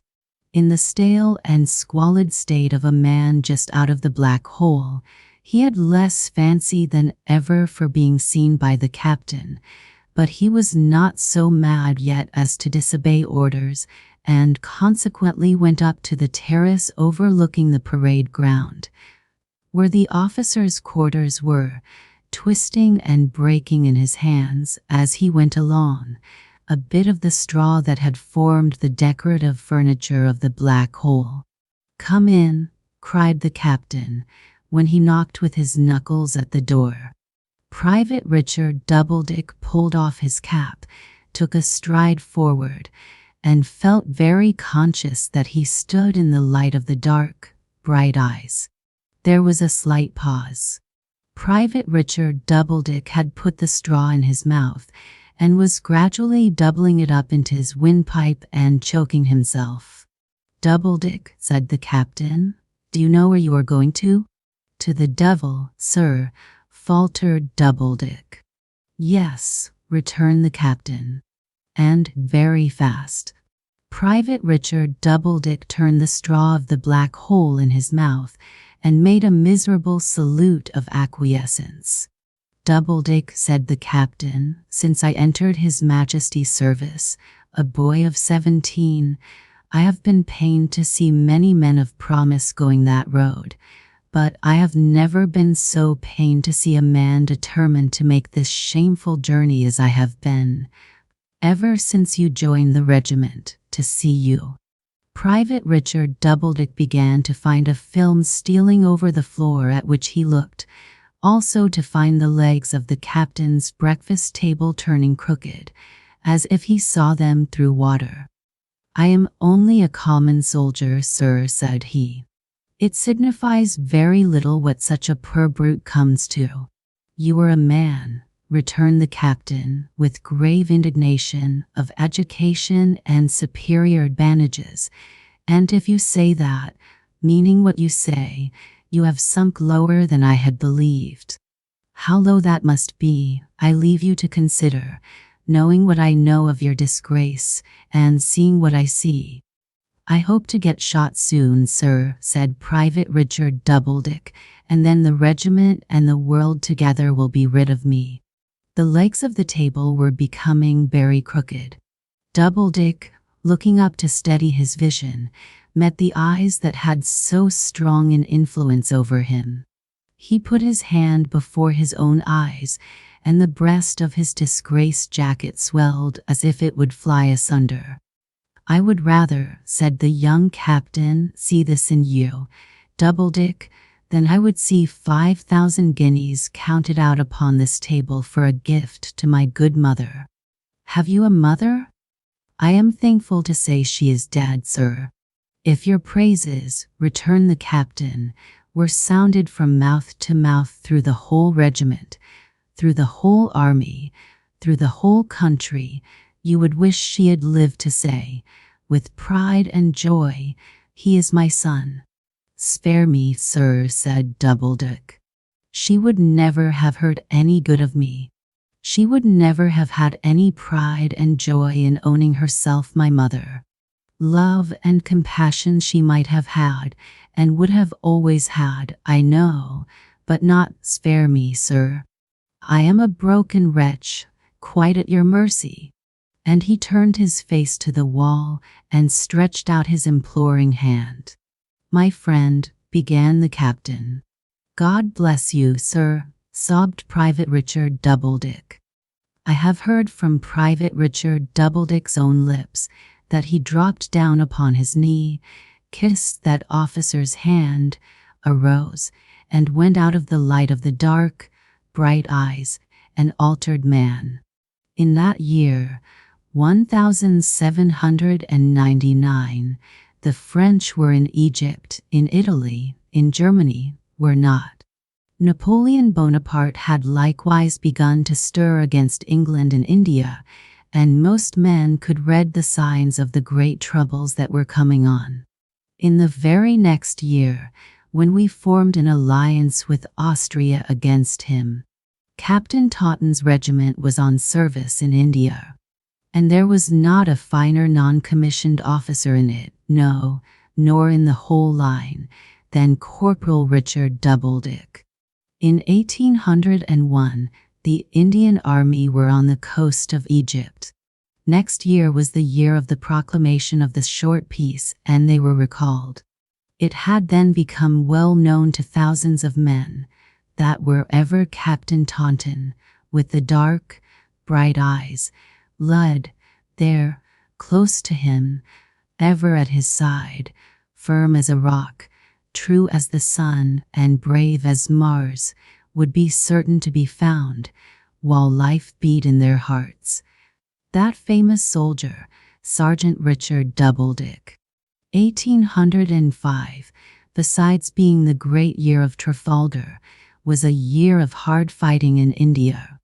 That year saw such wonders done by a sergeant major, who cut his way single-handed through a solid mass of men, recovered the colors of his regiment, which had been seized from the hand of a poor boy shot through the heart, and rescued his wounded captain, who was down, and in a very jungle of horses' hoofs and sabers, saw such wonders done, I say, by this brave sergeant major, that he was specially made the bearer of the colors he had won, and Ensign Richard Doubledick had risen from the ranks, sorely cut up in every battle, but always reinforced by the bravest of men, for the fame of following the old colors, shot through and through, which Ensign Richard Doubledick had saved, inspired all breasts, This regiment fought its way through the Peninsular War,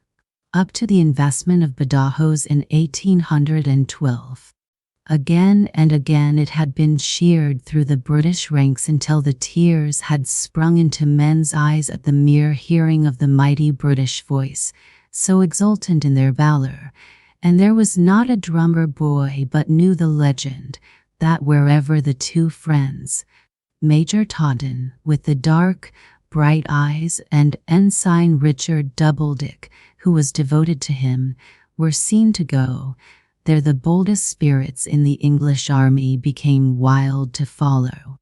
One day at Badajoz, not in the great storming, but in repelling a hot sally of the besieged upon our men at work in the trenches, who had given way, the two officers found themselves hurrying forward, face to face, against a party of French infantry, who made a stand. There was an officer at their head, encouraging his men, a courageous, handsome, gallant officer of 30, whom Doubledick saw hurriedly, almost momentarily, but saw well.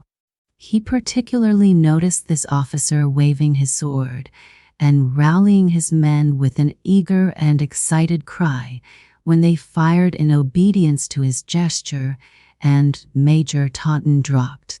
It was over in 10 minutes more, and Doubledick returned to the spot where he had laid the best friend man ever had, on a coat spread upon the wet clay. Major Taunton's uniform was opened at the breast, and on his shirt were 3 little spots of blood. "Dear Doubledick," said he, "I am dying." "For the love of heaven, no," exclaimed the other, kneeling down beside him, and passing his arm round his neck to raise his head. "Taunton, my preserver, my guardian angel, my witness, dearest, truest, kindest of human beings. Taunton, for God's sake." The bright, dark eyes, so very, very dark now in the pale face, smiled upon him, and the hand he had kissed 13 years ago laid itself fondly on his breast. "Write to my mother. You will see home again. Tell her how we became friends. It will comfort her as it comforts me." He spoke no more, but faintly signed for a moment toward his hair as it fluttered in the wind. The ensign understood him. He smiled again when he saw that, and, gently turning his face over on the supporting arm as if for rest, died, with his hand upon the breast in which he had revived a soul. No dry eye looked on Ensign Richard Doubledick that melancholy day. He buried his friend on the field and became a lone, bereaved man. Beyond his duty he appeared to have but 2 remaining cares in life: one, to preserve the little packet of hair he was to give to Taunton's mother; the other, to encounter that French officer who had rallied the men under whose fire Taunton fell. A new legend now began to circulate among our troops, and it was that when he and the French officer came face to face once more, there would be weeping in France. The war went on, and through it went the exact picture of the French officer on the one side, and the bodily reality upon the other, until the Battle of Toulouse was fought. In the returns sent home appeared these words: "Severely wounded, but not dangerously, Lieutenant Richard Doubledick." At midsummer time, in the year 1814, Lieutenant Richard Doubledick, now a brown soldier, 37 years of age, came home to England invalid. He brought the hair with him, near his heart. Many a French officer had he seen since that day, many a dreadful night, in searching with men and lanterns for his wounded, had he relieved French officers lying disabled, but the mental picture and the reality had never come together.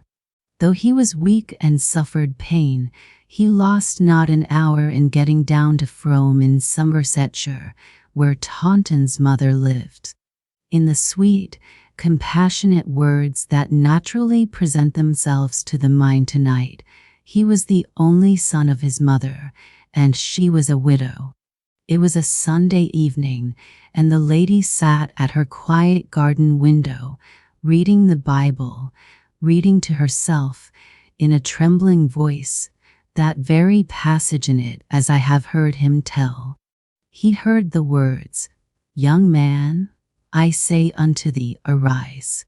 He had to pass the window, and the bright, dark eyes of his debased time seemed to look at him. Her heart told her who he was. She came to the door quickly and fell upon his neck. He saved me from ruin, made me a human creature, won me from infamy and shame. O God, forever bless him. As he will, he will, he will, the lady answered. I know he is in heaven. Then she piteously cried, but, oh my darling boy, my darling boy. Never from the hour when Private Richard Doubledick enlisted at Chatham had the private, corporal, sergeant, sergeant major, ensign, or lieutenant breathed his right name, or the name of Mary Marshall, or a word of the story of his life, into any ear except his reclaimers. That previous scene in his existence was closed. He had firmly resolved that his expiation should be to live unknown, to disturb no more the peace that had long grown over his old offenses, to let it be revealed, when he was dead, that he had striven and suffered, and had never forgotten, and then, if they could forgive him and believe him, well, it would be time enough, time enough. But that night, remembering the words he had cherished for 2 years, tell her how we became friends. It will comfort her, as it comforts me. He related everything. It gradually seemed to him as if in his maturity he had recovered a mother. It gradually seemed to her as if in her bereavement she had found a son. During his stay in England, the quiet garden into which he had slowly and painfully crept, a stranger, became the boundary of his home. When he was able to rejoin his regiment in the spring, he left the garden, thinking was this indeed the first time he had ever turned his face toward the old colors with a woman's blessing. He followed them, so ragged, so scarred and pierced now, that they would scarcely hold together, to Cotter Bras and Lydney. He stood beside them, in an awful stillness of many men, shadowy through the mist and drizzle of a wet June forenoon, on the field of Waterloo. And down to that hour the picture in his mind of the French officer had never been compared with the reality. The famous regiment was in action early in the battle, and received its first check in many an eventful year, when he was seen to fall.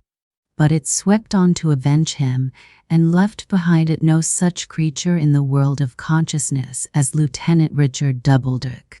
Through pits of mire and pools of rain, along deep ditches, once roads, that were pounded and plowed to pieces by artillery, heavy wagons, tramp of men and horses, and the struggle of every wheeled thing that could carry wounded soldiers, jolted among the dying and the dead, so disfigured by blood and mud as to be hardly recognizable for humanity, dead, as to any sentient life that was in it, and yet alive, the form that had been Lieutenant Richard Doubledick, with whose praises England rings, was conveyed to Brussels. There it was tenderly laid down in hospital, and there it lay, week after week, through the long, bright summer days, until the harvest, spared by war, had ripened and was gathered in. Slowly laboring, at last, through a long, heavy dream of confused time and place, presenting faint glimpses of army surgeons whom he knew, and of faces that had been familiar to his youth, dearest and kindest among them, Mary Marshall's, with a solicitude upon it more like reality than anything he could discern. Lieutenant Richard Doubledick came back to life. To the beautiful life of a calm autumn evening sunset, to the peaceful life of a fresh, quiet room with the large windows standing open, a balcony beyond, in which were moving leaves and sweet-smelling flowers. Beyond, again, the clear sky, with the sun full in his sight, pouring its golden radiance on his bed. It was so tranquil and so lovely that he thought he had passed into another world. And he said in a faint voice, "Taunton, are you near me?" A face bent over him. Not his mother's. "I came to nurse you. We have nursed you many weeks. You were moved here long ago. Do you remember nothing?" "Nothing." The lady kissed his cheek and held his hand, soothing him. "Where is the regiment? What has happened?" "Let me call you mother." "What has happened, mother?" "A great victory, dear. The war is over, and the regiment was the bravest in the field." His eyes kindled, his lips trembled, he sobbed, and the tears ran down his face. He was very weak, too weak to move his hand. From that time, he recovered. Slowly, for he had been desperately wounded in the head, and had been shot in the body, but making some little advance every day. When he had gained sufficient strength to converse as he lay in bed, he soon began to remark that Mrs. Taunton always brought him back to his own history. Then he recalled his preserver's dying words, and thought, "It comforts her." One day he awoke out of a sleep, refreshed, and asked her to read to him. But the curtain of the bed, softening the light, which she always drew back when he awoke, that she might see him from her table at the bedside where she sat at work, was held undrawn, and a woman's voice spoke, which was not hers. "Can you bear to see a stranger?" it said softly. "Will you like to see a stranger?" "Stranger," he repeated. The voice awoke old memories, before the days of Private Richard Doubledick. "A stranger now, but not a stranger once," it said in tones that thrilled him. "Richard, dear Richard, lost through so many years, my name."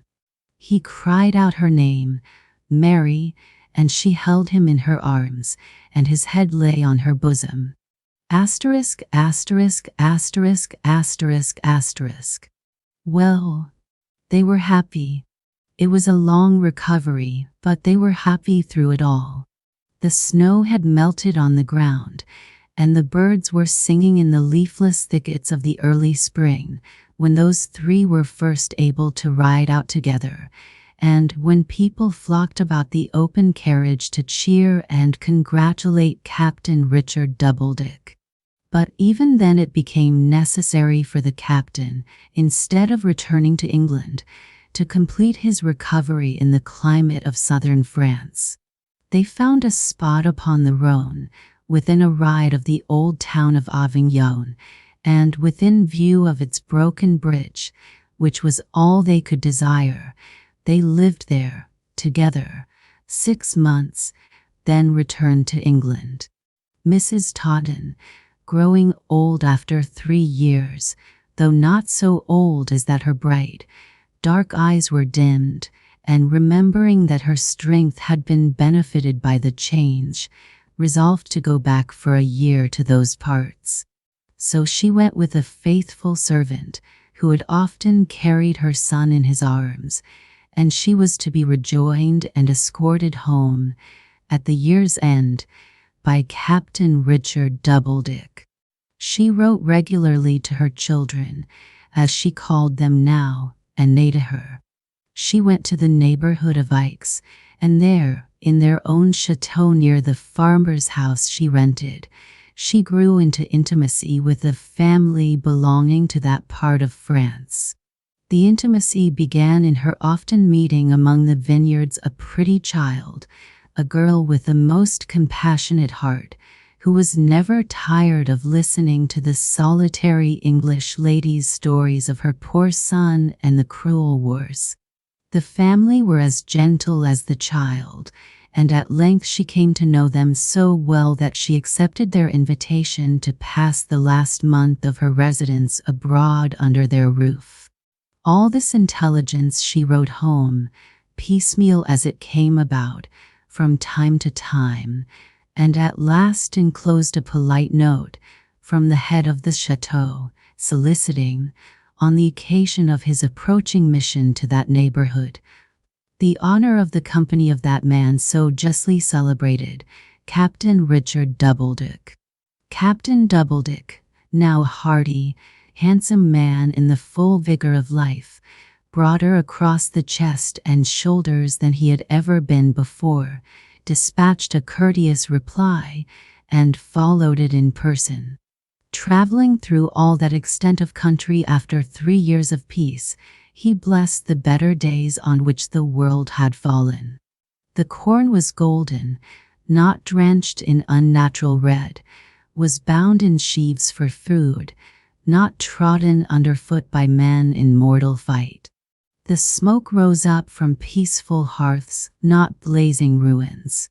The carts were laden with the fair fruits of the earth, not with wounds and death.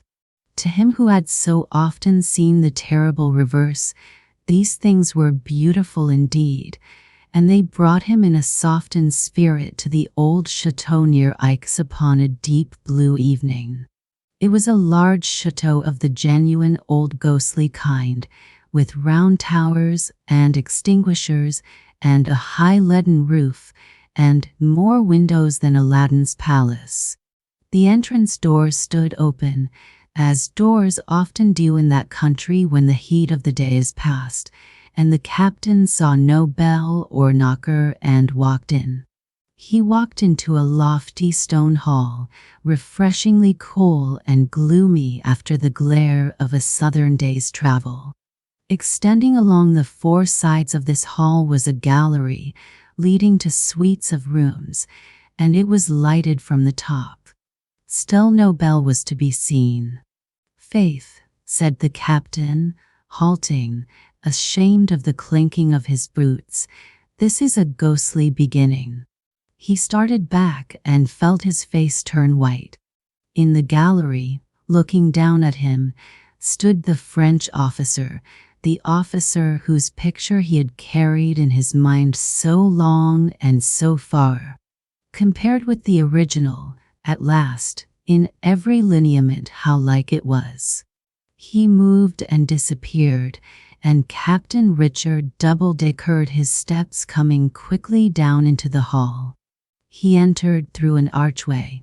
There was a bright, sudden look upon his face, much such a look as it had worn in that fatal moment.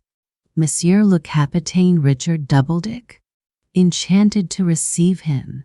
"He has not remembered me, as I have remembered him. He did not take such a note of my face that day as I took of his," thought Captain Richard Doubledick. "How shall I tell him?" "You were at Waterloo," said the French officer. "I was," said Captain Richard Doubledick. "And at Bedtime." Left alone with the sound of his own stern voice in his ears, he sat down to consider. "What shall I do, and how shall I tell him?" At that time, unhappily, many deplorable duels had been fought between English and French officers arising out of the recent war, and these duels, and how to avoid this officer's hospitality, were the uppermost thought in Captain Richard Doubledick's mind. His mother, above all, the captain thought. "How shall I tell her?" "Spirit of my departed friend," said he, "is it through thee these better thoughts are rising in my mind? Is it thou who hast shown me, all the way I have drawn to meet this man, the blessings of the altered time? Is it thou who hast sent thy stricken mother to me, to stay my angry hand? Is it from thee the whisper comes, that this man did his duty as thou didst, and as I did, through thy guidance, which has wholly saved me here on earth, and that he did no more? He sat down, with his head buried in his hands, and, when he rose up, made the second strong resolution in his life, that neither to the French officer, nor to the mother of his departed friend, nor to any soul, while either of the two was living, would he breathe what only he knew. And when he touched that French officer's glass with his own, that day at dinner, he secretly forgave him in the name of the divine forgiver of injuries. The legend of the Christmas tree. Most children have seen a Christmas tree, and many know that the pretty and pleasant custom of hanging gifts on its boughs comes from Germany, but perhaps few have heard or read the story that is told to little German children respecting the origin of this custom. The story is called The Little Stranger and runs thus. In a small cottage on the borders of a forest lived a poor laborer who gained a scanty living by cutting wood. He had a wife and 2 children who helped him in his work. The boy's name was Valentine, and the girl was called Mary. They were obedient, good children, and a great comfort to their parents. One winter evening, this happy little family were sitting quietly round the hearth, the snow and the wind raging outside, while they ate their supper of dry bread, when a gentle tap was heard on the window, and a childish voice cried from without, "Oh, let me in, pray. I am a poor little child, with nothing to eat, and no home to go to, and I shall die of cold and hunger unless ye let me in." Valentine and Mary jumped up from the table and ran to open the door, saying, "Come in, poor little child. We have not much to give you, but whatever we have we will share with you." The stranger child came in and warmed his frozen hands and feet at the fire, and the children gave him the best they had to eat, saying, "You must be tired, too, poor child. Lie down on our bed. We can sleep on the bench for one night." Then said the little stranger child, "Thank God for all your kindness to me." So they took their little guest into their sleeping room, laid him on the bed, covered him over, and said to each other, "How thankful we ought to be. We have warm rooms and a cozy bed, while this poor child has only heaven for his roof and the cold earth for his sleeping place." When their father and mother went to bed, Mary and Valentine lay quite contentedly on the bench near the fire, saying, before they fell asleep, "The stranger child will be so happy tonight in his warm bed." These kind children had not slept many hours before Mary awoke and softly whispered to her brother, "Valentine, dear, wake and listen to the sweet music under the window." Then Valentine rubbed his eyes and listened. It was sweet music indeed, and sounded like beautiful voices singing to the tones of a harp. "O holy child, we greet thee, bringing sweet strains of harp to aid our singing. Thou, holy child, in peace art sleeping, while we are watch without our keeping. Blessed be the house wherein thou liest, happiest on earth, to heaven the highest." The children listened, while a solemn joy filled their hearts. Then they stepped softly to the window to see who might be without. In the east was a streak of rosy dawn, and in its light they saw a group of children standing before the house, clothed in silver garments, holding golden harps in their hands. Amazed at the sight, the children were still gazing out of the window when a light tap caused them to turn round. There stood the stranger child before them, clad in a golden dress, with a gleaming radiance round his curling hair. I am the little Christ child, he said, who wanders through the world bringing peace and happiness to good children. You took me in and cared for me when you thought me a poor child, and now you shall have my blessing for what you have done. A fir tree grew near the house, and from this he broke a twig, which he planted in the ground, saying, This twig shall become a tree, and shall bring forth fruit year by year for you. No sooner had he done this than he vanished, and with him the little choir of angels. But the fir branch grew and became a Christmas tree, and on its branches hung golden apples and silver nuts every Christmas tide. Such is the story told to German children concerning their beautiful Christmas trees, though we know that the real little Christ child can never be wandering, cold and homeless, again in our world, inasmuch as he is safe in heaven by his Father's side. Yet we may gather from this story the same truth which the Bible plainly tells us, that anyone who helps a Christian child in distress, it will be counted unto him as if he had indeed done it unto Christ himself. Inasmuch as ye have done it unto the least of these my brethren, you have done it unto me. The Peace Egg, by Juliana Horatia Ewing. Everyone ought to be happy at Christmas. But there are many things which ought to be, and yet are not, and people are sometimes sad, even in the Christmas holidays. The captain and his wife were sad, though it was Christmas Eve. Sad, though they were in the prime of life, blessed with good health, devoted to each other and to their children, with competent means, a comfortable house on a little freehold property of their own, and, one might say, everything that heart could desire. Sad, though they were good people, whose peace of mind had a firmer foundation than their earthly goods alone, contented people, too, with plenty of occupation for mind and body.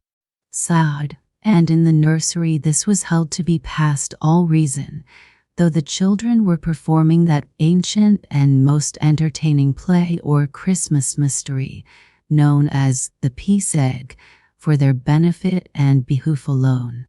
The play was none the worse that most of the actors were too young to learn parts, so that there was very little of the rather tedious dialogue, only plenty of dress and ribbons, and of fighting with the wooden swords. But though Robert, the eldest of the 5 children, looked bonny enough to warm any father's heart, as he marched up and down with an air learned by watching many a parade in Baroque Square and Drill Ground, and though Nicholas did not cry in spite of falling hard, and Dora, who took the part of the doctor, treading accidentally on his little finger in picking him up, still the captain and his wife sighed nearly as often as they smiled, and the mother dropped tears as well as pennies into the cap which Tom, as the King of Egypt, brought round after the performance. 2.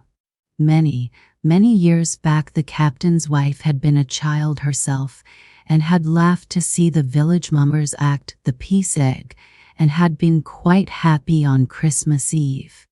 Happy though she had no mother. Happy though her father was a stern man, very fond of his only child, but with an obstinate will that not even she dared port. She had lived to thwart it, and he had never forgiven her. It was when she married the captain.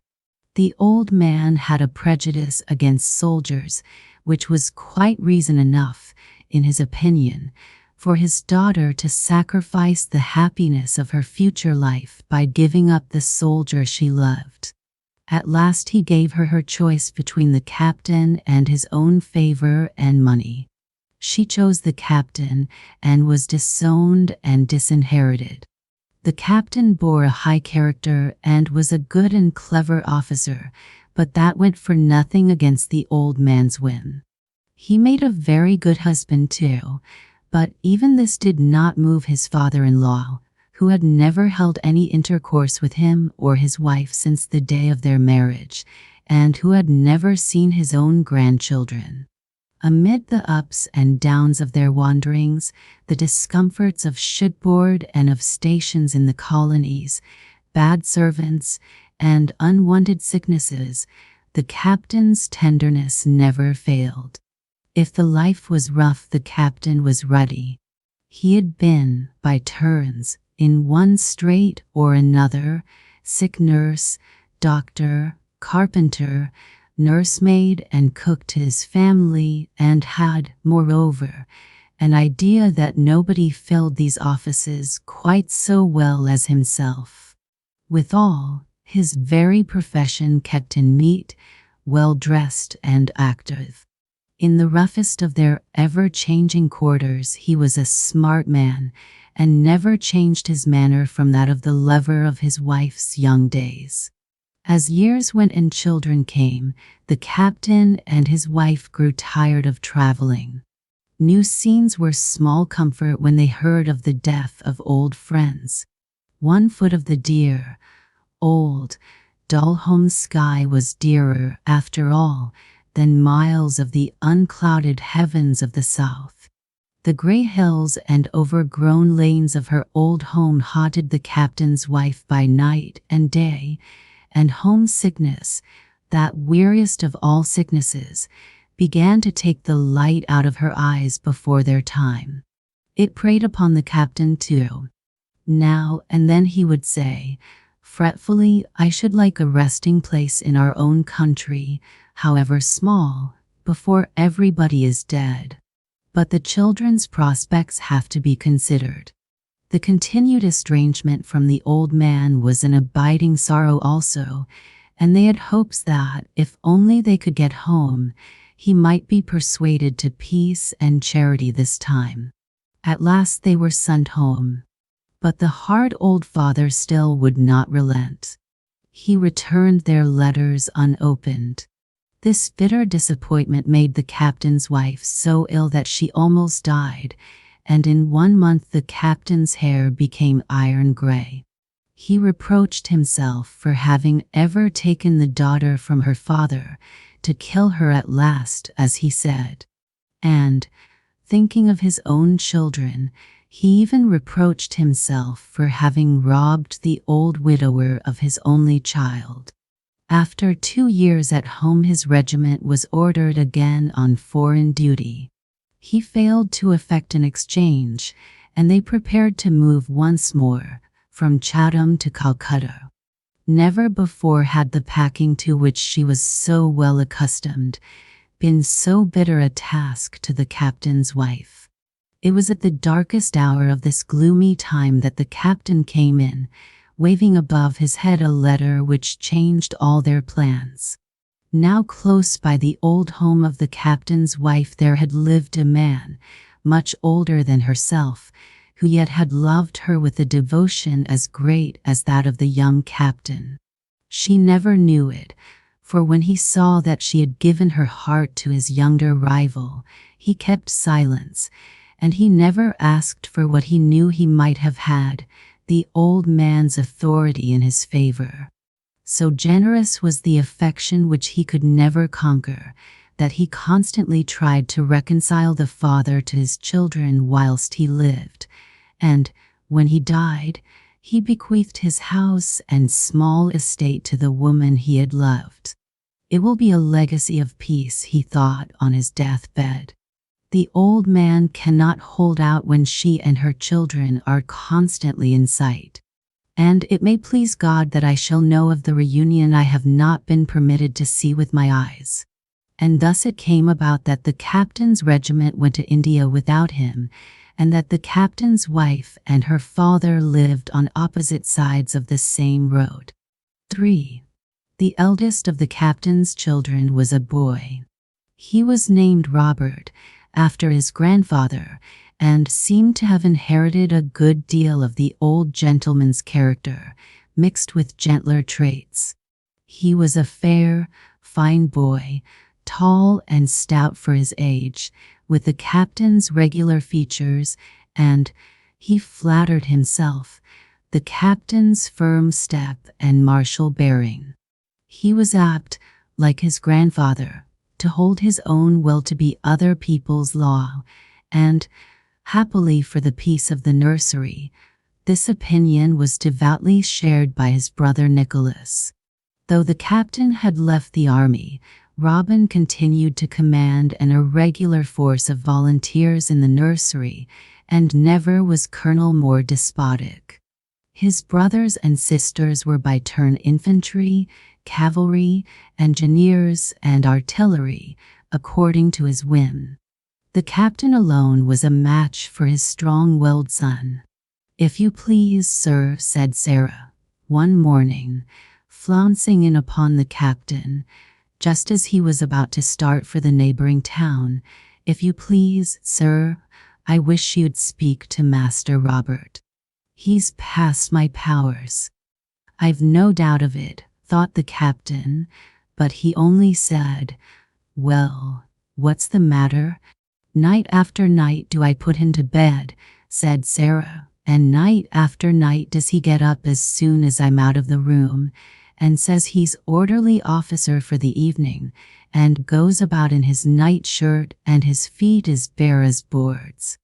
The captain fingered his heavy mustache to hide a smile, but he listened patiently to Sarah's complaints. "It ain't so much him I should mind, sir," she continued, "but he goes round the beds and wakes up the other young gentlemen and Miss Dora, one after another, and when I speak to him, he gives me all the sauce he can lay his tongue to, and says he's going round the guards. The other night I tried to put him back in his bed, but he got away and ran all over the house, me hunting him everywhere, and not a sign of him, till he jumps out on me from the garret stairs and nearly knocks me down. 'I visited the outposts, Sarah,' says he, 'all's well.' And off he goes to bed as bold as brass." "Have you spoken to your mistress?" asked the captain. "Yes, sir," said Sarah. "And Mrs. spoke to him, and he promised not to go round the guards again." "Has he broken his promise?" asked the captain, with a look of anger and also of surprise. "When I opened the door last night, sir," continued Sarah, in her shrill treble, "what should I see in the dark but Master Robert a-walking up and down with the carpet-brush stuck in his arm. 'Who goes there?' says he. 'You audacious boy,' says I. 'Didn't you promise your ma you'd leave off them tricks?' 'I'm not going round the guards,' says he. 'I promise not. But I'm for sentry duty tonight.' And say what I would to him, all he had for me was, 'You mustn't speak to a sentry on duty.' So I says, 'As sure as I live till morning, I'll go to your pa, for he pays no more attention to his ma than to me, nor to anyone else. Please to see that the bed is taken out of my dressing room,' said the captain. 'I will attend to Master Robert.' With this Sarah had to content herself, and she went back to the nursery. Robert was nowhere to be seen, and made no reply to her summons. On this the unwary nursemaid flounced into the bedroom to look for him, when Robert, who was hidden beneath a table, darted forth and promptly locked her in. "You're under arrest," he shouted through the keyhole. "Let me out," shrieked Sarah. "I'll send a file of the guard to fetch you to the orderly room by and by," said Robert, for preferring frivolous complaints. And he departed to the farmyard to look at the ducks. That night, when Robert went up to bed, the captain quietly locked him into his dressing room, from which the bed had been removed. "You're for sentry duty tonight," said the captain. "The carpet brush is in the corner. Good evening." As his father anticipated, Robert was soon tired of the sentry game in these new circumstances, and long before the night had half worn away he wished himself safely undressed and in his own comfortable bed. At 12:30 he felt as if he could bear it no longer, and knocked at the captain's door. "Who goes there?" said the captain. "Mayn't I go to bed, please?" whined poor Robert. "Certainly not," said the captain. "You're on duty." And on duty poor Robert had to remain, for the captain had a will as well as his son. So he rolled himself up in his father's railway rug and slept on the floor. The next night he was very glad to go quietly to bed and remain there. 4. The captain's children sat at breakfast in a large, bright nursery. It was the room where the old Bacheller had died, and now her children made it merry. This was just what he would have wished. They all sat round the table, for it was breakfast time. There were 5 of them, and 5 bowls of boiled bread and milk smoked before them. Sarah, a foolish, gossiping girl, who acted as nurse till better could be found, was waiting on them, and by the table sat Darky, the black retriever, his long, curly back swaying slightly from the difficulty of holding himself up, and his solemn hazel eyes fixed very intently on each and all of the breakfast bowls. He was as silent and sagacious as Sarah was talkative and empty-headed.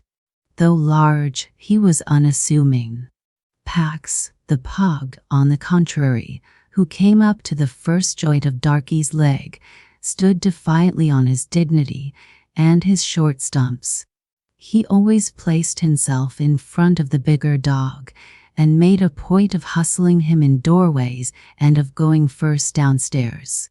Robert's tongue was seldom idle, even at meals. "Sarah, who is that tall old gentleman at church, in the seat near the pulpit?" he asked. "He wears a cloak like what the Blues wear, only all blue, and is tall enough for a life-guardsman. He stood when we were kneeling down, and said, 'Almighty and most merciful Father,' louder than anybody." Sarah knew who the old gentleman was, and knew also that the children did not know, and that their parents did not see fit to tell them as yet. But she had a passion for telling and hearing news, and would rather gossip with a child than not gossip at all. "Never you mind, Master Robin," she said, nodding sagaciously. "Little boys are to know everything." "Ah, then, I know you don't know," replied Robert. "If you did, you'd tell." "I do," said Sarah. "You don't," said Robin. "Your ma's forbid you to contradict, Master Robin," said Sarah, "and if you do I shall tell her. I know well enough who the old gentleman is, and perhaps I might tell you, only you'd go straight off and tell again." "No, no, I wouldn't," shouted Robin. "I can keep a secret, indeed I can. Pinch my little finger and try. Do tell me, Sarah. There's a dear Sarah, and then I shall know you know." And he danced round her, catching at her skirts. To keep the secret was beyond Sarah's powers. "Do you let my dress be, Master Robin," she said. "You're ripping out all the gathers, and listen while I whisper. As sure as you're a living boy, that gentleman's your own grandpapa." Robin lost his hold on Sarah's dress, his arms fell by his side, and he stood with his brows knit for some minutes, thinking. Then he said, emphatically, "What lies you do tell, Sarah." "Oh, Robin," cried Nicholas, who had drawn near, his thick curls standing stark with curiosity. "Mamma said, 'lies' wasn't a proper word, and you promised not to say it again." "I forgot," said Robin. "I didn't mean to break my promise." "But she does tell, ahem, you know what." "You wicked boy," cried the enraged Sarah. "How dare you say such a thing, and everybody in the place knows he's your ma's own pa." "I'll go and ask her," said Robin, and he was at the door in a moment. "But Sarah, alarmed by the thought of getting into a scrape herself, caught him by the arm. "Don't you go, love. It'll only make your ma angry." "There, it was all my nonsense." "Then it's not true," said Robin indignantly. "What did you tell me so for?"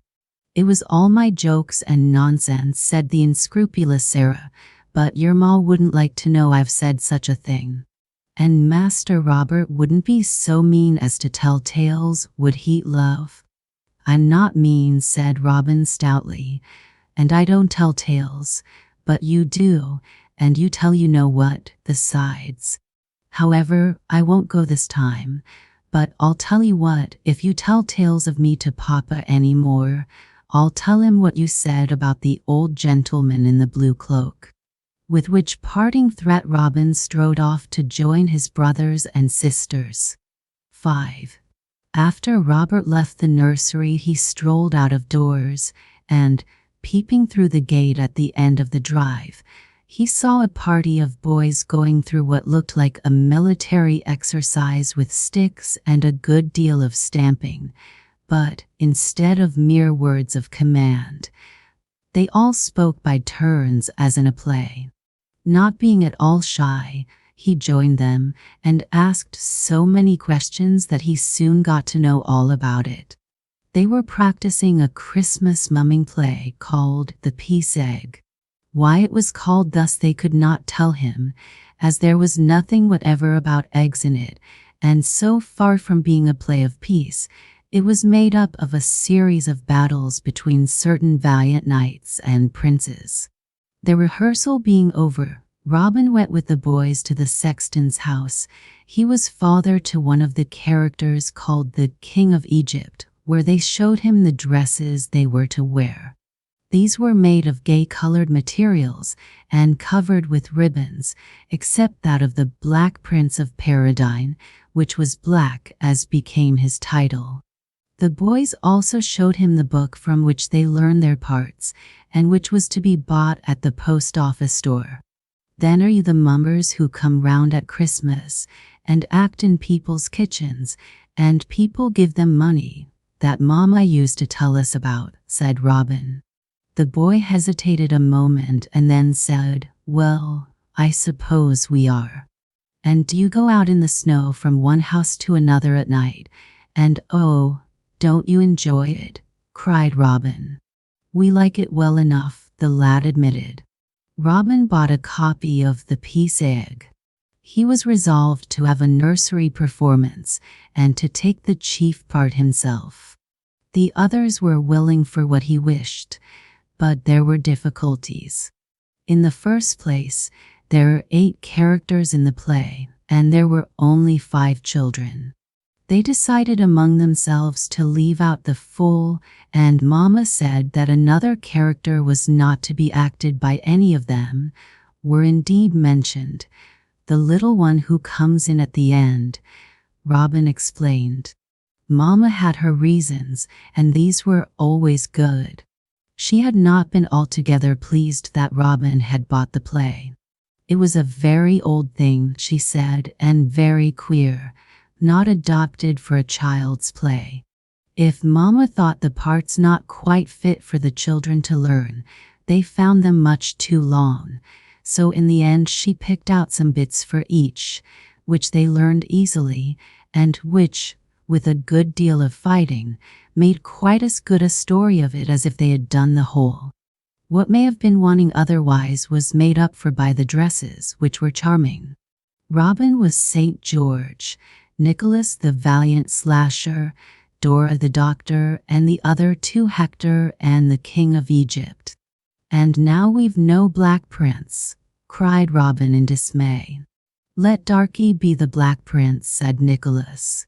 "When you wave your stick he'll jump for it, and then you can pretend to fight with him." "It's not a stick, it's a sword," said Robin. "However, Darky may be the Black Prince." "And what's Pax to be?" asked Dora, "for you know he will come if Darky does, and he'll run in before everybody else too." "Then he must be the fool," said Robin, "and it will do very well, for the fool comes in before the rest, and Pax can have his red coat on, and the collar with the little bells. 6. Robin thought that Christmas would never come. To the captain and his wife it seemed to come too fast. They had hoped it might bring reconciliation with the old man, but it seemed they had hoped in vain. There were times now when the captain almost regretted the old bachelor's bequest. The familiar scenes of her old home sharpened his wife's grief. To see her father every Sunday in church, with marks of age and infirmity upon him, but with not a look of tenderness for his only child, this tried her sorely. She felt it less abroad, thought the captain. A home in which she frets herself to death is, after all, no great boon. Christmas Eve came. "I'm sure it's quite Christmas enough now," said Robin. "We'll have the peace egg tonight." So as the captain and his wife sat sadly over their fire, the door opened, and Pax ran in shaking his bells, and followed by the nursery mummers. The performance was most successful. It was by no means pathetic, and yet, as has been said, the captain's wife shed tears. "What is the matter, Mamma?" said Robert, abruptly dropping his sword and running up to her. "Don't tease Mamma with questions," said the captain. "She is not very well, and rather sad. We must all be very kind and good to poor dear Mamma," and the captain raised his wife's hand to his lips as he spoke. Robin seized the other hand and kissed it tenderly. He was very fond of his mother. At this moment Pax took a little run and jumped onto Mamma's lap, where, sitting facing the company, he opened his black mouth and yawned, with a ludicrous inappropriateness worthy of any clown. It made everybody laugh. "And now we'll go and act in the kitchen," said Nicholas. "Supper at 9 o'clock, remember," shouted the captain. "And we're going to have real furmenty and Yule cakes, such as Mamma used to tell us of when we were abroad." "Hooray!" shouted the mummers, and they ran off, Pax leaping from his seat just in time to hustle the Black Prince in the doorway. When the dining room door was shut, Robert raised his hand and said, "Hush." The mummers pricked their ears, but there was only a distant harsh and scraping sound, as of stones rubbed together. "They're cleaning the passages," Robert went on, "and Sarah told me they meant to finish the mistletoe and have everything cleaned up by supper time. They don't want us, I know. Look here, we'll go real mumming instead. That will be fun." Nicholas grinned with delight. "But will Mamma let us?" he inquired. "Oh, it will be all right if we're back by supper time," said Robert, hastily. "Only of course we must take care not to catch cold. Come and help me to get some wraps." The old oak chest in which spare shawls, rugs, and coats were kept was soon ransacked, and the mummers' gay dresses hidden by motley wrappers. But no sooner did Darky and Pax behold the coats, etc., than they at once began to leap and bark, as it was their custom to do when they saw anyone dressing to go out. Robin was sorely afraid that this would betray them, but though the captain and his wife heard the barking, they did not guess the cause. So the front door being very gently opened and closed, the nursery mummers stole away. 7. It was a very fine night. The snow was well trodden on the drive, so that it did not wet their feet, but on the trees and shrubs it hung soft and white. "It's much jollier being out at night than in the daytime," said Robin. "Much," responded Nicholas with intense feeling. "We'll go a-wassailing next week," said Robin. "I know all about it, and perhaps we shall get a good lot of money, and then we'll buy tin swords with scabbards for next year. I don't like these sticks." "Oh, dear, I wish it wasn't so long between one Christmas and another." "Where shall we go first?" asked Nicholas as they turned into the high road. "This is the first house," he said. "We'll act here and all pressed in as quickly as possible." Once safe within the grounds, they shouldered their sticks and marched with composure. "You're going to the front door," said Nicholas. "Mummers ought to go to the back." "We don't know where it is," said Robin, and he rang the front doorbell. There was a pause. Then lights shone, steps were heard, and at last a sound of much unbarring, unbolting, and unlocking. It might have been a prison. Then the door was opened by an elderly, timid-looking woman who held a tallow candle above her head. "Who's there?" she said, "at this time of night?" "We're Christmas mummers," said Robin, stoutly. "We didn't know the way to the back door, but—" "And don't you know better than to come here?" said the woman. "Be off with you as fast as you can." "You're only the servant," said Robin. "Go and ask your master and mistress if they wouldn't like to see us act. We do it very well." "You impudent boy, be off with you," repeated the woman. "Master'd no more let you nor any other such rubbish set foot in this house." "Woman," shouted a voice close behind her, which made her start as if she had been shot. "Who authorizes you to say what your master will or will not do, before you've asked him? The boy is right. You are the servant, and it is not your business to choose for me whom I shall or shall not see." "I meant no harm, sir, I'm sure," said the housekeeper, "but I thought you'd never—" "My good woman," said her master, "if I had wanted somebody to think for me, you're the last person I should have employed. I hire you to obey orders, not to think." "I'm sure, sir," said the housekeeper, whose only form of argument was reiteration, "I never thought you would have seen them." "Then you were wrong," shouted her master. "I will see them. Bring them in."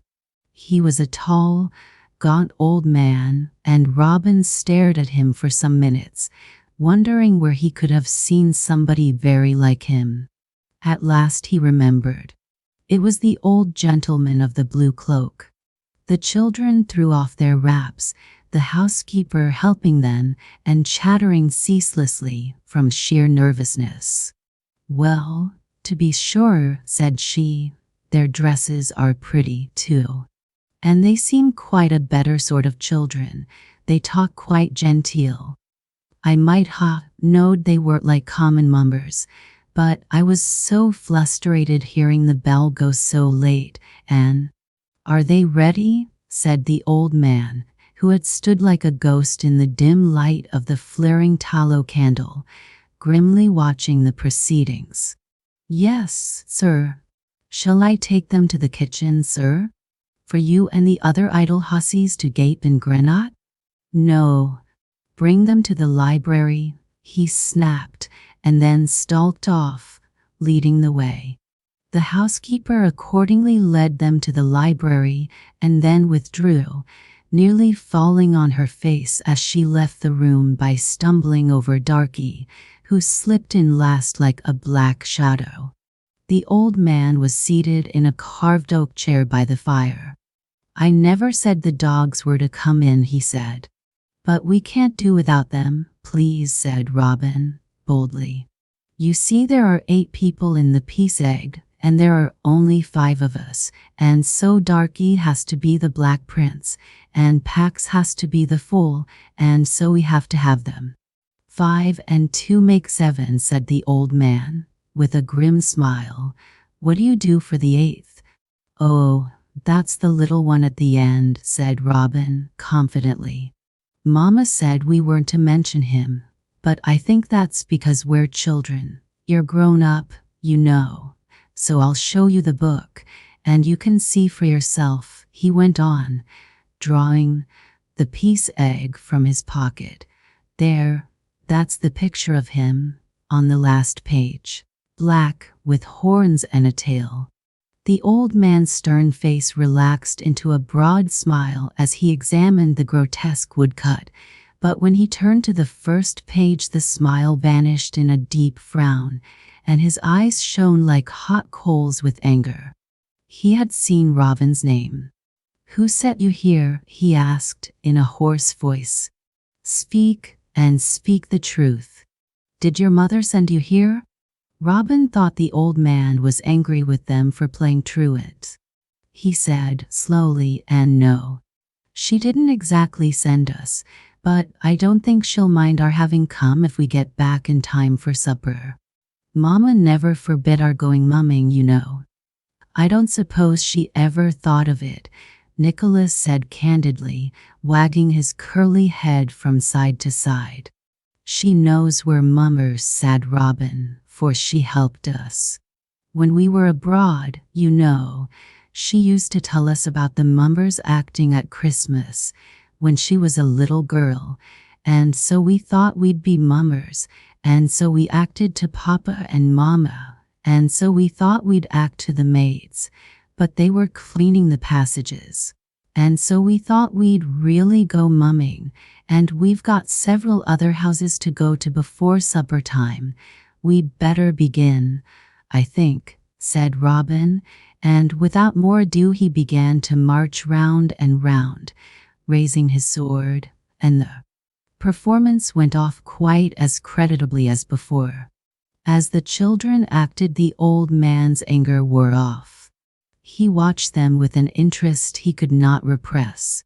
When Nicholas took some hard thwacks from Robert without flinching, the old man clapped his hands, and after the encounter was over, he said he would not have had the dogs excluded on any consideration. It was just at the end, when they were all marching round and round, holding on by each other's swords over the shoulder and singing "A mumming we will go," etc., that Nicholas suddenly brought the circle to a standstill by stopping dead short and staring up at the wall before him. "What are you stopping for?" said Robert, turning indignantly around. "Look there," cried Nicholas, pointing to a little painting which hung above the old man's head. Robin looked and said abruptly, "It's Dora." "Which is Dora?" asked the old man in a strange, sharp tone.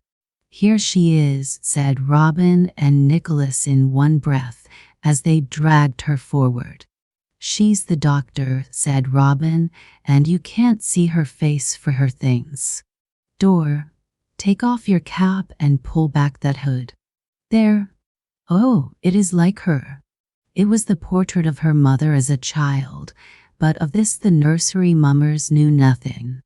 The old man looked as the peaked cap and hood fell away from Dora's face and fair curls, and then he uttered a sharp cry and buried his head upon his hands.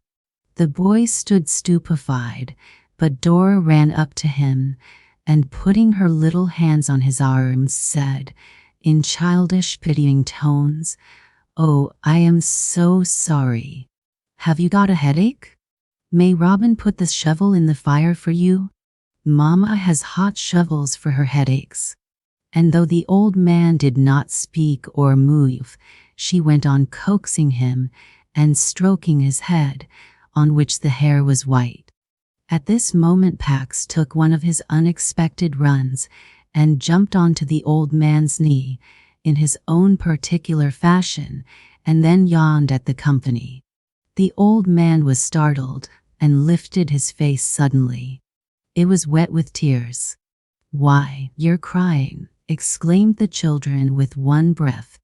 "It's very odd," said Robin fretfully. "I can't think what's the matter tonight. Mama was crying too when we were acting, and Papa said we weren't to tease her with questions, and he kissed her hand, and I kissed her hand too. And Papa said we must all be very good and kind to poor dear Mama, and so I mean to be. She's so good. And I think we'd better go home, or perhaps she'll be frightened," Robin added. She's so good, is she? Asked the old man. He had put Pax off his knee and taken Dora onto it. Oh, isn't she? Said Nicholas, swaying his curly head from side to side as usual. She's always good, said Robin emphatically, and so's Papa. But I'm always doing something I oughtn't to, he added slowly. But then, you know, I don't pretend to obey Sarah. I don't care a fig for Sarah, and I won't obey any woman but Mama. Who's Sarah? Asked the grandfather. She's our nurse, said Robin, and she tells, I mustn't say what she tells, but it's not the truth. She told one about you the other day, he added. About me? Said the old man. She said you were our grandpapa. So then I knew she was telling you know what. How did you know it wasn't true? The old man asked. Why, of course, said Robin. If you were Mama's father, you'd know her and be very fond of her and come to see her. And then you'd be our grandfather, too, and you'd have us to see you and perhaps give us Christmas boxes. I wish she were, Robin added with a sigh. It would be very nice. Would you like it? Asked the old man of Dora. And Dora, who was half asleep and very comfortable, put her little arms about his neck as she was wont to put them around the captain's, and said, very much. He put her down at last, very tenderly, almost unwillingly, and left the children alone. By and by he returned, dressed in the blue cloak, and took Dora up again. I will see you home, he said. The children had not been missed. The clock had only just struck 9 when there came a knock on the door of the dining room, where the captain and his wife still sat by the Yule log. She said, come in, wearily, thinking it was the furmenty and the Christmas cakes. But it was her father, with her child in his arms. 8. The captain had many friends who knew of the sad estrangement between his wife and her father. Some of them were in church the next day, which was Christmas Day, when the captain's wife came in. They would have hid their faces, but for the startling sight that met the gaze of the congregation. The old grandfather walked into church abreast of the captain. They've met in the porch, whispered one under the shelter of his hat. They can't quarrel publicly in a place of worship, said another, turning pale. She's gone into his seat, cried a girl in a shrill whisper. And the children after her, added her sister, and cautiously aloud.